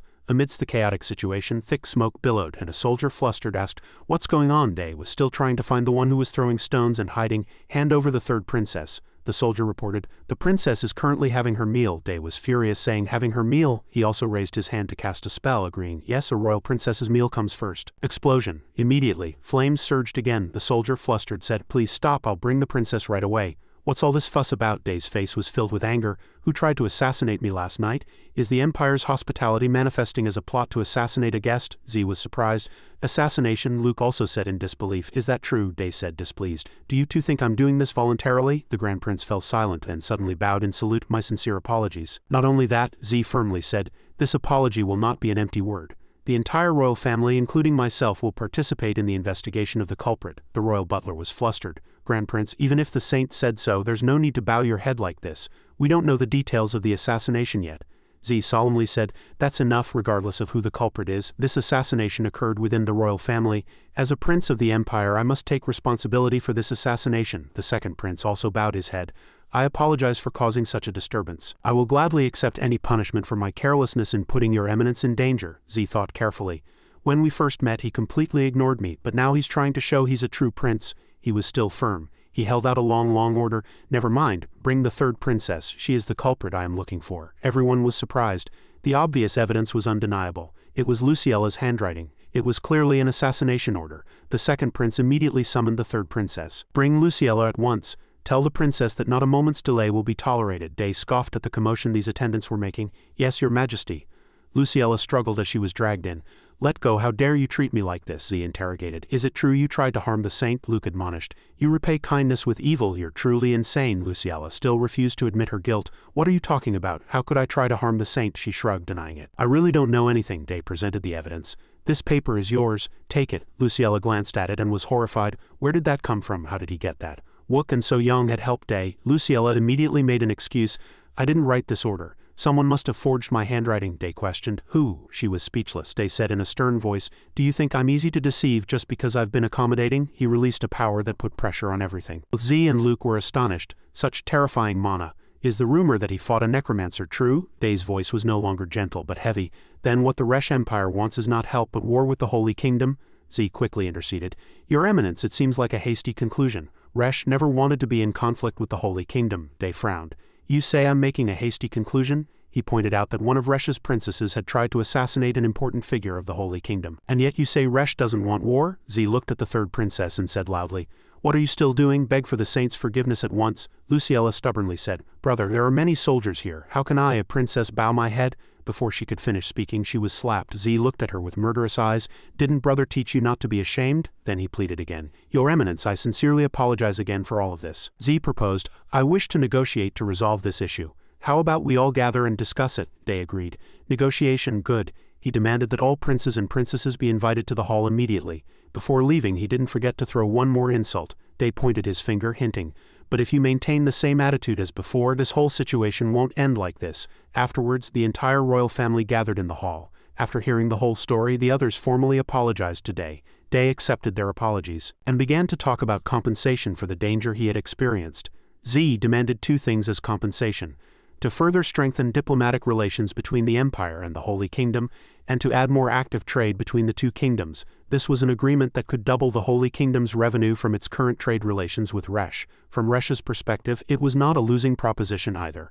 Of course, there was a condition that 65 of the unprofitable revenue had to be paid to the Holy Kingdom. However, the Resh Empire accepted the agreement under the pretext of compensation after the negotiation. Day smiled triumphantly. An unexpected achievement. Should I thank the third princess? He suddenly realized. Now that the king's body should be able to move, he thought he should go and check. The palace was as quiet as ever. The king struggled painfully to sit up. "My body still hurts, but the bruises are turning yellow and healing." The king was grateful, "But thanks to that medicine I can move a little now." The door opened slightly and Day entered. "Your Majesty is recovering better than I thought. Can you speak now?" The king laboriously said, "Thank you," Day happily said. "You're welcome. Today I will check your Majesty's condition. Try to move." Day glanced at the bruises. "The bruises are lasting longer than expected, but it's okay, still okay." The king struggled to move his body, then fell asleep again from exhaustion. Meanwhile, King George of Resh was slowly regaining consciousness. He vaguely saw the shadow of someone sitting by the king's bedside. "Father?" George vaguely remembered but couldn't recall whose voice it was. Suddenly that person knelt. "Father, I apologize." Immediately after, he struck the king's body hard. George hadn't fully regained his senses. "What are you doing?" His voice was filled with pain. "Father, I apologize." That person struck again hard. The beating continued with incessant apologies. "Father, I apologize. Father, I apologize. Father, I apologize." The king's body could no longer endure and he vaguely lost consciousness, falling into a coma. Why go this far?" That person still showed no intention of stopping, and magical light emanated from his hands. "Father," that person struck one last hard blow. Two streams of tears flowed down his aching cheeks. "Please don't forgive me." At the request of the Resh Empire, Day departed to treat the king, who was in critical condition. He eventually discovered that the king was suffering from stiff person syndrome. But there was an unresolved mystery: the inexplicable bruises found on his body. This was clearly the work of someone close to him. Nevertheless, Day focused solely on the king's treatment for now. Meanwhile, the Seven Knights began an internal investigation to ensure Day's safety and discovered that a fierce power struggle was underway within the Resh imperial family. In such conflicts, Prince Jay and Luke had the upper hand, and it was confirmed that they did not hesitate to kill their siblings. At the end of a series of events when the king regained consciousness, someone visited his room for a sick call. With insane apologies, the beating continued. Father, I apologize. Father, I apologize. Father, I apologize. A few days later, princes and princesses in black robes gathered on the lawn. The announcer's voice was heard. Now we shall begin. In the center of the lawn was a coffin, and the announcer began. A memorial service for Prince Yan of Resh. Hearing the news of the death of the fifth prince of the Resh Empire, Day was in disbelief. Truly insane. He paced back and forth in the room with Wook and So. Why did this have to happen now? Why every time I'm here? So called him. Your Eminence, Day asked. So have you found anything? So reported. Yes, the first to move was Prince Luke. Day was surprised. Prince Luke? Surprising. She further explained about the bloody conflict. He began by secretly attacking the fifth prince's policies and actions, damaging his image. Cornered, the fifth prince sent assassins to poison the Grand Prince and Prince Luke. In response, the princes and Prince Luke heightened their security and hired assassins to kill their family members. This continued for a week, and at dawn today, the fifth prince's guards were found collapsed at the mansion gate, and the fifth prince was found dead with a clean hole in his neck. Day wondered, then who killed the fifth prince? So reported her findings. All family members had alibis, however, upon checking. The Grand Prince and Prince Luke were not where they said they were. Day frowned. They created false alibis, he speculated. Resh doesn't have an assassin organization that can quietly subdue palace guards and infiltrate bedrooms. The only person who could freely move around the palace without suspicion would be someone everyone knows, he was certain. Since I first saw him, his mana reserves were astonishing. He hasn't reached the level of an advanced swordsman yet, but he's very close. The second Prince Luke has a very high possibility. He would have acted independently. They commanded So Young and Wook. You two, I need you to do a few more things. They both replied in unison. Yes, Your Eminence, he instructed. Gather more information about the power struggles within the royal family. Focus on any corruption or anything that could tarnish the royal family's honor. So and Wook obeyed. Understood, Day emphasized further. The dirtier, the better. Immediately after, even after the fifth prince's death, the king struggled for treatment, enduring the pain to sit up. Day exclaimed excitedly. Very good. He gently laid the king back down to rest. That's enough. George struggled to convey something, but all that came out of his mouth were mumbles. Day replied. I understand what you're trying to say, but you'll have to say it again. He was truly relieved. Perhaps the androgenin in the medicine is working. Muscle stiffness has noticeably improved. I was worried the ingredients might act differently in this world, but thankfully they're having the same effect. Day was startled. He sensed movement. Someone's here. Day immediately put the king to sleep. The third prince opened the door and entered. Are you inside? He said affably. Hello, Saint. How have you been lately? Day replied kindly. I'm well, all thanks to His Majesty. He glanced at the king. His Majesty is asleep? Day asked. I heard about the fifth prince. I heard he had an accident. Jen turned his face away, avoiding eye contact. The royal family felt ashamed. Day pressed. Was it an accident involving a carriage? Jen vaguely deflected. I think it was due to the woven. I heard a few nearby villages were also attacked. Day thought it was plausible. There is a woven habitat behind the empire after all. The fifth prince left the palace for a breath of fresh air and was attacked by a woven at the perfect time. Day was suspicious. Is that their agreed-upon story? What a ridiculous reason. Jen changed the subject. Anyway, how is His Majesty the King? Day calmly said. He will wake up soon, Jen said happily. Really, that's great news, he promised. If His Majesty needs anything, please tell me anytime. I will help as much as I can, Day said teasingly. It would be wonderful if you could bring peace, Jen frowned. Peace? He gave a bitter smile. Of course, it will come naturally. With that, Jen entrusted the king to Day. Then please take good care of His Majesty. Day replied, Don't worry. Before leaving, Jen added, Saint, don't delve too deeply into the royal family. Day sneered inwardly. He's speaking as if he's plotting something. He smiled faintly. That smile gradually turned into a sneer and his eyes were filled with contempt. It won't go your way, you damned bastard. What peace comes naturally? I will force peace upon you. A few days later, Day stood with his arms crossed. Everything was going according to plan. At this time, Wook and So had also completed their mission. Your Eminence, we have gathered information about the vile actions of the royal family. Day thanked them. Thank you, you've worked hard. He held a scroll and looked at the pile of documents, unable to suppress a curse. These damned bastards, they're truly insane. The Merchant Guild had bribed the Grand Prince to obtain economic monopoly rights, and the second prince had committed adultery with his brother's wife. He also condoned his brother's numerous sordid actions. Day turned his head and called, Wook Yong, So Young. They both replied in unison. Yes, Your Eminence, command us, he demanded. Return this to its owner. Are you worried they won't try to remove the danger? Day explained. No, they won't act rashly. Because that would mean a mysterious person they don't know holds their fatal weakness. He was confident. I'll cure the king before they act. Suddenly someone called him. Your Eminence. The king stood before him impeccably dressed. Day said joyfully, Your Majesty, you're able to dress yourself. That's wonderful. George said gratefully, It's all thanks to Your Eminence. He asked about the situation. I heard the royal family was in disarray while I was ill in bed, Day confirmed. Yes, as Your Majesty heard, it was quite chaotic. George lowered his voice. Is that so? He turned and straightened his clothes. Then I must meet my children. The king hesitated. Will you stand by me when I meet them? Day was slightly flustered by the sudden question. Me? George explained in a somewhat yielding tone. You cured me and you refused the reward I offered. Your character, patriotism, and pure heart deeply moved me. Since you saved me, I can do anything for you. He did not know Day's innermost thoughts. It's because I didn't want to owe your majesty and didn't want to get a stomachache. As he finished speaking, his expression became slightly uncomfortable. Compared to that, I failed to raise my children well. Day smiled and said honestly, it's true that your majesty failed to raise your children well. Now is the time to correct them. His tone was filled with worry and distress. I failed to raise my children well, and they became spoiled without a mother's love, but no matter how much I scold them, will they obediently comply? Day hesitated again. The corners of his lips curved into a confident expression. I think I can help your majesty. They quickly moved to the main hall, and hypocritical cheers echoed. Finally, your majesty has recovered. Below were the royal family members congratulating the king. Our respects to your majesty. We congratulate your majesty on your full recovery. The Grand Imperial Prince's wife frowned and hesitated, but she glanced at Day, who was sitting right next to the king. Why is the saint sitting there? George explained. I asked him to. His expression was solemn. He worked very hard to ensure my full recovery. Conversely, he suddenly lowered his voice. You have committed an unforgivable act. You know what I'm talking about, don't you? The Grand Imperial Prince's wife stiffened slightly. I don't know what your majesty is referring to. George sighed wearily, covering half his face with his hand. I'm talking about the death of the fifth prince. His heart was filled with unspeakable disappointment. His death was disguised as an accident, but I know it was because you fought each other. Selena's face paled. That's, George continued to scold. How could you kill your own brother? Didn't I tell you to love each other? He suddenly blurted out. I can't believe these are the princesses and princes of Resh. Day clicked his tongue and sneered. You're so obsessed with power that you've abandoned your humanity. You're no different from beasts. These words stung their pride. Yao frowned, an unpleasant expression on his face. Your majesty is being too harsh, his wife said with a feigned elegance. How dare you insult the royal family in front of his majesty? Day sighed. It's no surprise to them. You're so arrogant. You don't know how the world works, do you? His words were arrogant. So what are you going to do? Challenge me? Do you think you can defeat me? Of course not. You know that too. The two were speechless. He didn't stop there and continued. Here's the evidence of your wrongdoing. Here's the king. George looked at the young man with surprised eyes.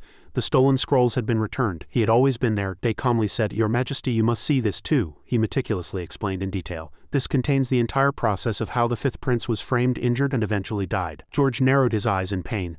I can't believe the royal family has fallen to this extent, Day added. However, second Princess Selena is an exception.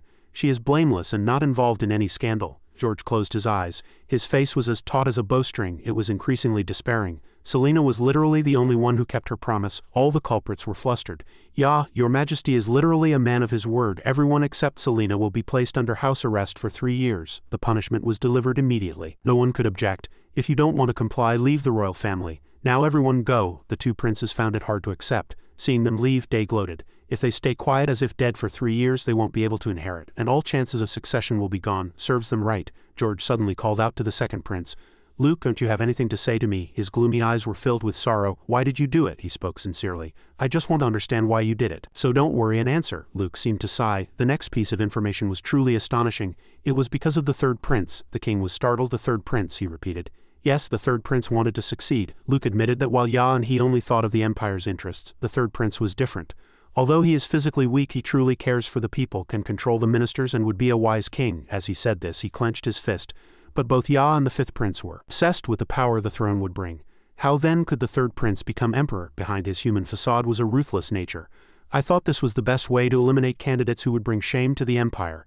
It's better to inherit the throne than to fight each other. Hearing this, George became even more sullen. So you attacked me. After that, Luke continued, the succession struggle will soon begin. After the war, the successor will be decided. Your Majesty, you were about to choose the Grand Prince as the Crown Prince, weren't you? George suddenly felt tired. So you attacked me to stop me. Luke's attitude was resolute. Your Majesty, please punish me severely.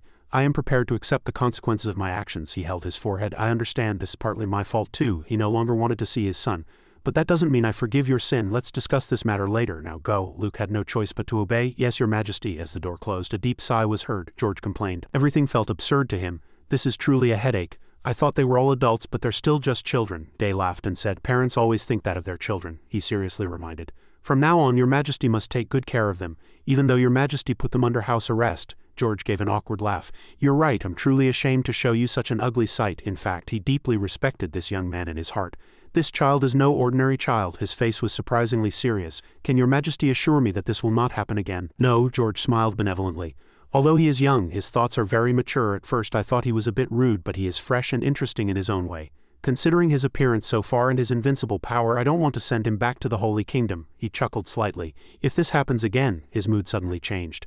George smiled brightly and said, I hope the Holy Kingdom will send you back again. Day's indifferent expression met him. He again said cheerfully, I was just joking, don't worry too much. Day forced a laugh. That's a relief. He cursed the old man inwardly.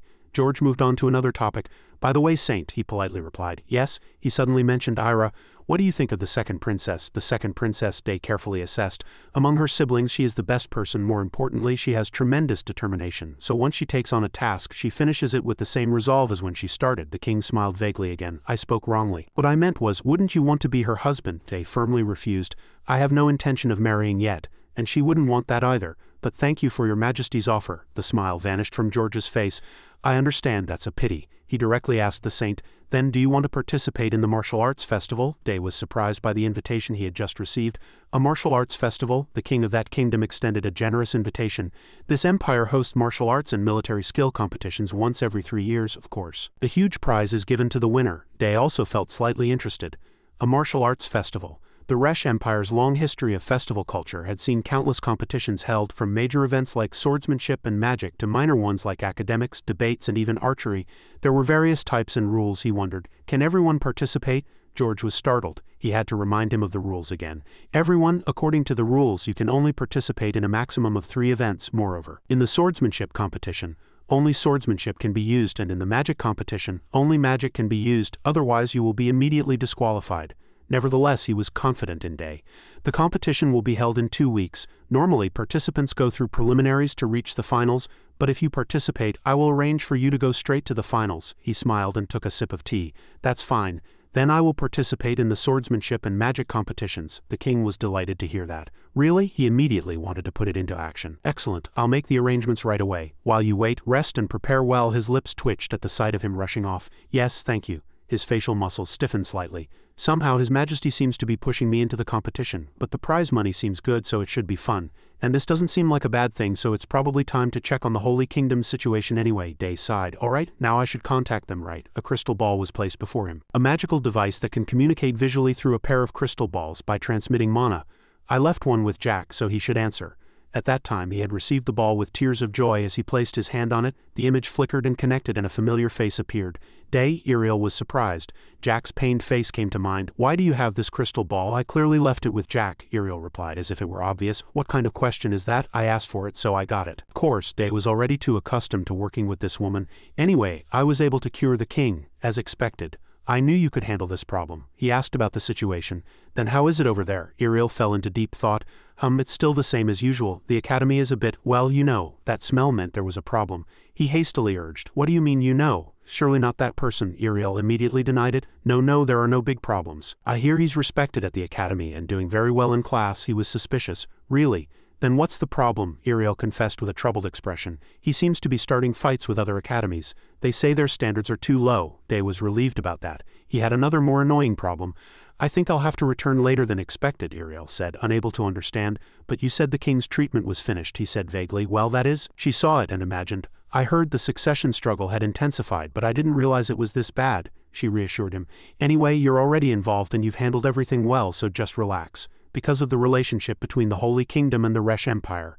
Day nodded in agreement. Yes, I think so too. Iriel suddenly remembered something. By the way, do you know it's almost a year since you came to the Holy Kingdom? He lamented the fact that time had passed so quickly. Has it been that long already? Iriel chuckled. Time really flies. When you return, you'll soon have to visit countless other kingdoms. You're probably already used to your role as saint. Now it's time to begin your activities as saint. The expression on his bright and radiant face hardened. Does that mean everything I've done so far was just adjusting my schedule? She answered without hesitation. Yes, exactly. Rest as long as you can in the Empire. Her voice was cheerful. Anyway, no matter what happens, I'm still in the Holy Kingdom. Day didn't want to hear any more. He reached out and cut off the communication. All right, goodbye. Just thinking about it was disgusting. Starting activities, 2 weeks later, the entire kingdom was abuzz with a festive atmosphere. Day was led out by Princess Selena, and he too seemed infected by the lively mood. Wow, as expected of the Empire, I can't believe they light up the sky with magic devices, Selena laughed playfully. Are you really that surprised? Your Eminence is also a mage. Day was still awkwardly adjusting. The feel of the magic device was different. Seeing his expression, Selena couldn't help but laugh. Hearing her hearty laughter, Day wondered if he had said something wrong or if there was something funny about him. She quickly corrected herself. I'm sorry, I just remembered the first time I met His Majesty. Recalling her first impression of him, she still felt chills. To be honest, I thought His Majesty was quite scary back then. She excused herself. But not now, of course. Day smiled awkwardly. Right, after all, you personally took me around and showed me things. Selena cleared her throat and took on the role of guide. That's where the swordsmanship competition is held, and next to it is a larger arena where the magic competition takes place. It's quite spacious. Day suddenly noticed a secluded area. What's going on over there? It even looks better than a doghouse, Selena replied. That's the archery range. There was a hint of worry in her voice.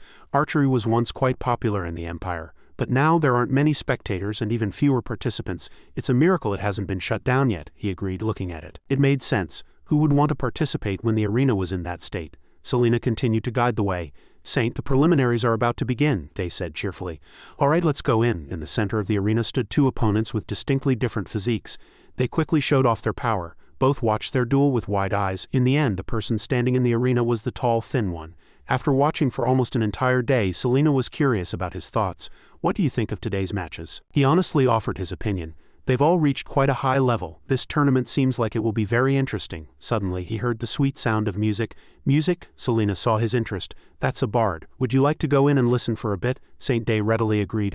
All right, we still have some time before dinner. His gaze suddenly stopped and fell on the instrument the person was playing. That instrument, he blurted out. Is that a violin? Even Selena didn't know. Does His Majesty know that instrument? Day seemed lost in thought. That reminds me of a similar instrument. Seeing it brought back many memories, and he gently closed his eyes and appreciated it. That was a truly beautiful performance. It makes me a little nostalgic. The music brought a peaceful atmosphere for a day after the festival. A moment later, the bard stopped and said, "Thank you, everyone." Selena was also moved. That was a wonderful performance, wasn't it? He also nodded in agreement. The young bard girl suddenly approached the two of them. Excuse me, Selena was curious. What is it? A moment ago, when His Majesty saw my instrument, the girl's eyes fixed on Day, filled with curiosity and anticipation. Your Majesty called it a violin, didn't you? Day readily admitted. That's right. She looked down at her instrument case. How did you know that name? Day made a slight guess inwardly. This girl knows the name of an instrument from Earth. Could she be? Nevertheless, he outwardly brushed it off with, I've seen it in a book. The young bard girl's eyes widened. Arrows appeared in her pupils, and even Day was surprised. Seeing the eye of justice, he immediately guessed her identity. Is she an elf? No, a half-elf. A half-elf is the child of a human and an elf couple. Having no other choice, Day sighed and made an offer. I will answer honestly, but first, tell me where you got this instrument and how you learned to play it. The girl answered without hesitation. This instrument is a family heirloom left by my grandmother. My grandmother made it herself and passed it down to her descendants, and she also taught me how to play it. He thought to himself, it's impossible to create such an instrument in a world where no similar instruments exist. This time it was the girl's turn to speak. She picked up her instrument case and said, I want to ask His Majesty the same question. How did your Majesty know about this instrument and its name? Day, lost in thought, turned his eyes to the side. I've seen people play this instrument before. When I asked, they said it was a violin. That's all I remember. The bard was silent for a moment, trying to confirm with the eye of justice. Day was secretly pleased. Basically, this was not a lie. His music teacher had taught him directly about the violin. Naturally, the result was clear. The girl took a breath and spoke honestly. She also apologized politely. I apologize for asking such a rude question just now. I thought His Majesty might know something. Day quickly waved his hand. I am also at fault. I apologize. He looked curious. Can you tell me about your grandmother? The bard readily nodded. Yes, where should I start? She began. My grandmother was someone people often called eccentric, but at the same time she was talented and respectable. She had many ideas beyond imagination. One day my grandmother made something called a bicycle. I was surprised to see her ride that bicycle so naturally. This surprised Day. There's a bicycle too. He froze. A violin and a bicycle. Her grandmother must be like me. The bard suddenly clapped her hands. The girl spoke again. Oh, I remember a few things my grandmother said. I am not of this world. That's how my curiosity about my grandmother's world began. Now I'm looking for someone who knows more than me. Right, your Majesty said you saw someone playing a similar instrument before. Can you tell me more about it? Day's face turned pale. To be honest, I don't remember exactly what happened then, or where they lived. Seeing that, the girl smiled faintly with regret. It seems your Majesty is also like me. It's time to go now. I'm really happy to have met someone who knows about this instrument like your Majesty. I'm also very happy to have met the princess, Selena replied gently. Yes, thank you very much for your performance just now. The girl smiled, her eyes shining like starlight. I believe we will meet again. As the evening glow fell upon the market, the crowd thinned. Third Princess Selena smiled. Your Majesty seems very pleased. Did you enjoy the conversation just now? Day said nonchalantly. Is that so? His gaze was still following the retreating figure of the young bard. Knowing that he wasn't the only one, he felt a strange sensation but suddenly felt lighter. His eyes gently closed. My loneliness has somewhat faded, but that's not important. He knew the truth clearly. What's important is the life I have right now. Let's go back now. The last day of the festival began with the usual familiar greeting. Saint, how are you doing? Day replied casually. Not bad. King Yorger was exultant since morning. That's good. Today is the last day, so many people will come to watch. I hope so too. You remember the rules and the progress of the matches, don't you? Day recalled the competition rules. Ah, you mean the team battle? The first 3 matches are one-on-one team duels. After that, there's a team battle where 4 teams are randomly formed with 5 members each. These are the rules for the final swordsmanship competition. He pondered deeply. Everyone said that communication and cooperation are the 2 key elements in this game. He couldn't delay any longer. So Jorger encouraged him. Good luck. He waved his hand in farewell. Yes, I'll go first. He walked down the corridor and met a guide. If you're ready, please come this way. He suddenly noticed him. He asked in a suppressed voice, where is His Majesty's sword? Only then did Day suddenly realize. I forgot to bring a sword again. He looked around and a branch caught his eye. He casually picked it up under the worried gaze of the guide. Let's go with this, the referee said in a booming voice. Everyone prepare for the match. His opponent was Horus, an aura user. Amidst the cheers, Day leisurely walked onto the arena. As soon as he saw him, his eyebrows shot up. This guy, he considered his actions an insult. Are you ignoring me? Where is your sword? Day had a pitiful expression. Ah, this is my sword. It's a family heirloom passed down through generations, he said in an increasingly small voice. I gave it to my parents. They passed it down to me. Horus was immediately affected and felt extreme guilt. I was too thoughtless. I apologize for speaking so carelessly and without thought, and it was a successful deception. The referee reminded them of the rules again. Remember, if you deliver a fatal blow or are found with the intention to kill your opponent, you will be immediately disqualified. Day felt slightly relieved. He thought, I'm really screwed. I need to make some preparations for the next match. As the referee waved his hand to signal the start, Day's body flashed and disappeared. Horus was flustered but had no idea that he was already behind him. Where did he go? Day swung his stick once, sending him flying into the sky. All the spectators were wide-eyed. The referee quickly reacted. Winner. Day held the stick behind his neck and smiled faintly. That was easy. So and Wook, who had been hiding and observing earlier, were slightly moved. Isn't that our technique, as expected of the saint? King Jorger's laughter echoed throughout the palace. As expected of Saint Day, I can't believe you won 3 times in an instant. Now you're the center of everyone's attention, he continually emphasized. Especially the first battle. I didn't expect you to win with just a stick. I've never seen such a thing happen, Day humbly replied. It's nothing special. Any aura user can do that with practice. But Jorger still couldn't stop laughing. The tournament was also truly wonderful. Selena also felt it was a bit exaggerated. Your Majesty defeated your opponents without even giving them a chance to use magic, and you didn't even use magic yourself. Day glanced at the long table with only 3 people. Ah, come to think of it. Where are the queen and the concubines? The atmosphere at the dining table immediately became somber. The queen and the concubines were in a carriage accident. It was due to a pack of wovens. Jorger only mentioned it then, saying, now that you mention it, I remember, there have been woven packs recently. That's right, there have been many accidents lately. Day felt he had been rude. I shouldn't have asked that. I apologize. Jorger laughed it off. It's all right, it was 10 years ago, but at the same time Day was troubled by the matter. He wondered, many accidents lately? Until the day of the team battle, Day sat on a log in a lush forest. I'm on the red team. He also reminded himself of the rules once again. The team battle rules are as follows. It's a team match using both swordsmanship and magic, and each team is given 1 flag. The goal is to capture the opposing team's flag and place it in your team's position to score points. The team that captures the most flags wins, and the person who contributes the most becomes the final winner. He was so bored he yawned tears. Couldn't I just win this so easily? It's unexpected that I just have to grab the flag. This round's teammates were gathered far away from him. One man mumbled, what's that guy doing by himself? We're having a strategy meeting, one of the teammates explained to him. You haven't seen his match yet. He's a swordsman mage. The man clearly didn't believe it, saying, what nonsense, a swordsman mage? The other person was still trying to convince him. Anyway, he saw it himself. He knocked down his opponent in the magic competition with his bare hands. The rest of the opponents surrendered out of fear. The man sneered. Are you saying a swordsman can't beat a mage barehanded? The remaining mage also said inwardly. You wouldn't understand. Anyway, they were already greatly shocked. And then he nullified all of the opponent's magic and then beat them down. It's truly unbelievable that such a person actually exists. Moreover, they looked at each other. Since he participated in both competitions, our team only has 4 members. Damn it, he's such a nuisance. Anyway, we have no choice but to stick to the plan. After discussing, the 3 ran off first. Your Majesty, please take the front and we'll look for an opportunity to steal the flag from behind. All right, let's go. Leaving Day alone, they whispered to each other and all left. Really? I have to guard the flags here by myself? He thought again about the wovens that the king had mentioned. A thought was incessant. I've done so much to cure His Majesty, so I should also resolve the woven problem and make them owe me a lot. How about that? Day calculated all the routes. Should I drop meteors on them? Just then, someone approached. Ah, there he is. The opposing team members had arrived. He said cheerfully, it seems your teammates left you alone here, but he said nonchalantly, I alone am enough to guard all the flags. The opponent didn't recognize his face. He threatened, no matter how strong you are you sure you can defeat all 3 of us alone? Hand over the flag. Day's eyes at this moment shone brightly like a lighthouse. He glanced and had already guessed. Ah, he brought the flag? What are you talking about? How could 5 people all together leave such an important flag behind? Day accurately guessed their intentions one after another. Do you think I wouldn't notice the mage hiding behind? This isn't even a violation of the rules, and the flag is small enough to hide in clothes. Clever. The opponent realized they could no longer hide and desperately charged. Damn it, everyone attack him. As a sharp aura flashed by, Day gently summoned a sword. I was just sitting here, and you came to me yourself. That's really fortunate. The opponent was flustered by these words. Is that an aura sword? Not only that, he raised his hand and created 3 fireballs. They probably hadn't expected to mess with the wrong person. Alright, now let's get the flag. But it was too late for regrets, and screams echoed throughout the forest, followed by a low muttered curse. Damn it, what a waste of time. His fake teammates turned away in disappointment. Why was there no flag at their position? What's going on? Someone consoled. Let's just assume we scouted and go back. The team's mage was a bit worried. Even that kid couldn't possibly defend the flag and fight an entire team by himself. Just then, a column of smoke suddenly rose from one side. Isn't that smoke rising from our side? Too much smoke, damn it. Let's go back. They stumbled through the bushes in a hurry. Hey, are you all right? The flag. When they arrived, Day held a blue flag in his hand. He replied in a low voice.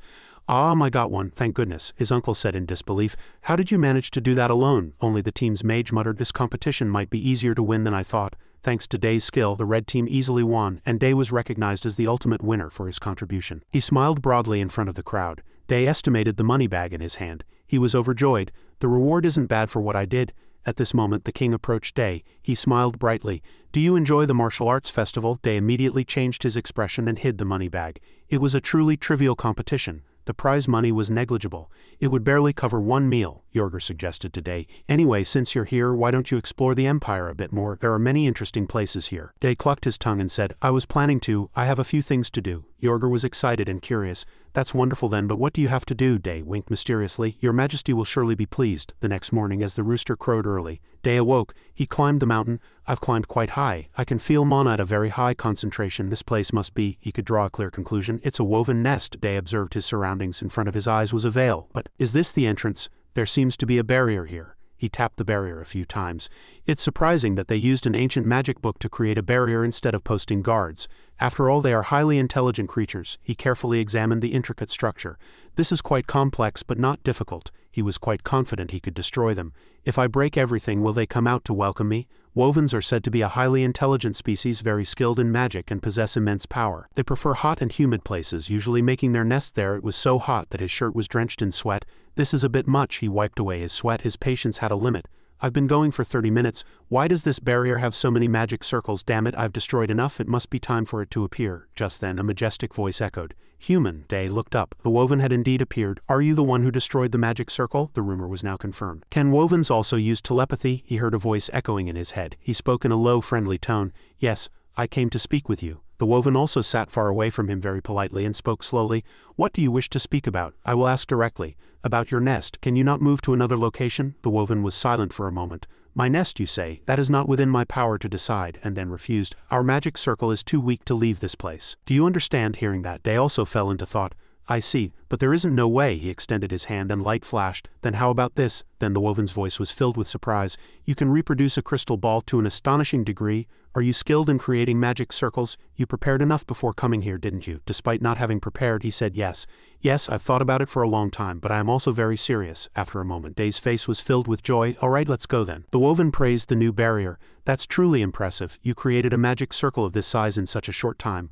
I can no longer call you an intruder, Day cheered. That's good then, so can we talk now? It accepted. But I must warn you beforehand, I can take you to my village, but I cannot guarantee your safety. Unlike humans, we only respect the strong, Day said casually. Don't worry about it. I'll handle it, just take me there. Hearing that assurance, the woven immediately spread its wings. All right, let's go to my village. Day admired it for a moment. He watched it fly off and his mood rapidly soured. Damn it, this guy didn't even take me. At least give me a ride. Walking all day, it was already late at night. They finally arrived. The woven exclaimed, I thought you were a mage, but you're not. Still, you run quite well. He sneered inwardly, wanting to roast it and eat it. A voice interrupted. I smell a human. Another woven appeared. Why did you bring another race to our village? A guard? The escorting woven dutifully reported. He wanted to talk. I thought it was reasonable, so I brought him. The guard clucked its tongue. Then you must take responsibility for bringing him. It shrunk its body into human form and with a cold expression led the way. Come in, you are permitted to enter. Day was slightly surprised. So you also have a human form? Something interesting glinted in his eyes. I didn't think it was magic. Let's see how friendly they are to humans. Suddenly someone called out to him. Hey human, Turning around, it was the woven that had guided him. If you've come this far and still don't feel any mana, you must be very weak, it gave him an assurance. If someone tries to catch you, run over here. I'll help you. All right, human. After that, he was called. Come to my house. Then we can talk. Having entered the enemy's lair, he readily accepted. All right. As he went further inside, everything became clearer and Day felt a new sensation. It's really different from human villages. It has quite an ancient atmosphere. The ambiance is quite similar to ancient civilizations. He looked around with interested eyes. Interestingly, they all live in human form, building houses and having lifestyles quite similar to humans. Look at that, a hybrid. Growling sounds poured out towards him. I smell human. What's going on? There's an intruder here. I was tempted. Is it dangerous? Day completely froze. I just want to talk. Seeing him not moving, the guard urged, don't worry about it. They're just curious. He pointed to a shabby hut. Over there, that's my house. At this moment, Day felt a slight sense of doubt about life. I already felt that on the way here. They don't care about appearances. Come in, however. He had no choice but to follow him inside. On the table there was only tea and a few pieces of bread. Day spoke first. Let's talk now. He had a negotiating expression. As I said, you are a rare species, so can you not move to another place? The woven guard repeated its previous words. As I told you, that is beyond my authority to decide. No, he came up with another plan. Then can you take me to where I can meet the woven leader? This request was acceptable. It is possible, but there are a few conditions. His eyes burned. Wovens value the survival of the strongest greatly, Day thought to himself. He looks like a warrior. He guessed, perhaps this is a characteristic of this race. He accepted nonchalantly. All right. Before he could react, Day raised his hand and cast a spell. Dazzling flash. The woven guard didn't even notice. Dazzling flash. You are a much stronger mage than I thought. He deliberately asked, is this enough? It didn't even struggle. It's a bit late, but release me. Day snapped his fingers excitedly. All right, let's go. Before stepping out the door, the guard's eyes completely changed. May I ask your name? He revealed it unhesitatingly. Day, it nodded as if it understood. I will try to remember you. My true name is Kasnada, he praised casually. That's a cool name. I'll definitely remember it. Unbeknownst to Kasnada, it was already wagging its tail like a dog. Someday I will challenge you, he said, soothing it like a puppy. Yeah. Day couldn't contain his curiosity and asked, are we going to meet the leader? Kasnada nodded. Yes, we will speak with the monarch. This title made Day ponder deeply. All I have to do is persuade the woven to agree and then they'll move, Kasnada said firmly. No one in our tribe can object to its words. Its words were also filled with worship. It is the strongest woven, Day nodded in admiration. So rank is determined by strength? Convenient. We've arrived. Upon arrival, our protagonist was to witness something very shocking. Even Day asked in disbelief, have we finally arrived? It's the oldest house I've ever seen, Kasnada interjected. I sense its scent. Wait a moment. He was silent for a moment, but it's a bit strange. Is it sending a signal? Just then, the door opened. There's someone I want you to meet. The person who emerged was a dragonkin woman, but she spoke differently from the rest of the tribe. What is it? Day was startled. Is this their monarch? As soon as she saw him, Monarch Lilith uttered. You are quite an unusual human. Her face was nonchalant. Why is your mana so abnormal? At these words, Day froze for a moment. She noticed the mana flow, and even Ira couldn't do that. His eyes were truly serious. Perhaps but it's better to be careful. The woman smiled slightly and turned to go inside, saying, let's go inside and talk. Day had nowhere else to go anyway. All right. Upon entering, the room was merely humble. Sit wherever you're comfortable. He yelled in his head, where's comfortable here? At this moment, Day brought up what he was curious about. Can we talk verbally? Her dragon tail swayed. I prefer this. Talking in my head tires me. The woven monarch poured tea and continued. I heard from Kasnada, you want us to move? A faint smile played on her hazy green eyes. Why? Day gave his reason. The number of people getting injured in this area is increasing very rapidly. Oh, thank you. We are not only frequently attacked by you, but we are also affected by your magic. She smiled, revealing sharp teeth. I understand, but it can't be helped. It is the law of nature for the weak to be trampled by the strong. Isn't that also true for humans? Too accurate to refute. She's right, the woven monarch's voice echoed again. Damn it, in fact there is no other way. Day was slightly suspicious, just saying the strong should dominate. Does that mean we have to drive you out by force? She seemed to have achieved her goal. Mana emanated thickly. Yes, Day was restless. Damn it, the strongest must dominate. Then I have one question. How did you know my mana was abnormal? The woven monarch spoke softly and stood up with him. It was just a simple guess. I felt no mana whatsoever in your body. So I had no choice but to guess that your mana was quite special. Shadows began to cover Day. In the blink of an eye, the woman transformed into a giant woven. She's grown bigger. Day confusedly checked again. Isn't that the stone used in Cecil's eye? No, it's even concentrated mana crystals. The woven monarch praised again. I don't know how you did it, but you've gathered quite a lot of mana. But it's still not enough to defeat me. Day quickly regained his composure and smiled faintly.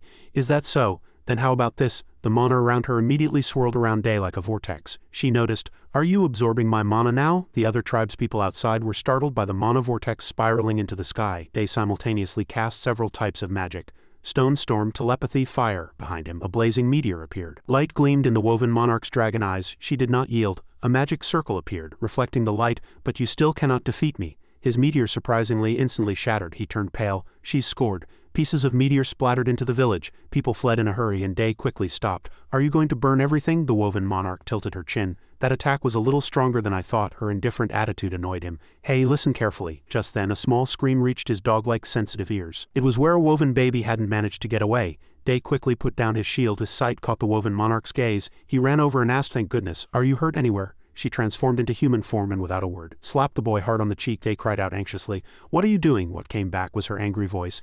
This is truly shameful. The boy trembled in terror. His monarch's voice echoed, we are wovens. We need no one's protection. He could not accept this attitude. Why would you say such things to a child who almost died? Her reaction was even more intense. It's better to die than to accept help from outsiders. After that, her words shattered Day's world. I don't care how weak human society is, this place is different. The weak are only destroyed and eliminated. Her face was evil and cold. Only the strong can dominate and only the strong can survive. That is our pride. Do not defile it. Looking down at the unfortunate boy from above, she asked, what's your name? The boy trembled and replied, Karat. She immediately changed it to another name. Then let's call you Kerf. She loudly declared that as the woven monarch she was banishing him from the village. She sighed unpleasantly and turned her gaze to Day. And human, I understand, I acknowledge your power. I will consider your request, but for now you must return. At this, Day vehemently objected. Wait, I think I am the cause of all this. And that boy does not deserve to be banished because of me. Please revoke your order. The woven monarch frowned. What? You are crossing the line now. This is a matter of our tribe. Mana surged again in his body.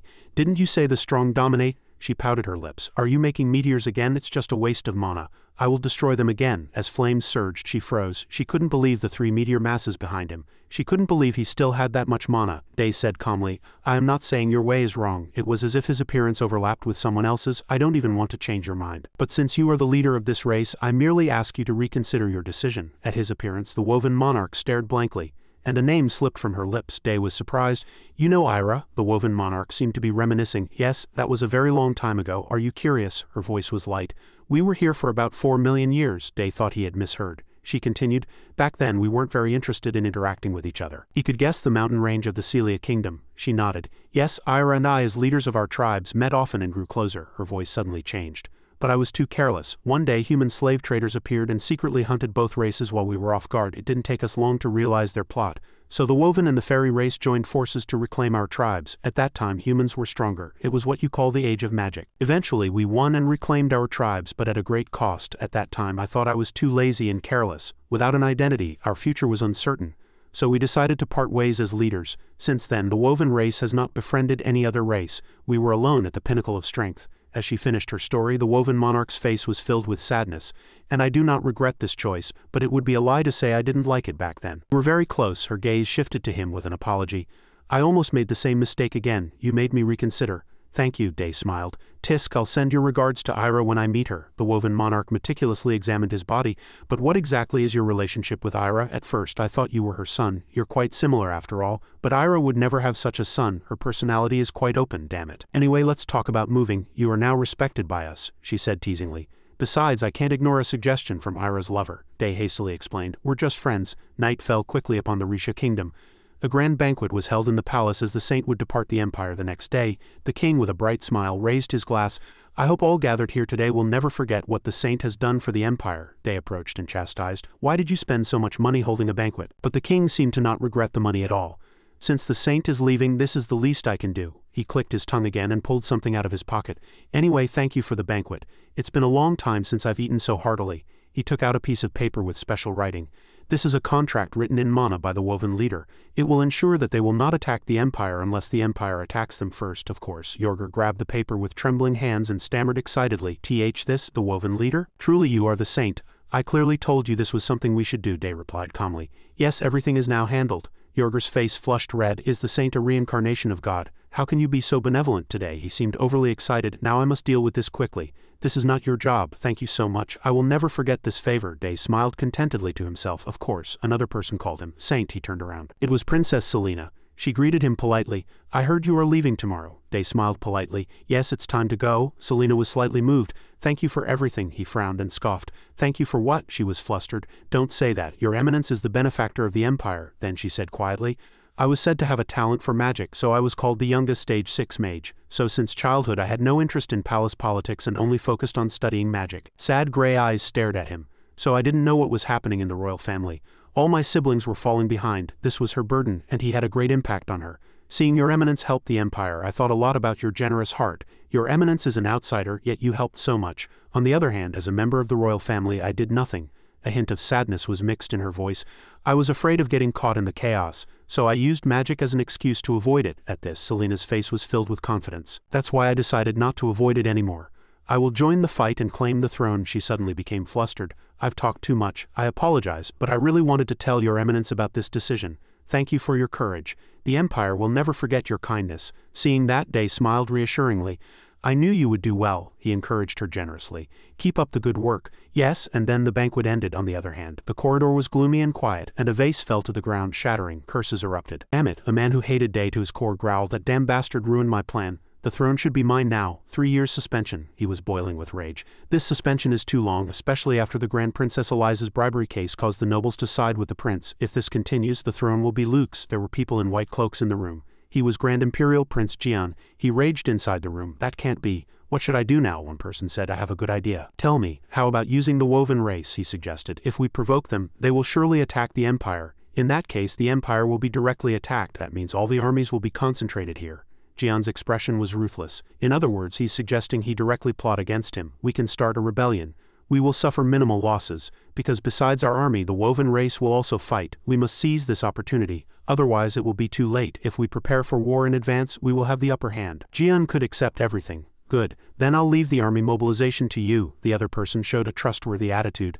Leave it to me. I'll handle it. Jian remained arrogant even after entrusting him with the task. I trust you. Now I know what to do next. Secretly mobilize and arm the army. He thought this was a perfect opportunity. A cruel smile appeared on his face. Since the Saint has also left the Empire, attack the woven race directly. The next morning, someone came to report, Saint, your luggage is ready. They breathed a sigh of relief. Finally, I'm returning to the Holy Kingdom. He sorted out his plans. When I return, it will be time for pilgrimages. Suddenly, an explosion interrupted his thoughts. What now? Just as I was about to leave, Gregory, holding a sword, threatened. Damn you dragonkin bastards, how dare you attack the kingdom? Do you want to die? The woven race had gathered at the palace. Shut up, arrogant fools, you attacked us first. Everyone fell silent as one person approached. Lilith appeared with an overwhelming presence. Enough, take me to the king. I have something to say to him. If you refuse, the Empire will disappear into history. But the kingdom's soldiers remained loyal to their duties. We cannot do that. We would rather die here. Lilith's eyes narrowed sharply. Is that so? She was truly angry. I will show you how foolish you are. I will wash away the pain of our tribe with your blood. A loud voice interrupted them. Calm down. Day hastily arrived at the scene. What are you doing? This is a violation of our agreement. Everyone looked as if they had met their savior. Saint, one person explained. Those dragonkin bastards attacked first. This startled him. What? Lilith said with a gloomy face. Last night a group of mages attacked us. They were high-ranking mages, at least stage 4. She naturally targeted them. The only place that can have such a powerful army around is the Empire. Gregory still spoke nonsense. Nonsense. The royal army received no such orders. Day knew the consequences of that problem, so it wasn't funny. Lilith was right. The only place capable of doing that here is the Empire. Moreover, Lilith had sworn with her mana. If the agreement was broken, she would instantly evaporate due to mana recoil. Therefore it was not a lie that they were attacked. Day filtered the information, and the person most likely to do this is, he struggled to calm Lilith. Stop attacking for a moment. Her face was troubled. I cannot. The responsibility of carrying the lives of our tribe is not so light. Day did not object. You're right, but please don't harm innocent people. His eyes were firm. I will catch the person behind this and bring them here. Every single one of them will be punished. This made her pause for a moment. Let's see, given this situation, I cannot trust the words of a human like you. Day resorted to a last resort. If you cannot trust me, I will swear by my mana. These words were truly unbelievable. Do you know what happens if a strong person like you breaks an oath? He knew it well. Of course, just wait until tomorrow, everything will be clear. Lilith finally relented. All right, I will retreat for now. He quickly thanked her. Thank you, Sir Gregory, he replied. Yes, Saint, he particularly emphasized. Tell the king to immediately summon all the nobles of the Empire. Gregory could not delay. Yes, a murmur spread. Another problem in the Empire. Day scanned everyone in the room. Almost everyone is here. He began to speak. Listen carefully from now on. As you all know, we were attacked by the dragonkin race, isn't that right? As you can see, almost half of the capital has been destroyed. I am very busy, so I'll get straight to the point. Report here all the armies owned by each family and hide nothing. As soon as these words came out, all the nobles objected. Even if you are the Saint, you are going too far. How dare you demand us to disclose our military information? The person next to him also agreed. Besides, you are not a person of the Risha Empire. The Empire's problems will be solved by the Empire. Please leave. His eyes were displeased. These bastards, he sighed. Really? Day shrugged indifferently. All right, fine. I don't care what happens to the Empire, so if you want to die, I won't stop you. If you tell me to leave, I will leave. They were enraged again.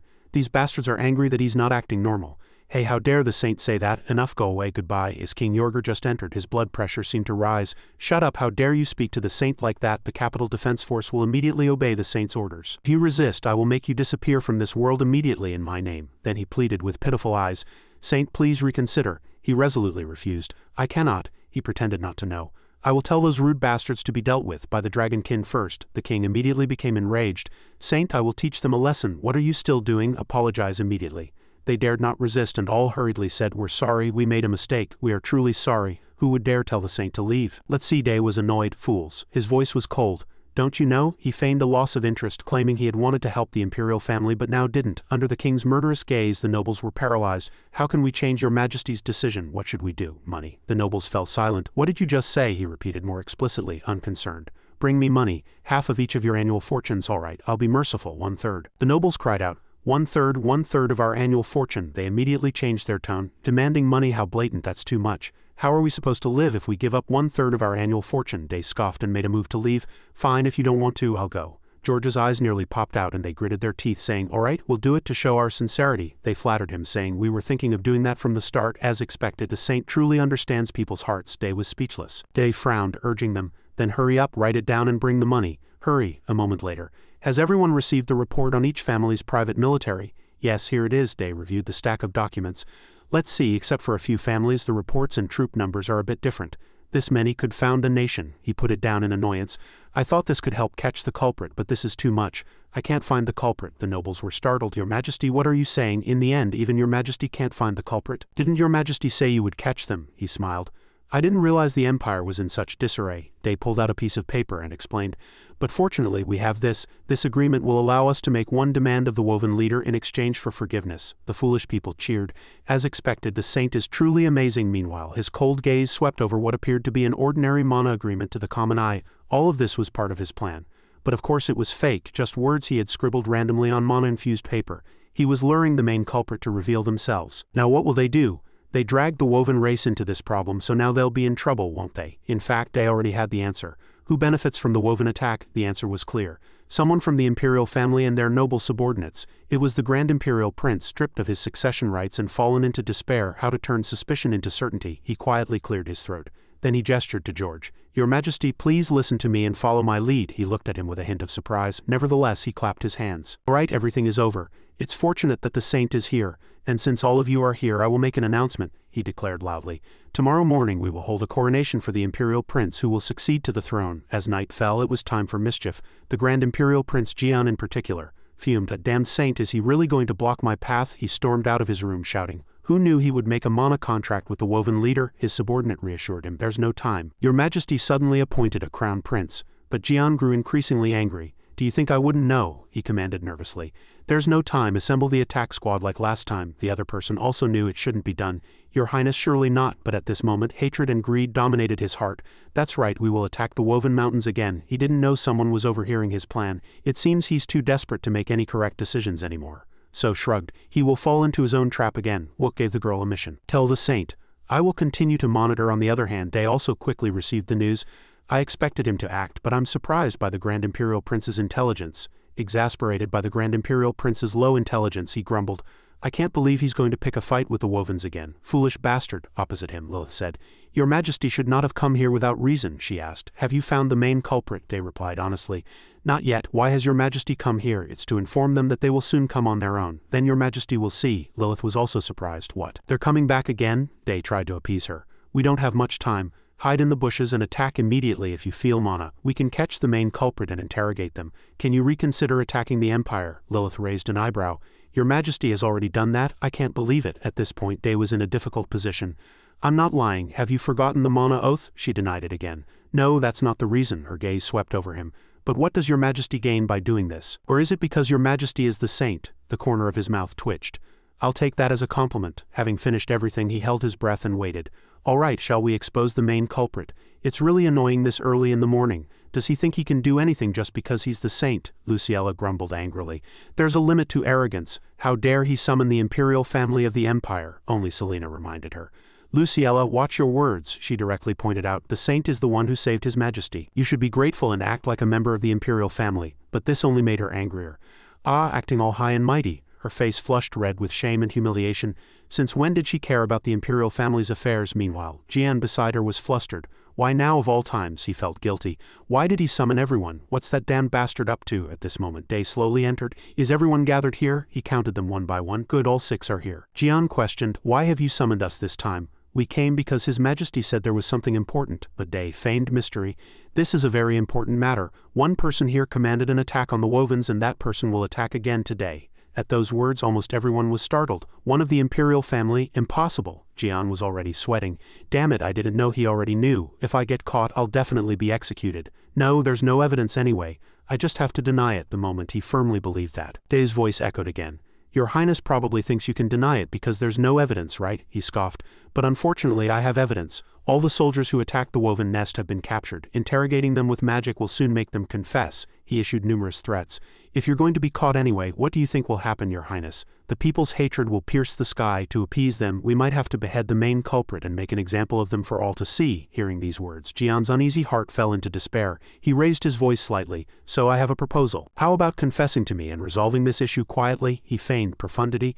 It should be easy to understand. Don't you know that by confessing in the name of God, Your Highness can mitigate your sins? Furthermore, I want the entire empire to owe me a great debt. Day continued his psychological warfare. Simply put, I will take the credit, and Your Highness can avoid decapitation and becoming a laughingstock. Jian could no longer endure it, and he shouted, It was me, I did it. I, the Grand Imperial Prince. Jian ordered the attack on the Woven Nest. Please have mercy. Hearing this, Day chuckled slightly. A good choice. He gave him a thumbs up. Tisk, well then goodbye. There is no divine mercy, but as a saint I hope Your Highness rests in peace in the next world. Jian was startled. Rest in peace in the next world? What are you saying? What Your Highness just said? He laughed and said, Of course, now I'll say something different, he said slyly.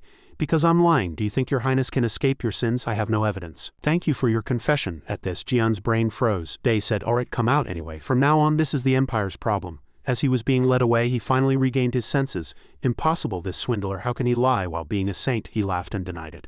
No, a soldier approached and reported, Saint, we have captured all the nobles involved in the rebellion. What should we do now? His questioning gaze turned to him. Saint. Day replied, My work here is done, so ask His Majesty. Don't ask me. As I just said, from now on the decision rests with the Empire. Of course, he always knew his limits. I'm just an outsider. Thus Day departed the Risha Empire after a long stay. His Majesty executed everyone involved in the rebellion. Regarding Day, His Majesty had provided much assistance to the Empire. That day he not only brought diplomatic benefits to the Empire, but His Majesty also bestowed titles and land upon Day, which Day only learned about later. At this time he was communicating via crystal ball. Iriel cried out, What's wrong? It's too late. Suddenly an official request came from the Empire. What? Day tried to reassure her. But there's nothing we can do, is there? Are you busy? Why are you rushing so much? At this point Iriel had to emphasize, We are very busy. The pilgrimage schedule is already set. His face remained expressionless. So what? I can go slowly later, can't I? Iriel sighed. It's not that simple. The pilgrimage time is fixed. The more she spoke, the more Day became uncontrollable. The later we depart, the tighter and more difficult the schedule will become. The time is fixed, he urged. Why didn't you tell me earlier? I'm coming right now. Iriel stared at the crystal ball, her face flushing. She was flustered. Why did you leave the crystal ball there? Day hastily tucked the crystal ball into his chest and dismounted the carriage. I have an urgent matter, so I must go first. You can come slowly. The coachmen were flustered. Saint, after that, he ran like the wind. When he arrived in the Holy Kingdom, it was already morning. The maid rushed forward again. Saint, you've arrived earlier than expected. Yes, Day replied. I heard the pilgrimage preparations are complete. Cleus bowed. We plan to depart tomorrow morning, he praised, and turned his gaze to another person. Well done, Hong Yang. How did the task I assigned you go? The girl replied. Yes, regarding the current situation in the Holy Kingdom, the outer regions, excluding Salonia, are facing financial difficulties. The main reasons are the aftermath of the Proxia incident and the increase in monsters. The lords are raising taxes to organize monster hunting parties. Day frowned slightly. They raised taxes? Didn't the capital send support? Hong Yang replied. This is probably a bribery case. Hearing this, he gritted his teeth. These damned bastards compile a list of all corrupt lords. I'll deal with them when I return from the pilgrimage. Yes, Your Majesty. Gaia slowly took care of the remaining tasks. What about the academy? Cleus took out a crystal ball, his face filled with annoyance. Coincidentally, a crystal ball connection signal just came from Z. Really? Connected. As soon as it opened, Z's giant face appeared. Day, the saint, was speechless. Don't hold it so close. Long time no see, Your Majesty. Were there any problems there? He continued speaking. As per Your Majesty's command, I have been continuously monitoring. At that moment, someone pushed him aside and interrupted. Your Majesty, he feigned surprise. Were both of you together? Rich was moved to tears. I have read all the books and records your majesty left behind. They are incredibly detailed, systematic, vast in information, beautiful and accurate. Where did your majesty acquire such knowledge? Z was furious at being pushed aside. How dare you interrupt me? Get out of the way. Rich extended his middle finger. You get out of the way. Then he turned with a puppy dog face. Your majesty, I will dedicate my entire life to your majesty. Please teach me more. No, teach me everything your majesty knows. Jack immediately pushed him away, shouting, how dare you, you crazy bastard. Saint, I want to learn more, you fool. Hearing the two arguing loudly, Day felt a headache coming on. If you're going to teach anyone, teach me, Day said. Get out. Yes, he instructed. Take care while I'm gone. Hong Yang bowed. Yes, please return safely. Good luck, Saint. Thus Day boarded the carriage early again. Said excitedly, the weather is really good. At the same time, he looked forward with a cautious gaze. But why is the princess here? The person was Frey, smiling brightly and clinging to Iriel. It's like going on a picnic, she explained. Every time one family will participate in the pilgrimage. Frey squinted and smiled. This time it's our family's turn. His intention was not that. But why is the princess riding with us in our carriage? Frey said with pitiful eyes. But riding in a carriage alone is too boring, Day said with a cold face. Go back to His Majesty's carriage in a moment, it's cramped here. She whined, don't be like this, I even prepared this. Iriel was surprised. Frey proudly replied, yes, it's travel refreshments. I even brewed the tea myself. Iriel firmly refused. No, I feel a bit nauseous. Frey turned her gaze to him. Then Saint, would you like some? I won't drink it either, she pleaded. Please, just one sip. Consider it my sincerity. It's my specialty product. If it doesn't taste good, I'll get off the carriage immediately. How about it? Hearing that, Day also felt pity for her. All right, fine. Day brought the teacup to his lips and took a sip. Frey's face was filled with excitement. How is it? Delicious, right? 1 second later, she was already sitting dejectedly in another carriage, alone of course. Day had never in his life drunk something so unpalatable. This is tea, it tastes like garbage, Iriel chuckled. He must have understood the answer. He figured she must have known all along. Is that why she didn't drink it? Her cheerful reply came. Someone has to tell her the truth. This way is better, otherwise I would have fallen asleep the whole way. They had no choice but to use purification magic. That's strange to hear. Then what about the pilgrimage? Iriel, drawing on her extensive experience, explained. The pilgrimage is nothing much. You just ride a carriage and travel around the villages. Most of the work will be handled by the priests and fathers, Day immediately retorted. Then why does the saint have to go? It's all just a formality. She wasn't about to let him rebel. More precisely, it was to build an image. Suddenly a scream for help was heard, and outside was chaotic. You cannot block the carriage like that. The two looked out and it seemed something was happening outside. A sickly man holding a child pleaded, I know this is wrong, but please, the situation is too urgent. Please heal my child. The soldiers kindly did not chase him away. Don't worry, the saint will take care of you. Go and heal the child. A priest approached and bowed his head. Yes, sacred magic was cast on the girl. A strange and difficult expression appeared on his face. Sacred magic is ineffective. The soldiers heard that and said, is the child too critically ill? We apologize, but we've done our best. The poor man looked as if he had fallen into a deep abyss of despair. No, we waited for this pilgrimage. We endured everything for this moment. Oh, at this moment someone approached and everyone made way. Day walked out and said, I'll take a look. The poor man heard everyone call his name and followed suit. The saint himself will heal my child. Thank you, thank you. Day didn't mind and quickly examined her. Her physical condition is terrible. Her hair is rough and falls out easily. Her body is severely swollen and she looks thin and bony. He asked in detail, did the child suddenly fall ill? The father denied it. No, hearing that he immediately deduced, indeed it's protein deficiency. That's why the priest's sacred magic was ineffective. He commanded the commander, prepare a meal for them. Put a lot of meat in it. The poor man was bewildered. Thank you, Saint, but why a meal? Day explained. If the child eats a lot of meat, she will recover naturally. From now on, feed the child sufficiently. He was flustered. But we don't have money to buy meat often, he said in a gentle voice. Then seeds are fine too. Beans, black beans, peas, chickpeas, anything is fine. If you feed the child seeds instead of regular meals, she will be healthier. But you should feed her meat occasionally too, he sincerely reminded. Everything is for the child, so do so even if it's difficult. This time, Iriel spoke. I think I can cure the swelling. As a magic spell was cast, the girl's skin became firm again. Amazing, it's gone. The man prostrated himself on the ground in gratitude. Thank you, Saint, we will never forget your kindness. Iriel said gently, you're welcome, we only did our duty. Could no longer linger here.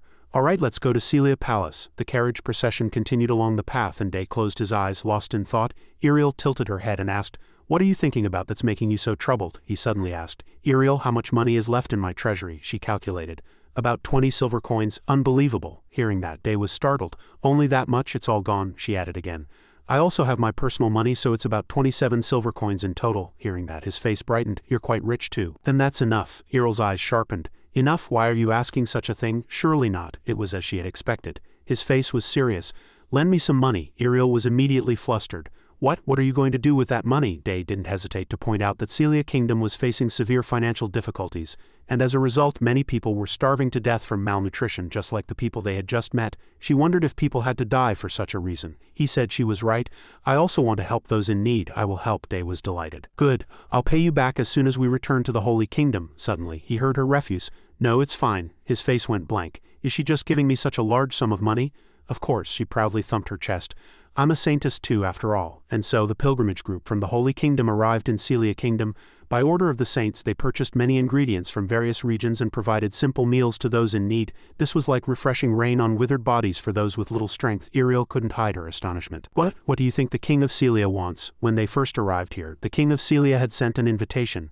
I hear you helped the people on your way here. We are grateful for the Holy Kingdom's generous heart. We have prepared a banquet tonight to celebrate your pilgrimage. His eyes clearly held an ulterior motive inviting them so casually. Iriel hadn't imagined he would even host a banquet. Day knew well. He wasn't that kind of person, so he would surely try to gain something from the Holy Kingdom. Tisk. Iriel changed the subject. By the way, now that the pilgrimage is over, I'll have some free time too. Day also fell into thought. I think I'll go out for a bit. She guessed his intention. Going home? He didn't say it that way. Do you have any plans? She shook her head. Not yet. I'm thinking of going out with Frey, Day said teasingly. Then you'll have to put up with it for a while. Why don't you go to the capital? He was serious. You're buried in work day after day, but Iriel was rather content. I prefer it this way. I think it's better to rest properly at times like these. Her voice was indifferent. Since becoming a saintess, have you ever thought of abandoning everything and running away? Her light brown hair swayed and she looked so lonely. Just abandoning everything? Day silently gazed at her. He replied softly, Of course, he suddenly cried out, venting all his frustrations. Damn it, why is being a saint so demanding? They're always telling me to do this and do that, and they don't even give me sacred power, they just work me to death like this. Seeing Iriel's blank expression, he felt a sense of camaraderie. She must have wanted to say the same thing. After all, she's been a saintess longer than me, right? It must have been difficult for her. These complaints aside, he said jokingly. But as a saint, to heal the sick and help people with the national treasury, I consider myself truly lucky to be able to do this work. I'm glad I'm the saint. Am I the only one who thinks this way? Then I'll go first. His words seemed to comfort her. Me too, thank you. See you then. Day acted very quickly. It's been a long time since I've been home. He intended to surprise his mother using stealth magic. It's probably lunchtime. Should I sneak in and surprise her? As soon as the door opened, something flew out and Day reflexively deflected it. After that, plates kept falling and he had no choice but to shout, Mom, Dad, stop throwing plates. Only then did the two stop. His father laughed apologetically. Day, was that you? You could make some noise when you arrive. His mother hugged him tightly. How long has it been? How's life as a saint, my son? He reassured them. I just stopped by during my pilgrimage. His mother smiled brightly. That's good. Lunch is ready anyway. Let's eat together. He didn't refuse. Yes, but before that his father spoke with quite a proud expression on his face. Go upstairs. You'll definitely be surprised. His curiosity was piqued. Upstairs? Going upstairs? He was truly speechless with surprise. When did I get a little brother? The baby was white and clean. He smiled contentedly. Dad surprised? His father was overjoyed. You have a little brother. Day looked at his father with strange eyes. Why do you keep asking as if the two of them are inseparable? Day admired inwardly. But a 16-year age difference, so he cast purification magic on his hand. It was only natural to gently poke the soft cheek with his finger. The baby is really cute. A small hand grasped his index finger and he continued to smile. Dad, isn't he cute? Was I that small too? The baby grabbed my hand. And then he saw the baby's angry expression. It turned out the baby was angry. In fact, it was understandable to be angry when poked like that.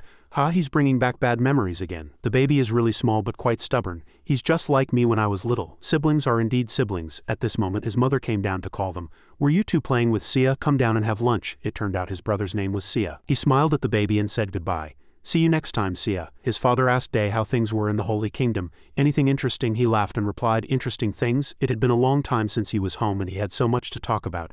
Actually, a few things happened. The whole family laughed and chatted. Really? That happened too? Yes, many things happened. His mother smiled as brightly as a flower. That's good, you still look healthy. His father also did. Your father is really proud of you, son. At this moment he suddenly spoke. But I have a question. Doesn't our family seem a little unusual? He seemed to be saying something, and the two were startled. They were flustered. What are you talking about? Day chewed his meat.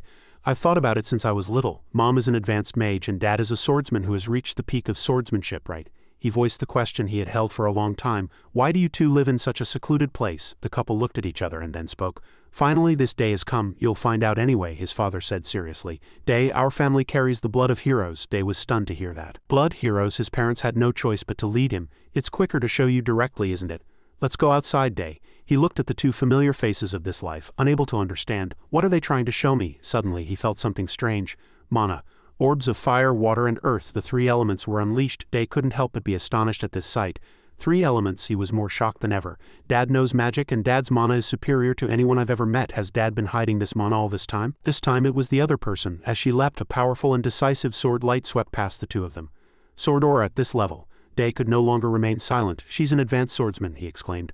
Are you both sword mages? Before his question could be answered, his mother spoke. Mom will tell you an old story. From ancient times, saints like you with sacred power communicated with the gods and conveyed their will alongside transcendent races, protecting the world from danger, but for some reason, the transcendent races disappeared and problems arose. In the Great Magic War, a group led by the Death Mage attacked humanity. The saint could not resolve the situation with his power alone. Thus the Magic Age ended 300 years ago. At that time the gods chose 12 potential individuals and bestowed blessings upon them. With the power of the blessings they defeated the Death Mage and were called the 12 Heroes, after which they disappeared. And then she spoke the shocking truth. We are their descendants, that's right. The blessing is passed down through generations, granting their descendants outstanding talent in all fields. They can also live for 500 years and maintain their youth. This story was truly unbelievable. 500 years, his face went blank. So there are other people who carry the blood of heroes besides us, his mother replied while warning him at the same time. But Day, Mom hopes you don't get too close to them. Mom and Dad escaped from that place and are staying here. That place is terrible. They're no different from dead people. The two always worried about his safety. I know you're very curious, but they are too dangerous. That's why Mom and Dad have kept this secret until now. Day was slightly disappointed. Yes, but this topic was deeply etched in his mind. Live long and have outstanding talent in all fields. The next day his parents saw him off. Day, be careful. Eat well. If anyone bullies you, write a letter home. Dad will go and take care of it. He smiled and promised, I'll come again. Even as he left, he didn't forget about it. My parents wanted me not to be interested in the blood of heroes. Of course, he couldn't give up on it, but if they were talented in all fields, medicine would surely be among them. And if they can live long, and if they possess medical knowledge like me. Another plan formed in Day's mind. I need to find out about the heroes. He kept his eyes on the road. I drove too fast. Now it's the end of the forest. I might as well go and meet her while I'm here. A reproachful voice was heard. You're late. Her white clothes always stood out. You only thought of me when you got here. Ira pouted and grumbled. Why should I come first? Day chuckled awkwardly. Anyway, I was going to go, he asked curiously. But how did you know I was coming? Ira proudly pointed to his hand. The mark on his hand also glowed. Didn't I tell you I'd always be by your side? He had experienced so many surprising things lately. That thing had that function too. Sensing his mood, she reassured him. Don't worry, I don't know everything you do. The magic only works in 2 cases. 1 is when you're in danger. Ira approached and reached out, gently caressing his cheek. 2 is when you think of me. Her plump lips curled slightly and her affectionate gaze seduced him. You told Lilith that we were just friends. I suppose I need to try harder. Day forced a smile and kept his distance. But I think I'm fine as I am. He changed the subject. Ira, do you know anything about the heroes? Ira crossed her arms. Heroes, you mean the blessed ones? I know a little. They are people who received 2 blessings from the goddess Brias. You humans call them heroes. It was another person he didn't know. Brias, you say? Day suddenly realized. Wait, 2 blessings, you said? Yes. The first is the blessing of potential. It allows them to become stronger with just a little effort. She seemed knowledgeable.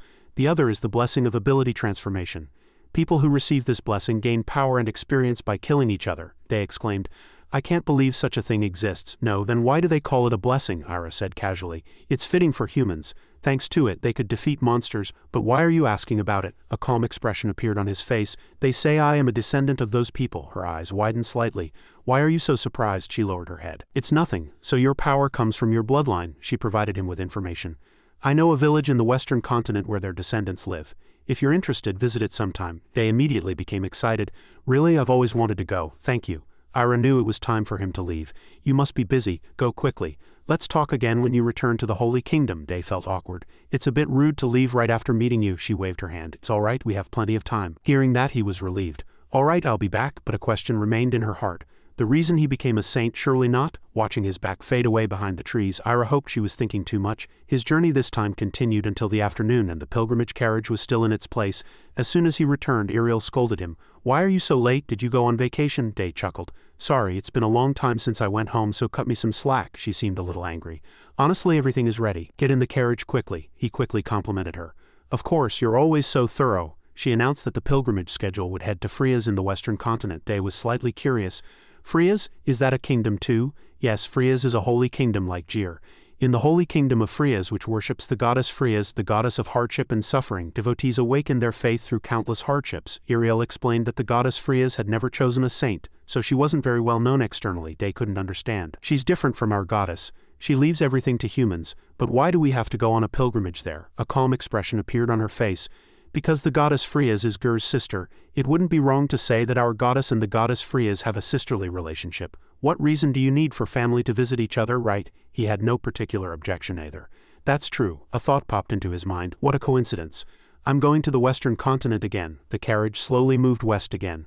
On the second day of the journey to the western continent, Day asked in a tired voice, when we arrive in Frias, will this pilgrimage be over? Iriel nodded. Yes, it seems we can finish it comfortably now. He changed the subject. There's a place I want to visit when I go to the western continent. Oh, where is it? His face became serious. What happened? Do you know anything about the hero's bloodline? Iriel immediately exclaimed. Nonsense. Her face was extremely confused. So Day, you're saying you're a hero created by the goddess Frias and at the same time a saint chosen by the goddess Jir? How can that be? He was speechless too. I also think it's truly astonishing. Iriel had many questions. But why do you want to find another hero? I can't believe it. Are you planning to slaughter them all? He shouted. Of course not. What's going on in your head? Hearing that, her voice returned to, then what is it? Day looked out the window. The medical academy, you see. He casually stated his ideal. I'm going to bring them all to the academy and make them doctors. Iriel immediately understood. That sounds like you now that I think about it. At this moment the carriage stopped. We've arrived, let's talk later. As soon as Day got out of the carriage, he let out an exclamation. The scenery before his eyes left him in awe. What a truly beautiful harbor, isn't it? No matter how many places I've visited, this one looks the most magnificent, she urged. Get on the ship quickly. Day looked at the surface of the water, lost in many emotions. It's been a while since I've seen the sea. It's truly beautiful, but that thought was brief. The Holy Kingdom pilgrimage group traveled by ship for 15 days and by carriage for 3 days. Finally, they arrived at the Holy Kingdom of Frias. Day felt as if his body was parched. How long did it take to get here? I'm exhausted. Iriel laughed, as if accustomed to it. You shouldn't be tired, she preached the doctrine to him.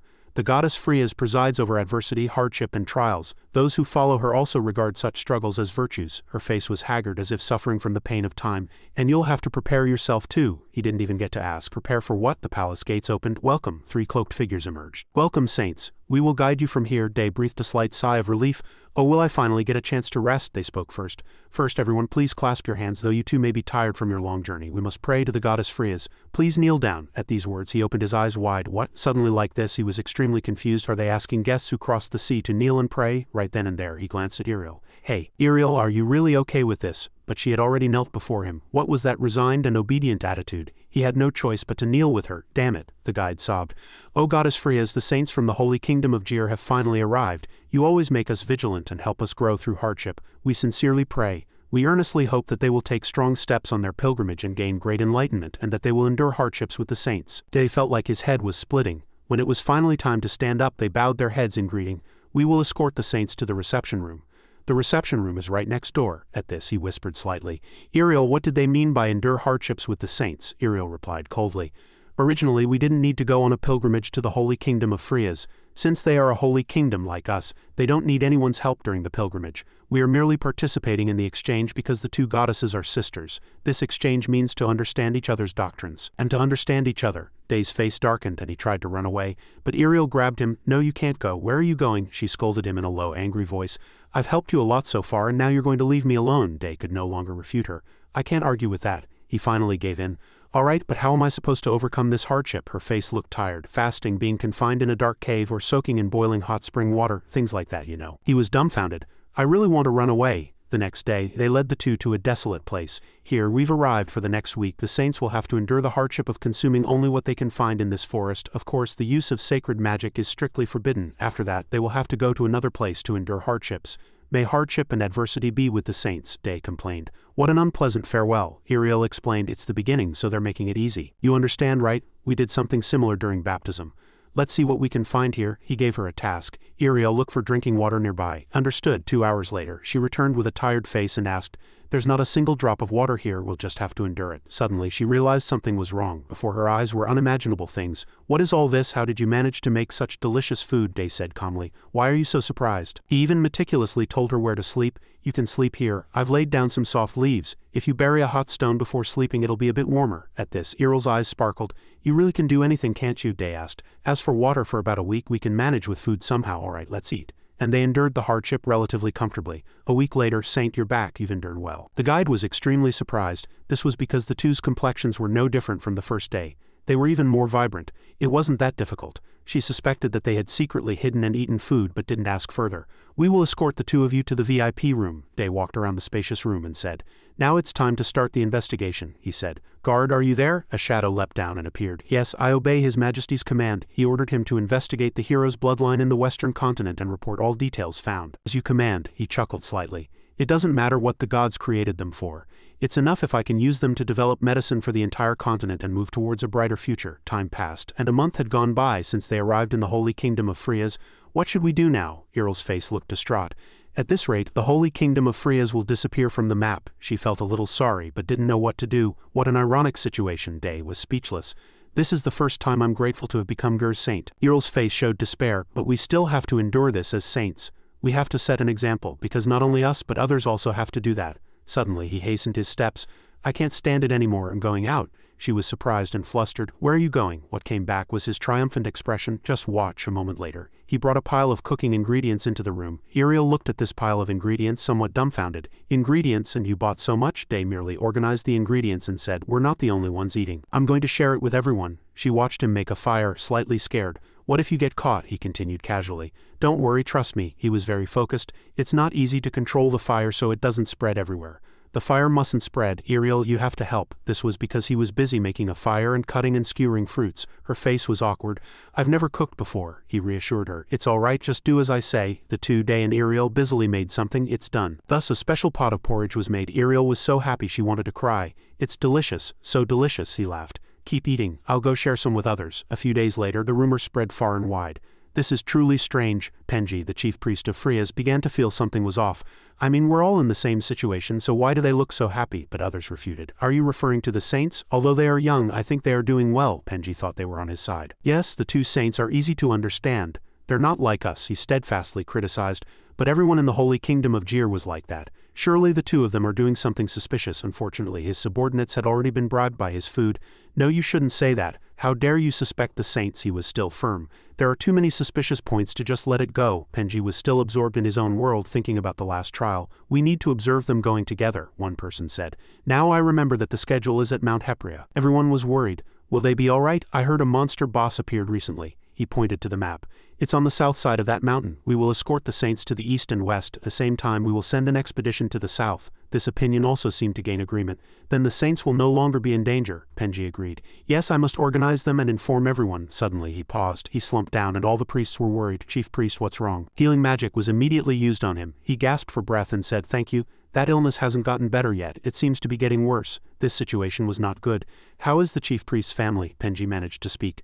My daughter is the same as me. We still treat the child regularly, but she's still too young, the priest sympathized. You must be very worried. What more can I do? We don't know the cause and my wife is also suffering, he vaguely mentioned. Perhaps if we ask for help from the saint of Jir? Penji refused. I'm truly at a loss for words. How can I, a servant of Frias, accept the grace of another god? The other priest felt there was no problem. They were sisters, so what was the issue? But Penji was resolute. Even so, a taboo was a taboo. The priest sighed worriedly. He's so stubborn. After that, Day was assigned to another location and returned to the mountain complaining. Irel reassured him.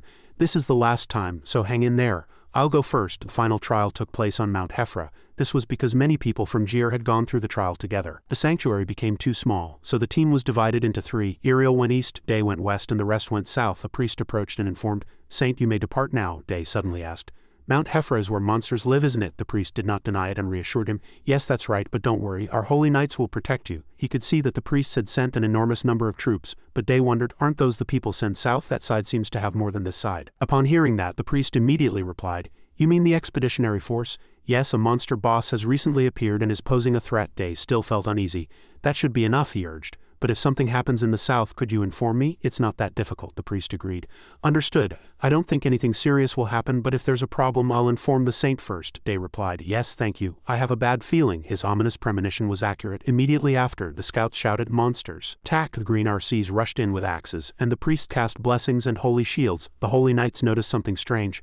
Something's wrong. There are more of them than expected. If this continues, we'll be annihilated. Request support from the Holy Kingdom, but as they frantically tried to contact, a misfortune occurred. The communication orb isn't working. Even if we send a letter, we won't be able to defeat this army. People were gripped by fear. Penji was confused. It's a monster boss, but I've never seen such a large monster army. What in the world is happening? In the chaos, screams erupted. Run! A priest ran away, and behind him was a giant shadow. The monster boss had appeared. Unfortunately, that blow took the priest's life. At that moment, all the survivors were shocked. That's a monster boss, but is it something that burst out of its chest? Penji thought of the dark energy. He immediately coughed up blood and felt dizzy. My chest pain has worsened. A priest urgently urged, Chief Priest, you must leave here. He chased them away with a pale face. It's too late, leave me and go quickly. The priest was flustered. I can't do that, how can I? In a flash the monster had already appeared before them, and in the face of death Penji was still praying to the goddess Freya's. A cold voice echoed, don't be noisy, my husband is sleeping. A sharp sword strike like cutting through the wind flashed past. An elf woman who appeared out of nowhere said, I told you not to be noisy, you're a really naughty child, aren't you? 30 minutes before the monster invasion, Day was lost in thought. My ominous premonition was right after all, he thought to himself. It was a good thing I dispersed mana to the south. It seems quite a lot and stronger than I expected. A moment later Day moved quickly. This is bad, I have to hurry. Someone shouted in surprise. Wait, an elf? She introduced herself. Yes, I am an elf, but I am a dark elf, understand? Annoying. A boy knelt and pleaded. Thank you so much for saving me. I don't know how I can repay this kindness. She replied coldly, no need, I didn't do it to receive favors. The dark elf wondered. More importantly, aren't you going to check over there? At this moment someone was lying unconscious. The boy shouted, Bishop Penji. He immediately ran over and cupped his hands, creating a yellow light of healing. Seeing Chief Priest Penji's face gradually turning bluish and sweating, he was flustered. What? Why isn't he healing? Is my holy power too weak? He stammered. Bishop is nothing. What is holy power? Suddenly someone appeared and shouted, Move! It was Day. The boy exclaimed in surprise, Your Majesty. Day immediately got to the point. Let's see. In a flash Day stripped Chief Priest Penji of his clothes. He looked unconscious and exhausted. Day placed his hand on his chest and inwardly judged. Chest pain and difficulty breathing, inflamed lung apex and pleural cavity, so it's a pneumothorax. Moreover, both lungs are affected. The injured area is also difficult to deal with. He carefully lifted Penji's entire body. There's no other way. I have to operate on both thoracic cavities. I'll incise both sides of his chest to induce inflammation to close the holes in his lungs. Day explained the first step. I need to incise the subcutaneous tissue and muscles to secure the surgical field, he said to the two bewildered priests. You too. He looked at the dark elf and said, and you too. Can you help? She asked softly. What is it? She looked at him and thought to herself, interesting. A human with the knowledge of a high elf? The elf agreed. All right, I'll help, Day admired inwardly. More cooperative than I thought, he said to her. Thank you. First, I need to find a spot. Day thought the large rock over there would be suitable. This spot is good. As he extended his hand, a blue light emanated from it. Day thought, I need to use a little more holy power. He cut the rock with holy power. The elf exclaimed, wow, that's amazing. Day then said, thank you. Can you get me some cloth? It needs to be clean. She replied softly, I'm all right. At that moment the priest said, what should we do? Day returned and asked, you two haven't dissected a person before, have you? They nodded. Yes, that's right. He then asked, then have you seen others die? They hesitated and replied, yes, we have. But Day interrupted them upon hearing that. Then that's enough. When the time comes, follow my instructions. The priest quickly replied. Understood, Day thought to himself. Bilateral thoracotomy requires at least one skilled doctor, one prayer specialist, one anesthesiologist, and at least 2 assistant doctors. He worried inwardly. I have to direct the surgery alone, providing detailed step-by-step instructions. He sighed. The elf interrupted his thoughts, saying, I brought the cloth. She held out a white cloth and said, this is the best one. He thought for a moment and said, it's a bit small, but let's try this. Thank you. Day spoke aloud to disinfect. A moment later, Penji was lying on the rock covered with a white cloth. He said to everyone, first of all, don't be surprised no matter what I do. If you carefully follow my instructions, I'm sure I can save him. The elf replied coldly. The priest quickly said, yes, your majesty. He reconfirmed the anesthesia. After that, a purple aura enveloped Penji, putting him to sleep. Day took the surgical knife and incised Penji's chest. He performed the dissection process step by step. I'll incise the subcutaneous tissue and muscles. At this sight, the priest was so surprised he couldn't close his mouth. Day focused on healing Penji and thought to himself, I'll have to use magic instead of an electric cautery. This should be enough to control the bleeding. Penji's muscle tissue was completely exposed by Day. He made a decision. I can't see inside without an x-ray. There's no other way. I have to cut the ribs. Day then turned to them and said, all right, one of you grab the place I just incised and pull it open. The priests all said, huh? The priest, whose face was covered with cloth, was flustered. What are you talking about? If we do that, the chief priest will die. The priest next to him cried in fear. No, I can't do it. Day worried upon hearing that. Every second counts. There's no time to delay. Suddenly, the elf approached and said confidently, I'll do it. She folded her arms arrogantly and immediately asked, grab and pull open right. Day looked at her and said, gently grab this part near the bone, being careful not to touch the internal organs, and lift it to open. She calmly replied, that's simple. The elf began to help him. Day complimented her. Very well done. Keep it like that a little longer. You'll need to control your strength. The elf said coldly, understood. Day focused on Penji's dissection, holding the knife and taking the necessary actions. The lung is strongly compressed. First, I need to find the hole in the lung. Wait. He looked into Penji's lung and felt surprise and confusion. Why is the lung eroded by evil energy? His face was stiff with tension. Day calmly resolved the problem. First, I need to remove the evil energy from the body. Fortunately, it's only a small amount, so it's simple. Mana activation, Day explained. Pneumothorax occurs when a hole forms in the lung, causing air to leak out. This results in the accumulation of air in the pleural cavity. He carefully inserted a tube into Chief Priest Penji's lung. So before closing the thoracic cavity I need to re-inflate the lung and remove all the fluid from it. I need to insert a chest tube. Day considered the effect of mana. Instead, if I make mana flow from inside the body to outside, the evil energy will also exit the lung along with the air. At this moment, Day's face was filled with joy. Good, the lung has inflated. Next I need to proceed with the procedure, he suddenly shouted. Hey priests, they focused on him and replied in surprise. Yes, Day accepted the reality. He commanded them, your holy power has recovered a little, hasn't it? Heal him. A moment later the two priests reported to him, gasping for breath and exhausted. The healing is complete, Day praised them happily. It's very difficult to reattach bones, but you did it. He didn't forget to praise the elf either. Oh, you did very well too, But when he turned to the elf she was nowhere to be found. He inwardly grumbled, she's already gone? I couldn't even thank her properly. As she left the place she thought to herself, a human knows a high elf and saves people with strange techniques, she exclaimed. Truly interesting. She ran quickly saying, I have something to tell my husband, returning to Chief Priest Penji. At this moment he groaned softly and slowly opened his eyes. The tranquil scene was shattered by Penji's scream as he woke up. Day approached and said, You're awake? Chief Priest Penji sprang up in surprise. Saint, he respectfully said. Excuse me, please forgive me, Day replied simply. Why are you apologizing? Let's go. The monsters probably won't attack anymore, but who knows, he quickly said. Understood. I'll inform everyone, Day announced as he left. Then I'll go first. The west side is still on high alert. Upon hearing that, Penji immediately understood. Yes, I'll see you at the castle. He held a piece of white cloth and wondered, what happened when I was unconscious? The other priest hesitated and said, Yes, I told you everything, Penji asked again. The saint incised my chest and saved me, the priest replied. Yes, I really don't understand either. An ordinary person would surely have died. Penji gently touched his chest with his hand. The priest asked worriedly, Bishop Penji, are you all right? He thought to himself, I felt a tightness in my chest, but now I can breathe easily. He looked to one side and inwardly realized, I owe a great debt to the saint. Day returned to the west side of Mount Hefra and reported on the situation in the south. The monsters had lost their boss and were easily wiped out by the holy knights. And the last trial also ended. In a room a woman's voice echoed, Saint, I will now report on the descendants of heroes, he quickly replied. Good, continue the report. In front of him stood the Major and So Young elite guards of Tunkin. The boy said, Yes, first, the anonymous family is not involved in any problems. There is almost no information, the boy continued to report. The information is secretly stored in the royal library of Freya's holy kingdom. The documents found contain 3 main points, the cursed ones. Their origins and locations. Day focused on So Young's words. Furthermore, they were formed as a result of an ancient war that lasted for centuries, created by the Saintess of Freya's. The Saintess is directly related to their origins, he wondered. This is a little different from what I heard. He then opened his mouth and asked, So where exactly are they? The boy held out a scroll and said, Please check this map. Both of them unrolled the map. The boy pointed to the map with his finger.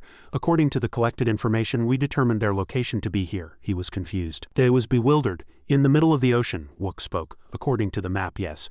But at first the waves were too strong, making it very difficult to approach and map. Moreover, considering the nearby islands, it is highly likely that there are islands there as well. Day frowned and sighed. He thought to himself, Damn it, I thought it would be easy, but it's quite tricky, he calculated inwardly. But being born as a descendant of heroes and chosen as a saint in this world is inevitable. I don't know how strong they are, so I need to prepare in advance. At that moment the contingency plan was for Saint Iriel to appear. She asked him languidly, So you want me to go with you to this non-existent island of heroes? She was cold. Absolutely not. Day pleaded and begged.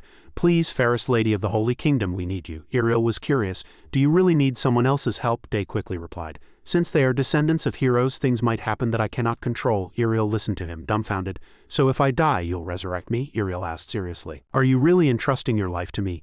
Do you trust me that much? Day smiled brightly and said resolutely, Of course, otherwise I wouldn't have asked you. I can't ask anyone else to do this. Iriel thought to herself, How can I refuse when he says it like that? She replied unpleasantly, All right, I'll go with you. His eyes immediately brightened and he asked again, Really? You can't retract it? Iriel asked curiously. More importantly, how are you going to explain this to the Holy Kingdom? Have you thought of an excuse for both saints to be absent simultaneously? Day answered nonchalantly. Oh, that? Actually, the goddess gave us an oracle to find the descendants of heroes and bring back the Holy Kingdom's will. Iriel was startled. What? Day forced a wry smile and said, I'm going to make an excuse in the goddess's name. She immediately chastised. You swindler, how dare a saint use the goddess's name like that? He simply replied. Since it's about saving the entire Holy Kingdom anyway, the goddess will understand, she said wearily. All right, for the sake of the Holy Kingdom's interests, they'll probably overlook the army returning late. He couldn't understand. What do you mean, we're not taking the army? Iriel immediately shouted. Not taking the army, and the two continued to talk. The boat, you need a boat to go, don't you?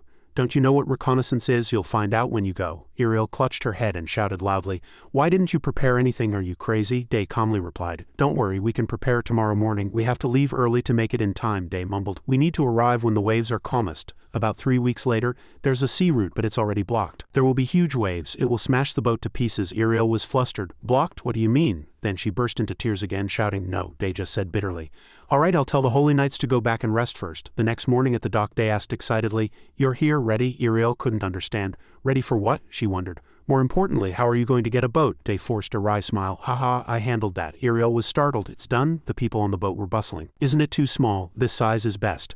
A bigger boat would be more easily hit by waves. While Iriel and Day were still talking, the people on the boat were noisy.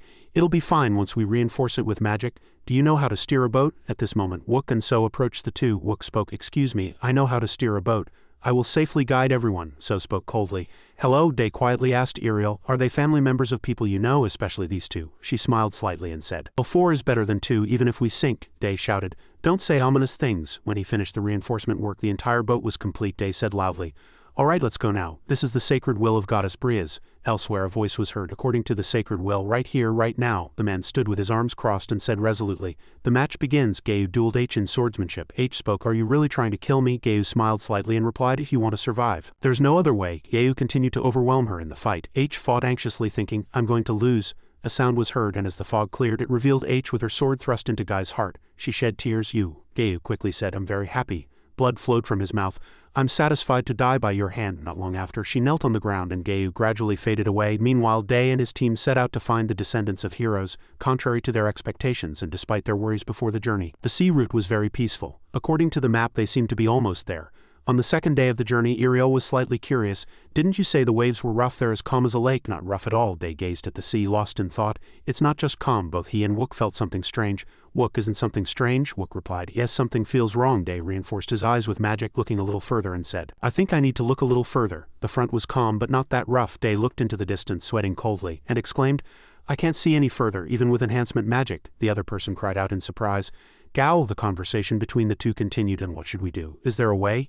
Away? At this point, the two tried to break through as quickly as possible. Iriel immediately reached out to stop them, shouting, No, she asked unpleasantly. Can't you do something with magic? Can't you fly? Day replied helplessly, No, if I could, I would have already. Should I freeze the sea? As soon as he said it, he immediately shouted, Freeze! The sea around their boat froze. Iriel exclaimed, It's solid enough to walk on. The sea is frozen. But Iriel felt something was wrong and pointed at the waves ahead, shouting, But with such powerful waves, we'll have to go really fast. The thin ice will be swept away and broken over time. And she put her hand on her chin, continuing to think, We can't abandon the boat full of supplies. The veiled girl next to her also spoke, How about we go back to land, make a plan and come back? Suddenly, the sea surged violently and the boat swayed uncontrollably. Everyone was very flustered, and one person approached, reporting in a panic, Saint, in this situation, I can't steer the boat. They shouted angrily. Has this sea gone mad? Why is it doing this all of a sudden? Then he raised his hand, cast a spell, and commanded, Everyone hold on tight, we're going to break through. With an explosion, the entire boat splashed water and shot into the air. Iriel clung to a pillar, crying and shouting, Will it still be all right? Is it okay to do this? She thought to herself. So that's why nothing was marked on the map. Day gritted his teeth and calculated inwardly. The waves are hitting us like artillery fire. Even a magic shield won't be able to withstand this for long. Suddenly, a giant wave rose and one person warned, It's coming straight at us from the front. At this moment, 2 mysterious figures leapt high and spoke resolutely. Leave that to us. The veiled girl, Wook and So continued to swing their swords. One person continuously admired, Excellent, as expected of the Holy Kingdom's legends, well done. The other replied, You flatter us. On the boat, Day waved his hand and urged, Everyone look around carefully. According to the map, it should be somewhere around here. Do you see an island or anything? Iriel sweated coldly and stammered, I'm still looking. At this moment, water began to fill the boat. She shouted, Day, the boat is sinking. The waves were still surging violently. Day's voice rang out, Damn it, I still haven't found the island. For now, we need to fix the boat and bail out the water. She replied hastily, Understood. Iriel's mouth dropped open in surprise, and she asked, Hey, if the boat can't hold out any longer, we'll proceed with the emergency plan we discussed earlier. Are you telling me to walk? Day turned his head, furrowed his brows, and added, There's no other way, we have to use all our strength. In his head he was calculating, turn the boat's direction and head forward. Then his gaze fell upon something. An island appeared in the distance, and Day secretly wondered, An island? Then Day opened his mouth to command and cast magic. Everyone pack your bags. At this moment the ice mass began to crack and people ran in a panic. Day shouted, "Follow me," a sigh of relief. Then two men with the same appearance stood comfortably. One asked, "Why do we have to stand guard as if someone's coming?" The other replied, "Yeah, no one can survive this far except corpses." Suddenly screams were heard and the two stared in disbelief as Day ran up, his face exhausted. They shouted, "Intruders!" At this moment the sky became peaceful again. One person set foot on the sandy beach and Day, with a bluish face, barely managed to say, "Land." Iriel, no less afraid behind him, quietly said, "What a relief." Suddenly screams were heard. "Hey you guys." Two men approached, and one frowned and asked, "Where did you come from?" The other added more calmly, "No, more importantly." Then his eyes widened and he asked, "How did you get here?" Iriel sweated coldly and internally assessed, astonishing mana. Truly strong. Suddenly Day spoke, "We came from land." He calmly pointed to himself and explained, "We were traveling by boat and had to abandon it." The other man gritted his teeth and shouted, "Don't make any more excuses." He gritted his teeth and had an evil expression. "What is your purpose in coming here?" The other man shouted in a bewildered tone, "Hey, wait a minute, they have a familiar scent." The two men rushed at Day, constantly touching him and asking in disbelief, "Impossible, really." Day stood still, thinking to himself, "What are these guys?" Suddenly the two men's expressions changed and they smiled brightly, exclaiming, "Are you one of us too? I've never seen you before." "Interesting." The other person smiled broadly and reminded him, "You should have told us earlier. Let's talk more in detail when we get back to base." Then he brandished his sword and threatened Iriel's group. "Who are these weaklings? I'll eliminate them right now." His face immediately turned evil as he declared, "Don't even think about dying on the hero's land. I'll throw your corpses into the sea." Iriel cried out in surprise, "What are you talking about?" Suddenly an arm shot out in front of her, blocking her. Day spoke, clarifying, "They are my friends who came with me due to special circumstances. Please don't harm them." The two men crossed their arms and pondered, and one spoke, "Friends, how right if you say so." The other added a warning, "If anything goes wrong we won't show mercy." Day replied politely, "Thank you." The two men kindly offered, "We'll guide you." "All right, let's go." The two veiled figures were deep in thought, not saying a word. Day turned his head and gave a relieved smile. Iriel sighed blankly and said, "Looking at the forest ahead, it seems something serious is about to happen, no matter what."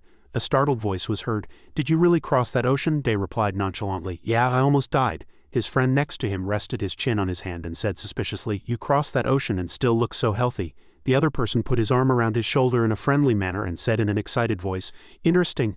Tell us more about the outside world." Day didn't answer that question immediately and changed the subject. "By the way, where are we going?" The friend behind him darted up and pointed to the distant land. He happily introduced, "To our territory, of course. That's Sana. We've arrived. Do you see it?" Day looked at the village before his eyes, startled, and exclaimed, "Oh, it's truly magnificent." As Day walked, Wook thought to himself, "This place is well organized in many ways." Suddenly a girl's voice came from behind. "Brothers, what are you doing here instead of guarding?" Hal looked at them and sneered, "What's all this fuss about? Who's that little kid?" The two friends cried out in surprise.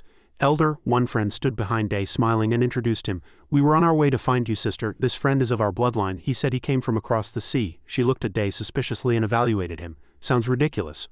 Hao suddenly smelled something from Day. "He really smells like you, but it's a little different." He frowned and thought to himself, "Is my body really emitting a smell?" The friend next to him was still introducing him very enthusiastically.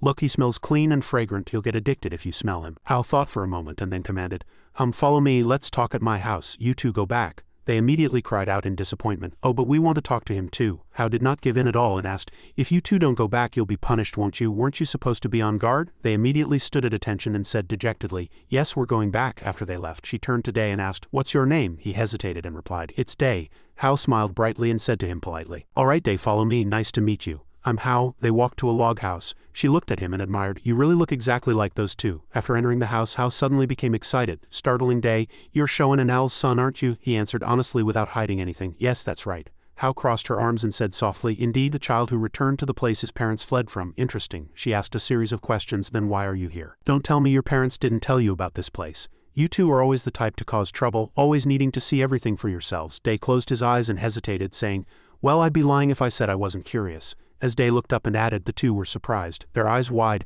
"But I have another reason." She opened her mouth in confusion. "What do you mean?" He softly spoke his thoughts. "I think it's a shame for so many heroes here to waste their talents." Day stood up with conviction in his eyes. He said firmly, "I will lead out all the hero bloodlines from here and make everyone a true hero." Hao suddenly burst into laughter. Peeved, she slammed her hand on the table and continued to laugh heartily. "Ha ha ha, you truly are their child. You're so funny." Immediately she became serious and said with a scornful voice, "But that's an impossible mission. The mountain has its own law of the jungle. To create a unified God according to the will of God, that is the destiny of our bloodline." Hao waved her hand and scoffed. "Who do you think would listen to the words of a child of a runaway? Don't even dream about it. It would be best for you to leave this island as soon as possible. I'm telling you, for your own good." They paid no mind to her sneers. He repeated in a soft voice, "Create a unified God." Hao solemnly explained the customs of this place. "That's right, here battles take place at specific times, and after each battle a ritual is performed to get closer to the unified God. You've come at just the right time." Now you'll be a wonderful hunt for everyone. She stood up and said in a sincere voice, "You are the son of my dear friends, their son who escaped this destiny. If I let you die here I won't be able to rest easy." Hao returned to her elder form. She urged him, "For now stay in my house, I'll try my best to help you," Day admired. "Hao, you're truly a good person," she murmured sadly. "Anyone who was close to your parents would do the same. Alright, I'll go make sure those two keep their mouths shut. In the meantime, don't do anything to draw attention." After Hao left, he thought nervously to himself, the law of the jungle, huh? If all the residents of this island are like Hao, it won't be easy. Day was annoyed. He pondered how to change their minds. Suddenly, there was a knock on the window, and Day was surprised. "Huh?" The person outside the window spoke. "Can we talk for a moment?" Day was puzzled. Someone was looking for him from outside the window. He stood up and asked from a distance, "What is it?" The voice suddenly hesitated and asked, "Are you the one from across the ocean?" The voice became more urgent and pleaded, "Please help me leave this island." When he said nothing, the person added hesitantly, "If you can't, then at least tell me how to cross the sea." Day was flustered. "Please, just a moment, I'll come out." The girl outside introduced herself as H and she told her story. She had lost her closest person in the ritual, so she began to hate her own bloodline. Not only that, she said she wasn't the only one who disliked the island system. Many young generations had begun to question the customary rituals. Day admired inwardly, as expected, and suddenly a thought flashed through Day's mind. "If that's the case, then I think I can do this." A few hours later, the young residents returned home, tired and exhausted. They complained to each other, "Today's training was really crazy, ha ha ha, I feel like I'm going to die if I don't go home and have a drink." Just then, a person with a cloth mask suddenly appeared before them, freezing them in their tracks. The person cried out tiredly, "Why was I born on this foolish island? Everything would have been better if I had been born outside." The two young men looked at each other in confusion, and the masked leader continued to cry out, "Do you think we have animal heads or something? How can you make us live on this island for hundreds of years? I want to get out of here." They were surprised to discover we weren't the only ones who thought that. "Yeah. The world outside the island, aren't you curious too?" Day, inside the mask, was very satisfied to see them waver. He inwardly chuckled with amusement. "After all, we think alike," he thought to himself.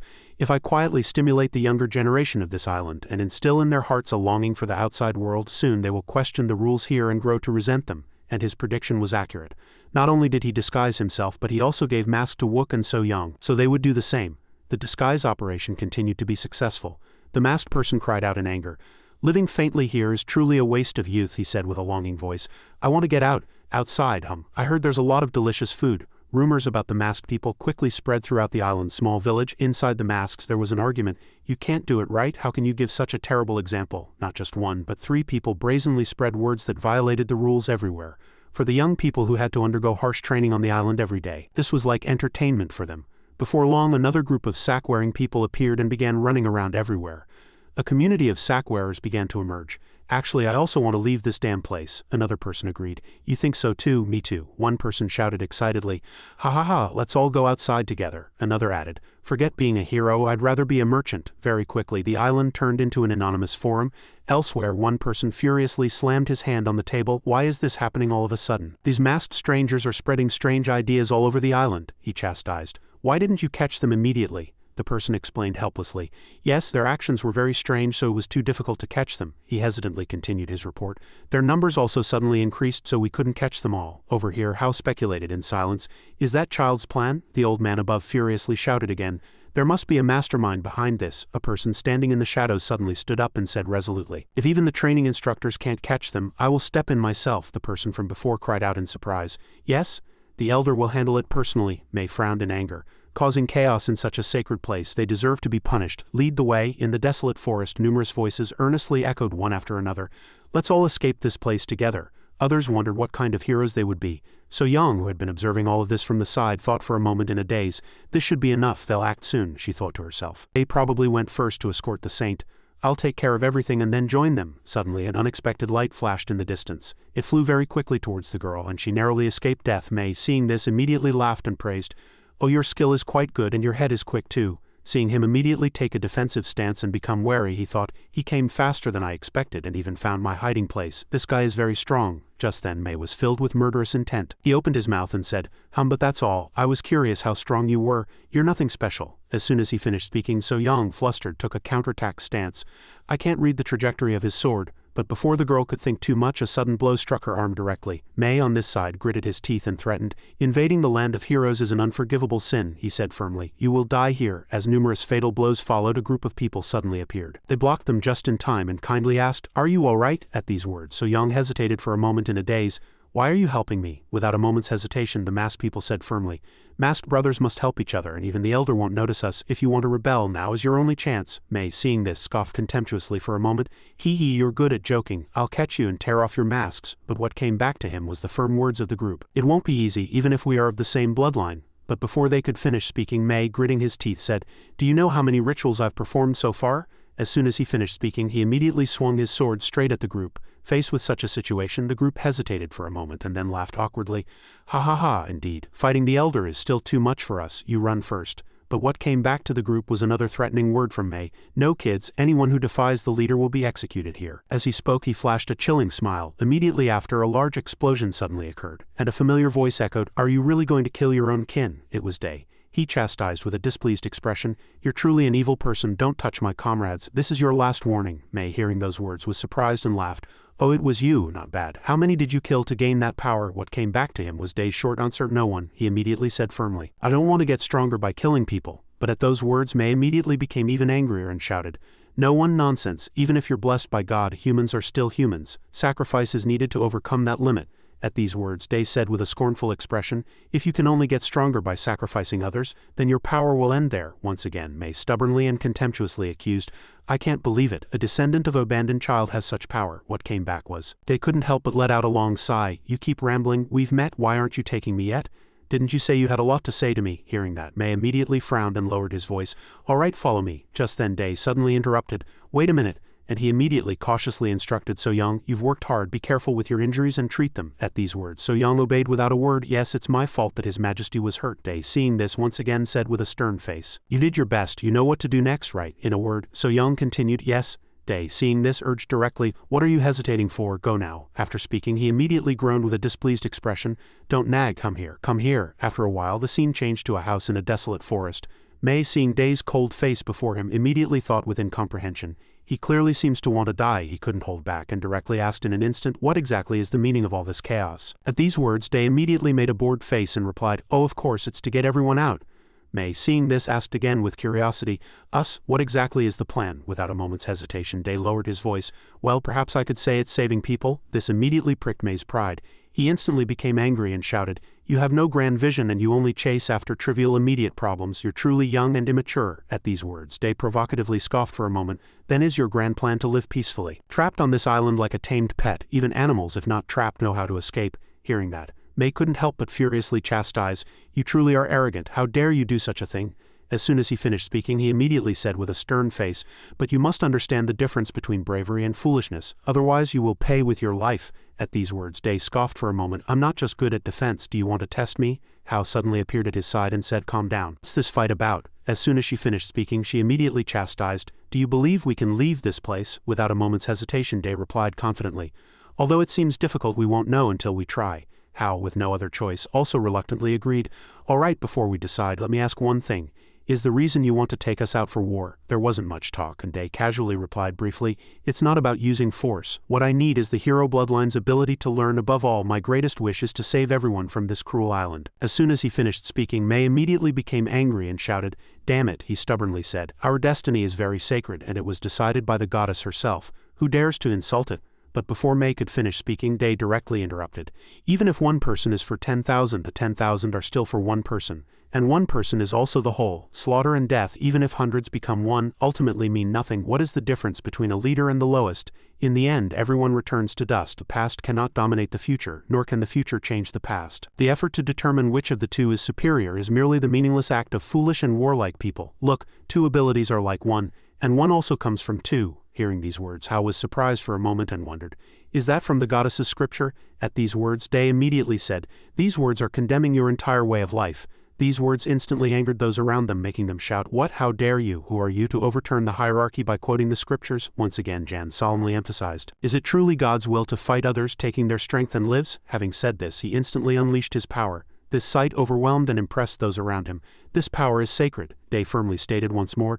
This is truly wrong. It's time for a change. Without hesitation, he spoke loudly with murderous intent. In the name of Goddess Jir, as a saint, I convey the goddess's will to the blessed. The tribe must cease the ongoing rituals, and everyone must leave this island. As he spoke, he solemnly looked at those around him. Immediately, Day raised his voice and emphasized, Saintess, the time mentioned by the saint is approaching. At the same time, a bright light instantly enveloped the entire house. A woman with a surprised expression asked in confusion, The preparations are made, but what exactly are you trying to do?" From a distance someone approached in shock, exclaiming, "Saintess, did the saint do this? Is it real?" Hao nodded resignedly, thinking it was time to depart, standing to one side. They murmured solemnly for a moment, "It's finally starting." The woman asked again in disbelief, "What do you mean, you're a saint?" Questions rained down.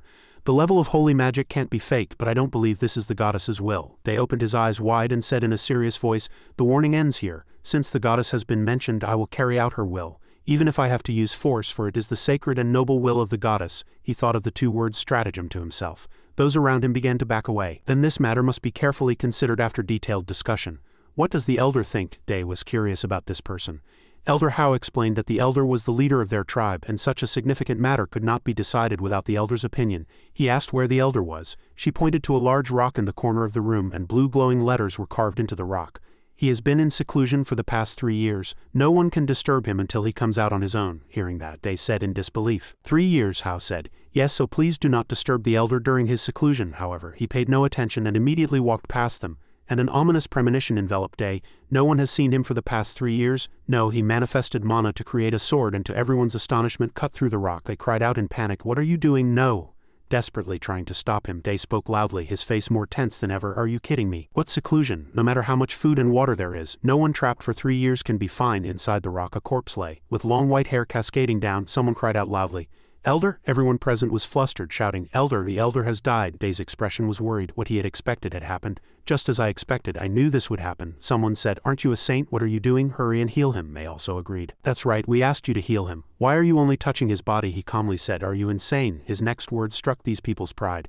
"Do you think a saint is omnipotent? What do you know? You've been trapped on this island for too long. Even priests ask about a patient's condition. Do you think holy magic alone can cure all diseases?" Day threatened them, seeming very angry. "Should I stop and do nothing?" They could barely say anything. "Ah!" Hao raised one hand, commanded them to calm down, and said in a gentle voice, "Day, we acted rashly. The elder's health condition is very serious. We were so worried about the elder that we spoke thoughtlessly." Someone behind her still complained, "Elder Hao." She lowered her voice and explained, "As Day said, we have only lived here, so we don't understand how external priests heal. Will you forgive us for our ignorance?" Day was still slightly angry. Some people spout nonsense but never apologize. After that, he saw Hao's friendly face. No longer wanted to fight. Moreover, he didn't know if Hao was very close to his parents, but she reminded him of his mother, so he couldn't say anything more. She was also very kind.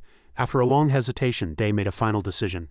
"Since Hao has said so, I will check again and let you know." She immediately thanked him. He cast holy magic on the elder. "It's nothing, there's nothing unusual. He's not just sleeping." Indeed, Day found the source of the problem. The problem lay in his mana circuit. He calmly said, "If I find the cause, I can cure him." Hao cried out in joy. "Really?" Day was confident. "Yes, that's right. All right, please cordon off the area where I'll be healing him. Don't let anyone approach." He instructed, leaving everyone else outside. "This will take a few days." Hao nodded in agreement. "Understood, I'll do that." However, one person was still unreasonable. "What nonsense, we will monitor everything." Her face darkened and she said in a low voice, "Please leave." Reluctantly, Mei left the cave shouting loudly, "You must heal him." Day gently said, "Hao, I have one request." His face was very serious. "Do not disturb me no matter what. Unless you want all 3 of us to die together." Outside, others were still confused, saying, "Is it okay to leave it like this? It's already been a day." One person after another questioned Day's abilities. "Even if he is a saint, how can we entrust the elder to an outsider?" The girl next to them reassured, "It'll be fine, Elder Hao is with him." They stubbornly said, "No, I can't just sit back and watch this. I have to go and check myself." Inside the cave, Hao suddenly cried out, "The mana circuit is twisted 15 times. Day nodded and said, "Yes, it's all intricately intertwined, but all we need to do is untangle them one by one." She said to the two, "That's impossible. You can't sever and rebuild a mana circuit." He smiled slightly, his expression confident. "Don't worry, I can do it. This isn't too complicated to repair, besides I've fixed much worse things." As he finished speaking, he began to cast mana on the elder's body. Hao watched from outside, her expression a mix of doubt and belief.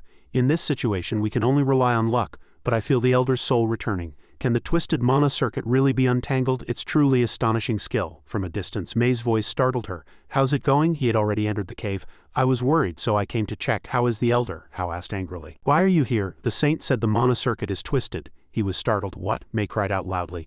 "The mana circuit is twisted. It's such an important matter. Shouldn't there be a meeting among the elders first? You're truly thoughtless." Elder Hao, her expression displeased, said, "Be quiet. The saint is concentrating on the healing." She reassured him. "This young man seems to know a lot about mana, at least more than us." However, Mei heard nothing. No need to explain further. He ran past Hao, rushing forward. "Elder Mei," he kept rushing. "Move, the Elder Council will handle this." As one of his hands touched Day's body, pain instantly spread throughout his body, making him vomit blood. "Day," his name was called loudly. Hao immediately grabbed him, saying in a flustered voice, "Are you alright? Come to your senses." He thought to himself, that damn bastard finally caused trouble. Blood began to pour from Day's eyes, nose and mouth. Directly injecting mana into the Elder's twisted mana circuit was an extremely delicate task. It required intense concentration. A momentary loss of focus due to external interference dealt a huge blow to Day. The same thing happened to the Elder's body, and simultaneously the aftermath of the collision was transmitted to the Elder. Mei still shouted frantically, "You damn bastard, how dare you touch the Elder's mana circuit, how dare you do such a thing to him, you will not be forgiven." After that, Day breathed a sigh of relief, muttering, "It doesn't matter what you say, whatever you do." He touched the Elder's body with one hand and transferred the remaining mana. "The healing is complete." He seemed to lose his composure. "That damn bastard, I'll never be able to kill that monster if not now." After that, Mei drew his sword. "He's just a burden to the tribe, I must take advantage of him when he's weakened." He rushed forward quickly, and the sword pierced Day's chest. Blood splattered. Die. At that sight, Hao's face turned pale, drained of all color. Mei smiled triumphantly. He thought he had accomplished a great feat. Day staggered. The wounds he had just sustained and the sword piercing his chest were too much for him. Hao called his name in a flustered voice. "Day?" Before that, Iriel had asked Day, "Should I just stay here?" He replied. "Rest comfortably for now," she asked again. Then after that, Day smiled and replied, "Come to me in about 2 days when I manifest holy power." Currently, Iriel was walking in the forest with Wook. "Wook, wait," she said, "I just felt Day's holy power." Wook hastened to add, "Yes, we need to hurry a little more," Iriel worriedly thought. "Since it's Day, nothing serious will happen, right?" A moment later he said, "They are over there." Suddenly a voice was heard. "Stop." A man appeared with a sword and said in a cold voice, "Intruders dare to come to the heart. Have you come to die?" Iriel reminded. "Wook, they are quite high-level swordsmen."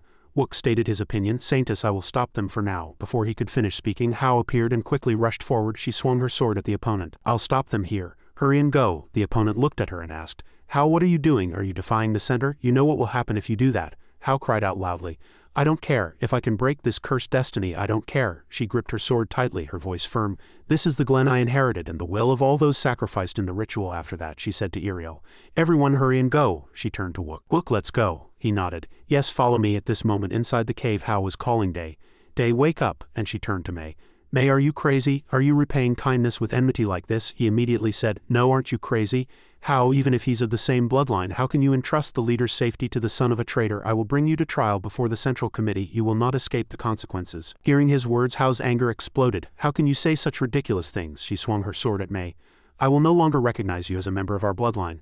I will shatter you." He struggled slightly to block the attack and thought to himself, "I knew she was strong, but I didn't expect this much. No, if this continues, my power will be absorbed. I need to escape." Just then, someone called Day from a distance. A loud sound was heard and the stone wall of the cave collapsed from outside. Iriel and Wook quickly appeared and she cried out worriedly, "Are you all right? We're here." Hao thought, "Are they Day?" What met their eyes was Day in a pool of blood. Iriel asked in a flustered voice, "How long has he been in this state?" Hao replied, "About 3 minutes, I think." She walked over and grabbed his wrist. "This is enough." Iriel quickly used holy power to heal Day. Hao was slightly surprised. What a massive surge of holy power. Hao looked at Iriel and thought to herself, "This child does not seem to be an ordinary saint." The yellow light of holy power brightly illuminated the entire cave. She chanted a regeneration spell and the sword wound that had pierced Day's chest began to heal.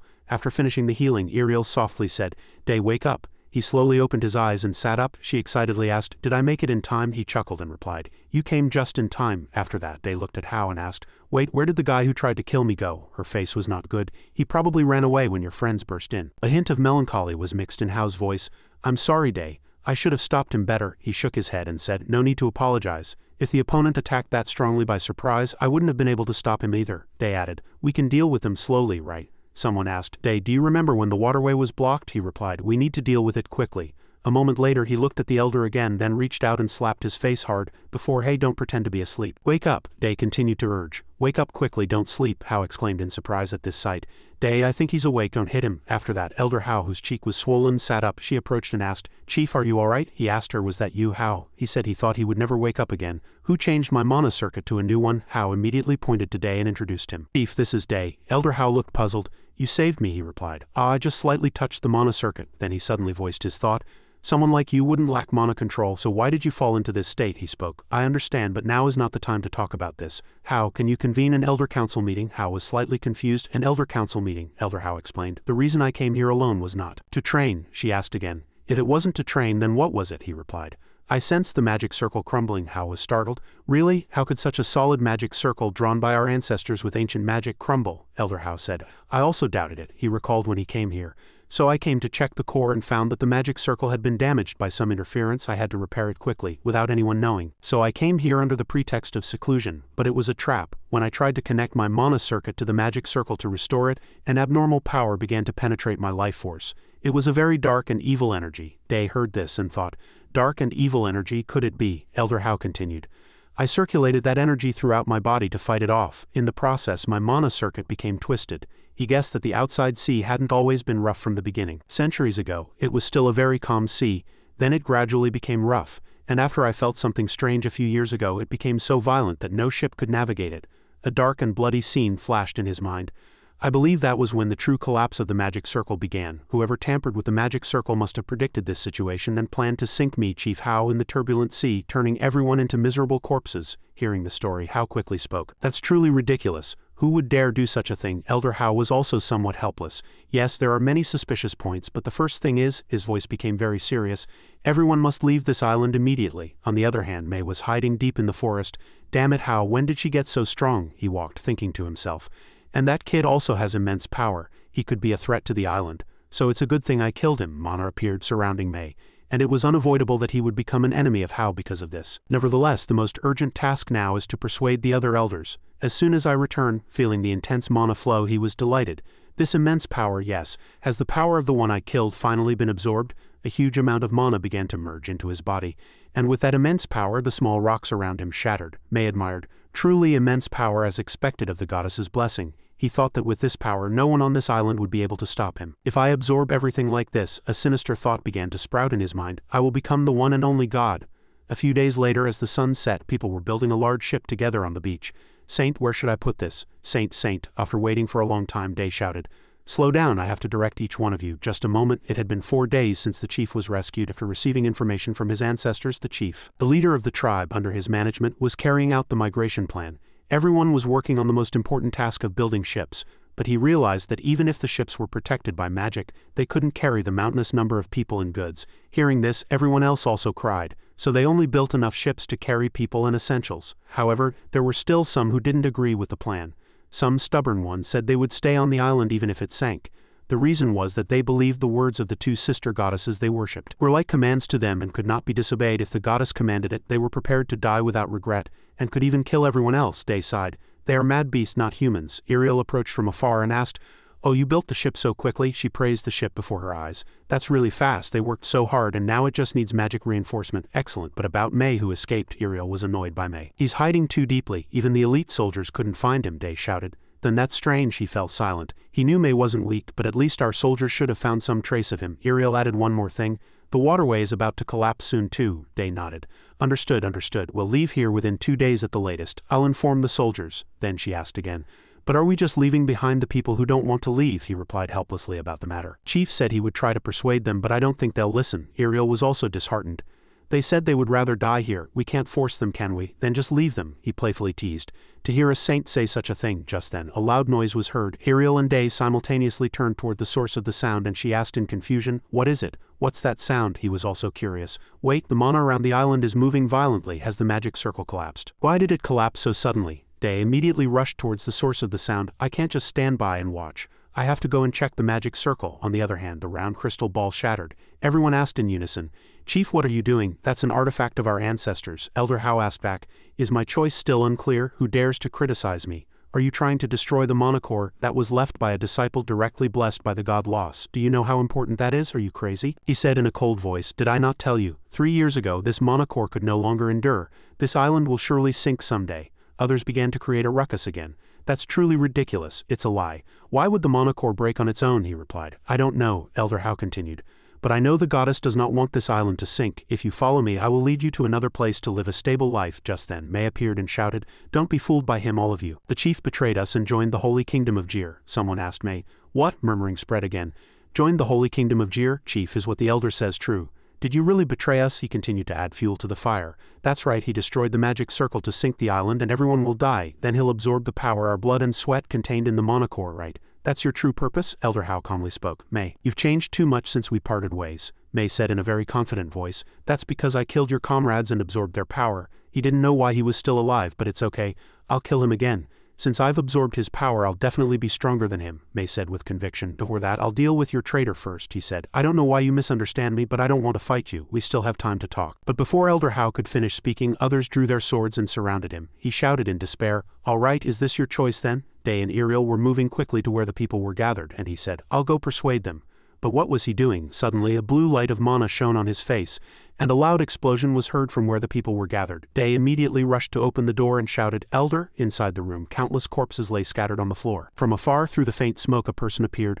"Look who it is," May turned and spoke. "I was about to come find you, but you saved me the trouble by coming yourself," Day exclaimed in surprise. "You," he replied. "Don't you recognize me, kid? You had quite impressive power." He laughed loudly. "Immense mana." But his gaze was fixed on the mana sword Day was holding, and he thought, "Is that my aura sword?" Day thought. In that short moment, the blessing of skill exchange came to stop him. "Saint, this place is very dangerous," someone said. He asked in confusion.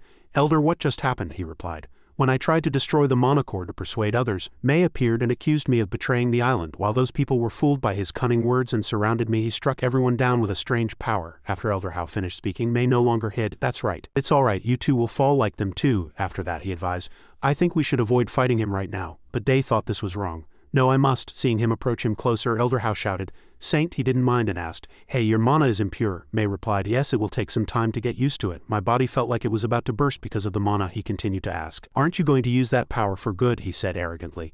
"Of course not. We were born to do good." May narrowed his eyes and looked at Day. "Of course I will kill everyone here and absorb their power, including your parents in Villo Village.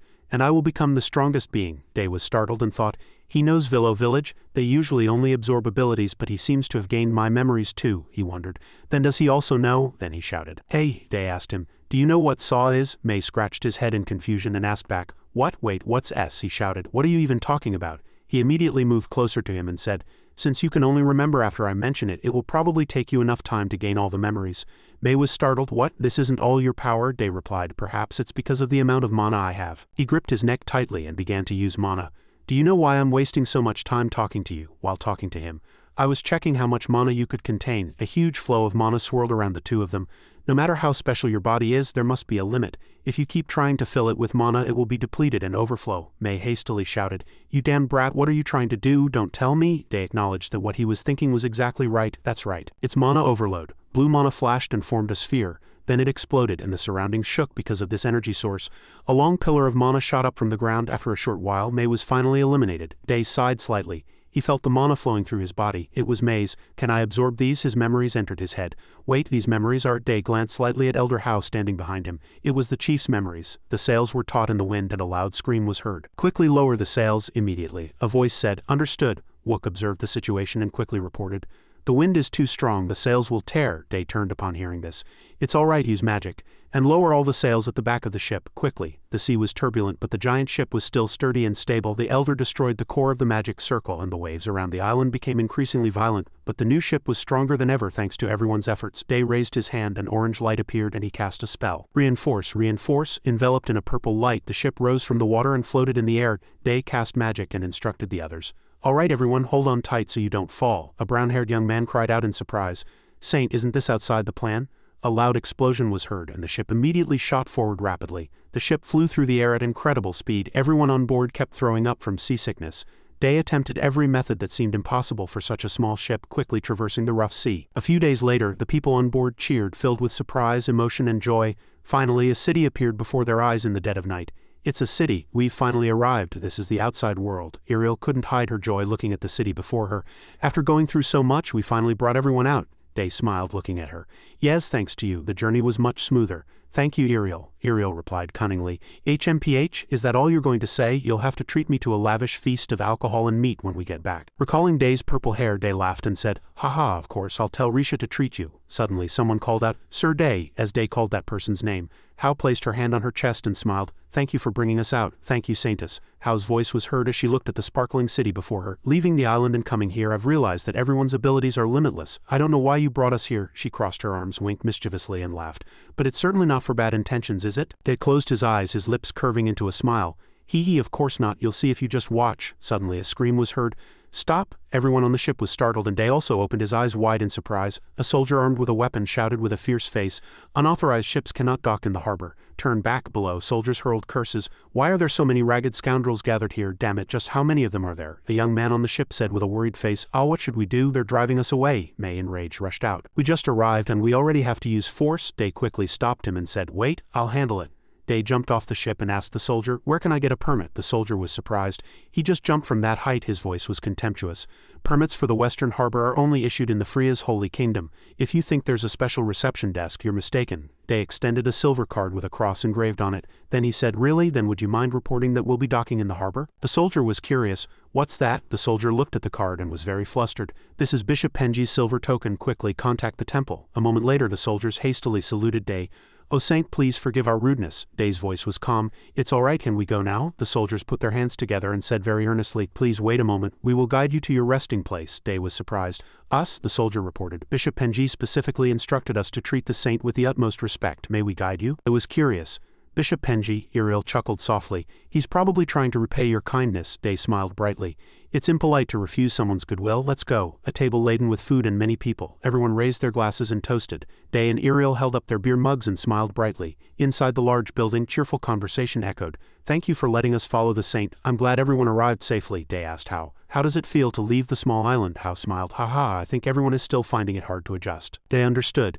It's natural for people unfamiliar with this lifestyle to feel that way. But don't worry, I'll do my best to help everyone during this time." How asked again, "Really? Then would you tell us about this place?" Day laughed and stroked his chin. "Even though you can all do everything, what I'm interested in is medical technology. Everyone in the world needs it. I will teach everyone medical treatments." How was surprised. "Medical technology, why not use magic?" Day explained. "Most people think that way, but magic isn't beneficial to everyone. There are 10 dolls, including one with a magic hat. According to legend, only 1 in 10 can use magic, and the rest, if lucky, can receive treatment from a Holy Kingdom priest or pay for magical healing." A man holding a child with tear stains still on his face said, "But the price of magic healing is about 30 silver coins. That's a commoner's monthly living expense, so ordinary people can't afford that much money." How crossed her arms and listened silently to Day's words. "With their learning ability, they will soon learn medical treatments and become doctors. Then they can teach others. That way we can create a world where everyone has access to medical care." "That is my goal." How praised the person before her. "You are very wise. No wonder Lady Gaia chose you as a saint." A huge academy building with a spacious courtyard. "From now on, everyone will learn medical technology here. This place is called an academy. The academy is located on the eastern continent and takes about 2 weeks by boat." Iriel and her group enjoyed eating, drinking, and playing. "During those 2 weeks I plan to teach everyone general knowledge and basic medical knowledge. Since everyone comes from an outstanding lineage, that amount of time should be enough." How laughed. "I see what you're trying to do. I'll inform the tribe. We will need a lot of your help from now on," Day replied. "On the contrary, I need your help. Thank you for understanding. There's one more thing." Day's eyes widened and he hesitated. "On the way to the academy we have to pass through my hometown, the Celia Kingdom, and where my family lives." Looking at Day's face, How said with a serious expression, "Are you sure you don't want to meet your mother?" Day said, "I'll let you know what happens next." How looked at Day's face and said, "Understood. You inherited May's memories." He closed his eyes tightly. "Then you also know that I wasn't a good father." He added one more thing that made Day fall silent. "And I don't think I can stand your father's foolish face." He clenched his fist. "It's a bit strange to meet again in this situation after all this time. But I think I need some time for now." Day's eyes widened upon hearing the other person's words. "Besides, even if you don't meet her, she'll still be doing well. Didn't she raise a child like you well?" Day winked mischievously. "Well, there's still plenty of time. One thing is for sure." Day's voice was very serious. "My mother, as I know her, would want to meet you." How hesitated. "I'm not sure." Day smiled brightly. "I am sure, so let me know when you're ready, grandfather." How silently gazed at the other person. The two looked up at the night sky. Suddenly How said, Day and his team headed for the Holy Kingdom. Everyone, with about 200 people of heroic blood, stood before the Grand Temple. As night fell, a voice echoed inside the spacious building. "Welcome, Saint." It was a voice filled with respect. "I apologize for reporting to you as soon as you returned." Day was surprised. What's wrong?" Cleus recalled what had just happened. "There were many things to report while she and Hong Yang were working together. First, regarding the task you assigned me, Saint. According to your command, I worked with Hong Yang to eliminate the corrupt noble families. However, we incurred significant losses in the process," Day said. That's a big problem." Cleus's next words surprised Day. "We used the Crochet family's assets to handle this personal matter. I'm ashamed to have done something not commanded by the saint," giving Cleus a thumbs up. Day smiled brightly. Ashamed? You did an excellent job. I'm proud of you. Just as I expected. You are the ideal Duke of Bel Crochet. Cleus blushed at the praise. I'm truly embarrassed by your praise. Outside the window a yellow light was visible. Cleus suddenly remembered. And Saint, regarding the people you brought with you, Day replied. Ah, those people, Cleus rubbed his chin deep in thought. Understood. A heroic bloodline is truly astonishing, but I think we need to be careful, Perhaps so. Day was puzzled by Cleus's words. It was as if thousands of knives were behind him.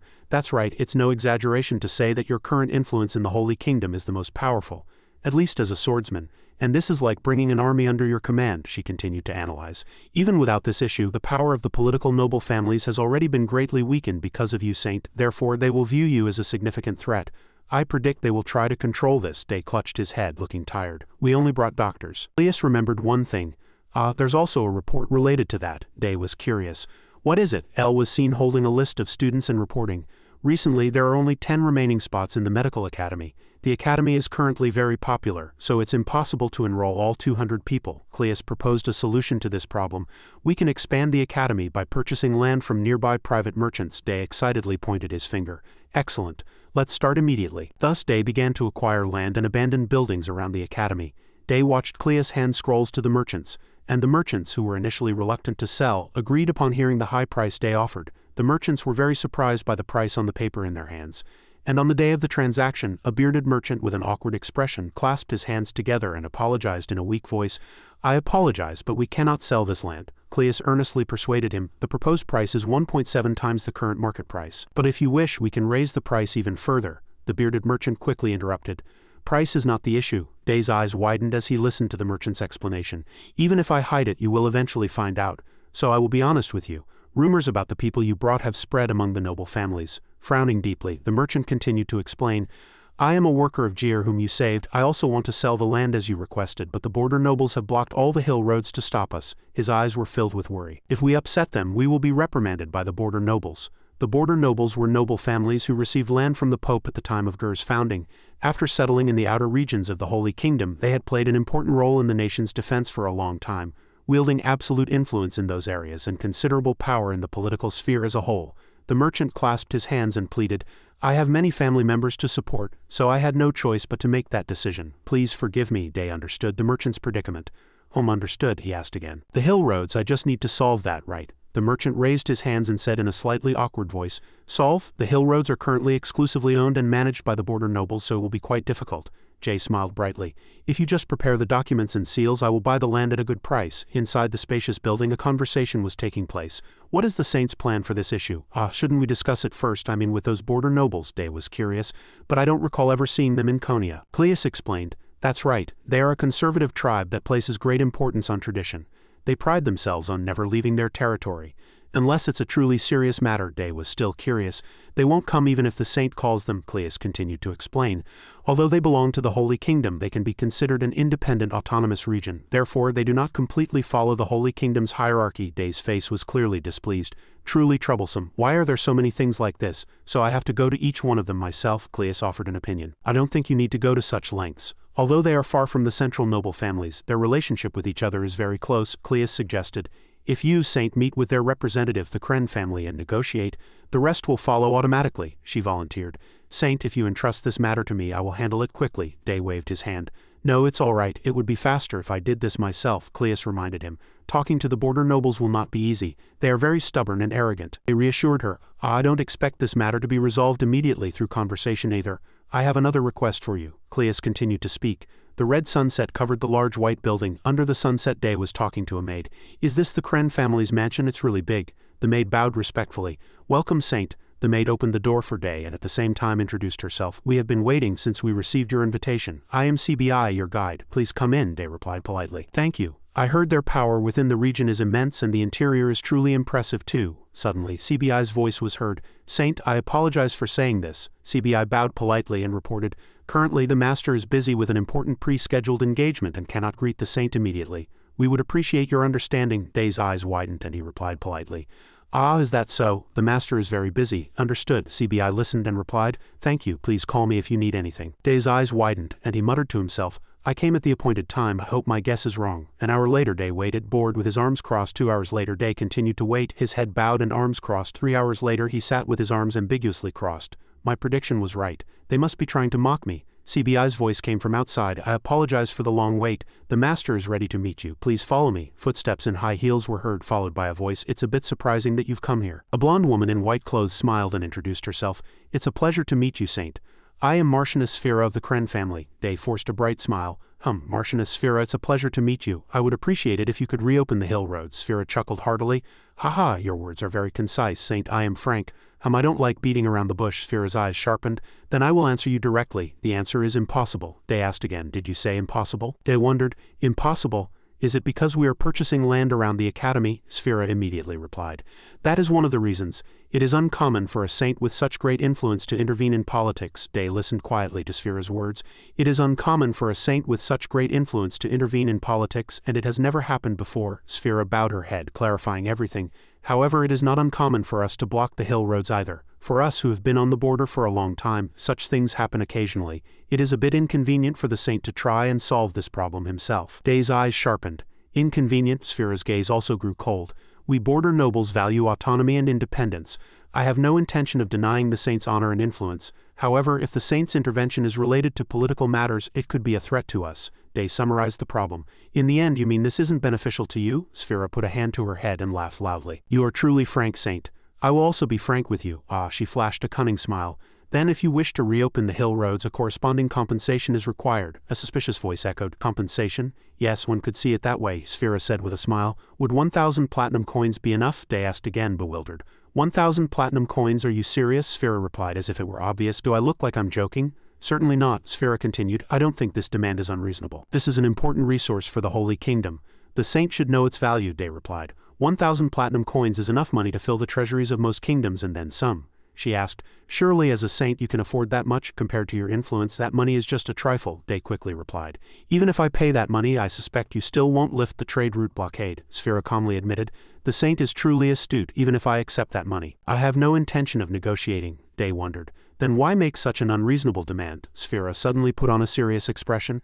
That is to make it clear to the saint that this issue is not to be taken lightly. Lifting the trade route blockade is related to the common interests and the dignity of our family and the border families.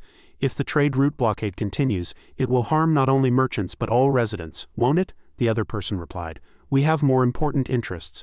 The minor sufferings of individuals do not affect our decisions. They listened and asked seriously, but residents are the foundation of a nation. Don't you think it's irresponsible to say such a thing as a pope? She spoke with a hint of contempt in her voice. That foundation is an exaggeration. They are merely a temporary anonymous crowd, Day asked. Then does that mean the trade route blockade will continue? Sphera replied indifferently. Yes, until the saint makes a wiser decision. Day was inwardly flustered but outwardly said understood. I will consider it. Day thought to himself with inner rage. I need to find a way to utterly ruin these border nobles. A few days later, the Holy Kingdom's economy quickly began to collapse due to the blockaded trade routes. Agricultural prices skyrocketed and the supply of goods was halted. Merchants had no choice but to cease their businesses. To make matters worse, as hungry residents poured into the streets and began looting, law and order also began to break down. Especially the poor in the outer regions of the Holy Kingdom were affected first. They were in a situation where they had to worry about their daily survival. The nobles within the inner regions possessed abundant resources, but as time passed, the damage became even more severe for everyone. A surprised voice echoed, I didn't think the border nobles would go that far, Day said to the other person. I should have been more careful, but don't worry, I will resolve this myself. The other person, sitting in a chair, said, Let's put this matter aside for a moment. Are you all right, Saint? Day was slightly surprised to hear that.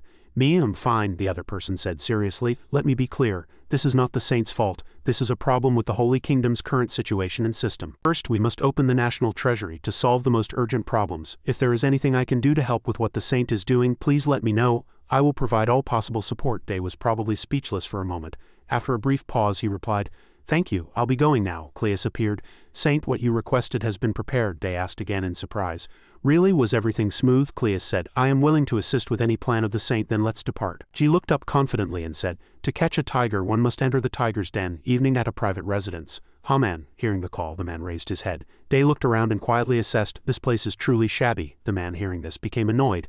I'm stressed right now and here comes another kid. Disappear while I'm being nice. When a large sack of gold coins was placed before him, the man exclaimed, dazzled, and at the same time wondered, What is this guy? Day cheerfully said to the man, Let's work together. The man looked at him with suspicious eyes and said, I am a merchant who lives by trust. I cannot do dark deeds for money. He raised his voice and said, Do you think I would foolishly accept an offer from a stranger who suddenly appears at the merchant guild and throws money around? All right, I'll do it, Abri suddenly said. Haman, 32, from the Kingdom of Devon, separated from his family to run a small merchant guild, starting his guild from scratch 7 years ago. His merchant guild was the first in the Holy Kingdom to begin trading with neighboring kingdoms, and successfully survived competition with old noble families. Haman, having heard everything about his life, was frozen stiff. He had rapidly expanded his merchant guild and gained recognition by pioneering new trade routes. Haman thought to himself, how did he get my information? Day stood confidently before Haman. You may not know me, but I know you very well. I know you possess quick decisiveness, excellent negotiation skills, a broad vision, and outstanding crisis management abilities to overcome challenges even in difficult situations. After considering all these conditions, I have decided to give you this opportunity. An opportunity, Day continued. You must miss the vibrant merchant guild you once owned. Don't you want to revive it? Hearing this, Haman said, all right, thank you for thinking of me.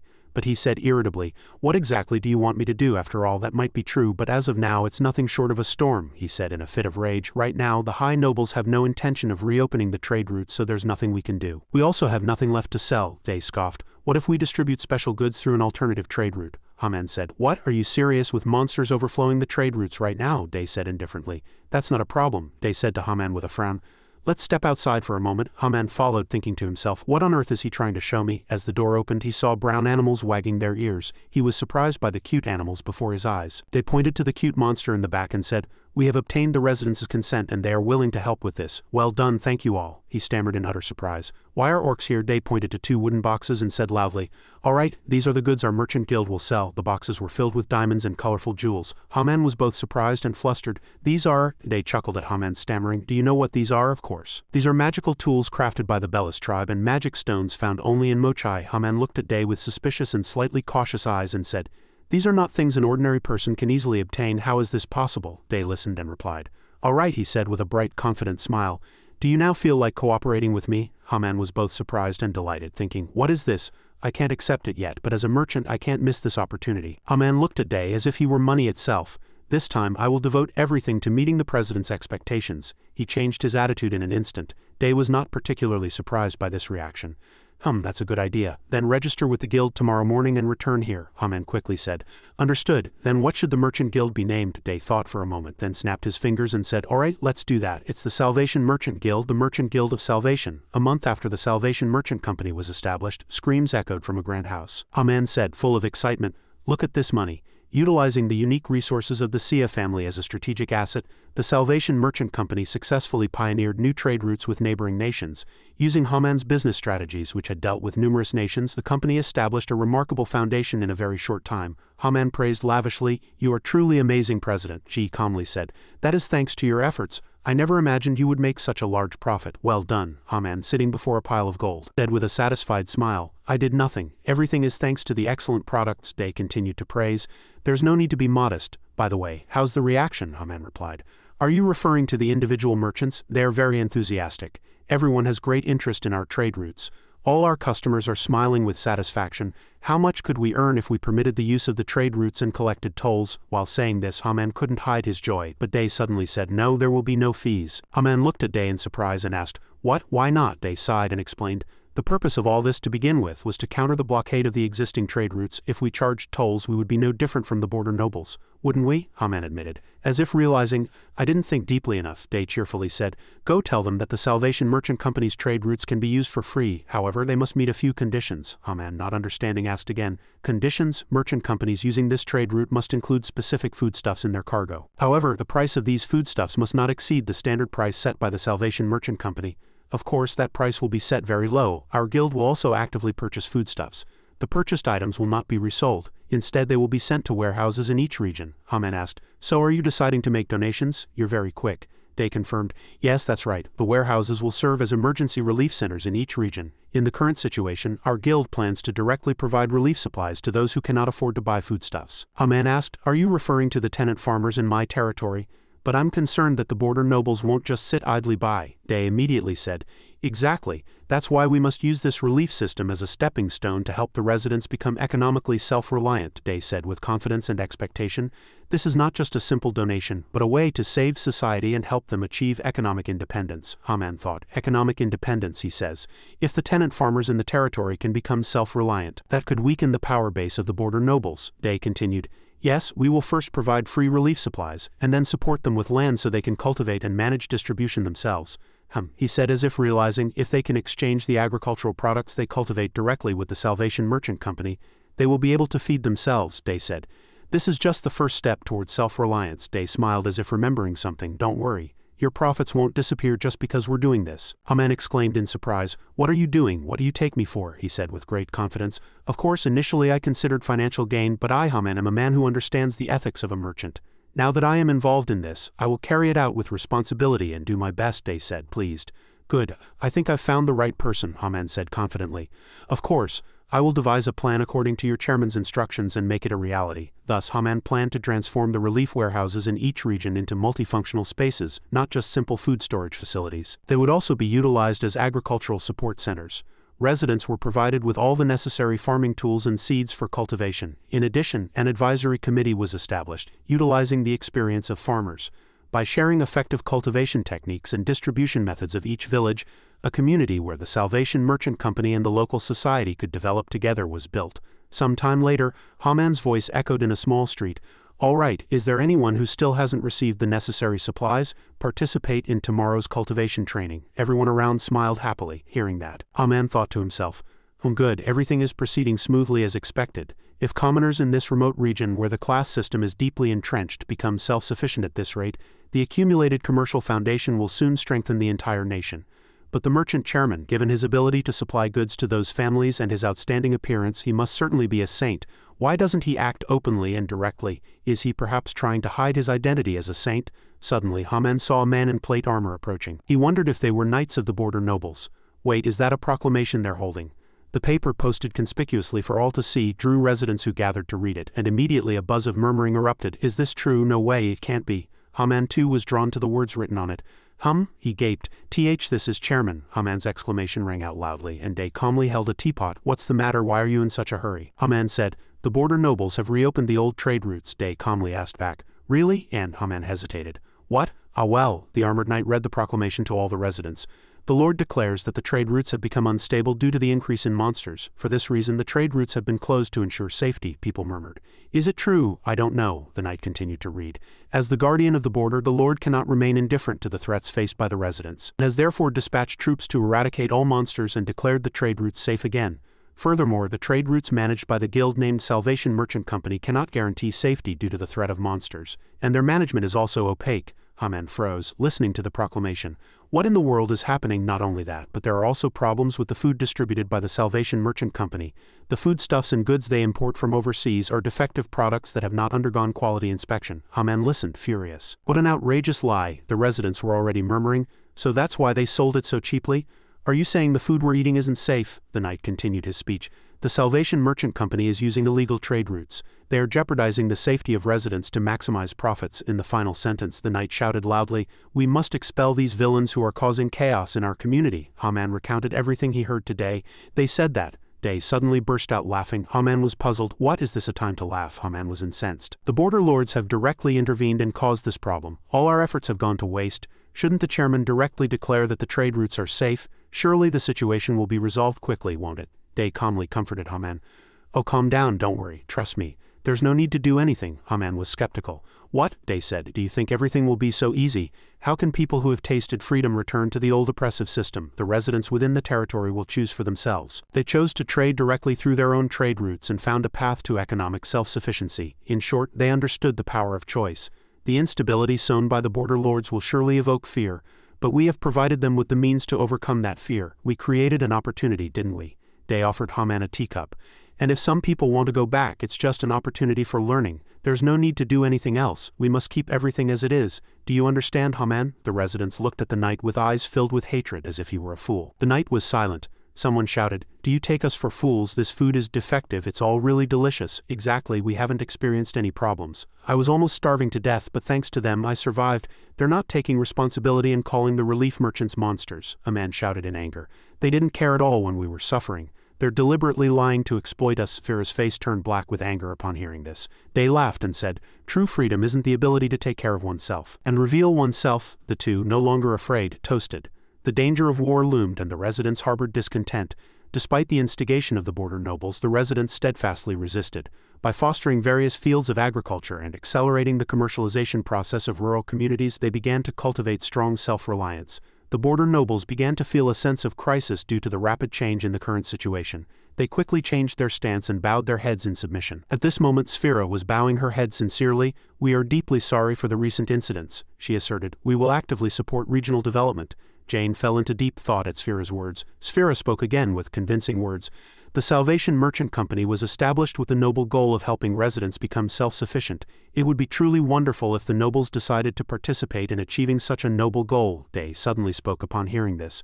"Really?" he said with a feigned smile and a slightly sarcastic tone. "That's truly wonderful. I look forward to seeing how much you'll contribute." Sphera was silenced by his arrogance but had nothing else to say. Thus, the border nobles agreed to a treaty not to infringe upon the economic independence of the residents. Furthermore, they agreed to regularly contribute a significant sum to the charity fund managed by the Salvation Merchant Company. In the fortress, Haman's annoyed voice echoed, "Shouldn't we be extorting money from them?" Day laughed in response.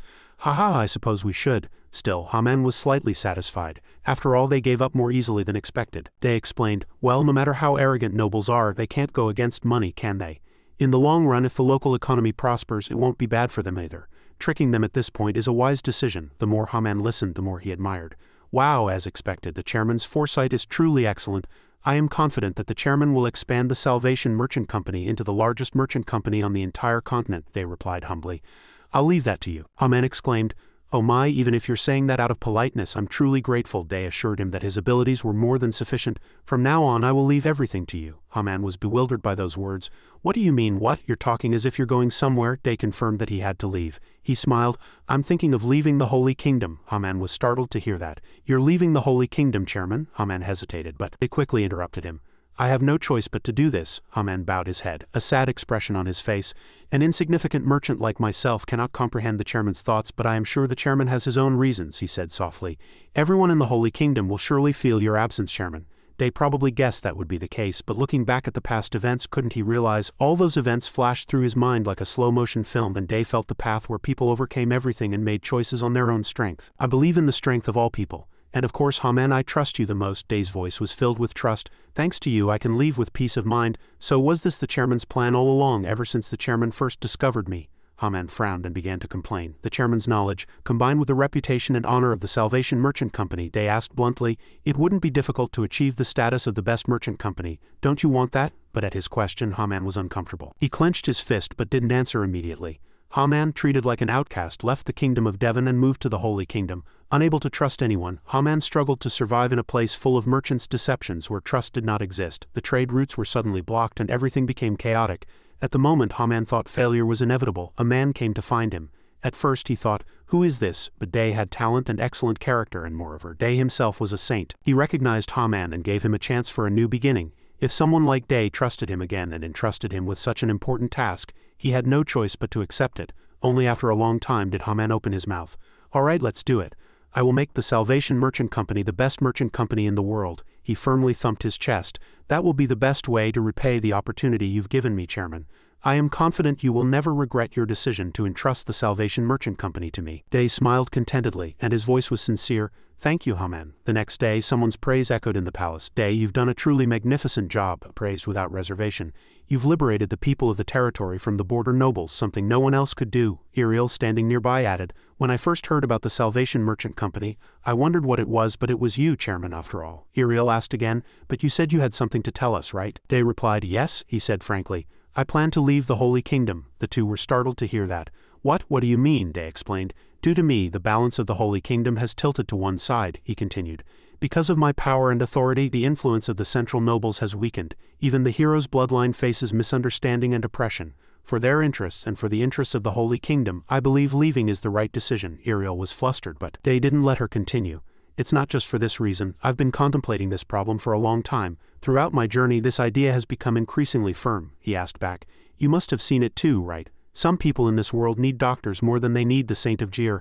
That's why we train doctors at the academy," Day concluded. "It will take time for a student from the medical academy to fully assume the role of a doctor." Iriel still wanted to object, but Clay had already interrupted. "Iriel, stop it," she asked Day again. "Day, the position of saint is a role chosen by God. Do you think you can simply abandon that role and leave?" he said. "I will make it possible," Clay analyzed. "Even if you are a saint who disregards all rules, you cannot predict what will happen if you abandon the role of saint. but Day was not shaken. If I had been afraid because of that, I wouldn't have thought of leaving in the first place, he said calmly, and even if something happens I will have to accept it. Iriel was helpless. You really are, she admired. You haven't changed since the first time we met, always strong and resolute. It's truly difficult to change your mind, but you've always walked the right path according to your own thoughts. Iriel clenched her fist. I've always respected that about you, Day. I've always thought that, and I can understand everything you just said, but she said with a tearful, unpleasant voice, why do I feel so bad right now? Iriel continued, ever since I came to the Holy Kingdom, I've always been by your side. If nothing had happened, I would have been comfortable with you. Day was flustered and tried to reach out to her, but she suddenly stood up. All right, I'm leaving. She left without looking back. Goodbye, Saint. Day had no choice but to watch Iriel's back fade into the distance. The sky gradually darkened, and someone asked, Day, are you leaving? Day replied, yes, it might be a bit difficult at first, but I will definitely come back to see you again. Cleus stated seriously, Saint, until the day you return we will always uphold your will and faith. Z also said with a hint of sadness. Come back, Hong said. As your shadow, the Dane family will uphold your will to the very end. Day was touched. And everyone from the 3 tribes also chimed in. We will also always follow your instructions until our last breath. He smiled and said, I will remain here for now, but if you ever need me I will return to your side at any time. Day was speechless, even him. He remained silent, thinking to himself, I am truly grateful, so much has happened in the past few years. He became a saint, a role he truly didn't want. Looking back now, every moment feels vivid, even the toughest moments held great meaning for him. And so the saint left the Holy Kingdom to embark on a new journey. Time passed, and one day a voice was heard in the Adventurers Guild. This quest is pretty good. Following the praise for the quest's level, a small wish immediately burst forth. If only we could always get quests with such good prices. Suddenly the guild doors opened, capturing the attention of those inside, and a mysterious shadow was about to step in. The sound of shoes hitting the ground echoed as it moved forward, and the distinct sound drew even more attention from some people. Day wore a cloak with a hood pulled over his face, half concealing it with a mask. He seemed to be deep in thought. After a long moment of contemplation, Day picked up a piece of paper from the information board and brought it to the administrator, stating firmly, I'll take this quest. The administrator scanned the paper in front of him and replied, but this quest is for healers only. Can you present your card? He then requested card verification from the person. Day took out his ID from his pocket. The administrator, seeing it, quickly stood up and said, I apologize for the inconvenience. Verification complete. Due to recent monster subjugations, many people have been injured. Please proceed to the village with the priests as soon as possible to carry out the quest. Day quickly accepted the offer. Understood. There was a young man who had overheard everything that had just happened. He followed Day as he walked towards the door. Driven by curiosity, the young man grabbed someone standing in the guild and asked, Hey, who's that guy? I've never seen him here before. The other person didn't know. He replied, I don't know either. He's probably an adventurer from another guild. The young man, hearing this, asked again, That arrogant healer is moving to another guild? Healer.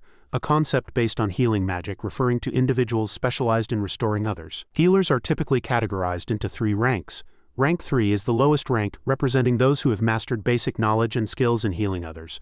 Rank 2 healers are recognized for their reliability through direct verification by priests and have received special and important guidance in healing others. Combining astonishing mana control abilities with excellent medical techniques, they are very rare healers capable of continuously treating multiple critically ill patients. Rank 1. Healers in this rank are all recognized as experts with extremely superior skills. Rank 1 healers can warn of problems, protect information, and possess sufficient authority to order the evacuation of entire villages during emergency disasters such as epidemics. With the consent of surrounding lords, they play a very important role and even have the authority to destroy entire villages infected by epidemics. That guy just now was probably just a rank 3 healer, right? The other person hesitated for a moment. Well, the guild doesn't disclose personal information about others unless it's for a common purpose. Don't pay too much attention to other people. The young man, not having received a satisfactory answer, walked away dejectedly, muttering, How boring. Rank 2 healer. The other person then recalled Day and made some conjectures about him. He's a genius from the academy, and it's really strange that he's come all the way here just to perform a requested quest. The scene shifted to Day slowly walking along a small stream with a backpack. Suddenly a voice came from somewhere. Are you leaving? Day recognized the familiar voice and called out Pia's name. Pia was the guardian of the Grandel Forest. She smiled and calculated the time for a moment. To be precise, it's been 5 years since that day. Pia looked Day in the face and recalled his past words. As you said, the Holy Kingdom has developed further, and people's awareness seems to have greatly improved. Has everything turned out as you wished? Day sighed, a helpless expression on his face. But there are still not enough healers, both in quality and quantity. It will take at least another 10 years to solve that problem, she replied. From an elf's perspective, everything seems to be progressing incredibly fast. It's chilling to think how far humans can develop, he smiled and reminded her. Anyway, don't forget about tomorrow. Everyone will be waiting for you. Pia wouldn't forget. A health checkup for the entire village, right? Of course I remember. Day, relieved, bid Pia farewell. All right then, see you tomorrow. He walked away, a constant smile on his lips, feeling quite at ease. 5 years have passed since I left the Holy Kingdom. During that time, many changes have occurred across the continent. The previously underdeveloped field of medicine began to flourish with the descendants of heroes joining the academy. Medical technology became optimized for this situation, and spread more and more widely. Unlike sacred magic, which could only temporarily treat diseases, highly skilled healers could find and eradicate the root causes of diseases in villages. There were also diseases that could not be cured by sacred magic. Therefore, priests of the Holy Kingdom had to master basic medical knowledge before being appointed. Nevertheless, there were still difficult problems he had to solve. Even the Adventurers Guild prioritized hiring healers due to their immense influence. The problem in any case was an imbalance between supply and demand. A symbol representing a healer was firmly imprinted on a coin. Day knew well that wherever he went, people always struggled to hire healers. The increasing value of healers meant that ordinary people wouldn't have the opportunity to receive treatment. Thinking about this, he felt a little angry. Do they think the academy was established for this purpose? Suddenly, a sweet voice called out to Day from somewhere.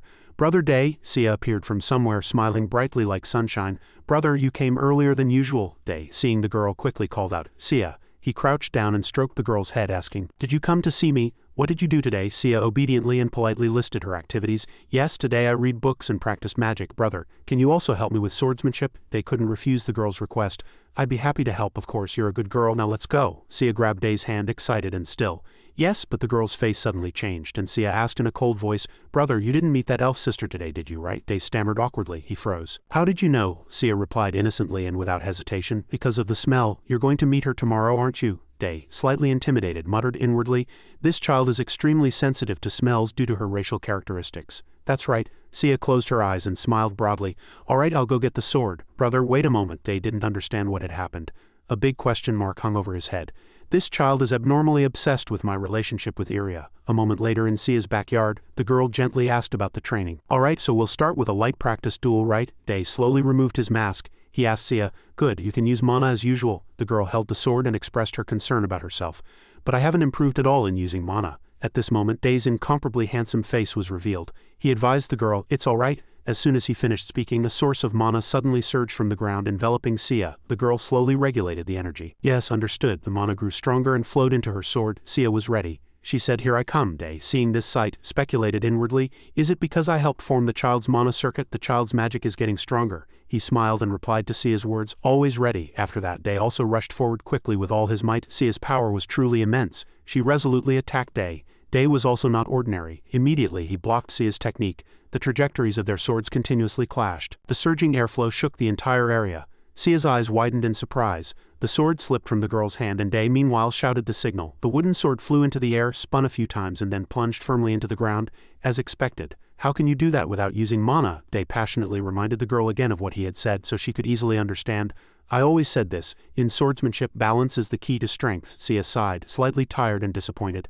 I still have a long way to go to catch up to you, brother. Day smiled and encouraged the girl. You're only 9 years old. You can become much stronger. Hearing this, Sia was motivated again. She couldn't hide her joy. Can I become as strong as you, brother? He resolutely affirmed. You can become much stronger. Suddenly, the atmosphere turned cold. Sia hesitated for a moment. Brother, you really can't use mana anymore, can you? Day froze at this question. He fell into deep thought. Many things had changed since he left the Holy Kingdom, but he was still happy to answer Sia's question. Even now, he took it for granted. That's right, Day thought to himself. This is the biggest change. In front of Sia, Day could clearly feel the source of mana in the girl's body. But he was different. Day concluded inwardly, There isn't a single drop of mana left in my body. A moment later, in the elf village of Grandel Forest, worried questions from patients were heard from outside. It's not a serious illness, is it? Day gently reassured them. Don't worry, you'll get better after taking the medicine. An elf boy got up and walked out, turning back to say, Thank you, Day sighed, seeing the boy looking much brighter. This is the last child. Finally, it's over. Then a familiar figure entered, and Day recognized and called out Ira's name. The beautiful Ira approached Day, continuously expressing her gratitude. Thank you for always taking care of the children, Day replied formally, then asked about another matter. It's nothing. I do it because I enjoy it. But how is the elder? Ira hesitated for a moment. She clenched her left arm tightly, trying to remain calm. I think I need to prepare myself. Sadness shadowed Ira's eyes. She looked away to suppress her emotions. It's really strange. Even after spending so much time together, it's so hard to say goodbye to someone. Day also hadn't expected the elder's condition to be so severe. He considered a last resort. It won't last long, but I could prolong her life a little with healing magic. But she wouldn't want that, would she? She said softly. To live out one's lifespan and return to mana is the natural law of this land. For an elf, this is their final glory, so she wouldn't wish for anything else. She advised Day, "Don't think too much, this matter is already decided, I have also prepared myself." But she worriedly asked, "Day, your body still can't accept mana, can it?" Day replied quite helplessly. He seemed to no longer care about it. "Yes, I've tried many times, but it still doesn't work." Ira put her hand on her chin and frowned, trying to find the cause. "Is it God's will?" Suddenly, Day remembered the past. "The night I left the Holy Kingdom, I had a dream. Day was trapped in a white space. It was like being confined in a room. This place is..." Strange letters suddenly imprinted themselves in his mind. "Do not go against my will." The figure of a human appeared, with limbs bound by chains. Day muttered inwardly, "I can't hear anything, but the letters keep appearing." He was desperately trying to figure out what it was. "Is this telepathy? This feeling is very similar to when I was at sea." Day looked at the chained person and said with a slightly contemptuous voice, "When you used me, you left me alone. Are you saying that because you want me to give up?" He fearlessly called the person's name directly. Gaia threatened Day. "You exist by my blessing. If you continue to go against my will, you will have to face the consequences." Day couldn't help but laugh. He put one hand on his hip and replied contemptuously, "Blessing, do you mean the sacred power you forced me to accept? To me, this isn't sacred power, it's just an air purifier." Gaia, hearing this, was slightly annoyed and asked again, "Then you still won't change your mind?" Day replied honestly, expressionlessly, "Yes, that's right. I told you since I became a saint, it's my choice whether to stop or continue." Gaia no longer held him back. "Since you said so." A huge hand rushed towards Day from behind. He froze, hearing Gaia say, "Then I'll take it back." Day began to feel pain all over his body. It felt like something was being pulled out. His face turned pale. "Wait, you." His consciousness slowly faded. A mysterious shadow whispered something, but he couldn't hear it. Day's eyes widened, slowly losing focus. "When I woke up from that dream, I found that I could no longer receive sacred power. I couldn't even absorb mana from the air." Ira called out to Day, who was staring at his hands in an inexplicable silence. Her face had grown completely serious. "I think you need power." Although Day knew Ira had good intentions, he could only reply helplessly, "Has there ever been a time when I couldn't handle my own affairs?" Ira looked directly at Day and said solemnly, "Your current state isn't enough. Do you know what karma is?" Day didn't understand her intention, nor did he know what it was. "Karma?" Seeing his expression, Ira explained in detail, "Have you never felt the power around you your entire life? The sacred will, the flow of mana, and the balance point of all these things. The movement of these forces always causes some kind of reaction, and that is karma," Ira's voice continued. "It's no coincidence that you found yourself in the middle of this great flow. If someone is affected by karma, the motivation of this power will clearly propel those in the flow forward. Until now, you've been very lucky without major problems, but preparation is needed." Day was slightly confused. "Preparation?" Ira reminded him of his previous life-threatening situation on the hero's island. "My marking magic was still working, but in retrospect, you must have been prevented from connecting to greater power." She frowned, and traces of deep thought were evident on her face. "Every time I think about it, I always want to keep you by my side and protect you, but as a high elf I cannot." Day was also perplexed. "But the mana circuit has completely disappeared. It can't be regenerated." As Ira presented shocking information, Day was surprised to hear that there was a way to control mana even without a mana circuit. Just then someone rushed in from behind. "Miss Ira?" the person cried out in terror. "Elder?" The two hurried to the elder's house. Ira asked Han worriedly, "How are you, Elder?" The elder weakly called out to Miss Ira. She smiled with no trace of fear. "It seems it's time for me to return to mana." Day couldn't help but be astonished at the sight of the elder, who had visibly aged. Just a short while ago they looked so young and beautiful. "Is that what elves are like?" Ira, on the other hand, was calm. With a lifespan of hundreds of years and countless experiences, she wouldn't have any regrets. The elder slowly extended her hand. "What regrets could someone like me have?" But her voice was filled with sadness. "It breaks my heart to have to leave you behind again, my dear." Ira smiled and took the elder's hand. "Don't worry," she continued. "That's right, now Miss Ira has that child by her side." The elder admired. "I must go now. I don't want to trouble those who are waiting for me outside." Ira quietly replied, "Yes." The elder's voice was filled with gratitude. "Miss Ira, you are our wings." "Why? Because you illuminate us with light. It was an honor to serve you." Ira held back her tears. "Are you ready to go?" she replied. "Of course." Ira bit her lip, her eyes brimming with tears. Ira held the elder's hand, and a gentle flow of power spread from where the two touched. Soon the mana suddenly became powerful, enveloping the entire house. Ira closed her eyes and chanted a spell. The body that began from mana finally returns to mana. The body will become one with the earth, resting eternally, and will forever remain in our hearts. As light emanated from her hand, Ira reverently said, "Receive back your child, Creator." The elder smiled contentedly and said, "It was an honor." Then she slowly disappeared with the mana. Only then could Ira no longer hold on. She knelt down. Day quietly embraced her shoulder and comforted her.